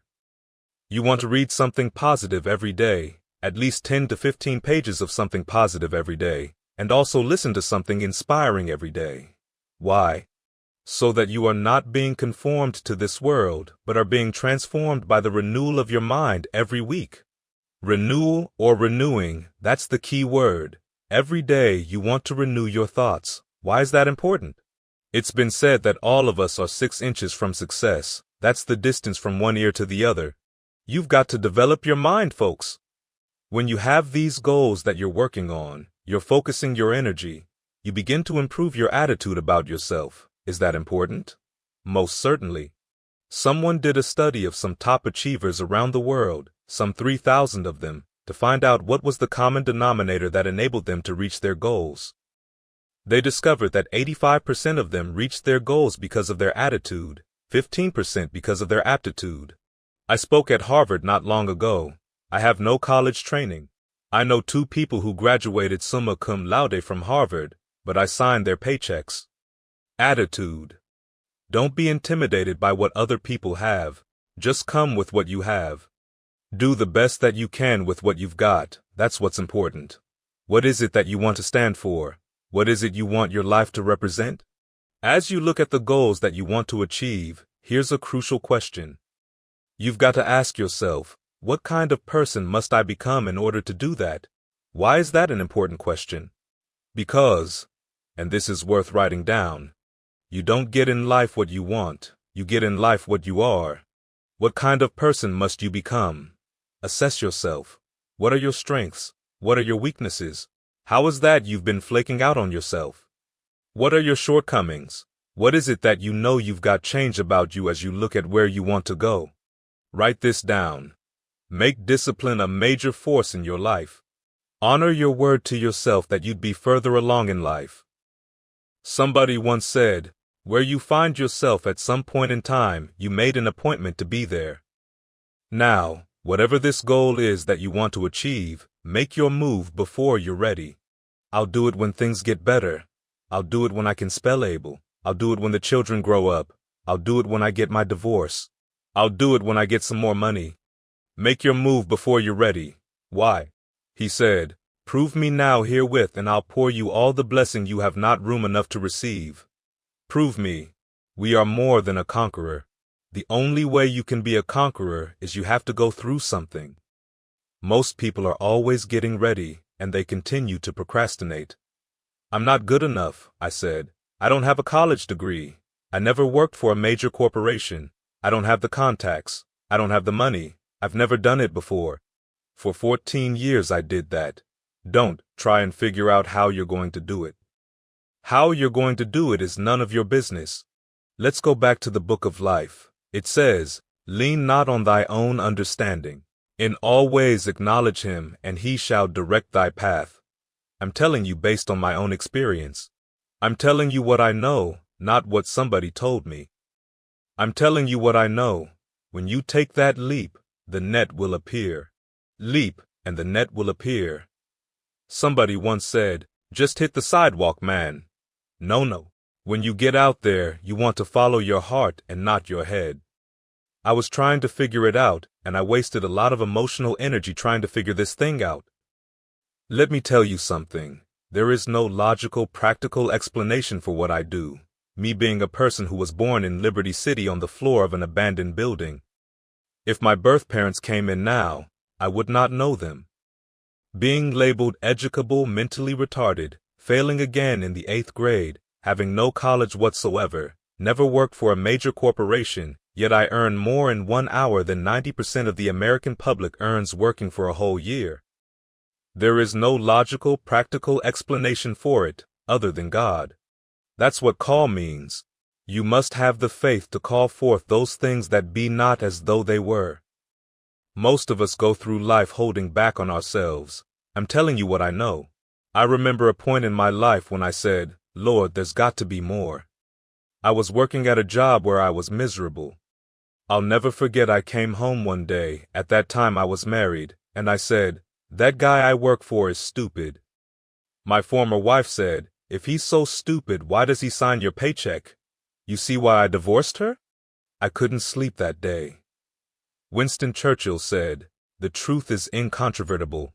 Malice may attack it, ignorance may deride it, but at the end, there it is." Thomas Carlyle said, "Truth crushed to earth shall rise again." The Book of Lives says, "You shall know the truth, and the truth shall set you free." I said, "She made a very good point," and I made a decision. Make a decision about your life. A man was passing by a house one day. People on the porch were talking, and as he passed by, there's a dog on the porch moaning and groaning, and the man was curious about this. He came back and asked the folks on the porch, "Why is this dog moaning and groaning?" One of people said, "He's lying on a nail." The man was surprised. "He's lying on a nail? Why don't he just get up?" Man on the porch said, "It's not hurting bad enough for him to get up." How many of us know people who do nothing but moan and groan about their relationships, or moan and groan about their job? A friend of mine called me. She was crying, and she said, "They laid me off." I said, "Why are you crying? Didn't you tell me you hated that job?" "They didn't lay you off. They released you so you can find your own good." Helen Keller said that when one door closes, another door opens, but we spent so much time looking at, crying, and complaining about the closed door, we don't see the open door. Charles Udall said, "In life you will always be faced with a series of God-ordained opportunities, brilliantly disguised as problems and challenges." Now, here's something else that you have to do. 3 last points. First, whatever goal you have, go all out. Give it everything you have. A man by the name of Art Williams wrote a book called All You Can Do Is All You Can Do, and All You Can Do Is Enough. But make sure you do all you can do. Give it everything you have. Pull out all stops. Hold yourself to high standards. I like a quote I saw the other day that said, "Do not go where the path may lead, but go where there's no path and leave a trail. Make failure your friend. Don't worry about making mistakes, you're going to make them. Don't worry about getting hurt, because you're going to get hurt. Why? Because life is painful. Viktor Frankl calls it unavoidable pain, because in life you are either in a problem, or just left one, or you are headed toward one. Life is painful. I used to have a talk show. It was the highest rated, fastest canceled talk show in the history of television. I was embarrassed. I was hurt. I was humiliated when they had my show taken off the air because I refused to do shows about fathers who sleep with their 14-year-old daughters and things like that. I refused to do that filth and garbage. So they said, "You're out of here." When I'm walking down the street, people will say to me, "Hey, didn't you used to have a talk show? They took you off the air, didn't they?" When I say that's right, then they ask, "Why did they fire you?" I always reply, "Why don't you call them and ask them?" Somebody else will say, "Hey, didn't you used to be Les Brown?"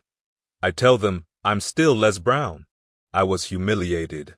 I was hurt. I was angry. I was disappointed. But I didn't die. Nietzsche said, "What does not kill me makes me stronger." My son, John Leslie, when he was 9 years old, I bought him a game called a Connect 4. I taught him how to play, and then I beat him 15 straight games. At the end of the 15th game, you're not going to talk a lot of trash. Instead, I stood up and yawned and said, "John Leslie, I'm tired of beating you. Dad is ready to go to sleep now." John Leslie jumped up and said, "Oh no, Dad, you can't stop now." "Why not?" I asked him. "Because it's not over until I win." So he and I just kept on playing. I said to John Leslie, "Let me tell you something now. I'm not going to give you any breaks, young man. Long as you sit here, I'm going to wear you out." "Dad, just keep on playing," he replied. I said, "Look, I'm not just #1 in Detroit, I'm #1 in Connect 4 all over the state of Michigan. Do you understand that?" He tells me to stop signifying and just play. I beat him 5 more times. At that point I told him, "John Leslie, I just got a telegram from the president. I'm #1 in Connect 4 all over the United States." He said, "Dad, just play." I beat him 8 games, and then I said, "John Leslie, they know my name on Jupiter and Mars, the master of Connect 4. He tells me to just play." I beat him 10 straight games, but in the 11th game, John Leslie won. He stood up and yawned and said, "Okay, Dad, I'm ready to go to sleep now." What if all of us had that unstoppable spirit in pursuit of our goal? You're going to face rejections again and again and again. You're going to get involved in office politics. People are going to judge you because of your personality. Folks are going to work against you. Doors will be closed in your face. You're going to face rejection constantly. Maybe creditors will be breathing down your neck. Your house in foreclosure. Cars been repossessed. People that you were counting on to help you saying you can't do it. There are times when you will doubt yourself, and just when you're about to give up, deep down inside, you'll hear this small, still voice that says, "It's not over until I win. It's not over. I'm not through yet. I'm still breathing. It's not over. No, no, no, no." You see, most people don't reach their goals. Most people are wimps. It takes everything in you to go from here to up there. You're going to go through some turbulence. What's the first thing they tell you when you get on an airplane? Before they take off, what do they tell you? Fasten your seatbelts. Fasten your mental and emotional and spiritual seatbelts because you're going to experience some turbulence before you reach a comfortable altitude. It's okay. It's not over until you win. One last point. Whatever goal that you have, you've got to be hungry. Mr. Washington said to me, "Mr. Brown, what do you want to do with your life?" I told him, "Mr. Washington, I'd like to buy my mother a home, sir." "How do you plan to do that, Mr. Brown?" "Well, sir, I'd like to be disc jockey." To this he said something I'll never forget. He said, "You start practicing and training yourself every day. I want you to visualize yourself being a disc jockey. I want you to claim it. Speak the word. Thou shalt decree a thing, and it shall be established unto you." I want you to put together jingles and radio commercials in radio format. I said, wait a minute, hold it, Mr. Washington.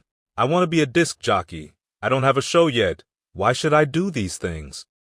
He quoted Whitney Young. It's better to be prepared for an opportunity and not have one than have an opportunity and not be prepared. He said, you've got to be hungry, young man. What do you mean by that, sir? I asked him. He replied, the people that are hungry are willing to do the things today others won't do in order to have the things tomorrow that others won't have. Are you hungry to get that house for your mother? Yes, sir, Mr. Washington. I promised her, sir. I promised Mama. When people were telling her to take us back to the welfare department before she adopted us, I promised her that when I became a man, I'd take care of her. That when I graduated, I would set her down. She would not have to be washing somebody else's dishes anymore. She wouldn't have to clean anybody's house. She'd only cook for us, sir. My mama would only fix sweet potato pie for us. I started practicing and drilling myself every day, and finally I went to see him. He said, are you ready, young man? Yes, sir, I told Mr. Washington. You got to be hungry, young man, he said to me. Don't you know that being a disc jockey is a glamorous job? There are many people who have more credentials and experience than you have who would love to be behind a microphone and have thousands of people listening to them. But if you're hungry, the odds don't matter. The dream is big enough. You don't care nothing about the odds. Yes, sir, I said, and he sent me on my way.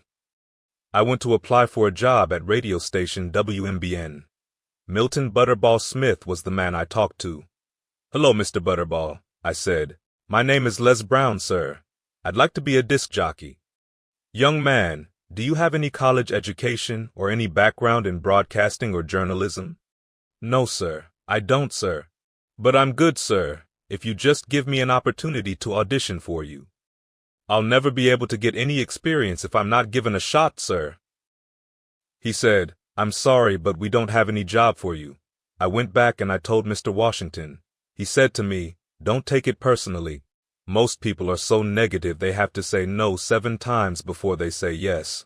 He said, go back again. So I did. So I showed up at Butterball Smith's office again. Hello, Mr. Butterball. How are you, sir? My name is Les Brown. I'd like to be a disc jockey. Weren't you here yesterday? Yes, sir. Didn't I tell you no yesterday? Yes, sir, but I didn't know whether or not somebody was laid off or somebody got fired since yesterday, sir. Nobody was laid off or got fired. Now, get on out of here. I came back again the next day and said the same things I'd said before. I know what your name is, he says. Weren't you here the last 2 days? Yes, sir. Didn't I tell you no the last 2 days? Yes, sir. But I didn't know whether or not somebody got sick or somebody died, sir. No one got sick or died. No one was laid off or fired. Now, don't you come back here again. I came back the next day like I was applying for the first time, talking loud and looking happy. Hello, Mr. Butterball. How are you? He looked at me with rage in his eyes, but he said, go get me some coffee, and so I did. My mama said sometimes you have to stoop before you can conquer. I became the errand boy for the disc jockeys, their little flunky. I would go get their lunch and their dinner, and I'd come in the control room and not leave until they stopped asking me to. I'd watch them moving their hands on the control board and memorize their movements. Pretty soon they trusted me to pick up entertainers that came into town. Entertainers like Diana Ross and the Supremes, the Four Tops, the Temptations. I'd drive them all over Miami Beach in the disc jockey's big long Cadillac. I didn't have any driver's license, but I was driving like I had some. Then one day I was at the radio station and a jock by the name of Rockin' Roger was drinking while he was on the air. He was slurring his words and it was obvious he couldn't complete his show. And there I was looking at him through the control room window, young, ready, and hungry. I was saying to myself, drink, Rock, drink. I would have gone on in and given him some more if he'd asked me to. Pretty soon the phone rang. I answered it, and it was the general manager. He said, young man, this is Mr. Klein. I know, I said. Rock can't finish his program. Will you call one of the other DJs in? So I said, sure. I hung the phone up and said to myself, He must be thinking I'm crazy. I called my mama and my girlfriend, Cassandra, and said, "You all come out on the front porch and turn up the radio. I'm about to go on the air." I waited for about 20 minutes and then I called Mr. Klein back. I said, "Mr. Klein, I can't find nobody." "Young man, do you know how to work the controls?" he asked. "Yes, sir." "Then go and segue the records and don't say nothing, right?" I couldn't wait to get old Rock out of the way. I got behind that turntable. I said, "Look out, this is me, LBPPP. Les Brown, your platter playing popper. There were none before me and there will be none after me. Therefore that makes me the one and only. Young and single and love to mingle. Certified, bona fide and doubly qualified to bring you satisfaction and a whole lot of action. Look out, baby. I'm your love man." I was hungry. I was very hungry. You've got to be hungry. For those of you who want to live life to the fullest, I say you've got to be hungry. You got to be willing to do the things that the others won't do in order to have the things tomorrow that others won't have. You've got to be willing to work on yourself. I say to you that whatever you've done up to this point is just the tip of the iceberg. I say to you that you are designed with greatness, but not predestined for it. It's your choice if you want to have more life. No matter what you've done, I want you to know that you can do infinitely more. If anybody had told me, based on my life, that I'd be doing this, I probably wouldn't have believed them. If my birth parents showed up now, I would not know them. I was born in an abandoned building on a hot linoleum floor. I have no college training. If anybody told me I would be doing this, well, it's quite a story, isn't it? Does it happen overnight? No. Is it easy? No. Easy is not an option. It just isn't. It's hard. But let me tell you, it's worth it. It's worth it. Your life is worth it. Dr. Martin Luther King Sr. put one of his sons under the best tutelage, under the best ministers and best mentors. He sent him to Morehouse College where Dr. Benjamin Mays, a great motivator, was the president. But Dr. Mays sent the young man to his mentor, Dr. Howard Thurman, a great man, a great mystic, a great philosopher, a great mind. Dr. Thurman wrote Disciplines of the Spirit, The Centering Moment, and The Sound of the Genuine. In one of those books he wrote, "The ideal situation for a man or woman who dies is to have family members around them and praying with them as they cross over." He went on to say, "But imagine, if you will, being on your deathbed and standing around your bed, the ghost of the dreams, the ideas, the talents, the abilities given to you by life, and that you, for whatever reason, didn't use them, didn't pursue those dreams. And there those dreams, those talents, those abilities, those gifts, those visions are standing around your bed looking at you with large angry eyes saying, 'We came to you. Only you could have given us life, and now we must die with you forever.' The question becomes, if you die today, what dreams, what gifts, what abilities, what talents, what skills will die with you?" Miles Monroe, a great minister from the Bahamas, said, "The wealthiest place on the planet is not in the Middle East where they have oil underground. It's not in South Africa where they have diamond mines. The wealthiest place on the planet is in a cemetery, because there you'll find books that were never written, speeches that were never given, workshops that were never conducted, business ideas that were never acted on, songs that were never sung, instruments that were never played. You survived 1 out of 400 million sperm. You were born to win. I leave this with you, whatever your goals may be. My mother used to love to hear me say this. She passed years ago from breast cancer. She loved this. I want you to know that you have greatness within you. If you want a thing bad enough, then go out and fight for it. Work day and night for it. Give up your time, your peace, and your sleep for it. You will gladly sweat for it and fret for it and plan for it and lose all your terror of the opposition to it. And if you simply go after that thing that you want with all of your capacity, strength and sagacity, faith, hope and confidence, and stern pertinacity, with the help of God, you'll get it. If cold, poverty, sickness, or pain of body and brain can't keep you away from the thing that you want, If dogged and grim you besiege and beset it, with the help of God, you'll get it.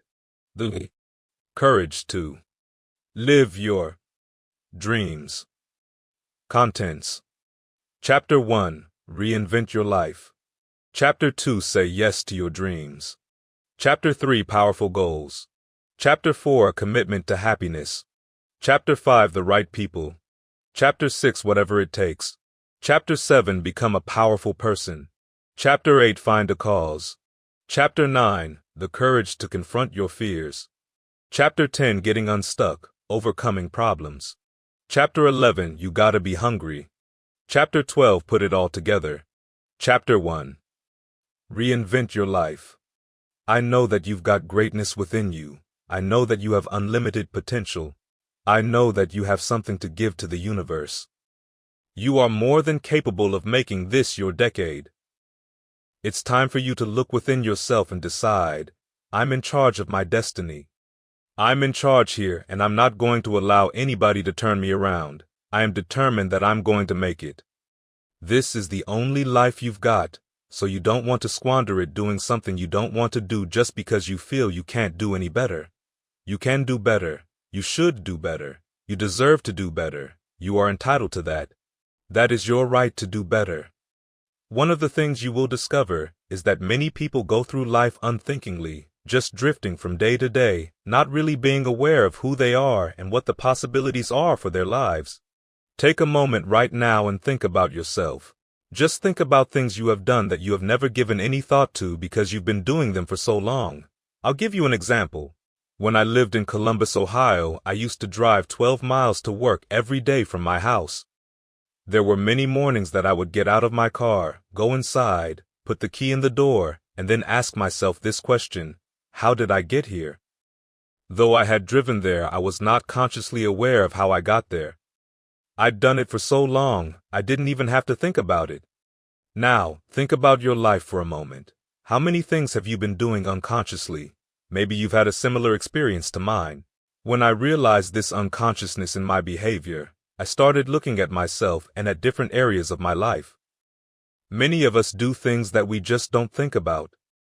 We believe that's just the way we are, and we can become locked into a particular habit or behavior. Human beings have the capacity for great change. If it's something negative, it can be changed. If it's positive, we can improve on it. We can build on it. Think about yourself right now. Is your life what you want it to be? If it is not, you have the consciousness, you have the power within you to reinvent your life, and you should. If you are the same person today that you were yesterday or the day before or a year ago, then you're not growing. Your life is going up or it's going down. You're either saying hello or you're saying goodbye. Take a look at you right now. What is it that you could be doing if you decided to free yourself up, if you decided to confront your fears, if you decided to become consciously aware of what you're doing right now? I used to have a tremendous temper. It did not take much to set me off. I decided to become consciously aware of what was happening to me physically. I felt my heart beating faster, my breath getting shorter, and I decided, wait, cool out, take a walk. I used to fence, and fencing is a gentleman's sport. My coach used to say, if you find yourself losing your temper, stop, make a tap on the floor with your foil, and leave the court. We have to learn to activate the thinker in ourselves, to catch ourselves going on automatic. This is crucial if we want to change, to get into a different groove, and to find a different path for our lives. Look at yourself right now. What are you doing on a day-to-day basis? Is it producing the kind of results that you want in your life? Look closely at one area of your life. It might be in your relationship, in your work life, or your personal organization. Maybe you're surrounded by all types of clutter, and you want to become neater in your appearance or how you're handling your environment. Whatever it is, identify just one area of your life that you want to focus your time and energy to improve right now. Let's look at improving your attitude as our first example. I have found it is very important to develop conscious awareness of our thoughts. We cannot control the thoughts that come into our minds, but we can control the thoughts that we dwell on.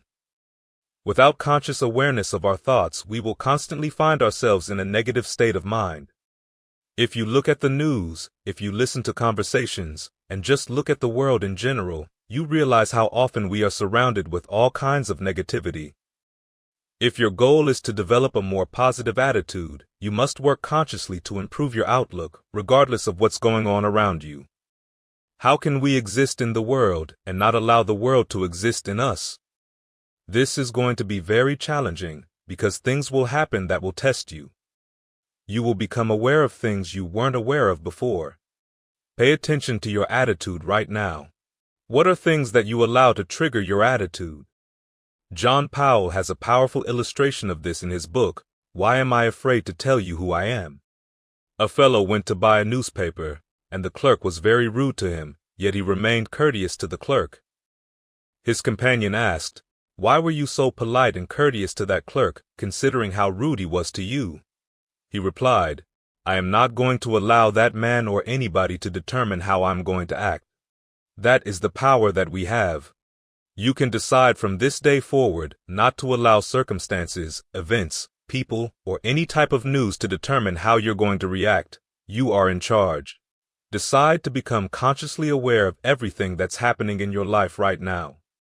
Become an observer of life and yourself, and you will realize that you can look, you can observe, and you can choose to respond positively. Realize that you are in charge. Remember that to consciously change requires daily work. It's not going to be easy. There will be off days. Learn to monitor your thinking, which helps develop awareness of our habits, the things that we find ourselves doing without thinking. Habits are crafty. They sneak up on us.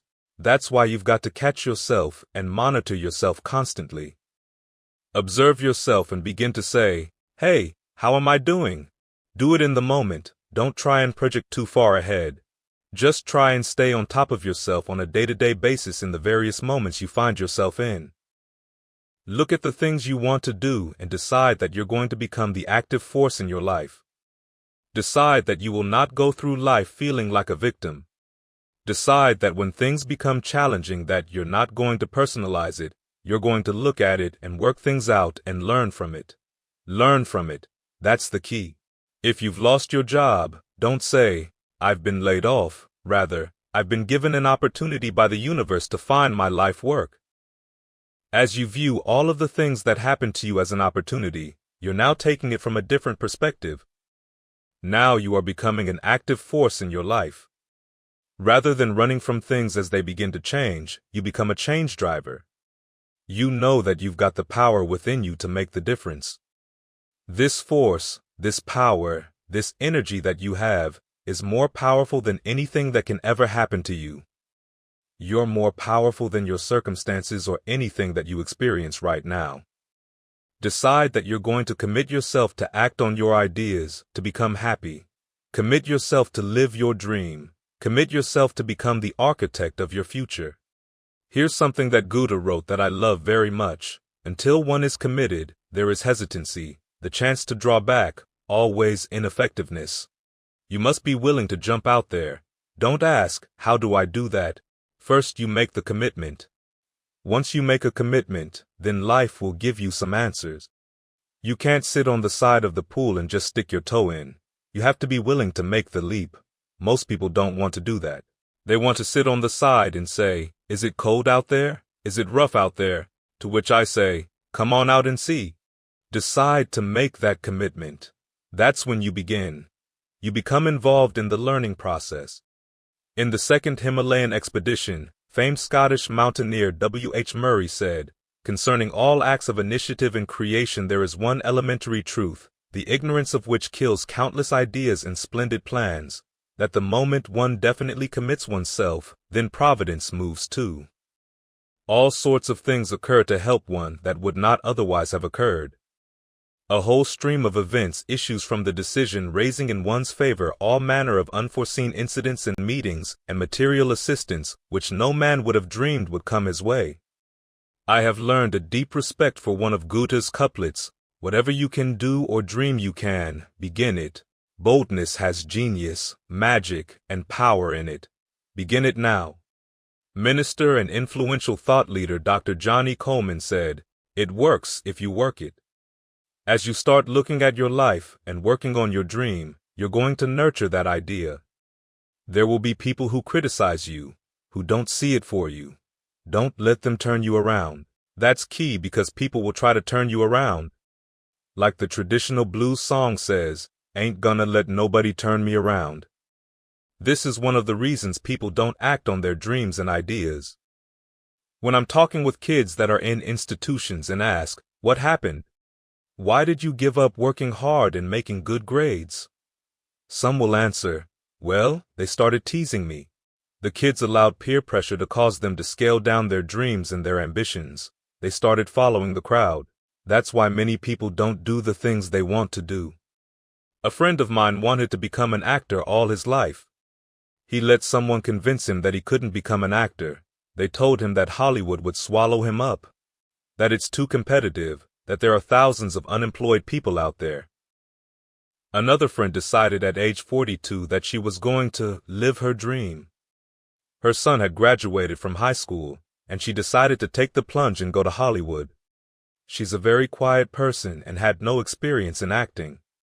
She decided to make the commitment and is now working on a one-woman show, getting support from everywhere because she was willing to make the commitment. The other guy I mentioned is far more talented and skillful, but he wasn't willing to make the commitment. So now he goes to work every day at a job that's making him sick, all because he doesn't have the guts or the boldness to stand up in life and say, "I am going to live my dream." All of us have experiences of being stuck, things that happen to us and we become like a broken record. A particular instance or event continues to reoccur and holds us at a different point in our lives mentally, emotionally, spiritually, or financially. Let me recount a woeful tale as an illustration of being stuck. There was a well-known figure in Ohio, a fellow who was known as Chicken Man. Chicken Man used to drive around in a station wagon with flashing lights and a chicken toy on top. Dressed in feathers and a strange hat, he rode around with a baby carriage and 2 baby dolls. He would get out of the car, make chicken sounds, and then continue on his way. None of us knew anything about him, and he was the object of much teasing and ridicule. One day, I met someone who knew him and learned his story. While asleep one night, he smelled smoke and awoke to his house engulfed in flames. Panicked, he ran outside and then heard the screaming of his 2 daughters still in the house. He tried to go back for them, despite the raging flames, going for the doors, the windows, any way he could. People had to restrain him. It was the most desperate and terrifying scene. Shortly after, an uncle of the girls arrived and asked where they were. When learning their fate, he began to beat their father, yelling, "You fool, you coward, you chicken, you chicken, you chicken." The uncle beat him to the ground, and he never fought back. When they helped him up, he did not speak at first. Then he began to make the sound of a chicken and never stopped. He took those little baby dolls and carriage around downtown Columbus every day and made the sounds of a chicken. This is a horrendous tragedy, and we can understand why this man became stuck. I believe in the human spirit and that it has the capacity to overcome overwhelming catastrophe. Go through the grieving, go through the anger and the heartbreak. Experience what you must experience. Learn what you must learn. Then learn to live. Learn to get on with your life. I believe that we all have greatness within us that we were endowed with, and the only way we can discover it is to constantly challenge ourselves. Many people never discover their greatness because they become satisfied. They stop growing. They stop learning. They stop developing themselves. They stop stretching. In order to discover your true greatness, don't allow life to lull you to sleep. Constantly look at yourself and ask, how can life use me more effectively? How is it that I can begin to stretch out? What talents or skills am I not using right now?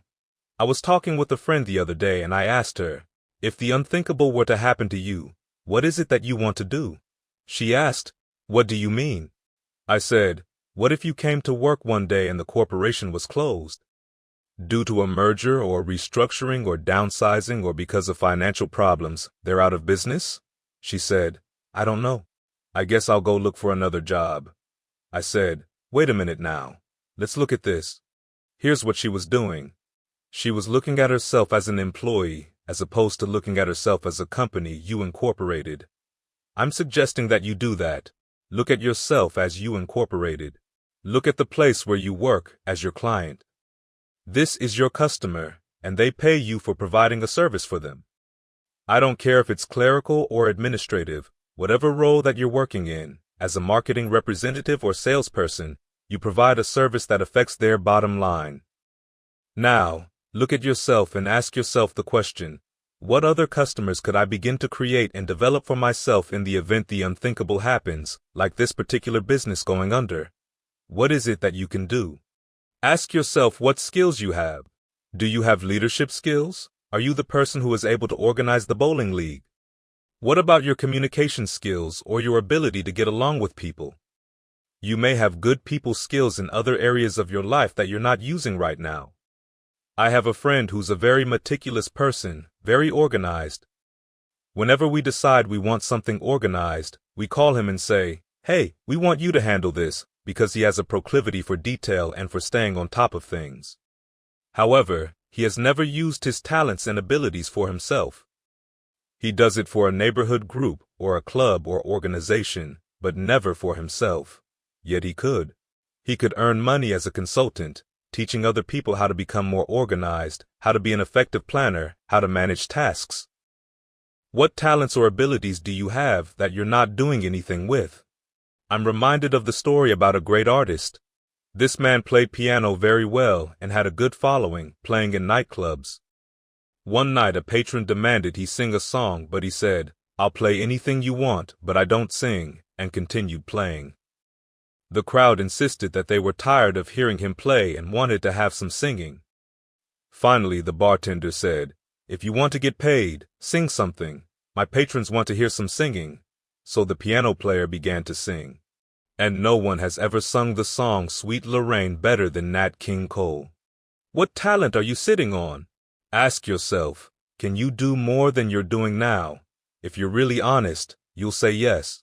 If you allowed yourself to remove the fears, the doubts, and the negative inner conversation, what are the other things you could be doing? If you freed yourself up and gave yourself permission, what things could you do? In my particular case, I was sitting in the audience watching the great motivational speaker Zig Ziglar going back and forth on stage, talking to over 2,000 people. I said to myself, I could do that. I've always enjoyed talking to people. What is it that you could be doing right now? I want you to hold a vision of that. I want you to tenaciously hold that vision, because that vision of yourself, of doing and living and experiencing what you have right now is very important. Most people don't have a vision beyond where they are right now. They can't see themselves doing more and achieving more. I want you to have this larger vision of yourself. This is different than having a positive mental attitude. Many people have been conditioned to have a narrow vision of themselves and are convinced that what they're doing right now is all they are capable of doing. I want you to project yourself into the future. And before you ask yourself the next key question, I want you to think about this important statement. You don't get in life what you want, you get in life what you are. The key question is, what kind of person must you become? What has to change about you? What is it that you must do? What type of preparation is important? What is it that you need to do right now that will help you develop the level of consciousness to produce those results or to become that kind of person? Here's something else I want you to do. Look at the vision you have of yourself or the area you want to venture into. How can you earn money doing it, even if it's a habit or something that you simply love to do? I have a friend who loved to cook and bake.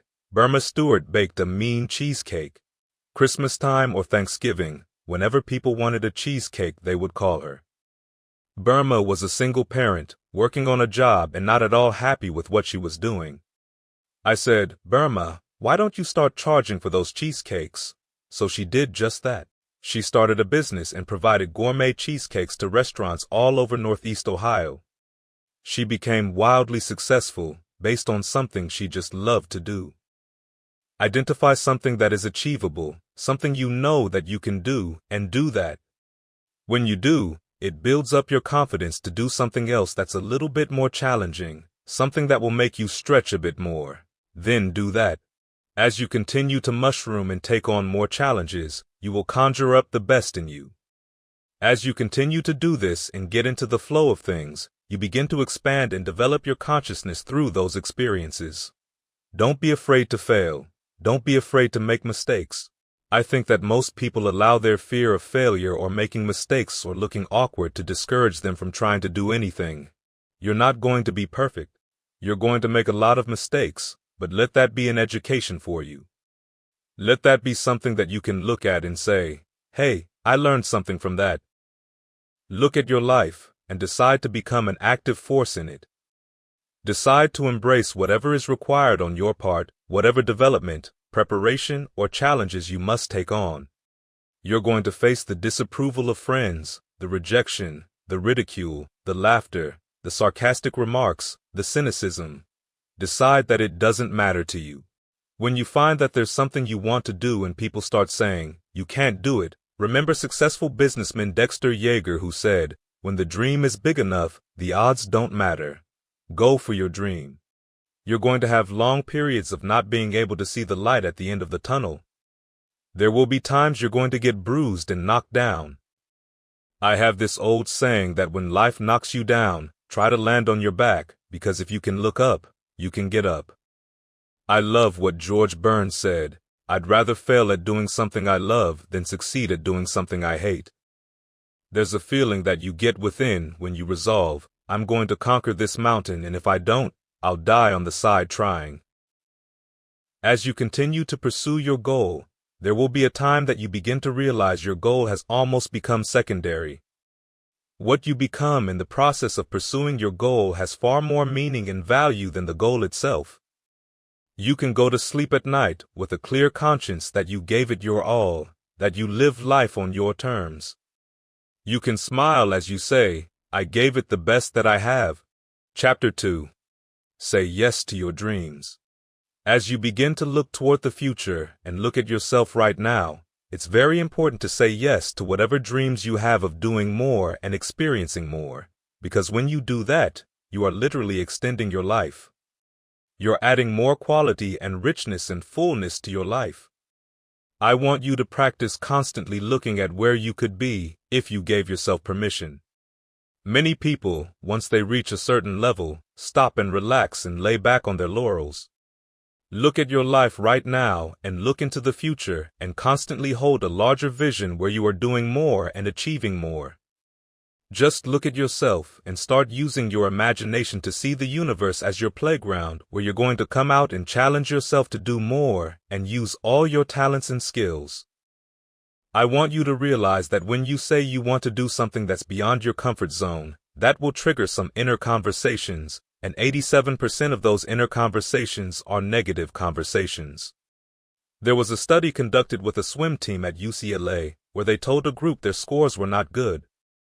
They then observed that those swimmers whose scores improved reported thinking, hey, it was a fluke, I can do better than that, and they did just that.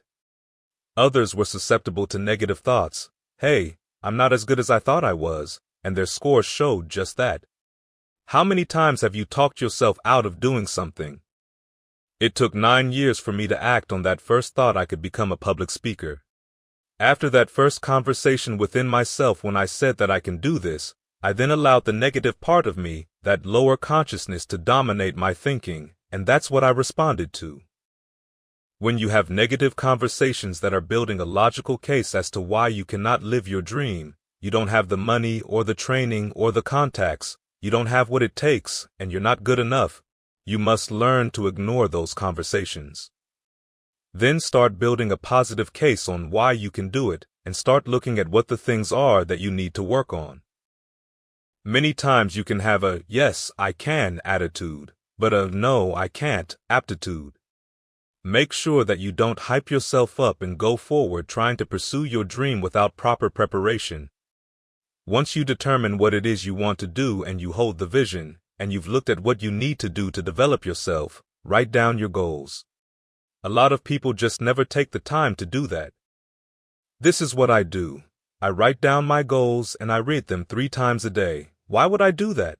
I believe that whatever you hold in consciousness, whatever you focus on, that is what you're going to begin to multiply and produce in your life experience. Dennis Waitley, author of The Psychology of Winning, would say that what we have in our lives is a result of our current dominant thinking. In order to change the results we have, I like to repeat the saying of Jack Boland, creator of the Mastermind Principle: if you want to keep on getting what you're getting, keep on doing what you're doing. We want to feed our minds some different types of thoughts and different types of visions. Write your goals down and read them 3 times a day. Embrace the vision you have for yourself.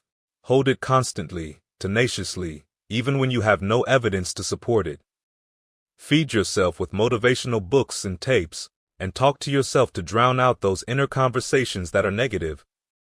Start saying yes to yourself by drowning out those conversations. Talk to yourself, and don't talk casually.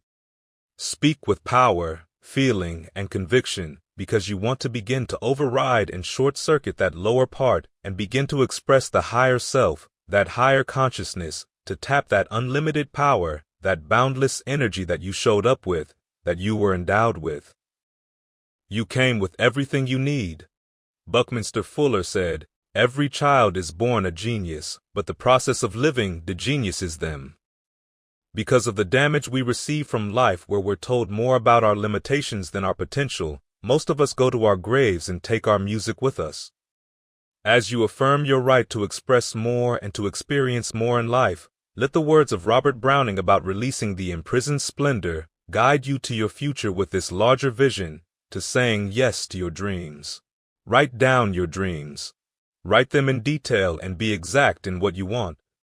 There's a story of a football team that had a goal of going to the Super Bowl. Then they went and they got whipped. They should have said, "Our goal is to go to the Super Bowl and win." Be exact. I believe that all of us came here with something. All of us showed up to give something, and nobody but you is going to give that service that you have to give. No one's going to produce your product. No one's going to write your book. No one's going to open your academy. No one's going to create your daycare with a special curriculum to cultivate the high self-esteem in our children. That's your idea. If you don't bring your idea out here before you die, all of us will suffer because we've been deprived of your genius. You will take it to your grave with you. That's what most people do. There is a quote attributed to Benjamin Franklin: "Some people die at 25 and aren't buried until 75. They're walking dead. You can tell by the way they walk, how they look in the face when they speak to you. People who make it in life have energy. You've got to have life. If you're excited about what you're doing, you will convince yourself and others. Let's look at the area of sales.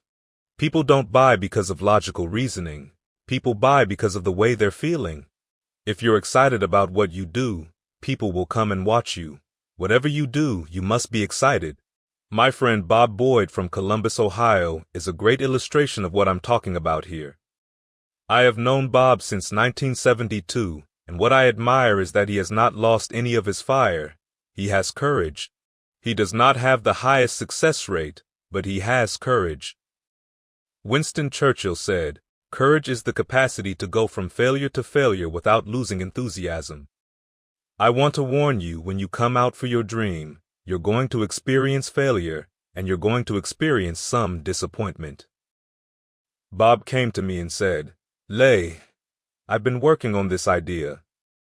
All this exposure you got, man, you could make a fortune. This thing is a money machine." I said, "Talk to me, Bob, talk to me." When he got to explaining it, I said, "Sign me up, Bob. Sign me up." He said, "I want to tell you more about it." I said, "Oh no, I want to play," because he was so excited about it. The fact is that whatever you do, you want to be excited about it. You want to have the kind of excitement that is so contagious, people want to be around you. Whenever you talk to people about your particular idea or whatever you're doing, they're watching you and they want to know, do you believe it? Are you the kind of person they want to be in business with? If you're not positive, if you're not energetic, if you're not fired up about it, how can you expect anybody else to be? Decide that you have what it takes and that you're going to be fired up about your dream. When you get ready to work on your goals, you're going to have some problems along the way. Why? It's called life. It comes with the territory. When you get on an airplane, what is the first thing that they tell you to do before you take off? Fasten your seat belts, because you're going to experience some turbulence before you reach a comfortable altitude. Therefore, it's good to be prepared. Murphy's Law reminds us that anything that can go wrong will go wrong. I'll never forget when Marlon Brando had a news conference right after his son was adjudicated for allegedly killing his sister's boyfriend. When the news reporters thrust microphones in his face and said, "Mr. Brando, what do you have to say about today's proceedings?" He paused, reflected, and said, "The messenger of misery visited my house today." That really hit me hard. I sat down and reflected and thought, when the messenger of misery visited his house, he passed my house going there. It occurred to me that the messenger of misery is either at your house now, or he just left there, or he's on the way there. Why does he have to come? I don't know. Psychologist and Holocaust survivor Viktor Frankl calls it unavoidable suffering. There's simply too much pain in life to try and duck it. At some point, everybody will have their visit. Charles Udall said that, in life, you will always be faced with a series of God-ordained opportunities brilliantly disguised as problems and challenges. That's where you grow. When you are working on your dream, you're going to have some challenges. In the prosperous years, you put it in your pocket. In the lean years, you put it in your heart. The first time I purchased a home for my mother, I lost it.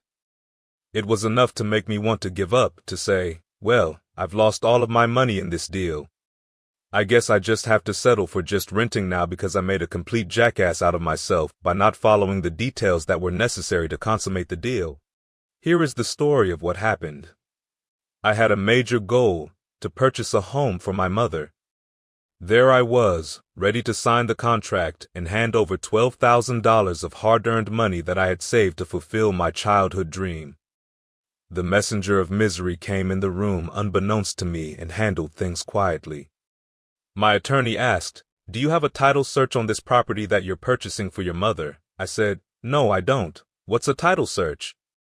She explained, "That's when you find out whether or not there are any liens against the property that you might inherit.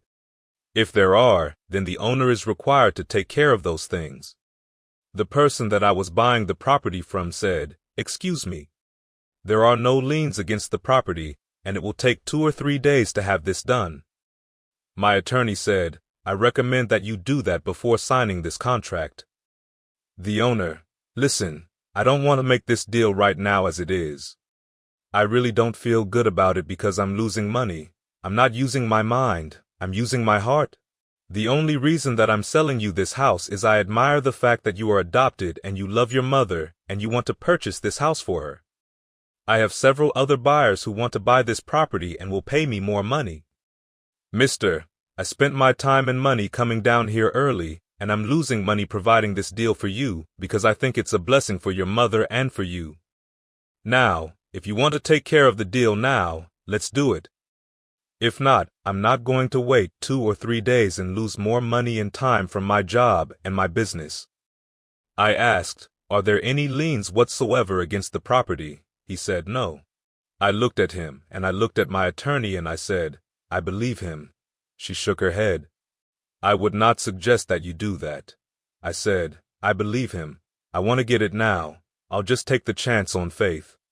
We signed the contract, and I gave him a certified check for $12,000. He looked me in the eyes, and he said, "God bless you, young man. God bless you," and embraced me and left.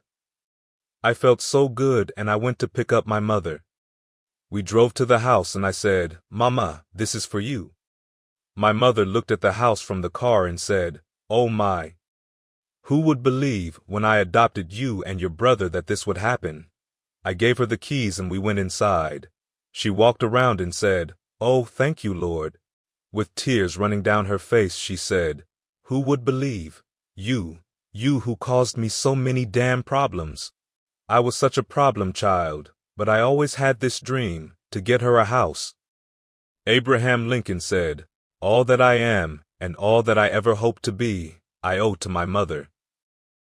It was a real big thing in the old neighborhood. Neighbors and friends were astonished and talking about the new house, and all came to see her off on moving day. "Bye, Mamie. We're going to miss you.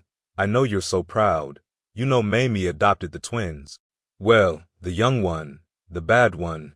Yes, Leslie brought her a home. Oh, wasn't that nice? God's going to bless you, boy. That's so wonderful. We said bye to everybody and took the furniture and belongings to the new house. Then, the messenger of misery started dropping little letters in the mailbox that said, "Notification, there is going to be a sheriff sale of the property on the county steps. There's a lien against the property." I read the letter. I couldn't believe it. It was several weeks after the signing of the contract. I'd forgotten the conversation with the attorney and the former owner. I made a call to him and asked, "What do you mean this property is going up for sheriff's sale on the county steps?" The gentleman said, "There's a lien of $25,000 against the property." "There must be some mistake," I said. "I just purchased this property, and I did not get any loan, sir." He said, "I'm sorry, sir, but the person that I represent had filed a lien against the property." I said, "I wasn't the person that got the loan." He said, "No. Did you get a title search?" I said, "No, I did not." "Well, had you had a title search done, you would have known that the money was owed," he replied. "Well, can I make some arrangements to pay you? What about $1,000 or $2,000 a month?" I offered. He said, "I'm sorry, my client wants all of the money." "Sir, I can't give you all of it. I bought this house for my mom. I'm adopted. She's in her 80s, and she's got a bad heart and other ailments.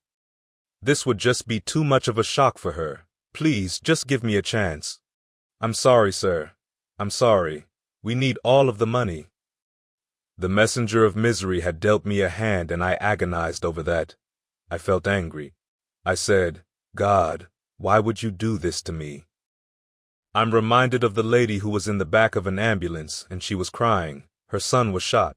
She looked at the doctor and said, "Why did this happen to my son?" The doctor replied, "Why not you? Who would you suggest?" See, when I asked life, why does that have to happen to me? Leslie, why not you? Leslie Calvin Brown, why not you? The messenger of misery said gleefully. I was crying and agonizing over what I was going to do, trying to get money or loans, trying to find out how I could stop the mail to the house that my mother might see. How could I stop people from coming by to look at the property that was going up for sheriff's sale? Eventually I had to tell my mother. At 2 o'clock in the morning, I went to her and said, "Mama, there's something I've got to tell you. We're going to lose the house." I was kneeling by the bed. She woke up and she said, "I didn't like this house anyway." I said, "What? You got to be kidding." She said, "No, the steps, they hurt my knees, my arthritis, when I'm going up and down the steps." I just said I liked the house because of you. I learned a lot from this experience. I had to learn to let it go. That was one of the challenges I had to go through in order to get a better life for my mother. It was something that I could either allow to devastate me or that I could learn from and to empower me, so I let it go. I can't even remember that seller's name. I concentrated my focus and energy on what was I going to do to earn more money. I got more speaking engagements, more training opportunities. I made more calls and I invested more time and energy to expand my business. I got my mother another home in a better neighborhood, and now she's happier than she's ever been. It's called life. As you say yes to your dreams, decide that you are not going to give up, no matter what. Write down your reasons why it's important to you. Talk to yourself when you find that inner conversation being negative, saying you can't do it. Affirm over and over again, speaking with power, feeling, and conviction, I can do it. I will do it. Yes, I can, and yes, I will. And never give up. As you do that, as you sell yourself on your ability to make it happen, as you continue to plunge forward, as you are relentless in finding ways, becoming more creative and resourceful and determined that you're going to make it happen, you will snatch victory from the jaws of defeat. The addiction to mediocrity is more pervasive than any drug that we have on the market today. Are you addicted? If you've decided there's greatness within you, and there is whether you believe it or not, if you've decided that you're sick and tired of being sick and tired, and you ought to be, if you've decided to say yes to your dreams, yes to life in spite of the odds, in spite of what other people say, in spite of the fact you can't get other people to approve you, but you've decided to approve yourself, I'd say that's the best decision you can make. You'll be able to look yourself in the mirror one day and say, I'm glad to be me, and you can now start thinking about what it is you want to do with the rest of the life that you have. What kind of difference do you want to make on the planet? What is it that you want to bring out here, that you want to share? What ideas do you want to act on so that none of us will ever be the same again because you showed up on this part of the planet? You've got something special, and don't you ever forget. Chapter 3. Powerful Goals. Goals are like roadmaps. They give direction to where you want your life journey to take you. Without goals, without a direction, you have nothing to commit yourself to. Look at your life right now. What are some major goals that you can now attach your life to? What kind of work do you have to do to become the kind of person that can reach those goals? How is it that you've got to change? These are the questions to ask yourself right now. What do you want out of life? As you look at your life right now, what is it that will make your life happier, that will give it more meaning?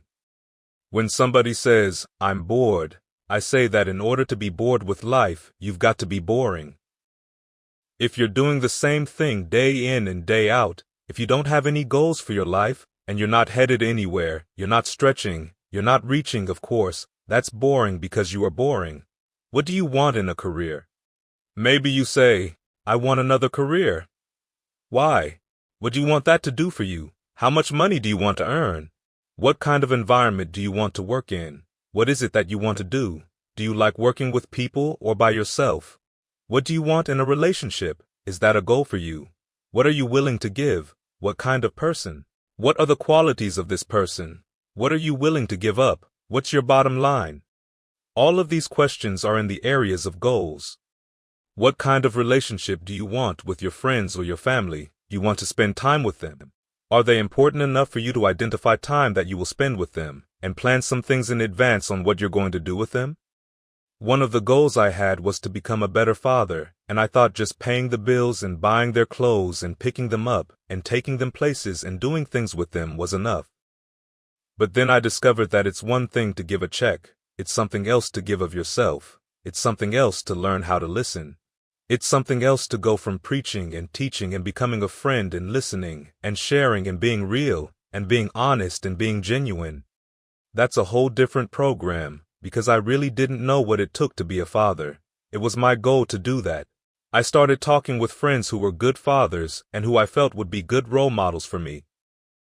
When you look at a goal that you want, a good step is to look at somebody who's doing what you want to do, learn from them, and, if you can, develop a relationship with them. I decided that being a speaker alone was not enough. I had to learn how to become a businessman. I had to learn how to work with people and manage people and tasks. I had to start talking to people that I knew were conducting their business in a well-organized way. I wanted to learn from them, so I developed a relationship with them. In addition to that, I started reading books and learning everything that I possibly could. What are the goals that you have for yourself? Start getting into that mindset. Write those goals down in detail. Don't be vague about it. What are things you need to do daily? What is it that you need to do today? What are your weekly goals, monthly goals, your 6-month goals? How do you see yourself a year from now, 2 years from now, and 5 years from now? Write it out. Describe what will be there for you. What will be different for you 5 years from now? How much will you be worth? How much training would you have received? How much time would you have invested in developing yourself? People ask me, how can I determine what's going to happen tomorrow? Tomorrow is based upon what you do today. Right now, you are molding what you will be tomorrow. That's what you're doing. I can tell you what your tomorrow will be like, what it's going to be for you 5 years from now based upon how much time and energy you spend working on you. If you've got some major goals, then you've got to begin to invest some major time working on you. As entrepreneur and author Jim Rohn said, a lot of people don't do well simply because they major in minor things. Hold the completed vision of what it is that you want to do. Look at the picture completed and start breaking it down. What are some of the things that you need to start taking care of right now? Write them down and begin to check them off. As I looked at myself being a speaker, I saw myself on the stage speaking to thousands. Then, I had to come back to where I was today and ask, what will it take me to get there? Start hanging around people that are doing what you want to do. Look at the pros, the masters, the giants, and learn from them. Become a student in life and then start doing little things that you can feel good about. I started volunteering, speaking for free many times just to get the experience, just to experiment and get my stuff out there, just to get some feedback on how well I was doing, to see whether or not I was on the right track. Once you achieve some small victories, celebrate those victories. I had a goal of normalizing my weight. I realized that one of my goals should be a health commitment, a commitment to improve my health and stamina. I started managing my food choices. I started doing exercises every day, doing X number of push-ups and sit-ups and going for walks. I began to applaud myself and celebrated those victories, and when I got on the scale, I weighed less. You can't do well if you don't feel well. One of the most important goals of all the things you put out is your health. You've got to take care of you, because how well you feel about you helps determine how well you're able to perform in reaching your goal. Another important thing to understand is that people who make things happen, people who reach their goals, have great communication skills. You've got to work with people. You want to be able to communicate with people on all levels. How do you rate yourself as a communicator? Do you work well with people? How's your communication style? Are you open to feedback? Can you give people a reason to want to work with you? Do you inspire people? How do you affect them? When you talk to people, can you get them to share your vision? Can you motivate them beyond their perceived limits? Can you get them to go with you across the street? This is a different world we're living in today. It's a service-driven economy, and the people who have good people skills, who are good communicators, are going to come out on top. Communicating does not mean just talking. God has given us 2 ears and 1 mouth.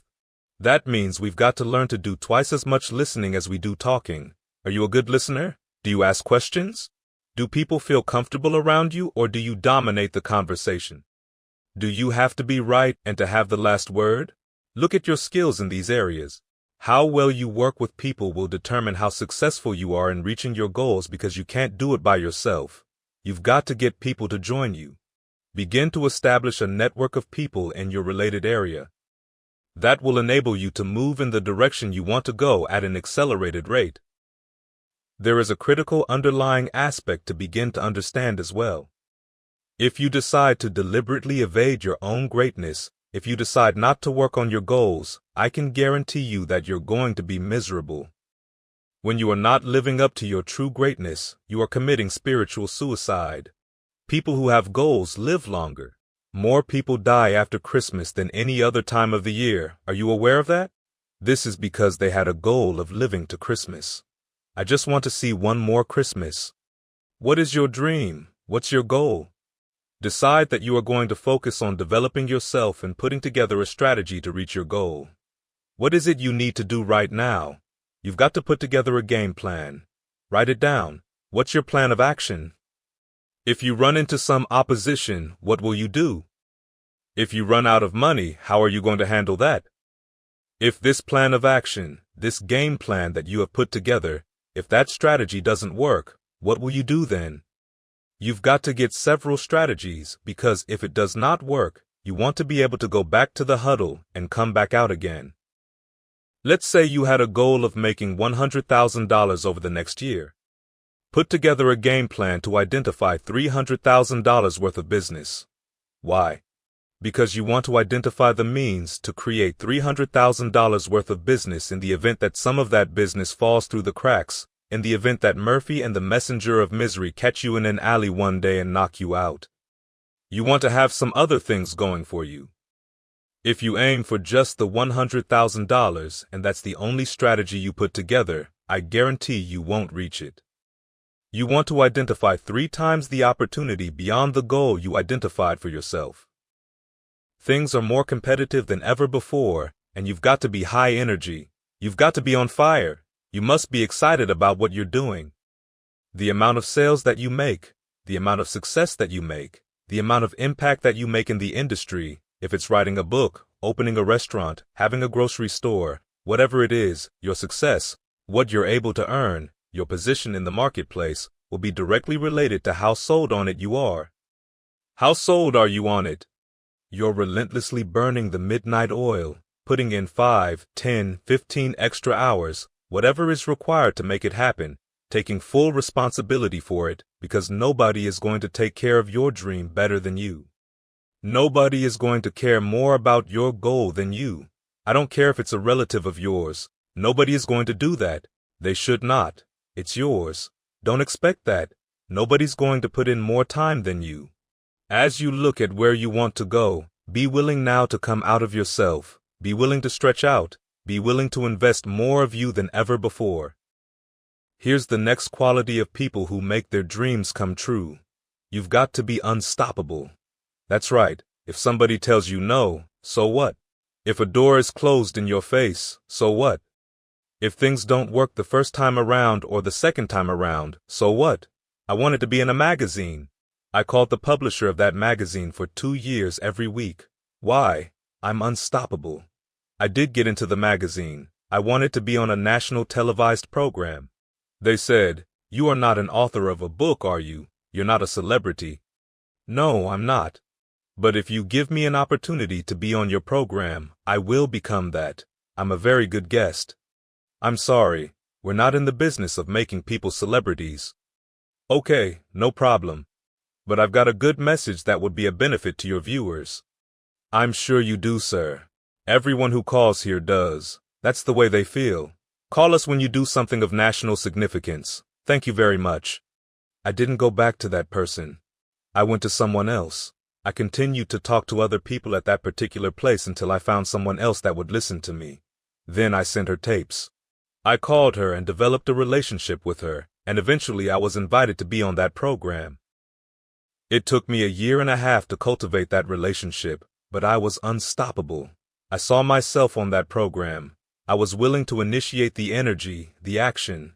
I kept implementing different strategies until I got there. Most people won't do that. They said, "Well, I tried." No, that doesn't get it.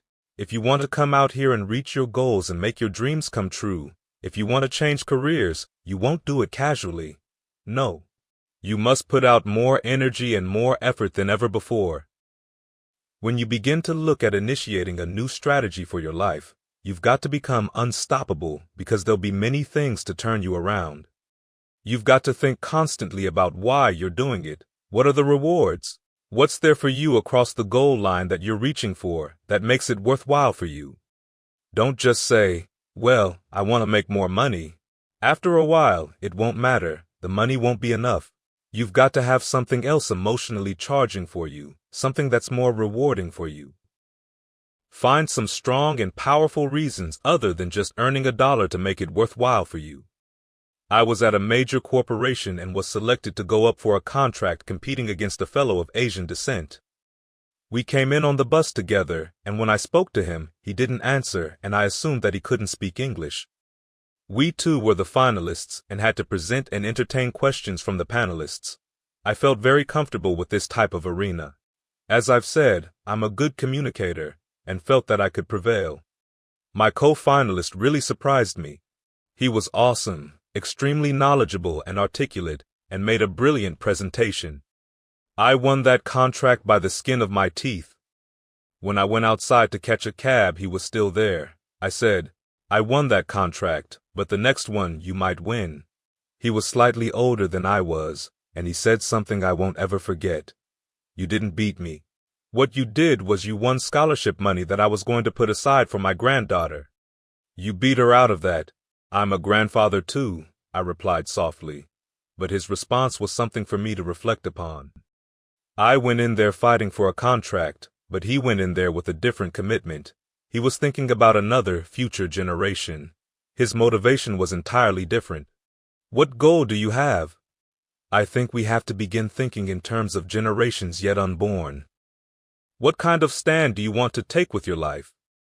When you get up in the morning each day and you go to your job or into your business, do you go with a limited vision of how much you're going to earn today to put clothes on your back, food on the table? Or are you thinking about what kind of legacy you are leaving behind, what kind of preparation? What kind of world are you leaving to future generations? What difference would you have made? What business or service would you have provided that people will have to take note and take their hats off to and say, "Hey, there goes a young lady that really made a difference during our time"? There goes a young man that was unstoppable, who identified his goals and against all odds went all out to make it happen. There's a young lady that refused to be denied that because of her creativeness and resourcefulness. She just refused to give up, and she made it happen. What will be said about you? You determined that. You showed up with the ability to make your dream happen, to reach your goals. You've got the power within you. You have the capacity to take it from a dream to reality. It's going to take more energy. It's going to be very difficult, very challenging. Part of what you must do is initiate action again and again and again. When things don't work out right for you, go back, regroup, and come back again and again and again. I remember football coach Jake Gaither from Florida A&M University. Even when they were down by 30 points, Jake Gaither would come on the microphone and he would say in his deep bass voice, "The Rattlers will strike again and again and again and again.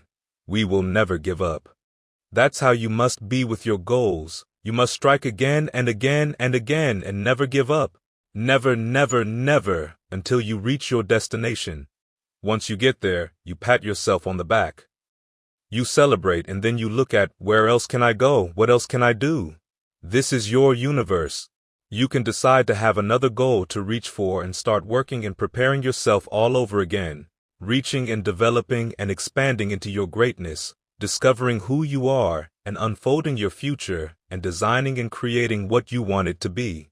You deserve your goals. It's going to call on everything in you to make it happen. Another note I want you to keep in mind as you work on your goal is that sometimes you're going to want to give up. That's right. You're going to talk to yourself when life happens and the messenger of misery and Murphy double-team you. You want to go back and put the tapes in the garbage can and burn all the motivational books you can find. Why? It's called life. At times you will say, "If I could just find that Les Brown, I'd get him." I can tell you that's a part of it. What do you do then? That's when you get really still within yourself.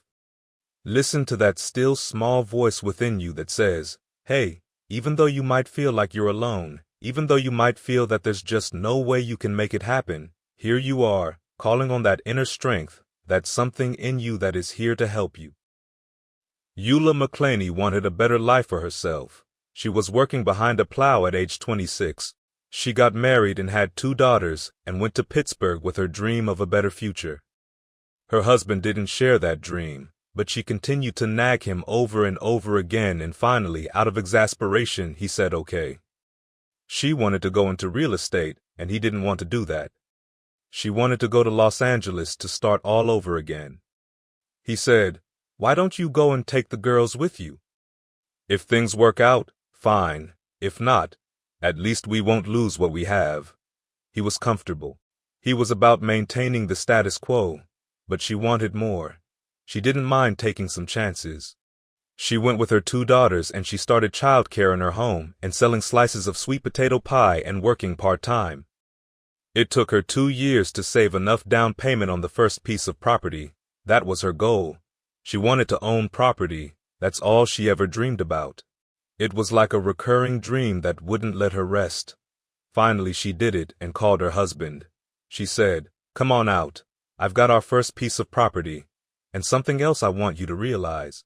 Sometimes you're going to be by yourself as I'm out working on my dream." Now her husband said, "I'm not coming," and said he wanted a divorce.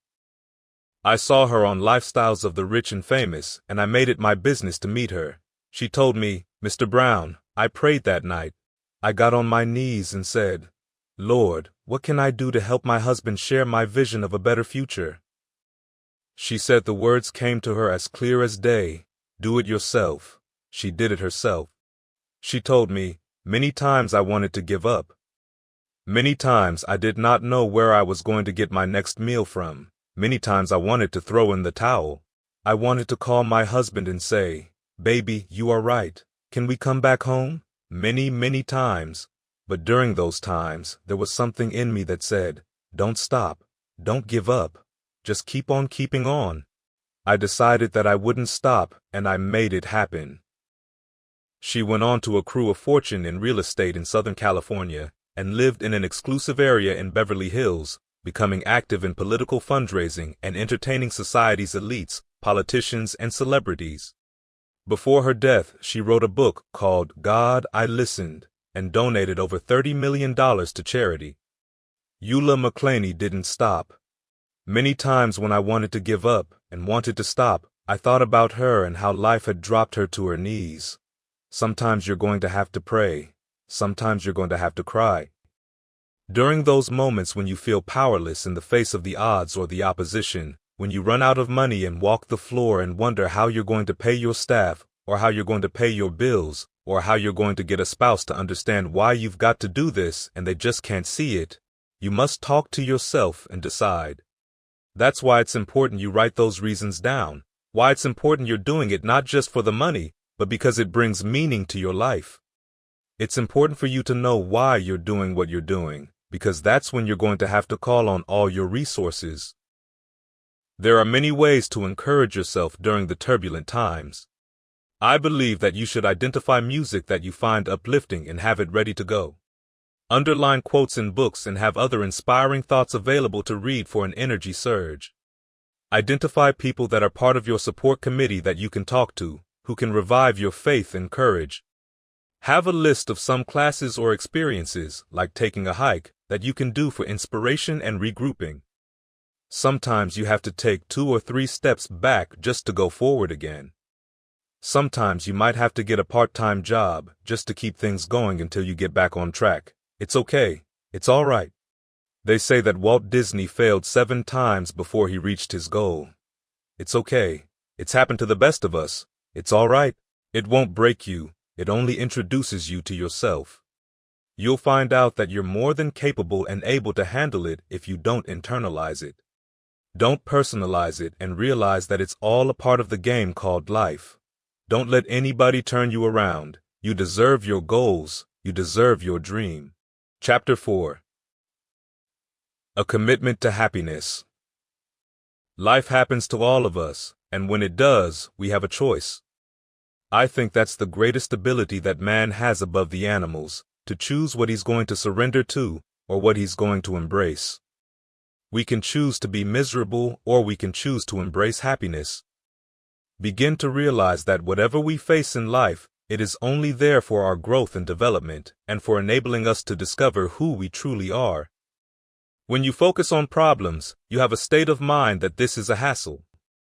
This is something that you shouldn't have to deal with when life is just the opposite of that.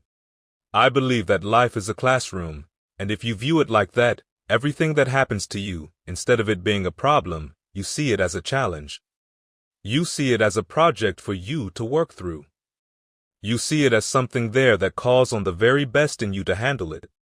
You can become a better person because of the challenges as opposed to being intimidated. You look forward to it, you embrace it, and you move on to the next level. An airplane cannot fly without the resistance of air. You can't fix lemonade with sugar alone. You can't learn good horsemanship by riding a team horse. There's an old saying, the harder the battle, the sweeter the victory. When you begin to understand and to know deeply that challenges are things that really make life worthwhile, that stimulate you, that enable you to begin to grow and to expand beyond your wildest imagination, then you begin to realize that without challenges, life is fruitless, it's dull, it has no meaning, it has no true value. Life is like a roller coaster. Sometimes you're up and sometimes you're down. Sometimes things are going well and sometimes they don't go so well. During the down moments, that's when you grow. During the down moments, you discover yourself. Life really reveals itself not when things are going well, but when things are extremely challenging. That's when you discover your true identity, how boundless and unstoppable you are. When I was a disc jockey in Columbus, Ohio, there was a listener named Audrey Pillmore who was in a nursing home. She used to call and request certain songs, and I would interview her on the air occasionally. I was impressed with Audrey because at age 37, she had developed muscular sclerosis. She was married, with 3 children, and she had to be confined to a nursing home. Known for her effervescent personality, everybody loved Audrey, and she was a blessing to everybody at this nursing home. Her room was constantly full with staff and others seeking her out. This is a woman who never complained, even though she could no longer raise her children. One day, another listener, Shirley, called and revealed that she was depressed, had undergone a mastectomy, her husband had become distant, and her prospects were grim. She was contemplating taking her life, and I asked her, "Could you wait until tomorrow?" She said, "Why?" And I replied, "Because I'd like to introduce you to Audrey Pillmore." She said after a long pause, "Okay, I will. But I already informed some friends to back me up in the event that this did not work." I'll never forget the scene when Shirley and I entered her room. Audrey was lying on her back, her body twisted from the disease, and she did not have the capability to fan a fly out of her face. She had no control over her hands, and it was often difficult to even blink her eyes. Shirley and I walked into her room and said, "Hello, Audrey. How are you doing?" With what strength she had, Audrey replied, "I'm doing better than good and better than most." I remember the look on Shirley's face that said, "Why am I here?" But when she looked at Audrey saying, "I'm doing better than good and better than most. How you like me now?" she started thinking within herself. If this woman can have this kind of determined attitude in spite of her condition, in spite of the fact that she has been confined to this room, to this bed for 16 years facing death every day, that she can't get up and take herself to the restroom, that she cannot walk down the halls, that she cannot provide for her children, that in spite of all this she can still say that she's doing better than good and better than most, then why am I giving up so easily? Shirley looked at Audrey and with tears running down her face said, "I'm so glad I met you." She said, "Thank you so much. You've been a blessing to me." When we walked out of there, Shirley was a different woman. She had a different walk about her as she realized that there are going to be things that happen to you in life. It's one thing to be happy and have faith when everything's well, when you have your health and your bills are paid, and you're not having problems in your relationship and your children are good. But what about when things are stacked against you, and it seems like you cannot make it, and you can't see the light at the end of the tunnel, or you don't have your health, or you don't have your bills paid? The true challenge is to know that we came with a built-in capacity to handle whatever challenges that life deals out, and that we must not take it personally. We do what we must do and keep on keeping on. People that are working on their dreams and developing themselves have a different kind of walk, a different kind of energy. Their conversations have an upbeat tempo. They have a glow about them. You can tell the difference from people that aren't working on their dream, their movement, their body language, and their voice in conversation. They're often slower, lackluster, and unhopeful. They look at a lot of television, not watching interesting content, just looking. We don't want to be like that. It's better to be actively involved in creating life and making it exciting for you. Beware of watching and reading too much news, lest it make you scared to come out of your house. You've got to keep the little boy and girl alive in you. Most people don't smile. Try it now. Just smile. You look good, you feel better, and people smile in return. Smile and laugh. Learn how to laugh at yourself. Laughing makes you feel glad to be alive. Cardiologist Robert S. Elliott suffered a massive heart attack and was in the hospital for 3 months. While there, he reflected on his life after his near-death experience. Neither of his parents had any history of heart failure and lived to be well over 80. He reflected on the role stress played in his life and how it affects our health. He conducted groundbreaking research into stress and its effects on our health and disease, which he includes in his books, Is It Worth Dying For? And How to Make Stress Work For You, Not Against You.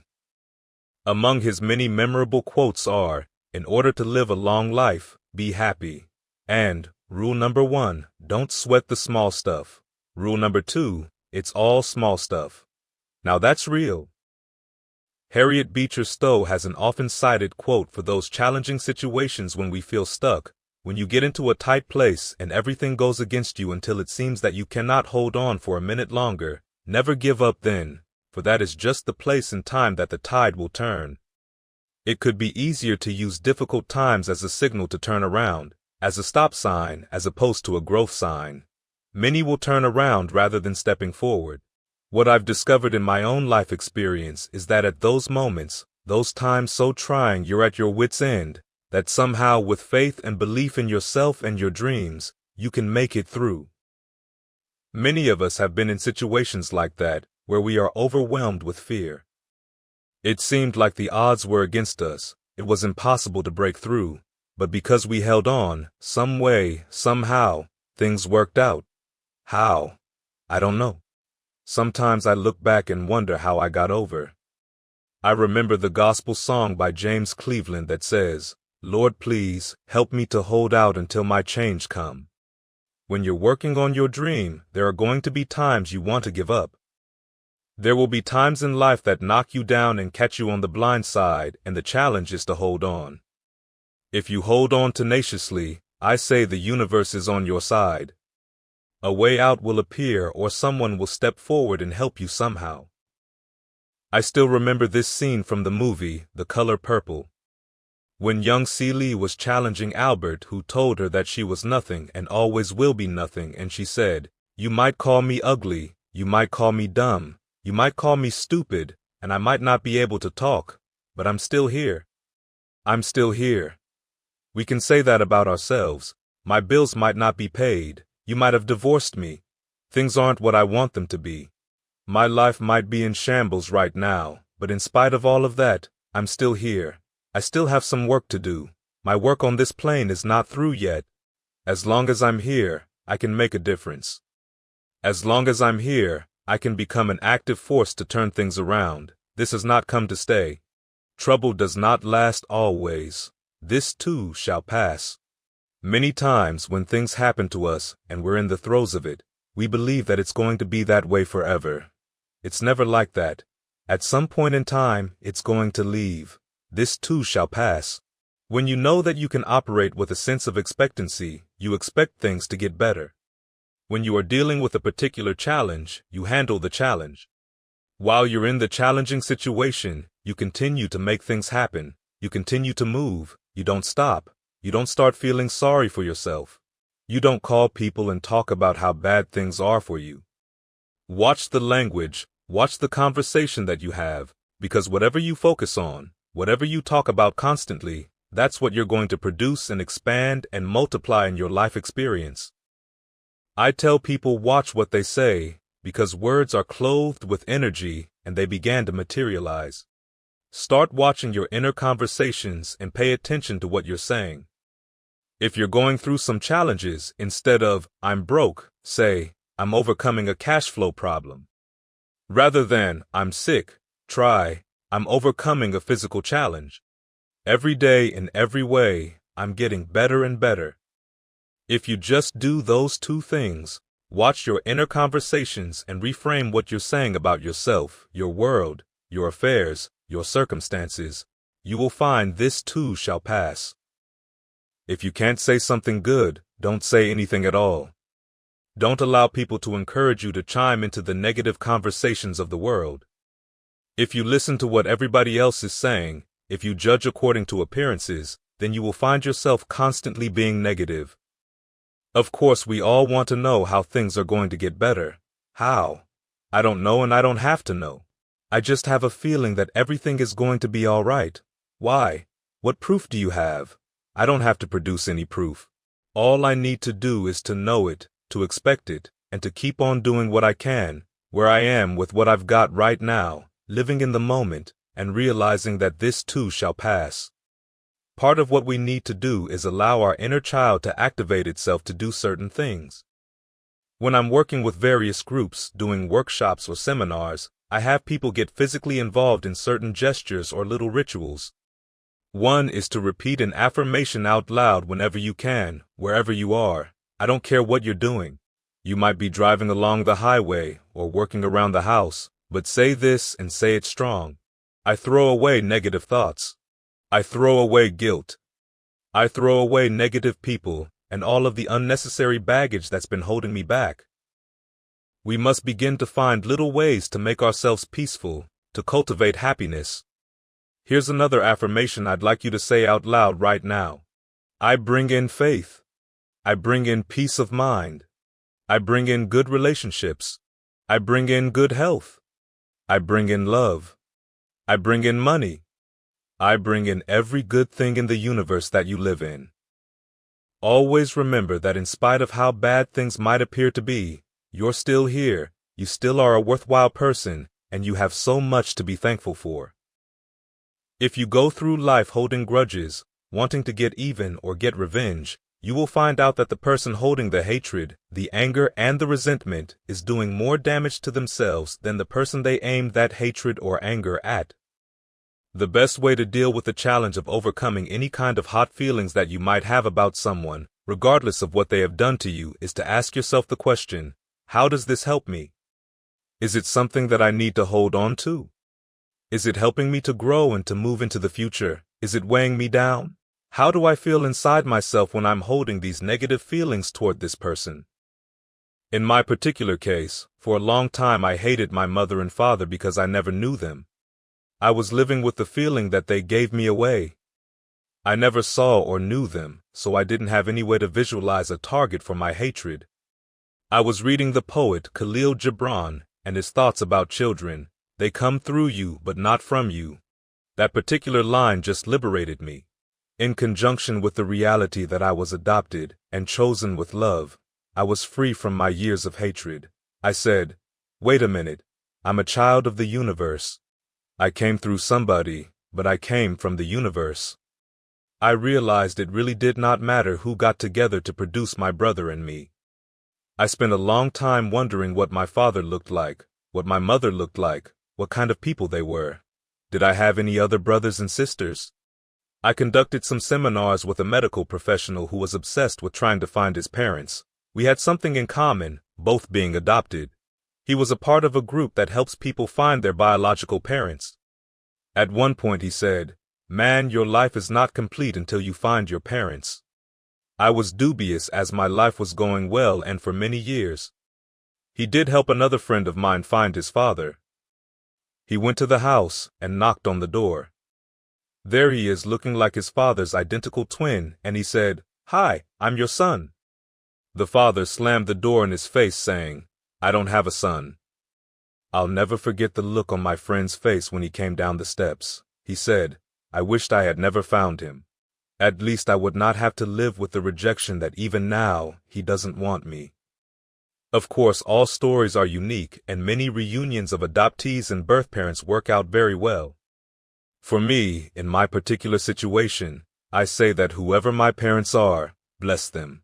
For my wonderful mother, Mrs. Mamie Brown, bless them. You have to deal with the hand you've got, and going through life carrying the luggage of anger and resentment, regret and guilt, is really weighing you down. I decided, since I can decide, that I don't want to carry this luggage with me.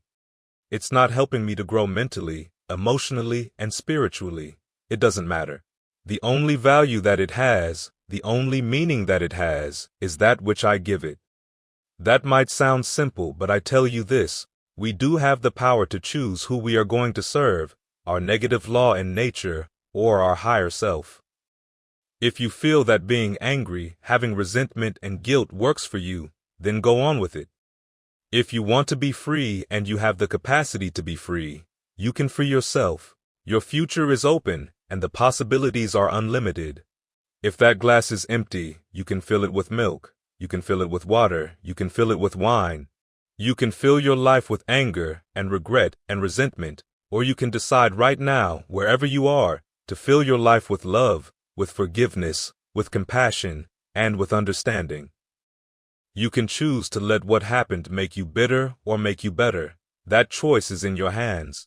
As we begin to move into the future and begin to know that we hold that kind of power, then we can choose to embrace happiness. We can choose to be or not to be.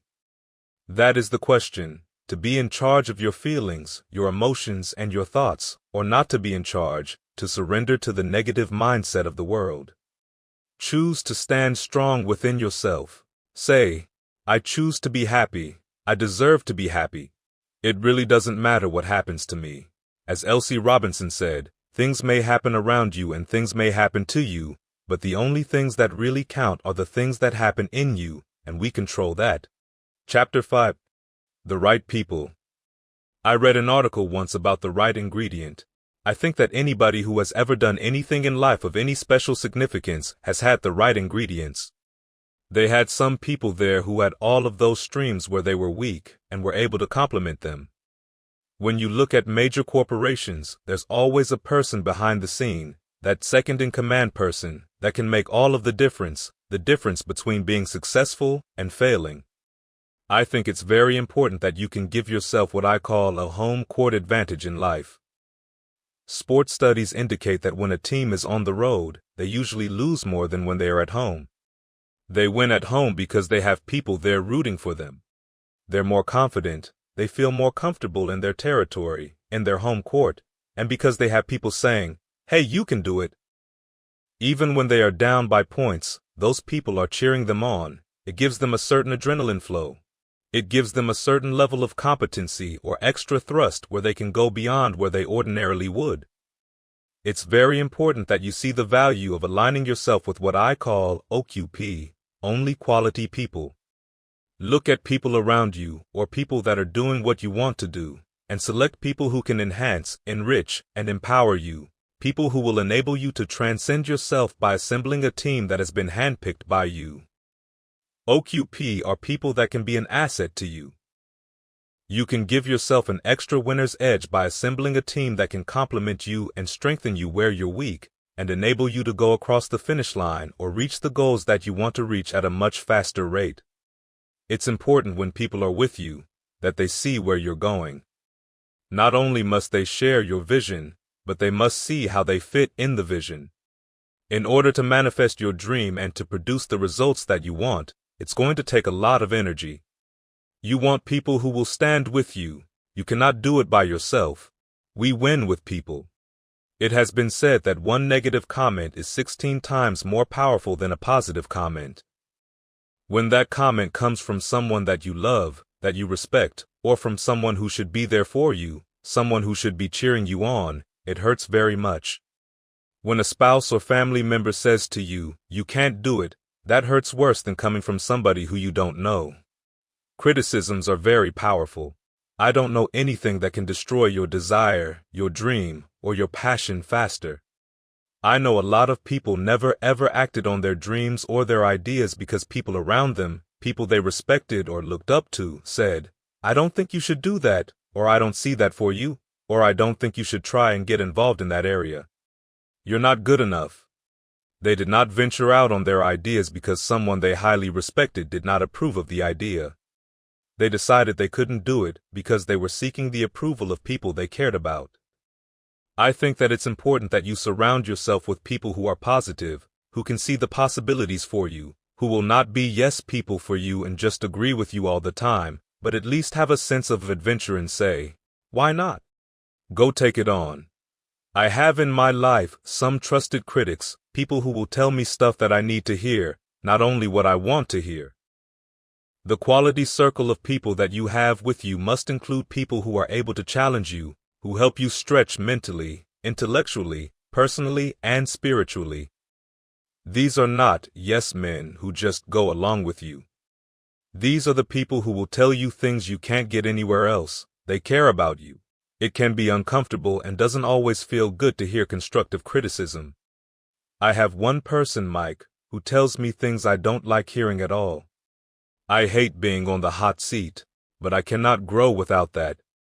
He and the other people in my life who care about me might tell me things I disagree with, but I know they're giving it to me straight. They're telling me about my blind spots. These are things I have to take into consideration. Ultimately, it's always my decision. I can still decide to take the information and act on it, or I can just ignore it and say, "Hey, I got that. I know how you feel. I appreciate you telling me, and I'm going to do it this way. This is the way I see it, and what I'm going to do."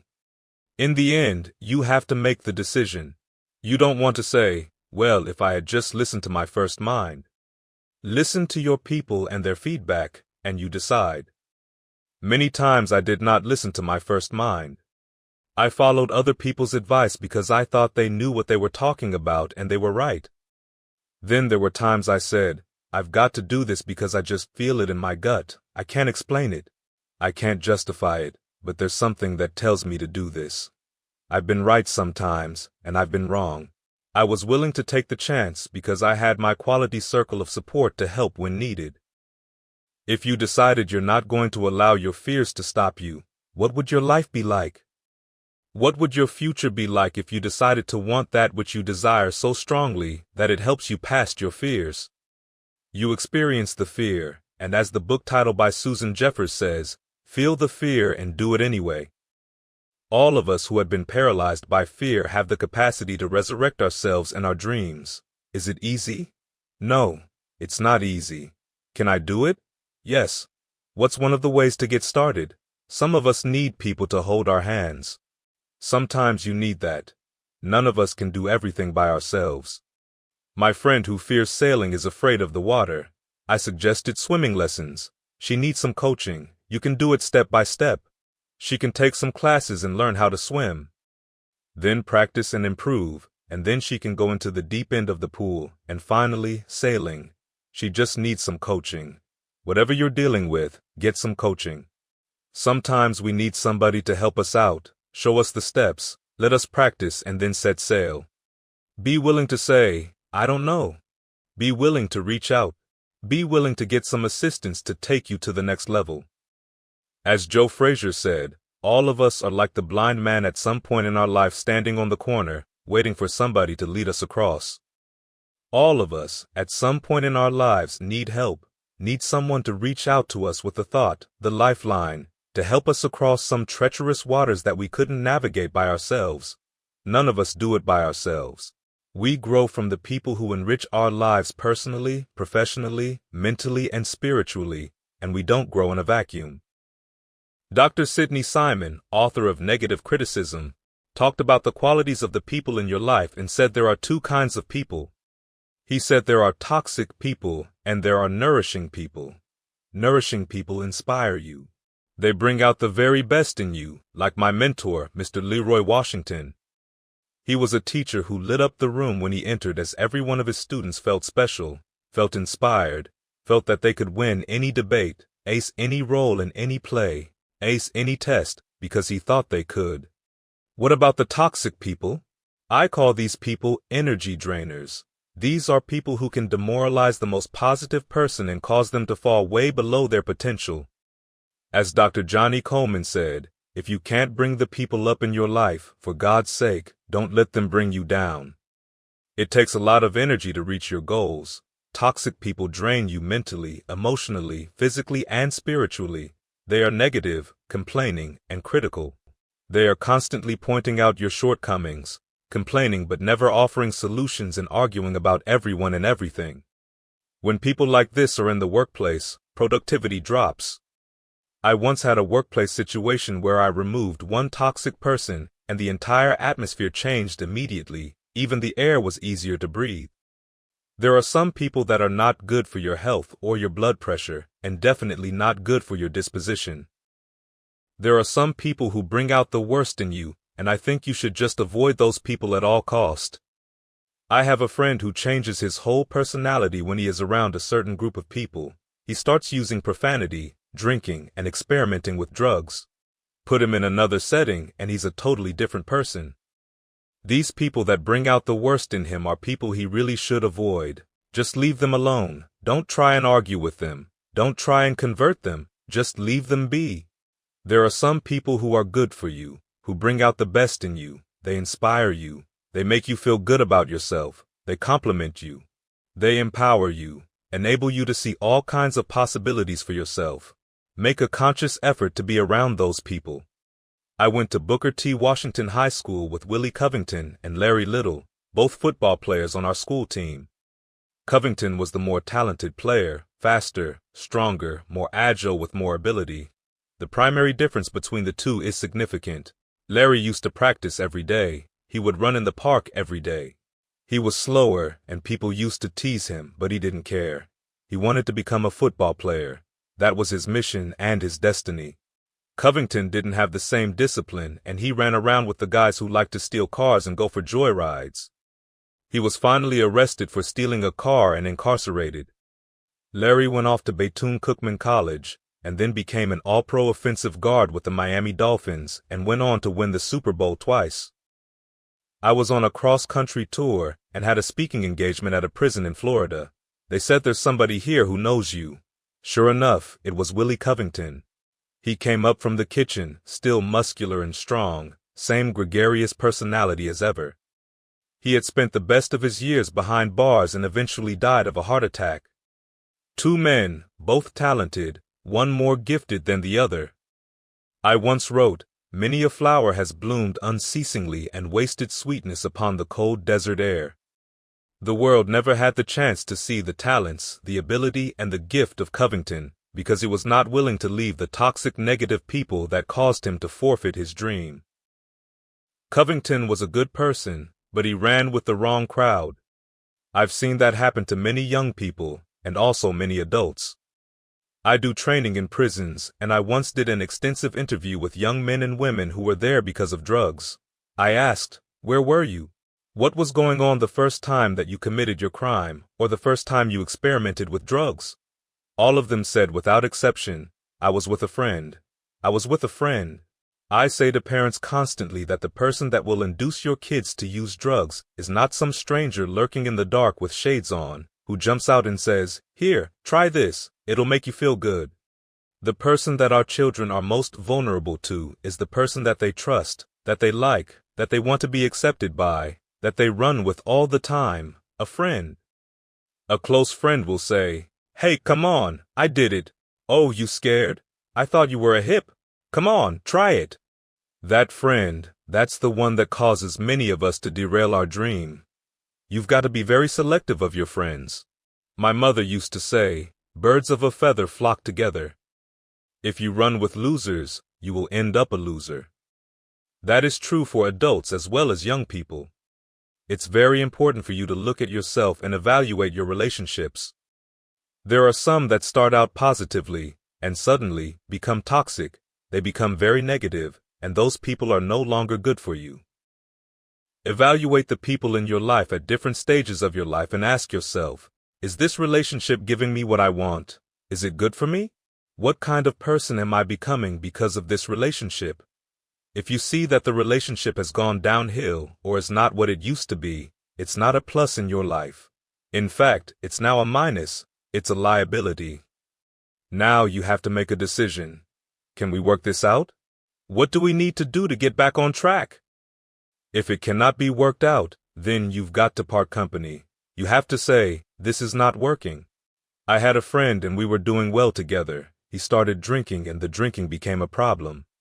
One of the best employees I had started coming to work late. He wasn't taking care of business as he should. I was getting all kinds of complaints from my customers. I said, "What is it we could do to help correct this problem? Is there anything I can do? Do you need to be picked up so you can get here on time? What assistance can I provide?" We couldn't come up with anything. He said, "Well, it's me. I've got some problems I'm trying to work out." I wanted to give him all the assistance I could and gave him a deadline to handle it. He didn't handle it and we had to part ways. He was one of the best people I had, but that positive relationship began to turn toxic. Sometimes that happens. If it turns out that this person is no longer good for you, or you're no longer good for them, acknowledge that and go your separate ways. It doesn't have to be ugly. It can be positive. Look here, we're growing in different directions. Our values have changed. Our goals and objectives have changed. Maybe we need to just shake hands and leave now. You don't have to leave on a negative note. There does not have to be a big fight. My friend Pat has a dramatic and very real story of what a negative person can do. Pat was living with a friend who had an alcohol and drug problem and was very argumentative. This person was hell to deal with, just miserable, complaining, and critical. They would have arguments all of the time about anything. One day while Pat was at work, her coworkers noticed that she walked with a slight limp. As it became worse and more noticeable, they asked her about it. She hadn't noticed but did admit she was feeling off physically, so she went to the doctor. Sure enough, one leg was shorter than the other. The doctor didn't know the cause and didn't know of any treatments. Pat still had the same home situation, arguing day in and day out. One day, out of exasperation, she finally said, "You've got to go. I've got to go. I'm tired of you and I'm tired of this situation. I'm tired of going through physical changes. It's just too stressful." Pat told her to go and her friend moved out. A few weeks later, she was walking normally. We'll say the moral of this story is, get negative people out of your life, or you run the risk of one of your legs growing up on you. When I'm working with students or with inmates in the various volunteer programs that we have, one exercise we do is taking inventory. I'm asking you to do the same thing. Make a list of the people that you communicate with most. It might be relatives, people you work with, friends, a spouse, or siblings. Make a list of the people that you are in the most contact with. After you do that, next to each name on your list, answer this question. What kind of person am I becoming because of this relationship? Look at the people in your life. Do they enhance you personally, spiritually, intellectually, and professionally? Look at what kind of impact they're having. If you review people at different points in your life, you may discover that there are some people that are not good for you. There are some people you may need to decrease your exposure to. They are not good for your life. In fact, they will sabotage your life. Look at these people on your list and say their names. If the energy level goes up, put a check by their name. When I look at the lives of the great people I've known or have read about, they have all had someone that they pointed to and could say, because of this person, I'm a different person. Because of this person, my life will never be the same again. As I look at my life, I can point to my mother. I can point to my high school teacher, Mr. Leroy Washington. I can point to Mike Williams, my personal coach and mentor. At the end of the year, many stores have clearance sales, and before that, many do inventory to check out what they have on the shelf. The merchandise that's collecting the most dust, that was not moving in spite of big promotions, will certainly not be brought back next year. But the merchandise most popular with consumers, that sold the most, this will be stocked up.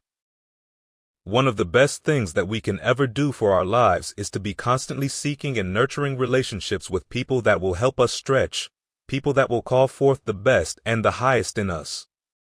Take a look at the people that we allow in our lives to love us, and that we love, the people that bring out the very best in us, the people that we know are good for us.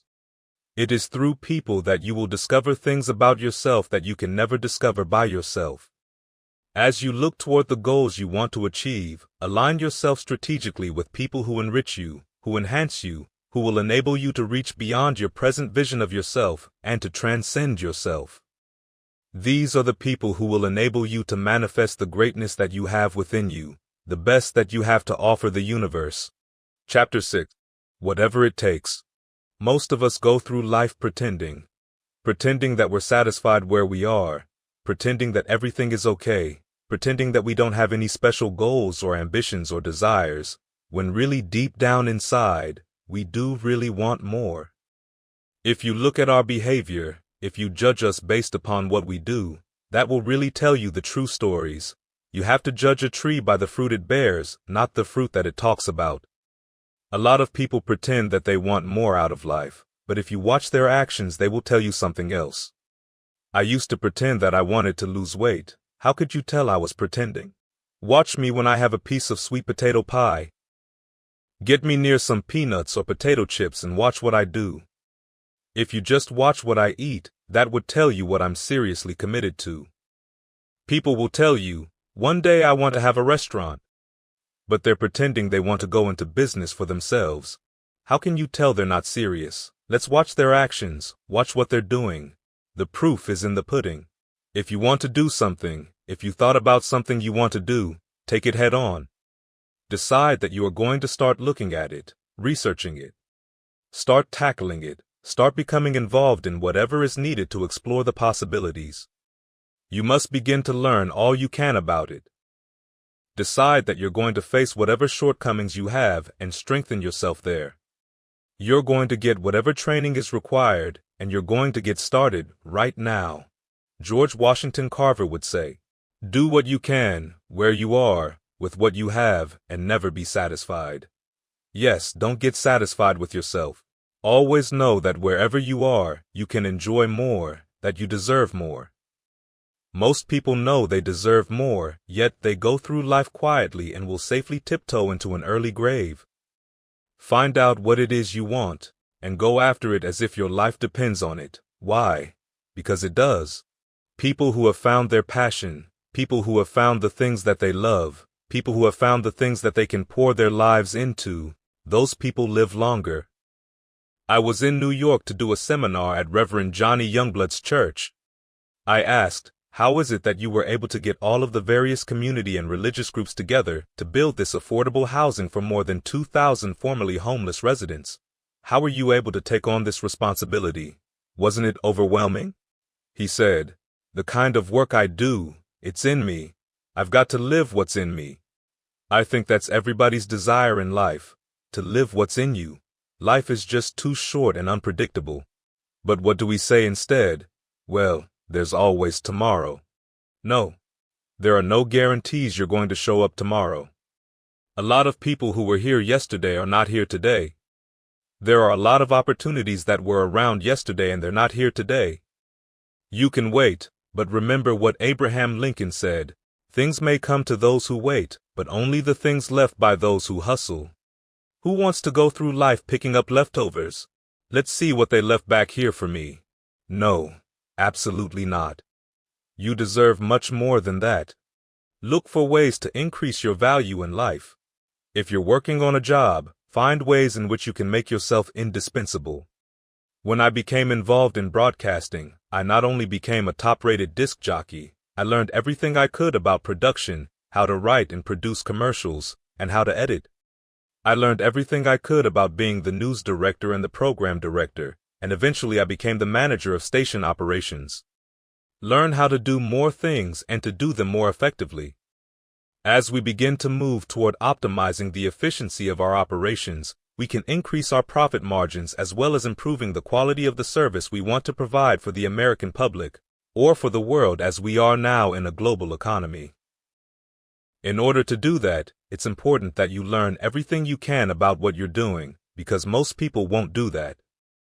If you look at life as a race or as a competition, understand that what you are really doing is competing with yourself. If you decide to work really hard at what you do, to master it, you'll beat 50% of the others because 50% will just not work as hard. I was at a function the other day. After speaking, some young fellows approached me to say they were interested in becoming professional speakers. Later that evening, they were saying, "Hey, let's go out and have a good time tonight." I admit that when I was their age, I wanted to have a good time too. However, I was more committed to disciplining myself, to perfecting my craft, to learning everything I could. When I admired a speaker or presenter at a seminar, I would seek them out. I wanted to find out everything that I could, what books they were reading, who influenced their thinking. I wanted access to their information, to their knowledge, so that I could develop in their field. These young fellows said they wanted to grow, but only after they partied and had a good time. In my option, they're not really working on manifesting greatness. What they really want is to just get into the profession. They want to show up. They're not coming to making a dramatic difference or take the profession to another level. They just want to be in the game, but not to make any true difference in the game. I say that whatever you do, decide not to just show up, but ask what it is that you can bring. What is it that you could do, that as a result of being involved in this arena it will never be the same again? How can you have the same impact in this area as Mozart had on music, as Larry Bird has had on basketball, as Pavarotti has had in music? As we begin to look at ourselves, let's decide that we have something unique that we showed up with, that nobody can bring this out here like we can. What is it that you must do to discover, to develop, and to tap that greatness, that uniqueness that you were born with? It takes practice. A lot of people believe that practice makes perfect. No, it does not. Practice makes improvement, as Ed Foreman has said so many times at the Executive Development Systems training sessions. The more you do, the more you realize you can do. The better you are, the more you realize how much better you can become. People who expect to make it are the people who become successful in life. You don't have to tell a student who expects to graduate to do their homework, to go to the library, to go to class. You don't have to tell an athlete who expects to be great to practice, to get his rest, or not to smoke or drink. You don't have to roll an athlete who expects to be great out of bed in the morning. They do that automatically. That expectation shows up in their behavior. A person who wants to be successful in business, who expects to be a top salesperson, doesn't need to be told to do certain things, to follow up and follow through, to have an attention to detail. They do that automatically. It comes with the territory. You know the competition is stiff, so before you step out into the arena, you do your homework, you do your research. You get more than enough information so that you will have the tools, the knowledge, and the information to be properly armed to take on any competitors. You've been thorough in your work and have left no stone unturned. We must be willing to provide a quality of service beyond the expectations of our clients. Doing that requires a great deal of preparation, research, attention to detail and listening, asking questions and caring enough to provide the very best that you can for them. Civil rights leader Whitney Young said, "It's better to be prepared for an opportunity and not have one than to have an opportunity and not be prepared." I did not wait until I had Fortune 500 clients in order to develop a Fortune 500 professional approach. I knew that at some point in time, I was going to be up there with the big guys. Early on, I had my eye on the big picture and started working, developing myself, paying attention to the details that would enable me to provide a quality presentation for that audience. This approach accelerated my growth and my explosion into the speaking industry. This can apply to anybody, whatever you're doing. I don't care if you're involved in sales or marketing, management, operations, or accounting. If you decide you have a larger vision of where you want to go, see yourself there and ask yourself the question, what kind of chief executive officer must I become? What kind of salesperson? What kind of marketing person? What type of manager? What type of supervisor must I become? What is it that I need to change about me? What areas of my skills, my leadership potential do I need to work on, to strengthen? What knowledge or training do I need right now that I don't have? What kind of habits do I need to change? How can I begin to transcend myself and develop the kind of consciousness that will enable me to produce the results that I want in my life? In life, you don't get what you want, you get what you are, what you subconsciously believe that you deserve.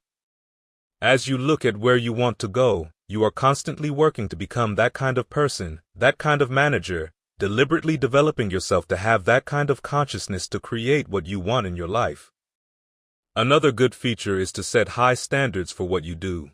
It's surprising how many people don't set high standards. I once pulled into a service station, and there were 2 cars in front of me and 2 cars behind. The service station attendant was taking care of a credit card transaction which was taking longer to handle. If this guy had set some standards for himself, he might have said, when cars are backed up, I'm going to make eye contact with each driver, smile and say, "Listen, we're busy right now as you can see. I'll be right with you. Please don't leave because I want your business. Be right with you." That gesture would have made all the difference in the world, and the wait would not have been so long. But eventually the other drivers and I got fed up and left because he never looked at us. He never acknowledged us, and people want to be acknowledged. People want to know that you see them, that they are not invisible, that you want their business, that you value them. This worker did not have that kind of commitment, nor did the owners of that service station. Another time I had a completely different experience at a hotel. Usually when you leave a hotel in the morning, you pass the people that handle the changing of the linens, and they never speak to you. This particular hotel had some high standards. As I was walking down the hall, each person there to clean the rooms made eye contact and said, "Good morning, how are you? Did you enjoy your stay here? I'm so glad. Do come back again. We're going to miss you." Now that was a good feeling. Someone in management said, "When people leave this hotel, we want them to leave on a good note."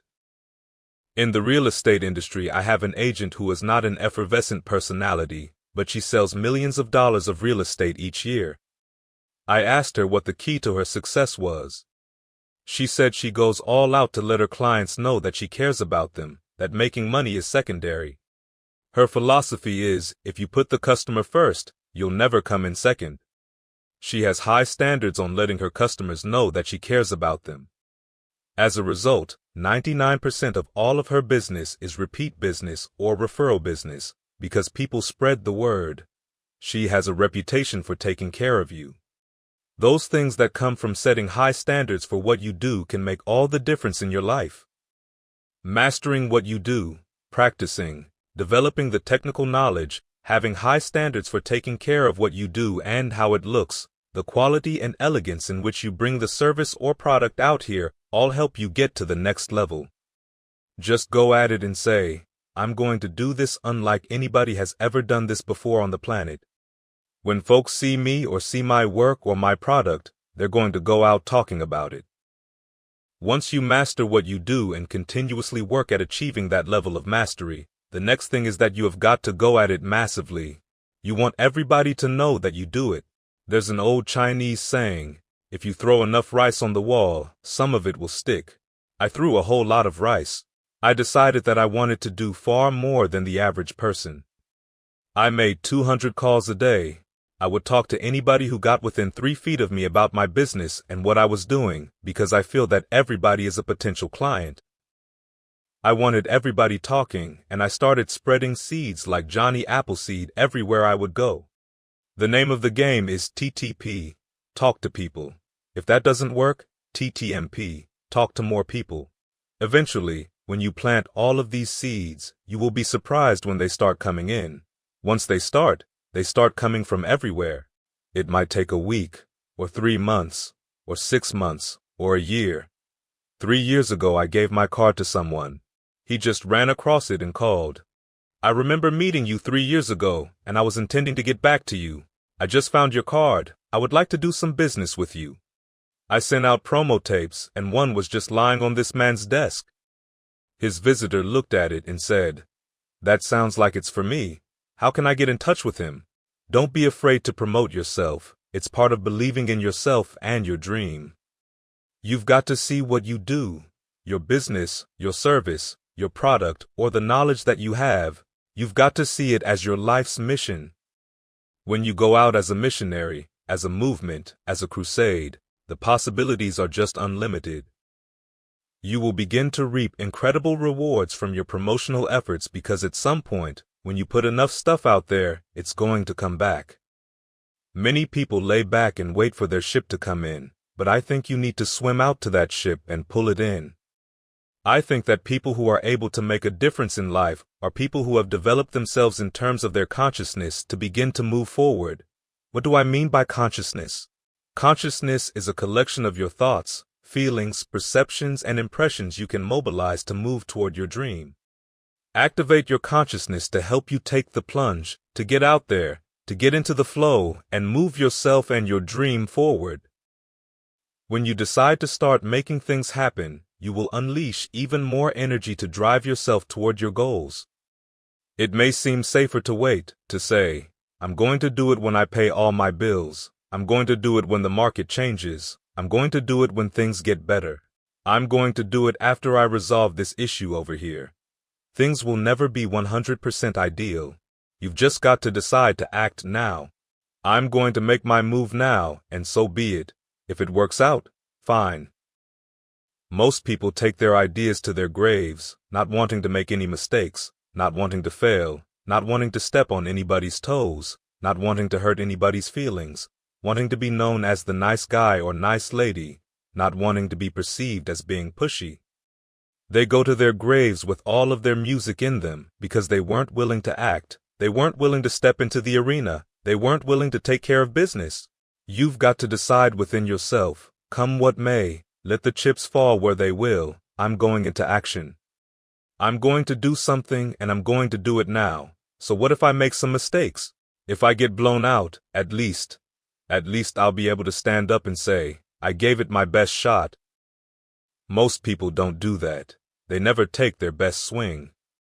Most people never even discover their true talents and abilities because they go through life holding back. I remember I was pulling out of my driveway one day. As I mashed down on the accelerator, the car was sluggish and it did not move, and I mashed down harder and it still was sluggish. Suddenly I realized I had on my emergency brakes. Once I released them, the car went, boom, unencumbered. Many of us never act because we put on our emergency brakes, sometimes called procrastination, or is it safe, or what will people say, or I don't have any money, or I would if I could. I say get your butt out of the way and decide that you're going to take care of business right now. It's hard, and I'm going to do it. It's challenging, yes, and I'm going to make it happen. I don't have the money, and I'm going to find a way to get it. They've said no. Okay, I'm coming back until I find a yes. I feel that's the kind of spirit you must have, deciding to act and going into action right now, right where you are. Refuse to allow anything to discourage you from jumping out into the arena called life. Chapter 7. Become a powerful person. Each of us must model integrity and the making and keeping of our commitments. As we strive toward our goals, these are among the basic principles for enriching our lives and those around us. Powerful people can be role models for all of us. It takes courage to model integrity, to live with the courage of your convictions. It takes a great deal of heart to transform yourself and to take a stand that's unpopular. There is an often repeated quote by Herbert Bayard Swope that says, "I can't give you a surefire secret for success, but I can give you a formula for failure. Try to please everybody all the time." Powerful people have realized that they're not consensus takers and have gathered the courage to move toward what they believe are the right goals. Martin Luther King Jr. said, "Cowardice asks the question, is it safe? Expediency asks the question, is it politic? Vanity asks the question, is it popular? But conscience asks the question, is it right?" And there comes a time when one must take a position that is neither safe, nor politic, nor popular, but one must take it because it is right. Even though people might not like you for the stand that you take, they will respect you for that stand. When I was serving in the Ohio State Legislature, one of the things I admired most about the Speaker of the House was that even when you disagreed with him on an issue that was very close to him, he respected you because you were consistent. He recognized your strong feelings regarding your position and respected your taking a stand for them. He might want your vote very much, but he respected people who did not compromise their positions, who took that stand because that's what they felt within their heart. You have the capacity to do that, to be powerful in all of the relationships in your life, be it in the work environment or in your family. When I had to make a decision regarding my son, I remembered reading something that Betty Davis said, "In order to be a very good parent, you've got to be willing to be comfortable with your children hating your guts." If we need our children to love us all the time, we make concessions we ordinarily would not make. In many cases, we are doing them a disservice because we're not making the kind of firm, strong, courageous decisions that will ultimately help them have the right direction they need in order to manifest their own inherent greatness. When we ask, how can I become a more powerful person, one of the most fundamental things is to have the courage to be true to yourself. Find the courage to do that which is right because it is the right thing to do, not because everybody else is going to agree with you or like you. Everybody is not going to like you. In fact, even if you could go along with everybody, there are people who will dislike you for doing that, saying that you have no integrity, that you're a yes person who goes along with anything. In order to become more effective in relationships, integrity is very important. You've got to be honest. Winston Churchill said, "The truth is incontrovertible. Malice may attack it, ignorance may deride it, but in the end, there it is." Another quote I like is from Herbert Agar. "The truth that will set people free and enable them to do what they want to do is the truth that most people prefer not to hear." Powerful people will often take stands that are unpopular and they hold their ground. These are times that we all have to make strong decisions in our lives. Making a decision to be honest with yourself and to admit you're not getting what you want from your job is a big step. Being honest and acknowledging that you're not performing up to your potential is paramount. Making the decision to make a change as opposed to settling. Well, I'm getting good benefits here. I'm just 10 years away from retirement, so I'm going to ride it on out. There's no guarantee that you're going to be here 10 years from now. If you decide to continue this ride called being mediocre by scaling your dreams down or denying yourself the opportunity to move on, you're doing yourself a tremendous disservice as well as the people that you're working for. Deciding to be a powerful person means deciding to act and to act from a sense of integrity and courage. We used to say this on air constantly when I was a disc jockey. Stand up for what you believe in because you can fall for anything. People who are powerful are people who have found something that they can pour themselves into completely. There are many reasons I like to use the comeback of boxer George Foreman to illustrate how powerful people operate in the world. Soon after losing the world heavyweight title to Muhammad Ali, George Foreman retired from boxing, became an ordained minister, and devoted himself to his family, his church, and a youth center that still bears his name. When he decided to make a comeback after 10 years away from boxing, it surprised everyone, and many thought it was a big mistake. He said he wanted to prove that age was not a barrier to achieving your goals. After winning matches and regaining his fitness, he decided that he was going to fight Evander Holyfield for the heavyweight championship of the world. I think that all of America was pulling for old George. There was a certain spirit about George, something different. He was a changed man. As a young fighter, George Foreman was an angry young man off the streets. He always had a snarl on his face. He wore a mean look and did not talk much to the press. When he came out this time, we saw a smiling, friendly man, quite articulate with a great deal of wisdom. His genuineness and the spirit about him captured all of our imaginations, and everybody was pulling for George. There were some things about George that made him powerful that we can all learn from. He came back with a more relaxed fighting style and more stamina to last through the fights.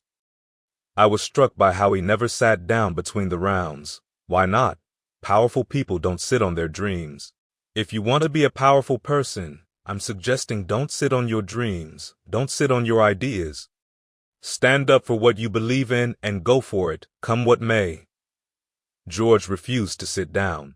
He was saying, if I sit down, I might not be able to get back up again. It's hard starting all over again. It's very difficult after you sit there for so long, you get comfortable, and dragging yourself back into the race again, to get back into the arena again, to get back in condition again, to get back into the classroom again, to start studying again. It's challenging.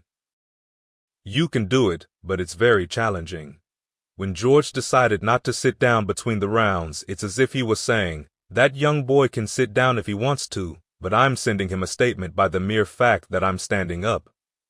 Everybody was standing with George. As George continued to move forward, taking some punishing blows, he looked unfazed. There was a look of determination on his face. That's something that powerful people have. If you want to be a powerful person, you have got to develop a determined spirit. When life strikes you with some punishing blows, and that's going to happen, when it looks like you just can't make it and you don't have anything left in you, you will get some energy deep down in your guts that you didn't even know you had there. You will be determined to get some power from on high, to believe that life at some point just won't let you get knocked down. That's what powerful people do. They look superhuman because as ordinary people, they put themselves into extraordinary situations, and they have to perform extraordinarily. We all have the capacity to do that, but most of us never put ourselves at risk. Most of us never put all of our stuff on the line like these powerful people we admire. No, George did not sit down on his dream. I'm suggesting that if you want to become a powerful person, you've got to take a stand today. Be honest. Decide that you're not going to take a shortcut. Decide that you are going to draw the line in your life, that there are certain things you just won't tolerate. Decide that you're not going to compromise. There are certain things in your life that are non-negotiable. When I look at where I want to go and what I want to do, and the impact that I want to make with my life, it's non-negotiable. When it comes to the standard of living that I want to enjoy for myself and for my family, my children are not going to go hungry. My mother will not go hungry. That's non-negotiable. It's not an iffy situation. There is no discussion around this. Well, maybe if this happens, then I'm powerless. No, it's non-negotiable. Find something in your life that is non-negotiable, that you draw the line and say, I'm not going to do this no matter what. A friend of mine had an opportunity to go into business, and a former classmate of ours offered him some money saying, "I'll help you out." We both knew he was a drug dealer. As bad as my friend wanted to go into business, he said, "I can't start an honest, clean business with dirty money.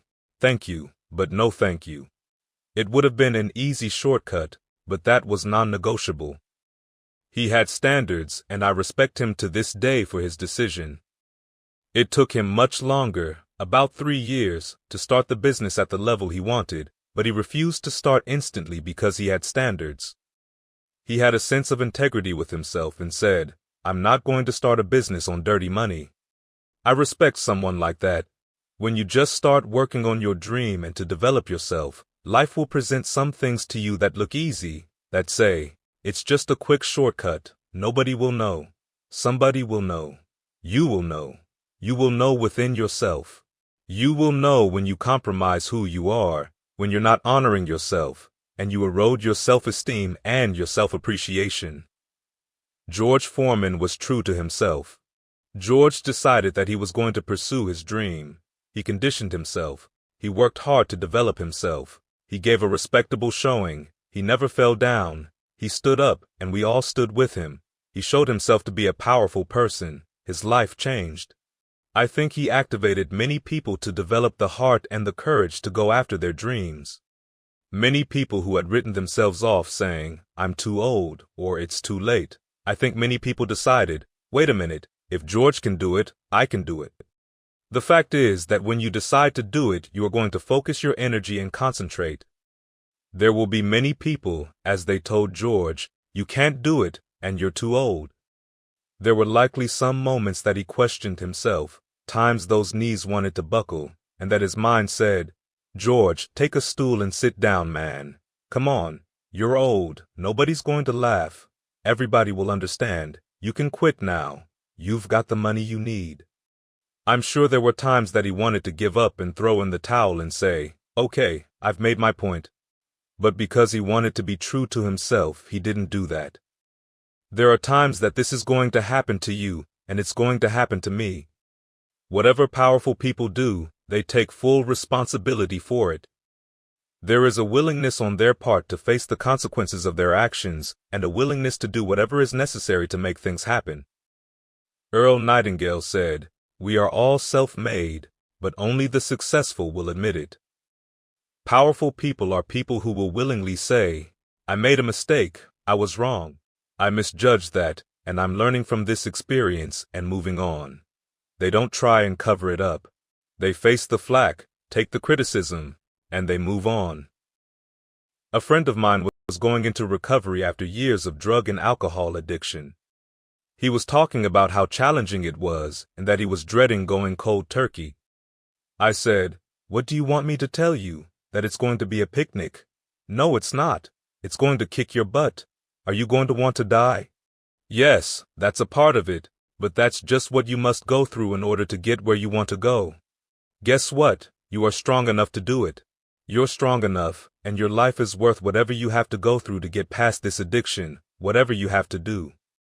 This dream you have, will it be easy to just run out and do it? No. Would it happen overnight? No. Would it be a struggle? Yes.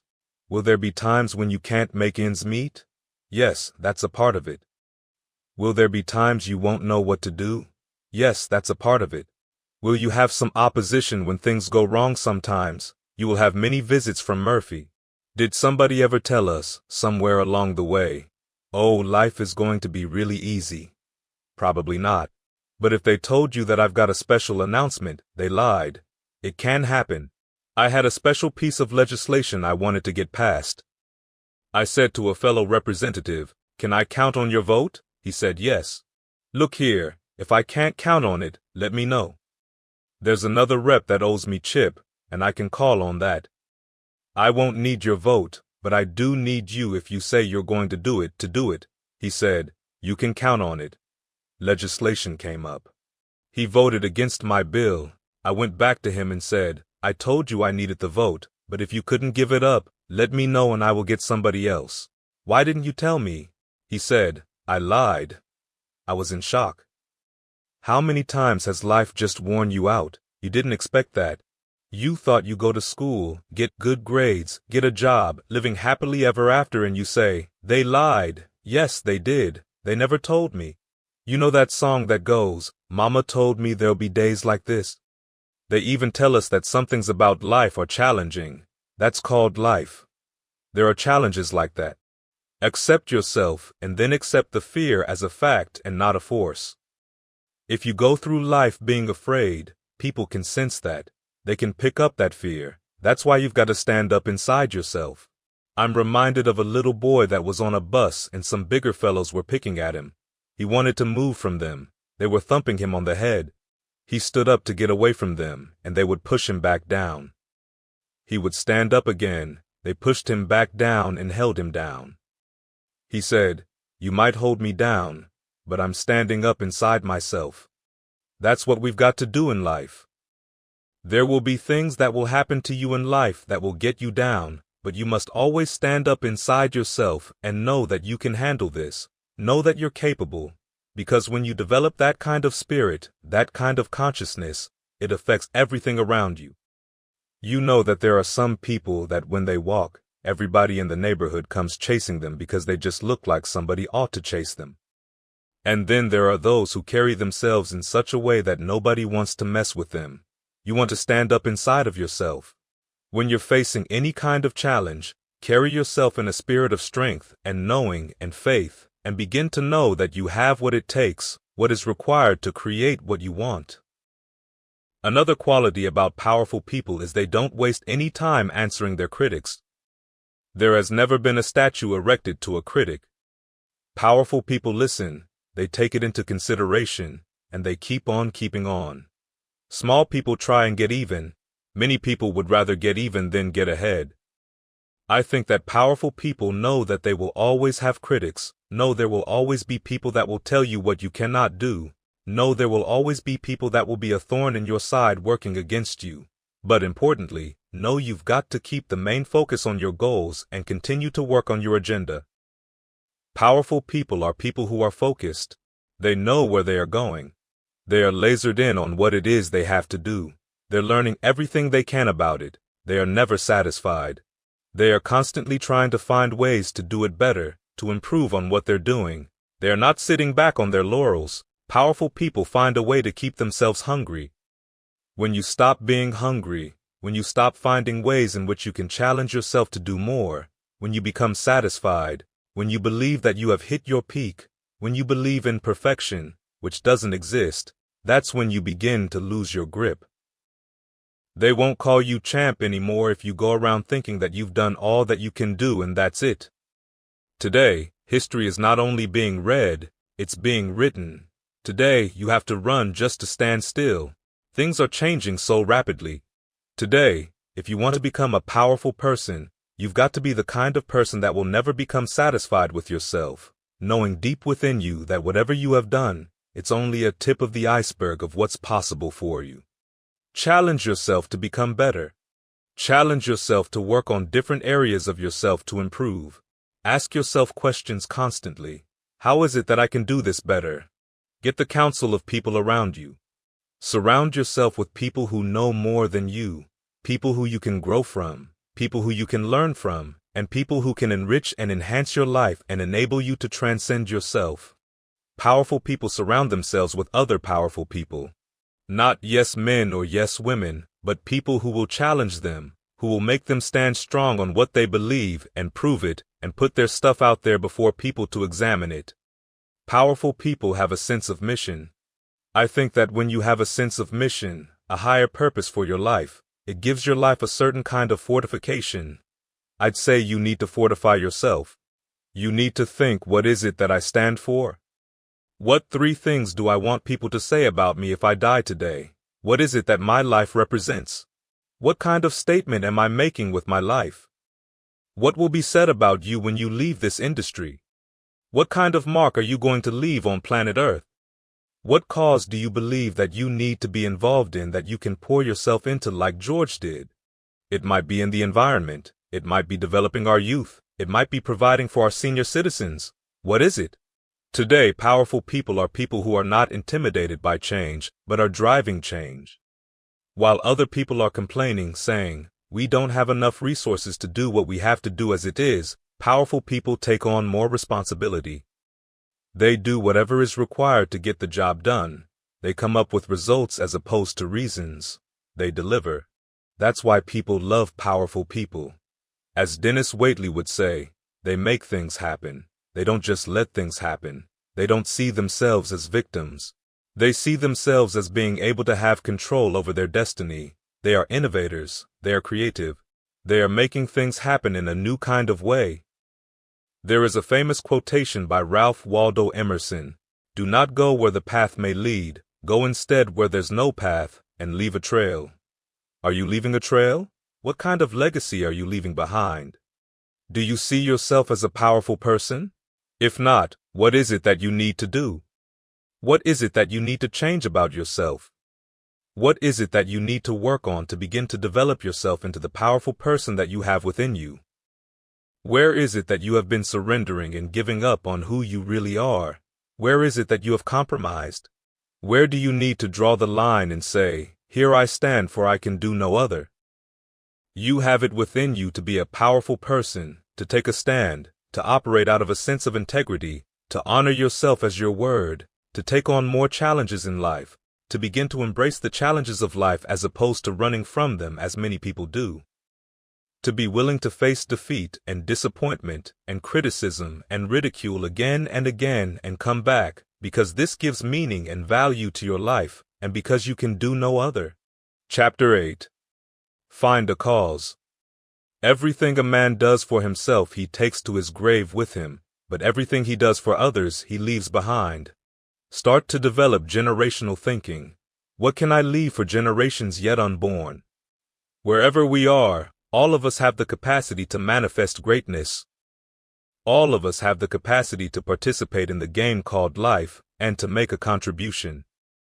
All of us have a responsibility to give something back because someone paid a price for us to be here.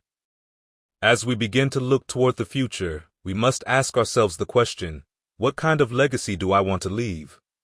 There is a professional dimension to our lives, but we also want to look at our social agenda. What kind of contribution do I want to leave? This can cover a wide variety of interests, issues, and causes, from the ecology of the planet to defining some new social order, from assisting senior citizens to decreasing the teenage pregnancy or dropout rates. How can we develop an environment where we value teachers, those who shape the minds of our future, and see them in a different kind of role? Or we can contribute to education to ensure that we are preparing our kids adequately so they will have all the tools necessary to shape a new destiny for themselves.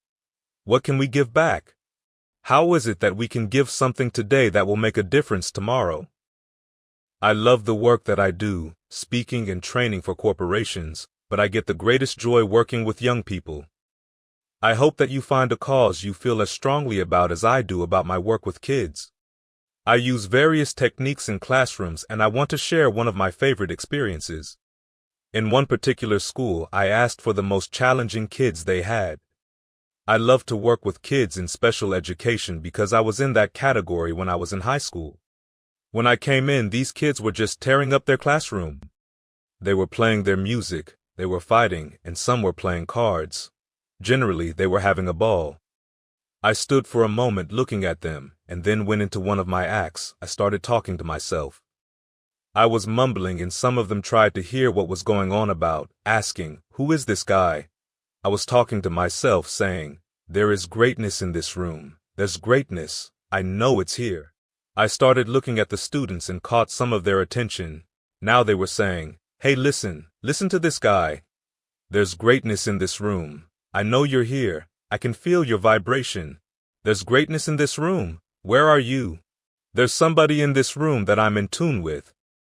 I know that you're here and you're not supposed to be here. You're just passing through. Who are you?" I walked toward a young man on my right and asked, "Is it you, brother?" He said, No, it's not me." I walked to a young lady and said, "It's you."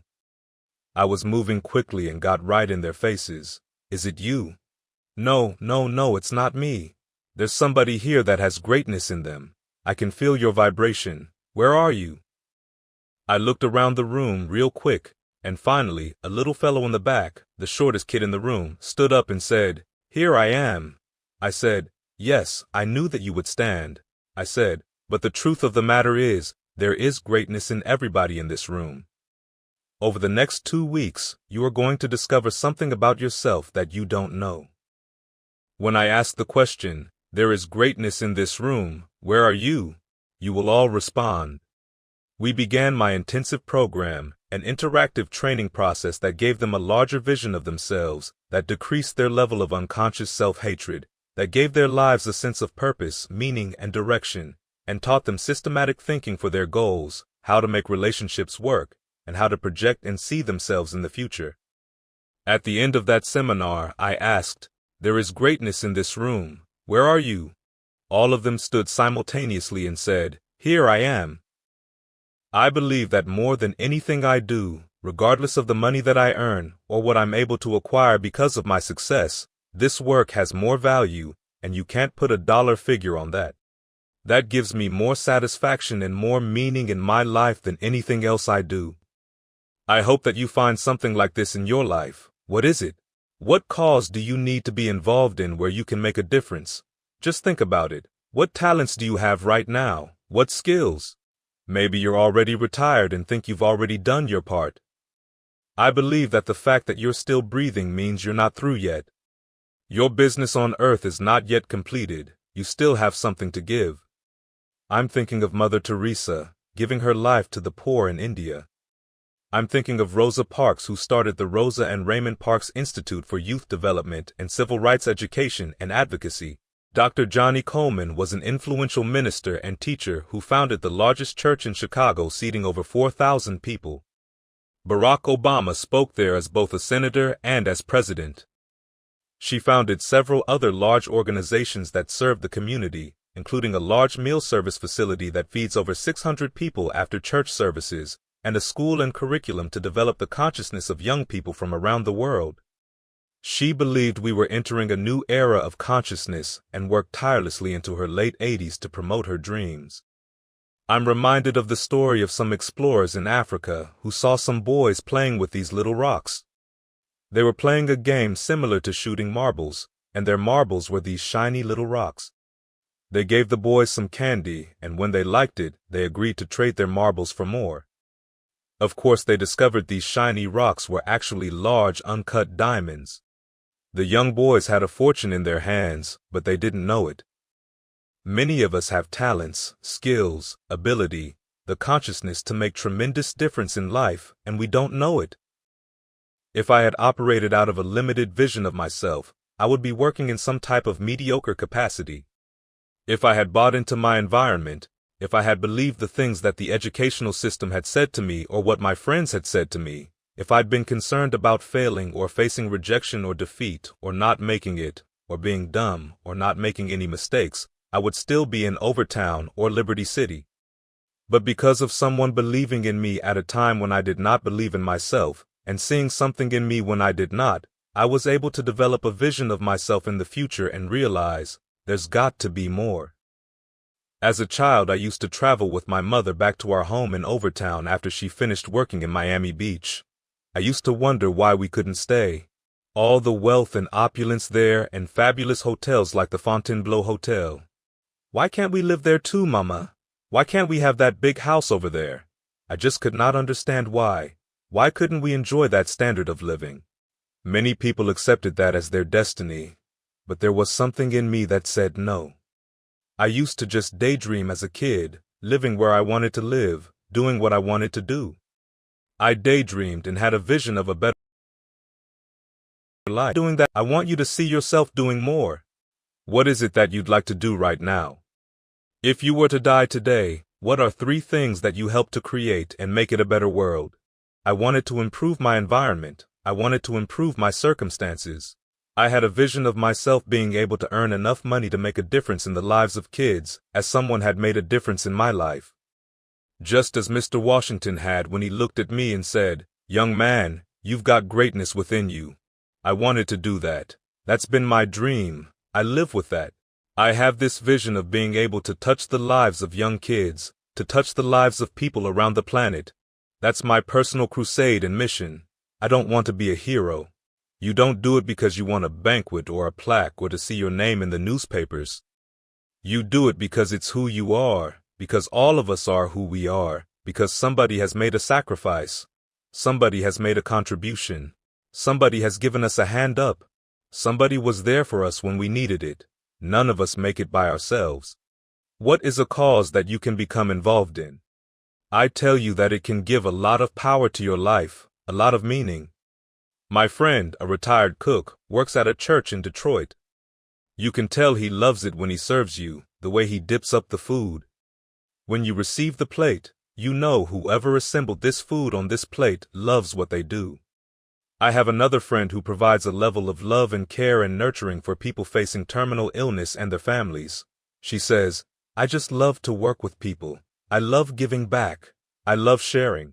Another friend helps senior citizens to develop physical exercise routines and to practice yoga so they can have more physical movement and are able to get around and live independently. What is it that you can become involved in? How can you give something back? I believe that when you have faced some real difficulties and challenges in life, that's when you can really appreciate giving back.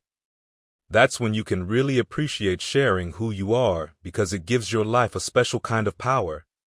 I think that the people who make the greatest difference in life are the people who are the givers. I've seen people who couldn't afford to give financially and gave what they could, people who are physically challenged or facing death themselves, becoming a comfort to other people. I recall a young girl at the Ronald McDonald House where families with sick children can stay and get care. Genevieve was staying there, suffering from cancer and terminally ill herself. Another patient resident had completely withdrawn and wouldn't talk, even to his family. Genevieve huddled with him in a corner, and afterward he began to open up and was very positive, receptive and loving to his family and others. She told me that she said to him over and over, "You're going to be all right." She was a comfort to him, a positive little energy. She visited all the rooms, cheering up all as she went. Little Genevieve, only 11, who had her own cross to bear, found a way to give something back, to share her greatness. I say there's a Genevieve in you. Regardless of where your life is, all of us showed up to give something back. As you lose yourself in giving, you literally gain your life. As you pour yourself into the universe, into your work, and making a difference where you are with what you showed up with, you'll gain a life that you can be proud of. I was called upon to speak to a group of kids in Los Angeles during a time when the death rate of kids being victims of drive-by shootings had skyrocketed. I wanted to go to Los Angeles and make a difference, to make an impact. I was told there would be over 700 people there for me to speak with. I changed my schedule and went there at my own expense. When I arrived, there were only a handful of kids, not more than 7 or 8. I was angry.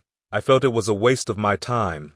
I had an attitude. I did not give my best. After I spoke, I let it be known that I did not appreciate that 700 attendees has been promised, but so few had shown up. They took me back to the hotel. Around 3 o'clock that morning, I got a call from the minister who had sponsored the workshop who said, "I'm sorry to call you this time of morning, but Kenyatta, one of the young men who was at the talk tonight, wants to talk to you. His twin brother was one of the kids killed in a drive-by shooting. He'd like to talk to you. I've asked him not to call you, but he insisted. Would you please talk to him for a moment?" "What?" I said. "Okay, put him on the phone." I'm irritated now. Kenyatta said, "Mr. Brown, when you came to speak, you did not give your best, and I was really disappointed with you. I've listened to your tapes, and you said you must deal with circumstances such as they are. Regardless of what, do your best, regardless." I said, "Wait a minute. They promised me at least 700 kids would be there. My time is very valuable. I drove a long distance to be there. The least they could have done is put people in the room. I don't have time to waste with organizations that can't keep their commitments." This young boy said, "I listened to your tapes for a long time. I've grown to admire you. Among the things I heard you say on your tapes was you must deal with circumstances such as you find them. You came in this evening, and I admit, we did not have the numbers that you asked for. We did not deliver as we had promised we would, but we were looking for you, the motivator, to give us some hope. We are depressed, and we don't know what to do. We were looking for some direction, and you were so caught up in pouting with your ego because we didn't have the place full. You didn't give us your best. I rolled out of bed, and I gave this young boy my best argument. He would not relent. He would not give up. Finally, I said, "Okay, I apologize." He said, "Good. It takes a big man to do that." I learned something important from that experience, that we can always give some kind of excuse or justification for not giving our best. It really didn't matter that 700 people weren't there. If just 6 or 3 show up, that's all I'm responsible for, and I should give them my very best, regardless. The press wasn't there. The cameras weren't there. The television stations weren't there. That's not important. My job is to give my best, period. That's what I showed up to do. I learned a great deal from that. That was a lesson for me. Whenever I speak, I don't care if it's only one person in the room. When I leave there, I would leave there drenching wet from perspiration because I'm going to work to give my best regardless of the circumstances. When we look at the conditions that exist in society, right now more than ever, we need people. We need men and women to step forward, to take a stand, to make a difference. Ask yourself, what do I stand for? What kind of stand can I take with my life right now that will make a tremendous difference? I believe that the reason most people go through life being spectators, go through life being takers rather than givers, is because they have a limited vision of themselves. They can't see themselves making a difference. It doesn't matter how huge the problem is. It doesn't matter how disastrous things appear to be.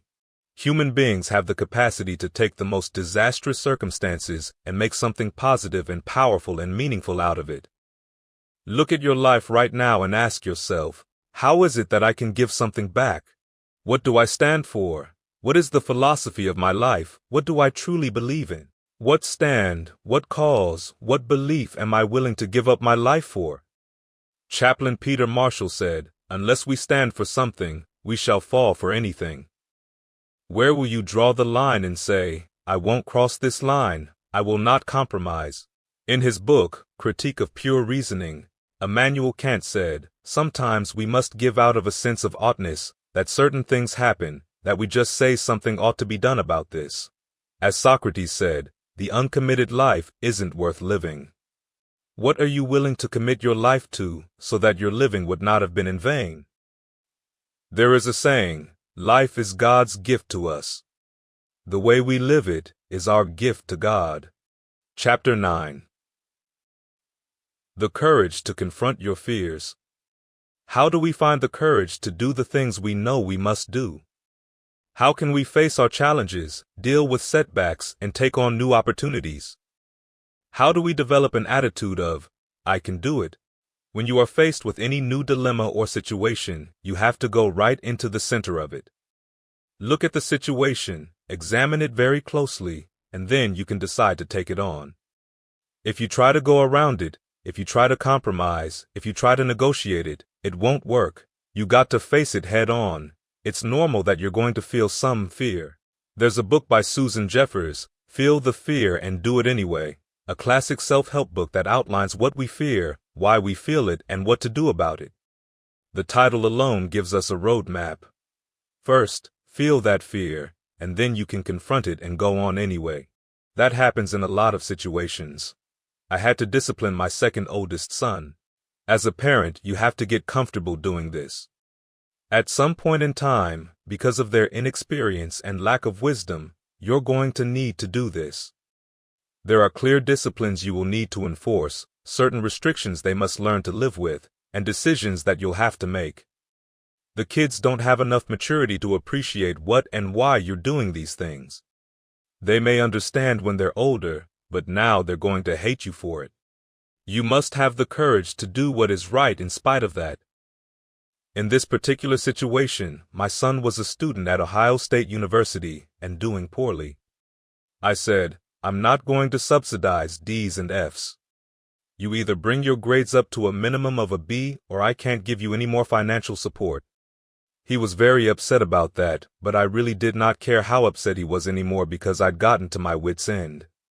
I believed I had done everything I could, but I realized I had not dealt with the situation effectively.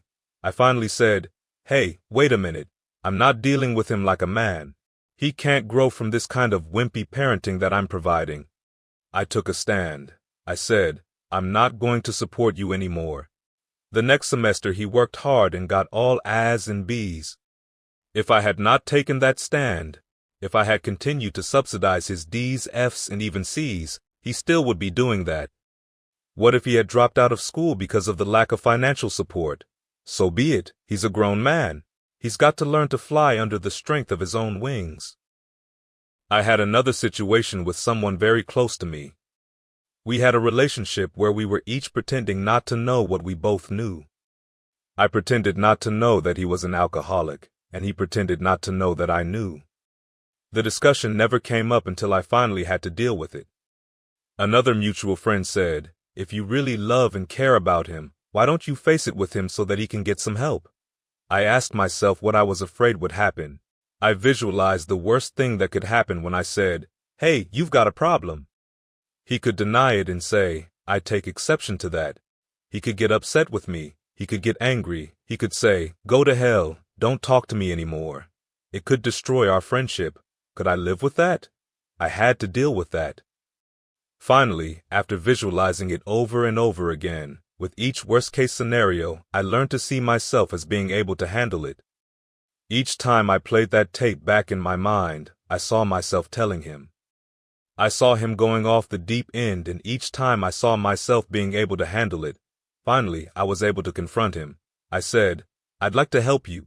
You've got a drinking problem, and I'd like to be a support to you." He denied it. I was strong.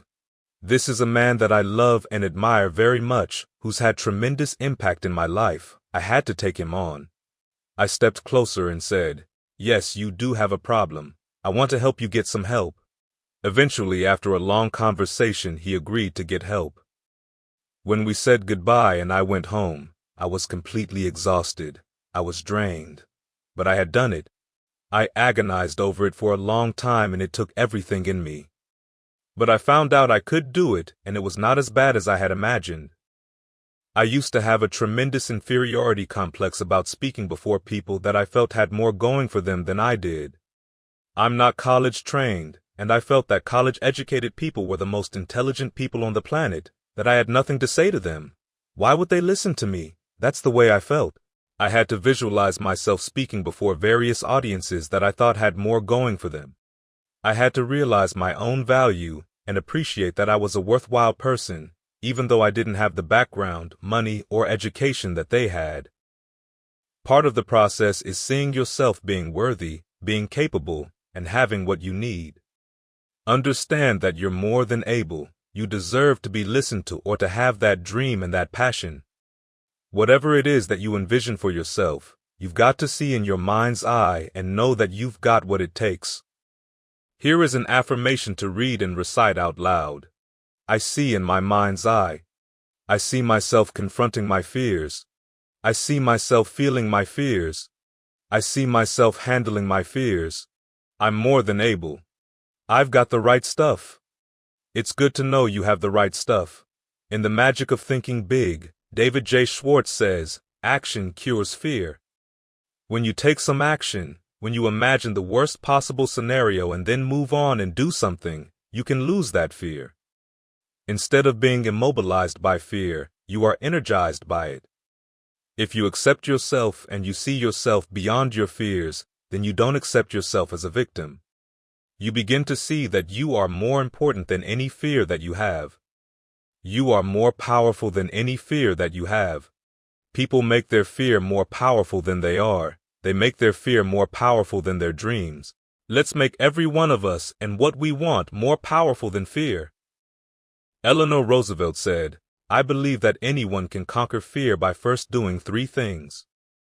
Do it once to demonstrate, to prove to yourself that you can do it. Do it the second time to see whether or not you like it. Then, do it again to see that you want to keep on doing." By tapping into third step, you're already through that fear, and you've handled it most effectively. Begin to know and accept yourself as the person to do what it is that you want to do, and that you have the courage to get beyond whatever is holding you back. whether it's fear, procrastination, insecurity. You're not going to allow that to stop you. You're going to get past that. You're going to move on, to confront and to conquer whatever is holding you back. We will not hide out behind our fears. If you don't see yourself as deserving what you want, you can hide out behind that fear. Use all kinds of excuses that keep you from venturing out into the reef. Jack, when you realize that we are utilizing only a very small percentage of our potential, that thought itself can drive us past any fear, so decide it. You look at your life as you look into the future and say, what fears am I holding on to? What fears that I'm allowing to imprison me, that are keeping me from breaking out, keeping me from living up to my true potential, keeping me from really being happy, keeping me from having a sense of adventure and excitement in my life? What's keeping me from controlling my destiny? When you accept yourself and you accept fear as a fact, that means that fear is another something that happens, another something that you're going to experience. But it is not a force to hold you back. It doesn't have any special power other than what you give it. You accept the fact that you are afraid and then you move on anyhow. You move on, you go past it, and you do whatever you've got to do. I had a situation where I had to speak at a big rally. It was in a stadium with 17,000 people and I was nervous. My inner conversation was, there's absolutely no way that I can connect with this audience. There will be so many lights in my eyes, and I'll go out there, my thoughts will not be flowing, they're going to boo me off the stage, people are going to be talking and making all kinds of noise. I was programming myself to go out there and flop. As I continued to think about it, and I made the mistake of peeping out at the audience, I became even more panic-stricken. I said to the guy, I just can't go out there. He said, what do you mean? Are you crazy? I said, I don't know what's happening right now. I'm suffering from shortness of breath and things were happening to me physically. I knew that I was unconsciously sabotaging this moment that I had been working for, that I was becoming gripped in fear. Something said, you have got to handle this. Finally, I kept saying, Lay, you can do it, you can do it, you can do it. I started breathing deeply. I remembered the technique my friend Pat taught me. When you're faced with a frightening situation, take a deep breath and see yourself taking in strength, which makes you more than able and capable of handling it. I did that. I took in a deep breath and I said to myself, I own this audience. I went out there and I wore them out. Take a deep breath and see yourself being more than capable of doing it, of taking it on and handling it.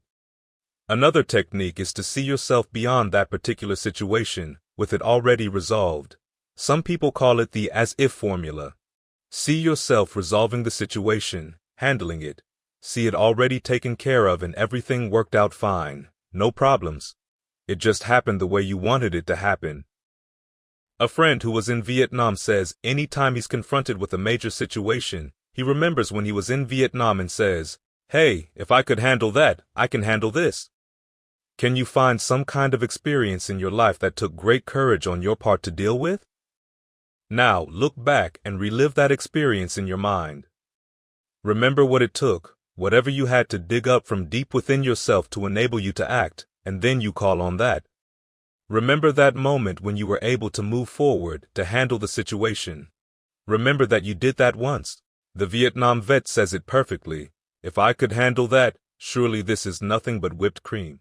Many people are motivated by negative consequences. Look at the situation and ask yourself, what's the negative impact of my not handling this? If I continue to put this off, what will happen then? Think about that. If you don't handle it, and you keep on pretending not to know what you know, it won't go away or disappear by magic, and you will find yourself in a very perilous situation. Looking at the negative consequences might motivate you to handle it. Another exercise to help you to call on the courage within yourself is to write down 3 strong reasons why you must take action. Or perhaps you have got to take action because this has gone too far and you just have no choice. The first time I had to fire someone, I did not want to do it. I decided to hide behind my business manager and was going to just have him handle the termination when I was away, so I wouldn't be involved. Don't tell me about it, just fire him. Just later on, about a month later on, I realize they're gone all right. I want to be the good guy. I'm a wimp, a coward. Then I said, wait a minute, I can't do this. I have to handle this myself. I can't live with myself if I do it like this, if I take the coward's way out. This was not the way to handle it. I wrote down 3 reasons why I had to fire my employee. As I read those reasons, I realized I have no reason to be a wimp about this. I had been more than fair. So I called the person in and said, I've known you for a long time. We've been together for many years and you know I care about you. I appreciate everything you've done for me and what you've contributed to my business. Here's what we both know. This relationship is not working now. We don't have to stop being friends, but you can no longer work here. I will help you in any way to find another position, but I'm telling you that I must let you go. I replayed that in my mind over and over again. I've known this person since high school, and we're like relatives. We've been through all kinds of things together. Here I was with a very close friend that I had to tell, you're fired. It was rough. Yet I did it and felt so much better within myself. It was not as bad as I had imagined it. When you continuously avoid making courageous decisions, you erode your self-esteem. You don't feel good about yourself. You feel like a wimp. When you know you need to do something and you don't do it, when you don't take care of business, it eats at you. We can make ourselves sick, not taking care of things we know we should take care of. How do you keep on keeping on and not lose your drive, not lose enthusiasm, not be discouraged? Much has to do with how you learn to process things within yourself. You begin to know that if you don't get the results you want, that it doesn't make you any less of a person. This is what you have to walk through. These are the doors you have to go through. These are the hoops that you've got to flip through. Part of being successful is that you've got to learn to live with failures and defeats and disappointments. It goes with the territory. You cannot reach your goal, you cannot achieve the greatness that you want to achieve, and you cannot experience the rewards of success without going through this. We're just being realistic about it since it goes with the territory. You decide to handle it, to suck up the wind within yourself and to go forward. You learn it's not going to kill you. Learn what you must learn from it, handle it, and keep on keeping on until you reach your destination. Let's take a moment to name some of our overwhelming fears that can have devastating effects on our dreams and aspirations. They include the fear of not being liked, the fear of not making it, and the fear of success, which is really the fear of failure. The fear of success was a big monster I had to face. I thought that if I made it, I couldn't handle it, and eventually I'd be exposed for the incompetent, inferior person that I am, and I would blow it all. The fear of success is really the fear of failure, of not being able to hold on, of not being able to make it happen to stay in the game. When we have those kinds of fears, they become self-fulfilling prophecies because we focus on them and they become our predominant state of mind. What do you do about that? I think it's important for us to once again review why you are in the game. What are your reasons for being out here? What is it that you can think about that can give you a sense of strength and courage and faith to step into the fear and do what you must do anyhow? How do you do that? Some people have to get angry.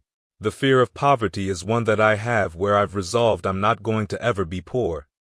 I didn't like what that life was like for me and feared the many limitations that come with poverty, not being in charge of my destiny, not being able to determine my own worth, not being able to determine how much I can earn, not being able to provide the quality of life and proper health care for myself or my family. I cannot see giving up that kind of control in my life. That kind of fear drives me. Fear can immobilize you, or fear can propel you. It can motivate you. It can inspire you. You've got to decide to let fear work for you. You see, I'm actually afraid not to pursue my dream. I'm especially afraid not to go after what I feel I can do because I fear that day when I'm old, having regrets. Oh, if I only had my life to live over again. At one seminar I asked, does anybody has anything brave to say? An 87-year-old woman stood up and said, if I had my life to live over again, I would have taken more chances. All my life I've sacrificed myself and my dreams in deference to my husband and children.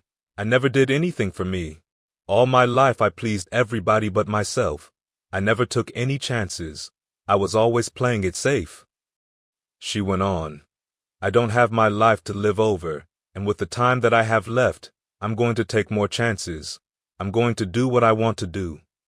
All of us in the room that day resolved, this thing called fear is only what we choose to make it. Is it really such a biggie? No, it is not. We can decide.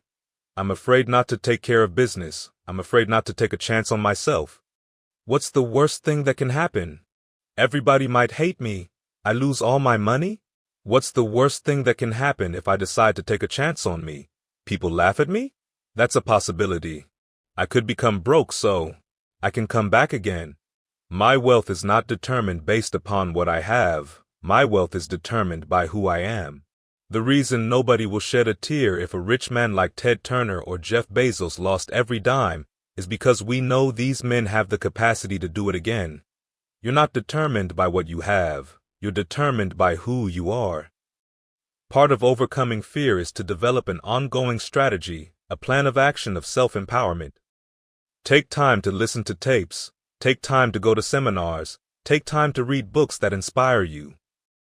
As you read inspirational stories about other individuals like I do, say, if this guy can do it or if she can do it, I can do it. Surround yourself with people who are doing what you want to do. As you look at them, you'll see yourself doing it and monitor yourself, realizing that you are more than able. You were born for this. You have the power within you to live your dream.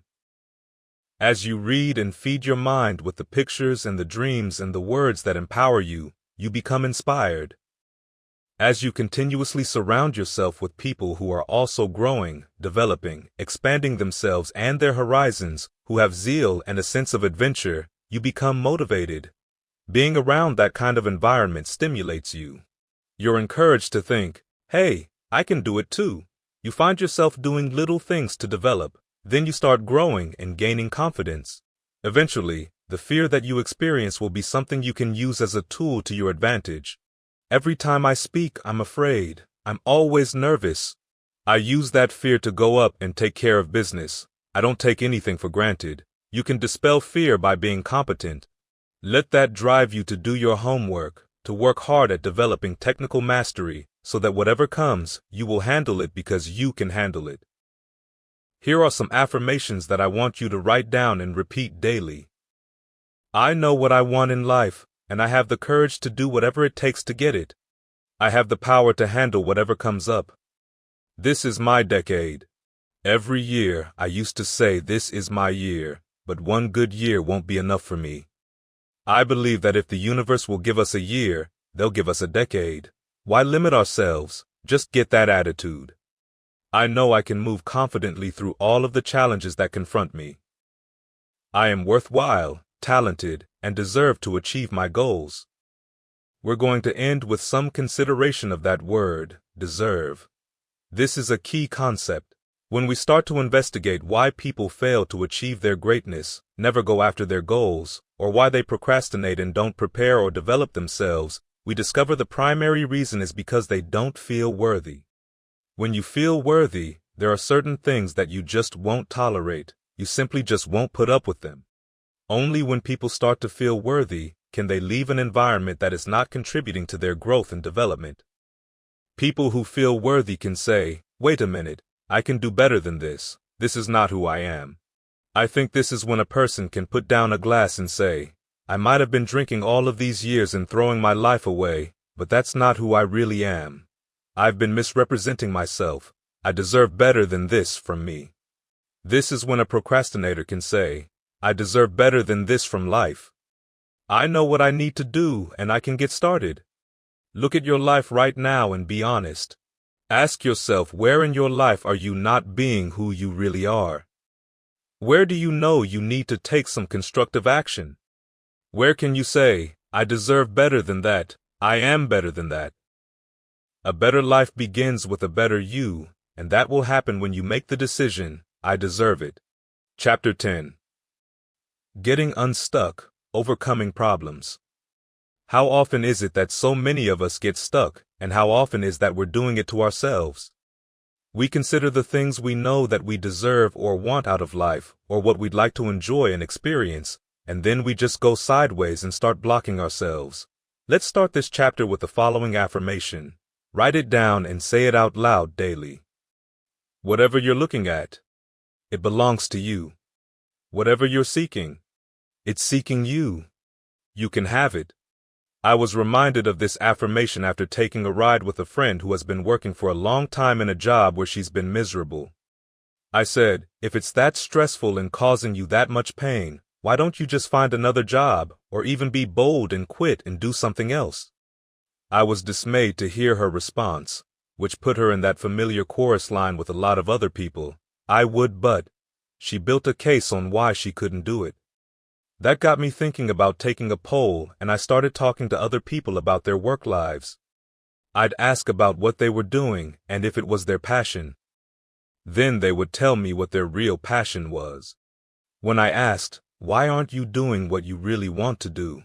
I heard the same answer over and over. I can do it, but then they would stop. This word, but, just kept on coming up, along with wouldn't, couldn't, or shouldn't. Occasionally I'd hear, one day I'm going to have my own business. All people talk about, one day I'm going to. Some of you know them, and some of you get up in the morning and look in the mirror at that person. I started thinking about all of this, and how is it that many times we block ourselves? We use these words almost like we're in a trance, sleepwalking through life. I think but is a dream killer. There are a lot of things we want to do, places we'd like to go and things we'd like to experience, and we just stop at but, and we build a case. But is an argument for our limitations. When we argue for our limitations, we get to keep them. The limitations I'm talking about here are the excuses that we use to hold ourselves back. It's easy to use these excuses to validate your inaction, continue to procrastinate, and hide out behind fear and not act on your dreams. Right now, more than ever, people need to look for ways to live their dream and to make it on their own. There is no such thing as job security. There's no such thing as a stormproof life. There are no guarantees today. The illusion is gone. There was a time when we were told if we graduated from high school, went to college, and worked for a company, in 30 years or so we get a lovely watch and a golden retirement. If that day ever really existed, it is now gone forever, never to return. Instead of living in fear, feeling stressed out and powerless, and behaving like victims, I think we can create ways to become an active force in our own lives. Look at ways to take charge of our own destiny. Look at ways to design a life of substance, to truly live our dreams, to get fired up about our lives and really pour ourselves into what we are doing. I think these are some great times to be alive, that there's a new wave of consciousness sweeping the country, that's sweeping the world. We can decide to get on with our lives. One of the first steps to getting unstuck in life is having a larger vision of yourself. Try seeing yourself in the future, doing and being what it is you want to be. As you hold this vision over a period of time, you will begin to develop the attitude. You begin to develop the consciousness, and holding this vision tenaciously will drive you into action to act on what you see. Because your thoughts have magnetic power, you'll begin to attract the circumstances, you attract the people, and all of the things you need as you continue to hold this vision. That's why people without vision will perish. People who decide to commit suicide are people who have a limited vision of themselves. They felt like they had no other option.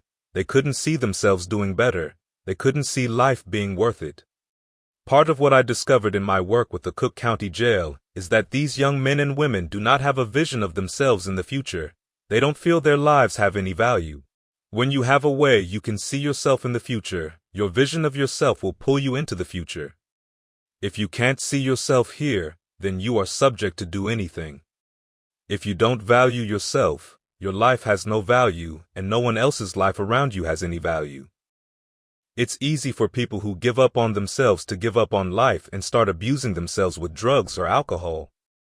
These people do not have a vision of themselves in the future that will help to cultivate and create an attitude that they can make it in spite of the circumstances and challenges of life. Someone asked a jarring question: why is it that most people prefer known hells to unknown heavens? They can't see themselves doing any better. They can't see themselves beyond that particular situation. I'm reminded of a story of a soldier who was captured in enemy territory. The captain said to him, "You have one of two choices. Tomorrow morning at 5 o'clock, you can face the firing squad, or you can go through this door here and beyond this door, unknown horrors. Which do you choose?" A secretary who had observed that meeting came to work early the next morning and heard the firing squad shots ring out and asked the captain, "What's beyond that door?" He said, "Freedom, but very few people will choose it. People have a fear of the unknown. They don't know what's there. People say, 'What will the future bring?' The future will bring whatever you show up with. Are you working on yourself now? Are you developing yourself right now? Are you preparing yourself for the future? The Optimist Club says, the future belongs to those who prepare for it, so don't worry about the future. If you take care of business right now, if you develop yourself right now, you cannot stay stuck, you will outgrow it. If you continue to work to develop yourself, you're seeking growth experiences, you're venturing out, you're learning all you can, you're surrounding yourself with people who are doing more that you can learn and grow from, you'll begin to develop the consciousness to attract everything to you. All of us have areas in our lives where we have to grow. All of us have areas in our lives where we momentarily are stuck and we need some help and assistance. It has always been very easy for me to help people, to give assistance. But one of the most challenging experiences I've ever had was to swallow my ego and pride and to say, "I don't know, would you help me please?" One of the most difficult things is to accept help. To admit that I didn't know or that I was frightened or that I needed some help is so challenging. Ego, many times, won't allow you to do that, won't allow you to admit that you don't know. Part of what can enable us to get unstuck is asking for help. You've got to reach out. You have to keep on working to develop yourself and make a conscious, deliberate, determined effort to have a winning spirit. Regardless of whatever is going on, if you don't have a dime in your pocket, your bills aren't paid, you've just lost a major business, you have to separate who you are from what has happened with your business. You're not a failure. I've seen people lose their businesses and start all over again, certain and assured. And another who lost his business took it personally. He gave up. He saw himself as a failure and didn't try anything else. I want you to know that's not the way it is. Don't internalize the results you produce if they're not what you want them to be. Do take full responsibility for them and ask what you learned from the experience and how you can grow from that knowledge, and come back again. Let's think about how sports can provide metaphors we can use in life. The team goes out, calls a play, throws a pass, and the receiver drops the pass or there's an interception by the opposition. Do they then say, "Well, we tried to pass, it didn't work, everybody go home"? No, they go back to the huddle. They come up with another play, and they come back to the game. It's the same in business and in life. We come out with a game plan. We check out the opposition, ask what the challenges are we have to overcome, and we implement a play. You don't just give up if it doesn't work and become frustrated, discouraged, and go back home. Rather, you go back to the drawing board. Slumps can happen to many great athletes. Baseball player who suddenly can't hit a ball, or basketball players missing all their shots. They don't decide, "That's it, I'm not going to play anymore, I'm retiring." To get out of that slump, they have to work their way out. They have to swing their way out. They have to shoot their way out. The same thing goes for us. We can all have times of getting into a slump. Why? It's called life. Sometimes things are going really well. You can make sales at the snap of your finger, then sometimes you can't. Sometimes business is going to be real good. People are going to be reliable and everything's going to work out just the way you want. And sometimes, things are just going to be off. You're going to miss planes. People will miss promised delivery times. Bills will not be paid. People you've done work for won't pay you on time. Why? It's called life. Perhaps it's so we could learn all of these things and grow. We learn how to deal with it. It's called being a human being. What can we learn from this? Sometimes things work out well. Sometimes they don't. Do you take it personally? No. I'm reminded of the tale of a man out for a walk, who saw a dog on a porch moaning and groaning. He asked the owner, "Why is this dog moaning and groaning?" The owner replied, "He's lying on a nail. Why won't he just get up off the nail?" "Oh, it's not hurting badly enough for him to get up. He's just hurting bad enough to moan and groan." Many people go through life being far more miserable than they have to be. I think of it as the moaning and groaning attitude. We've all encountered this familiar mindset, critical of everything and everyone, complaining about circumstances personal and public, not realizing they can do something about it. We all showed up with the power, the capacity, and the ability to make a difference on the planet. I think that we often receive detrimental messaging through societal conditioning and the educational process. We learn, "Don't rock the boat," and "Get in line," or "Don't shake things up," and "Don't disturb the status quo." That kind of conditioning can create a kind of victim mentality that many of us operate within. They are volunteer victims. They volunteer, sign up, and sentence themselves to lives of misery, of feeling powerless. They've accepted evading their own true greatness and are not surrounding themselves with people that can nourish, empower, and enable them to transcend themselves. I ran across a study of 3,000 top achievers around the world and discovered that most were not rocket scientists. Most were not the top A students in their schools or colleges. 85% of them had achieved their goals because of their attitude, and 15% because of their aptitude. I think that attitude is far more important than anything else, more than talent, and more than ability. Your vision of yourself, your attitude about yourself, is something that affects your life and all the people you encounter. We've known students who were brilliant, but because of their attitudes about themselves, other people, and life, they end up being miserable. How many of you work with people like that? You hate to see them come to work because their attitude affects everybody. No one wants to deal with people like that. You just want to keep away from them. I say don't try to change them, because it's a full-time job changing yourself. Look at your attitude right now. Is it what it could be? Do you have a defeated attitude about life? Or do you have a chip on your shoulder that life owes you something? Do you have a story to tell? Has life done you wrong and you've been hurt? Guess what? Everybody has a story. Many have something that's caused unjustifiable pain. If you live long enough, you will experience more of it. Handle it. I get a lot of inspiration from W. Mitchell, and even the title of his book says it all. It's not what happens to you, it's what you do about it. Here is a man who overcame 2 life-threatening and life-challenging accidents that left him a paraplegic, severely disfigured from burns, and missing most of his fingers. Yet he carries his message forward in books and speaks to us about courage, the human spirit, and its yearning for survival. His story is the answer to our question, what are you going to do about it? Ultimately, that's the only thing that matters. How long are you going to be stuck before you get on with your life? Decide that you're going to act. Surround yourself with quality people who can remind you of what the possibilities are for your life. I love that saying, if you want to soar like an eagle, leave those pigeons alone. Decide that you want to soar like an eagle. You're a different kind of breed. Learn all you can in life and be willing to experiment. I like to say you've got to learn to dance with life. If you don't learn to dance with life, life will pass you by and get another partner.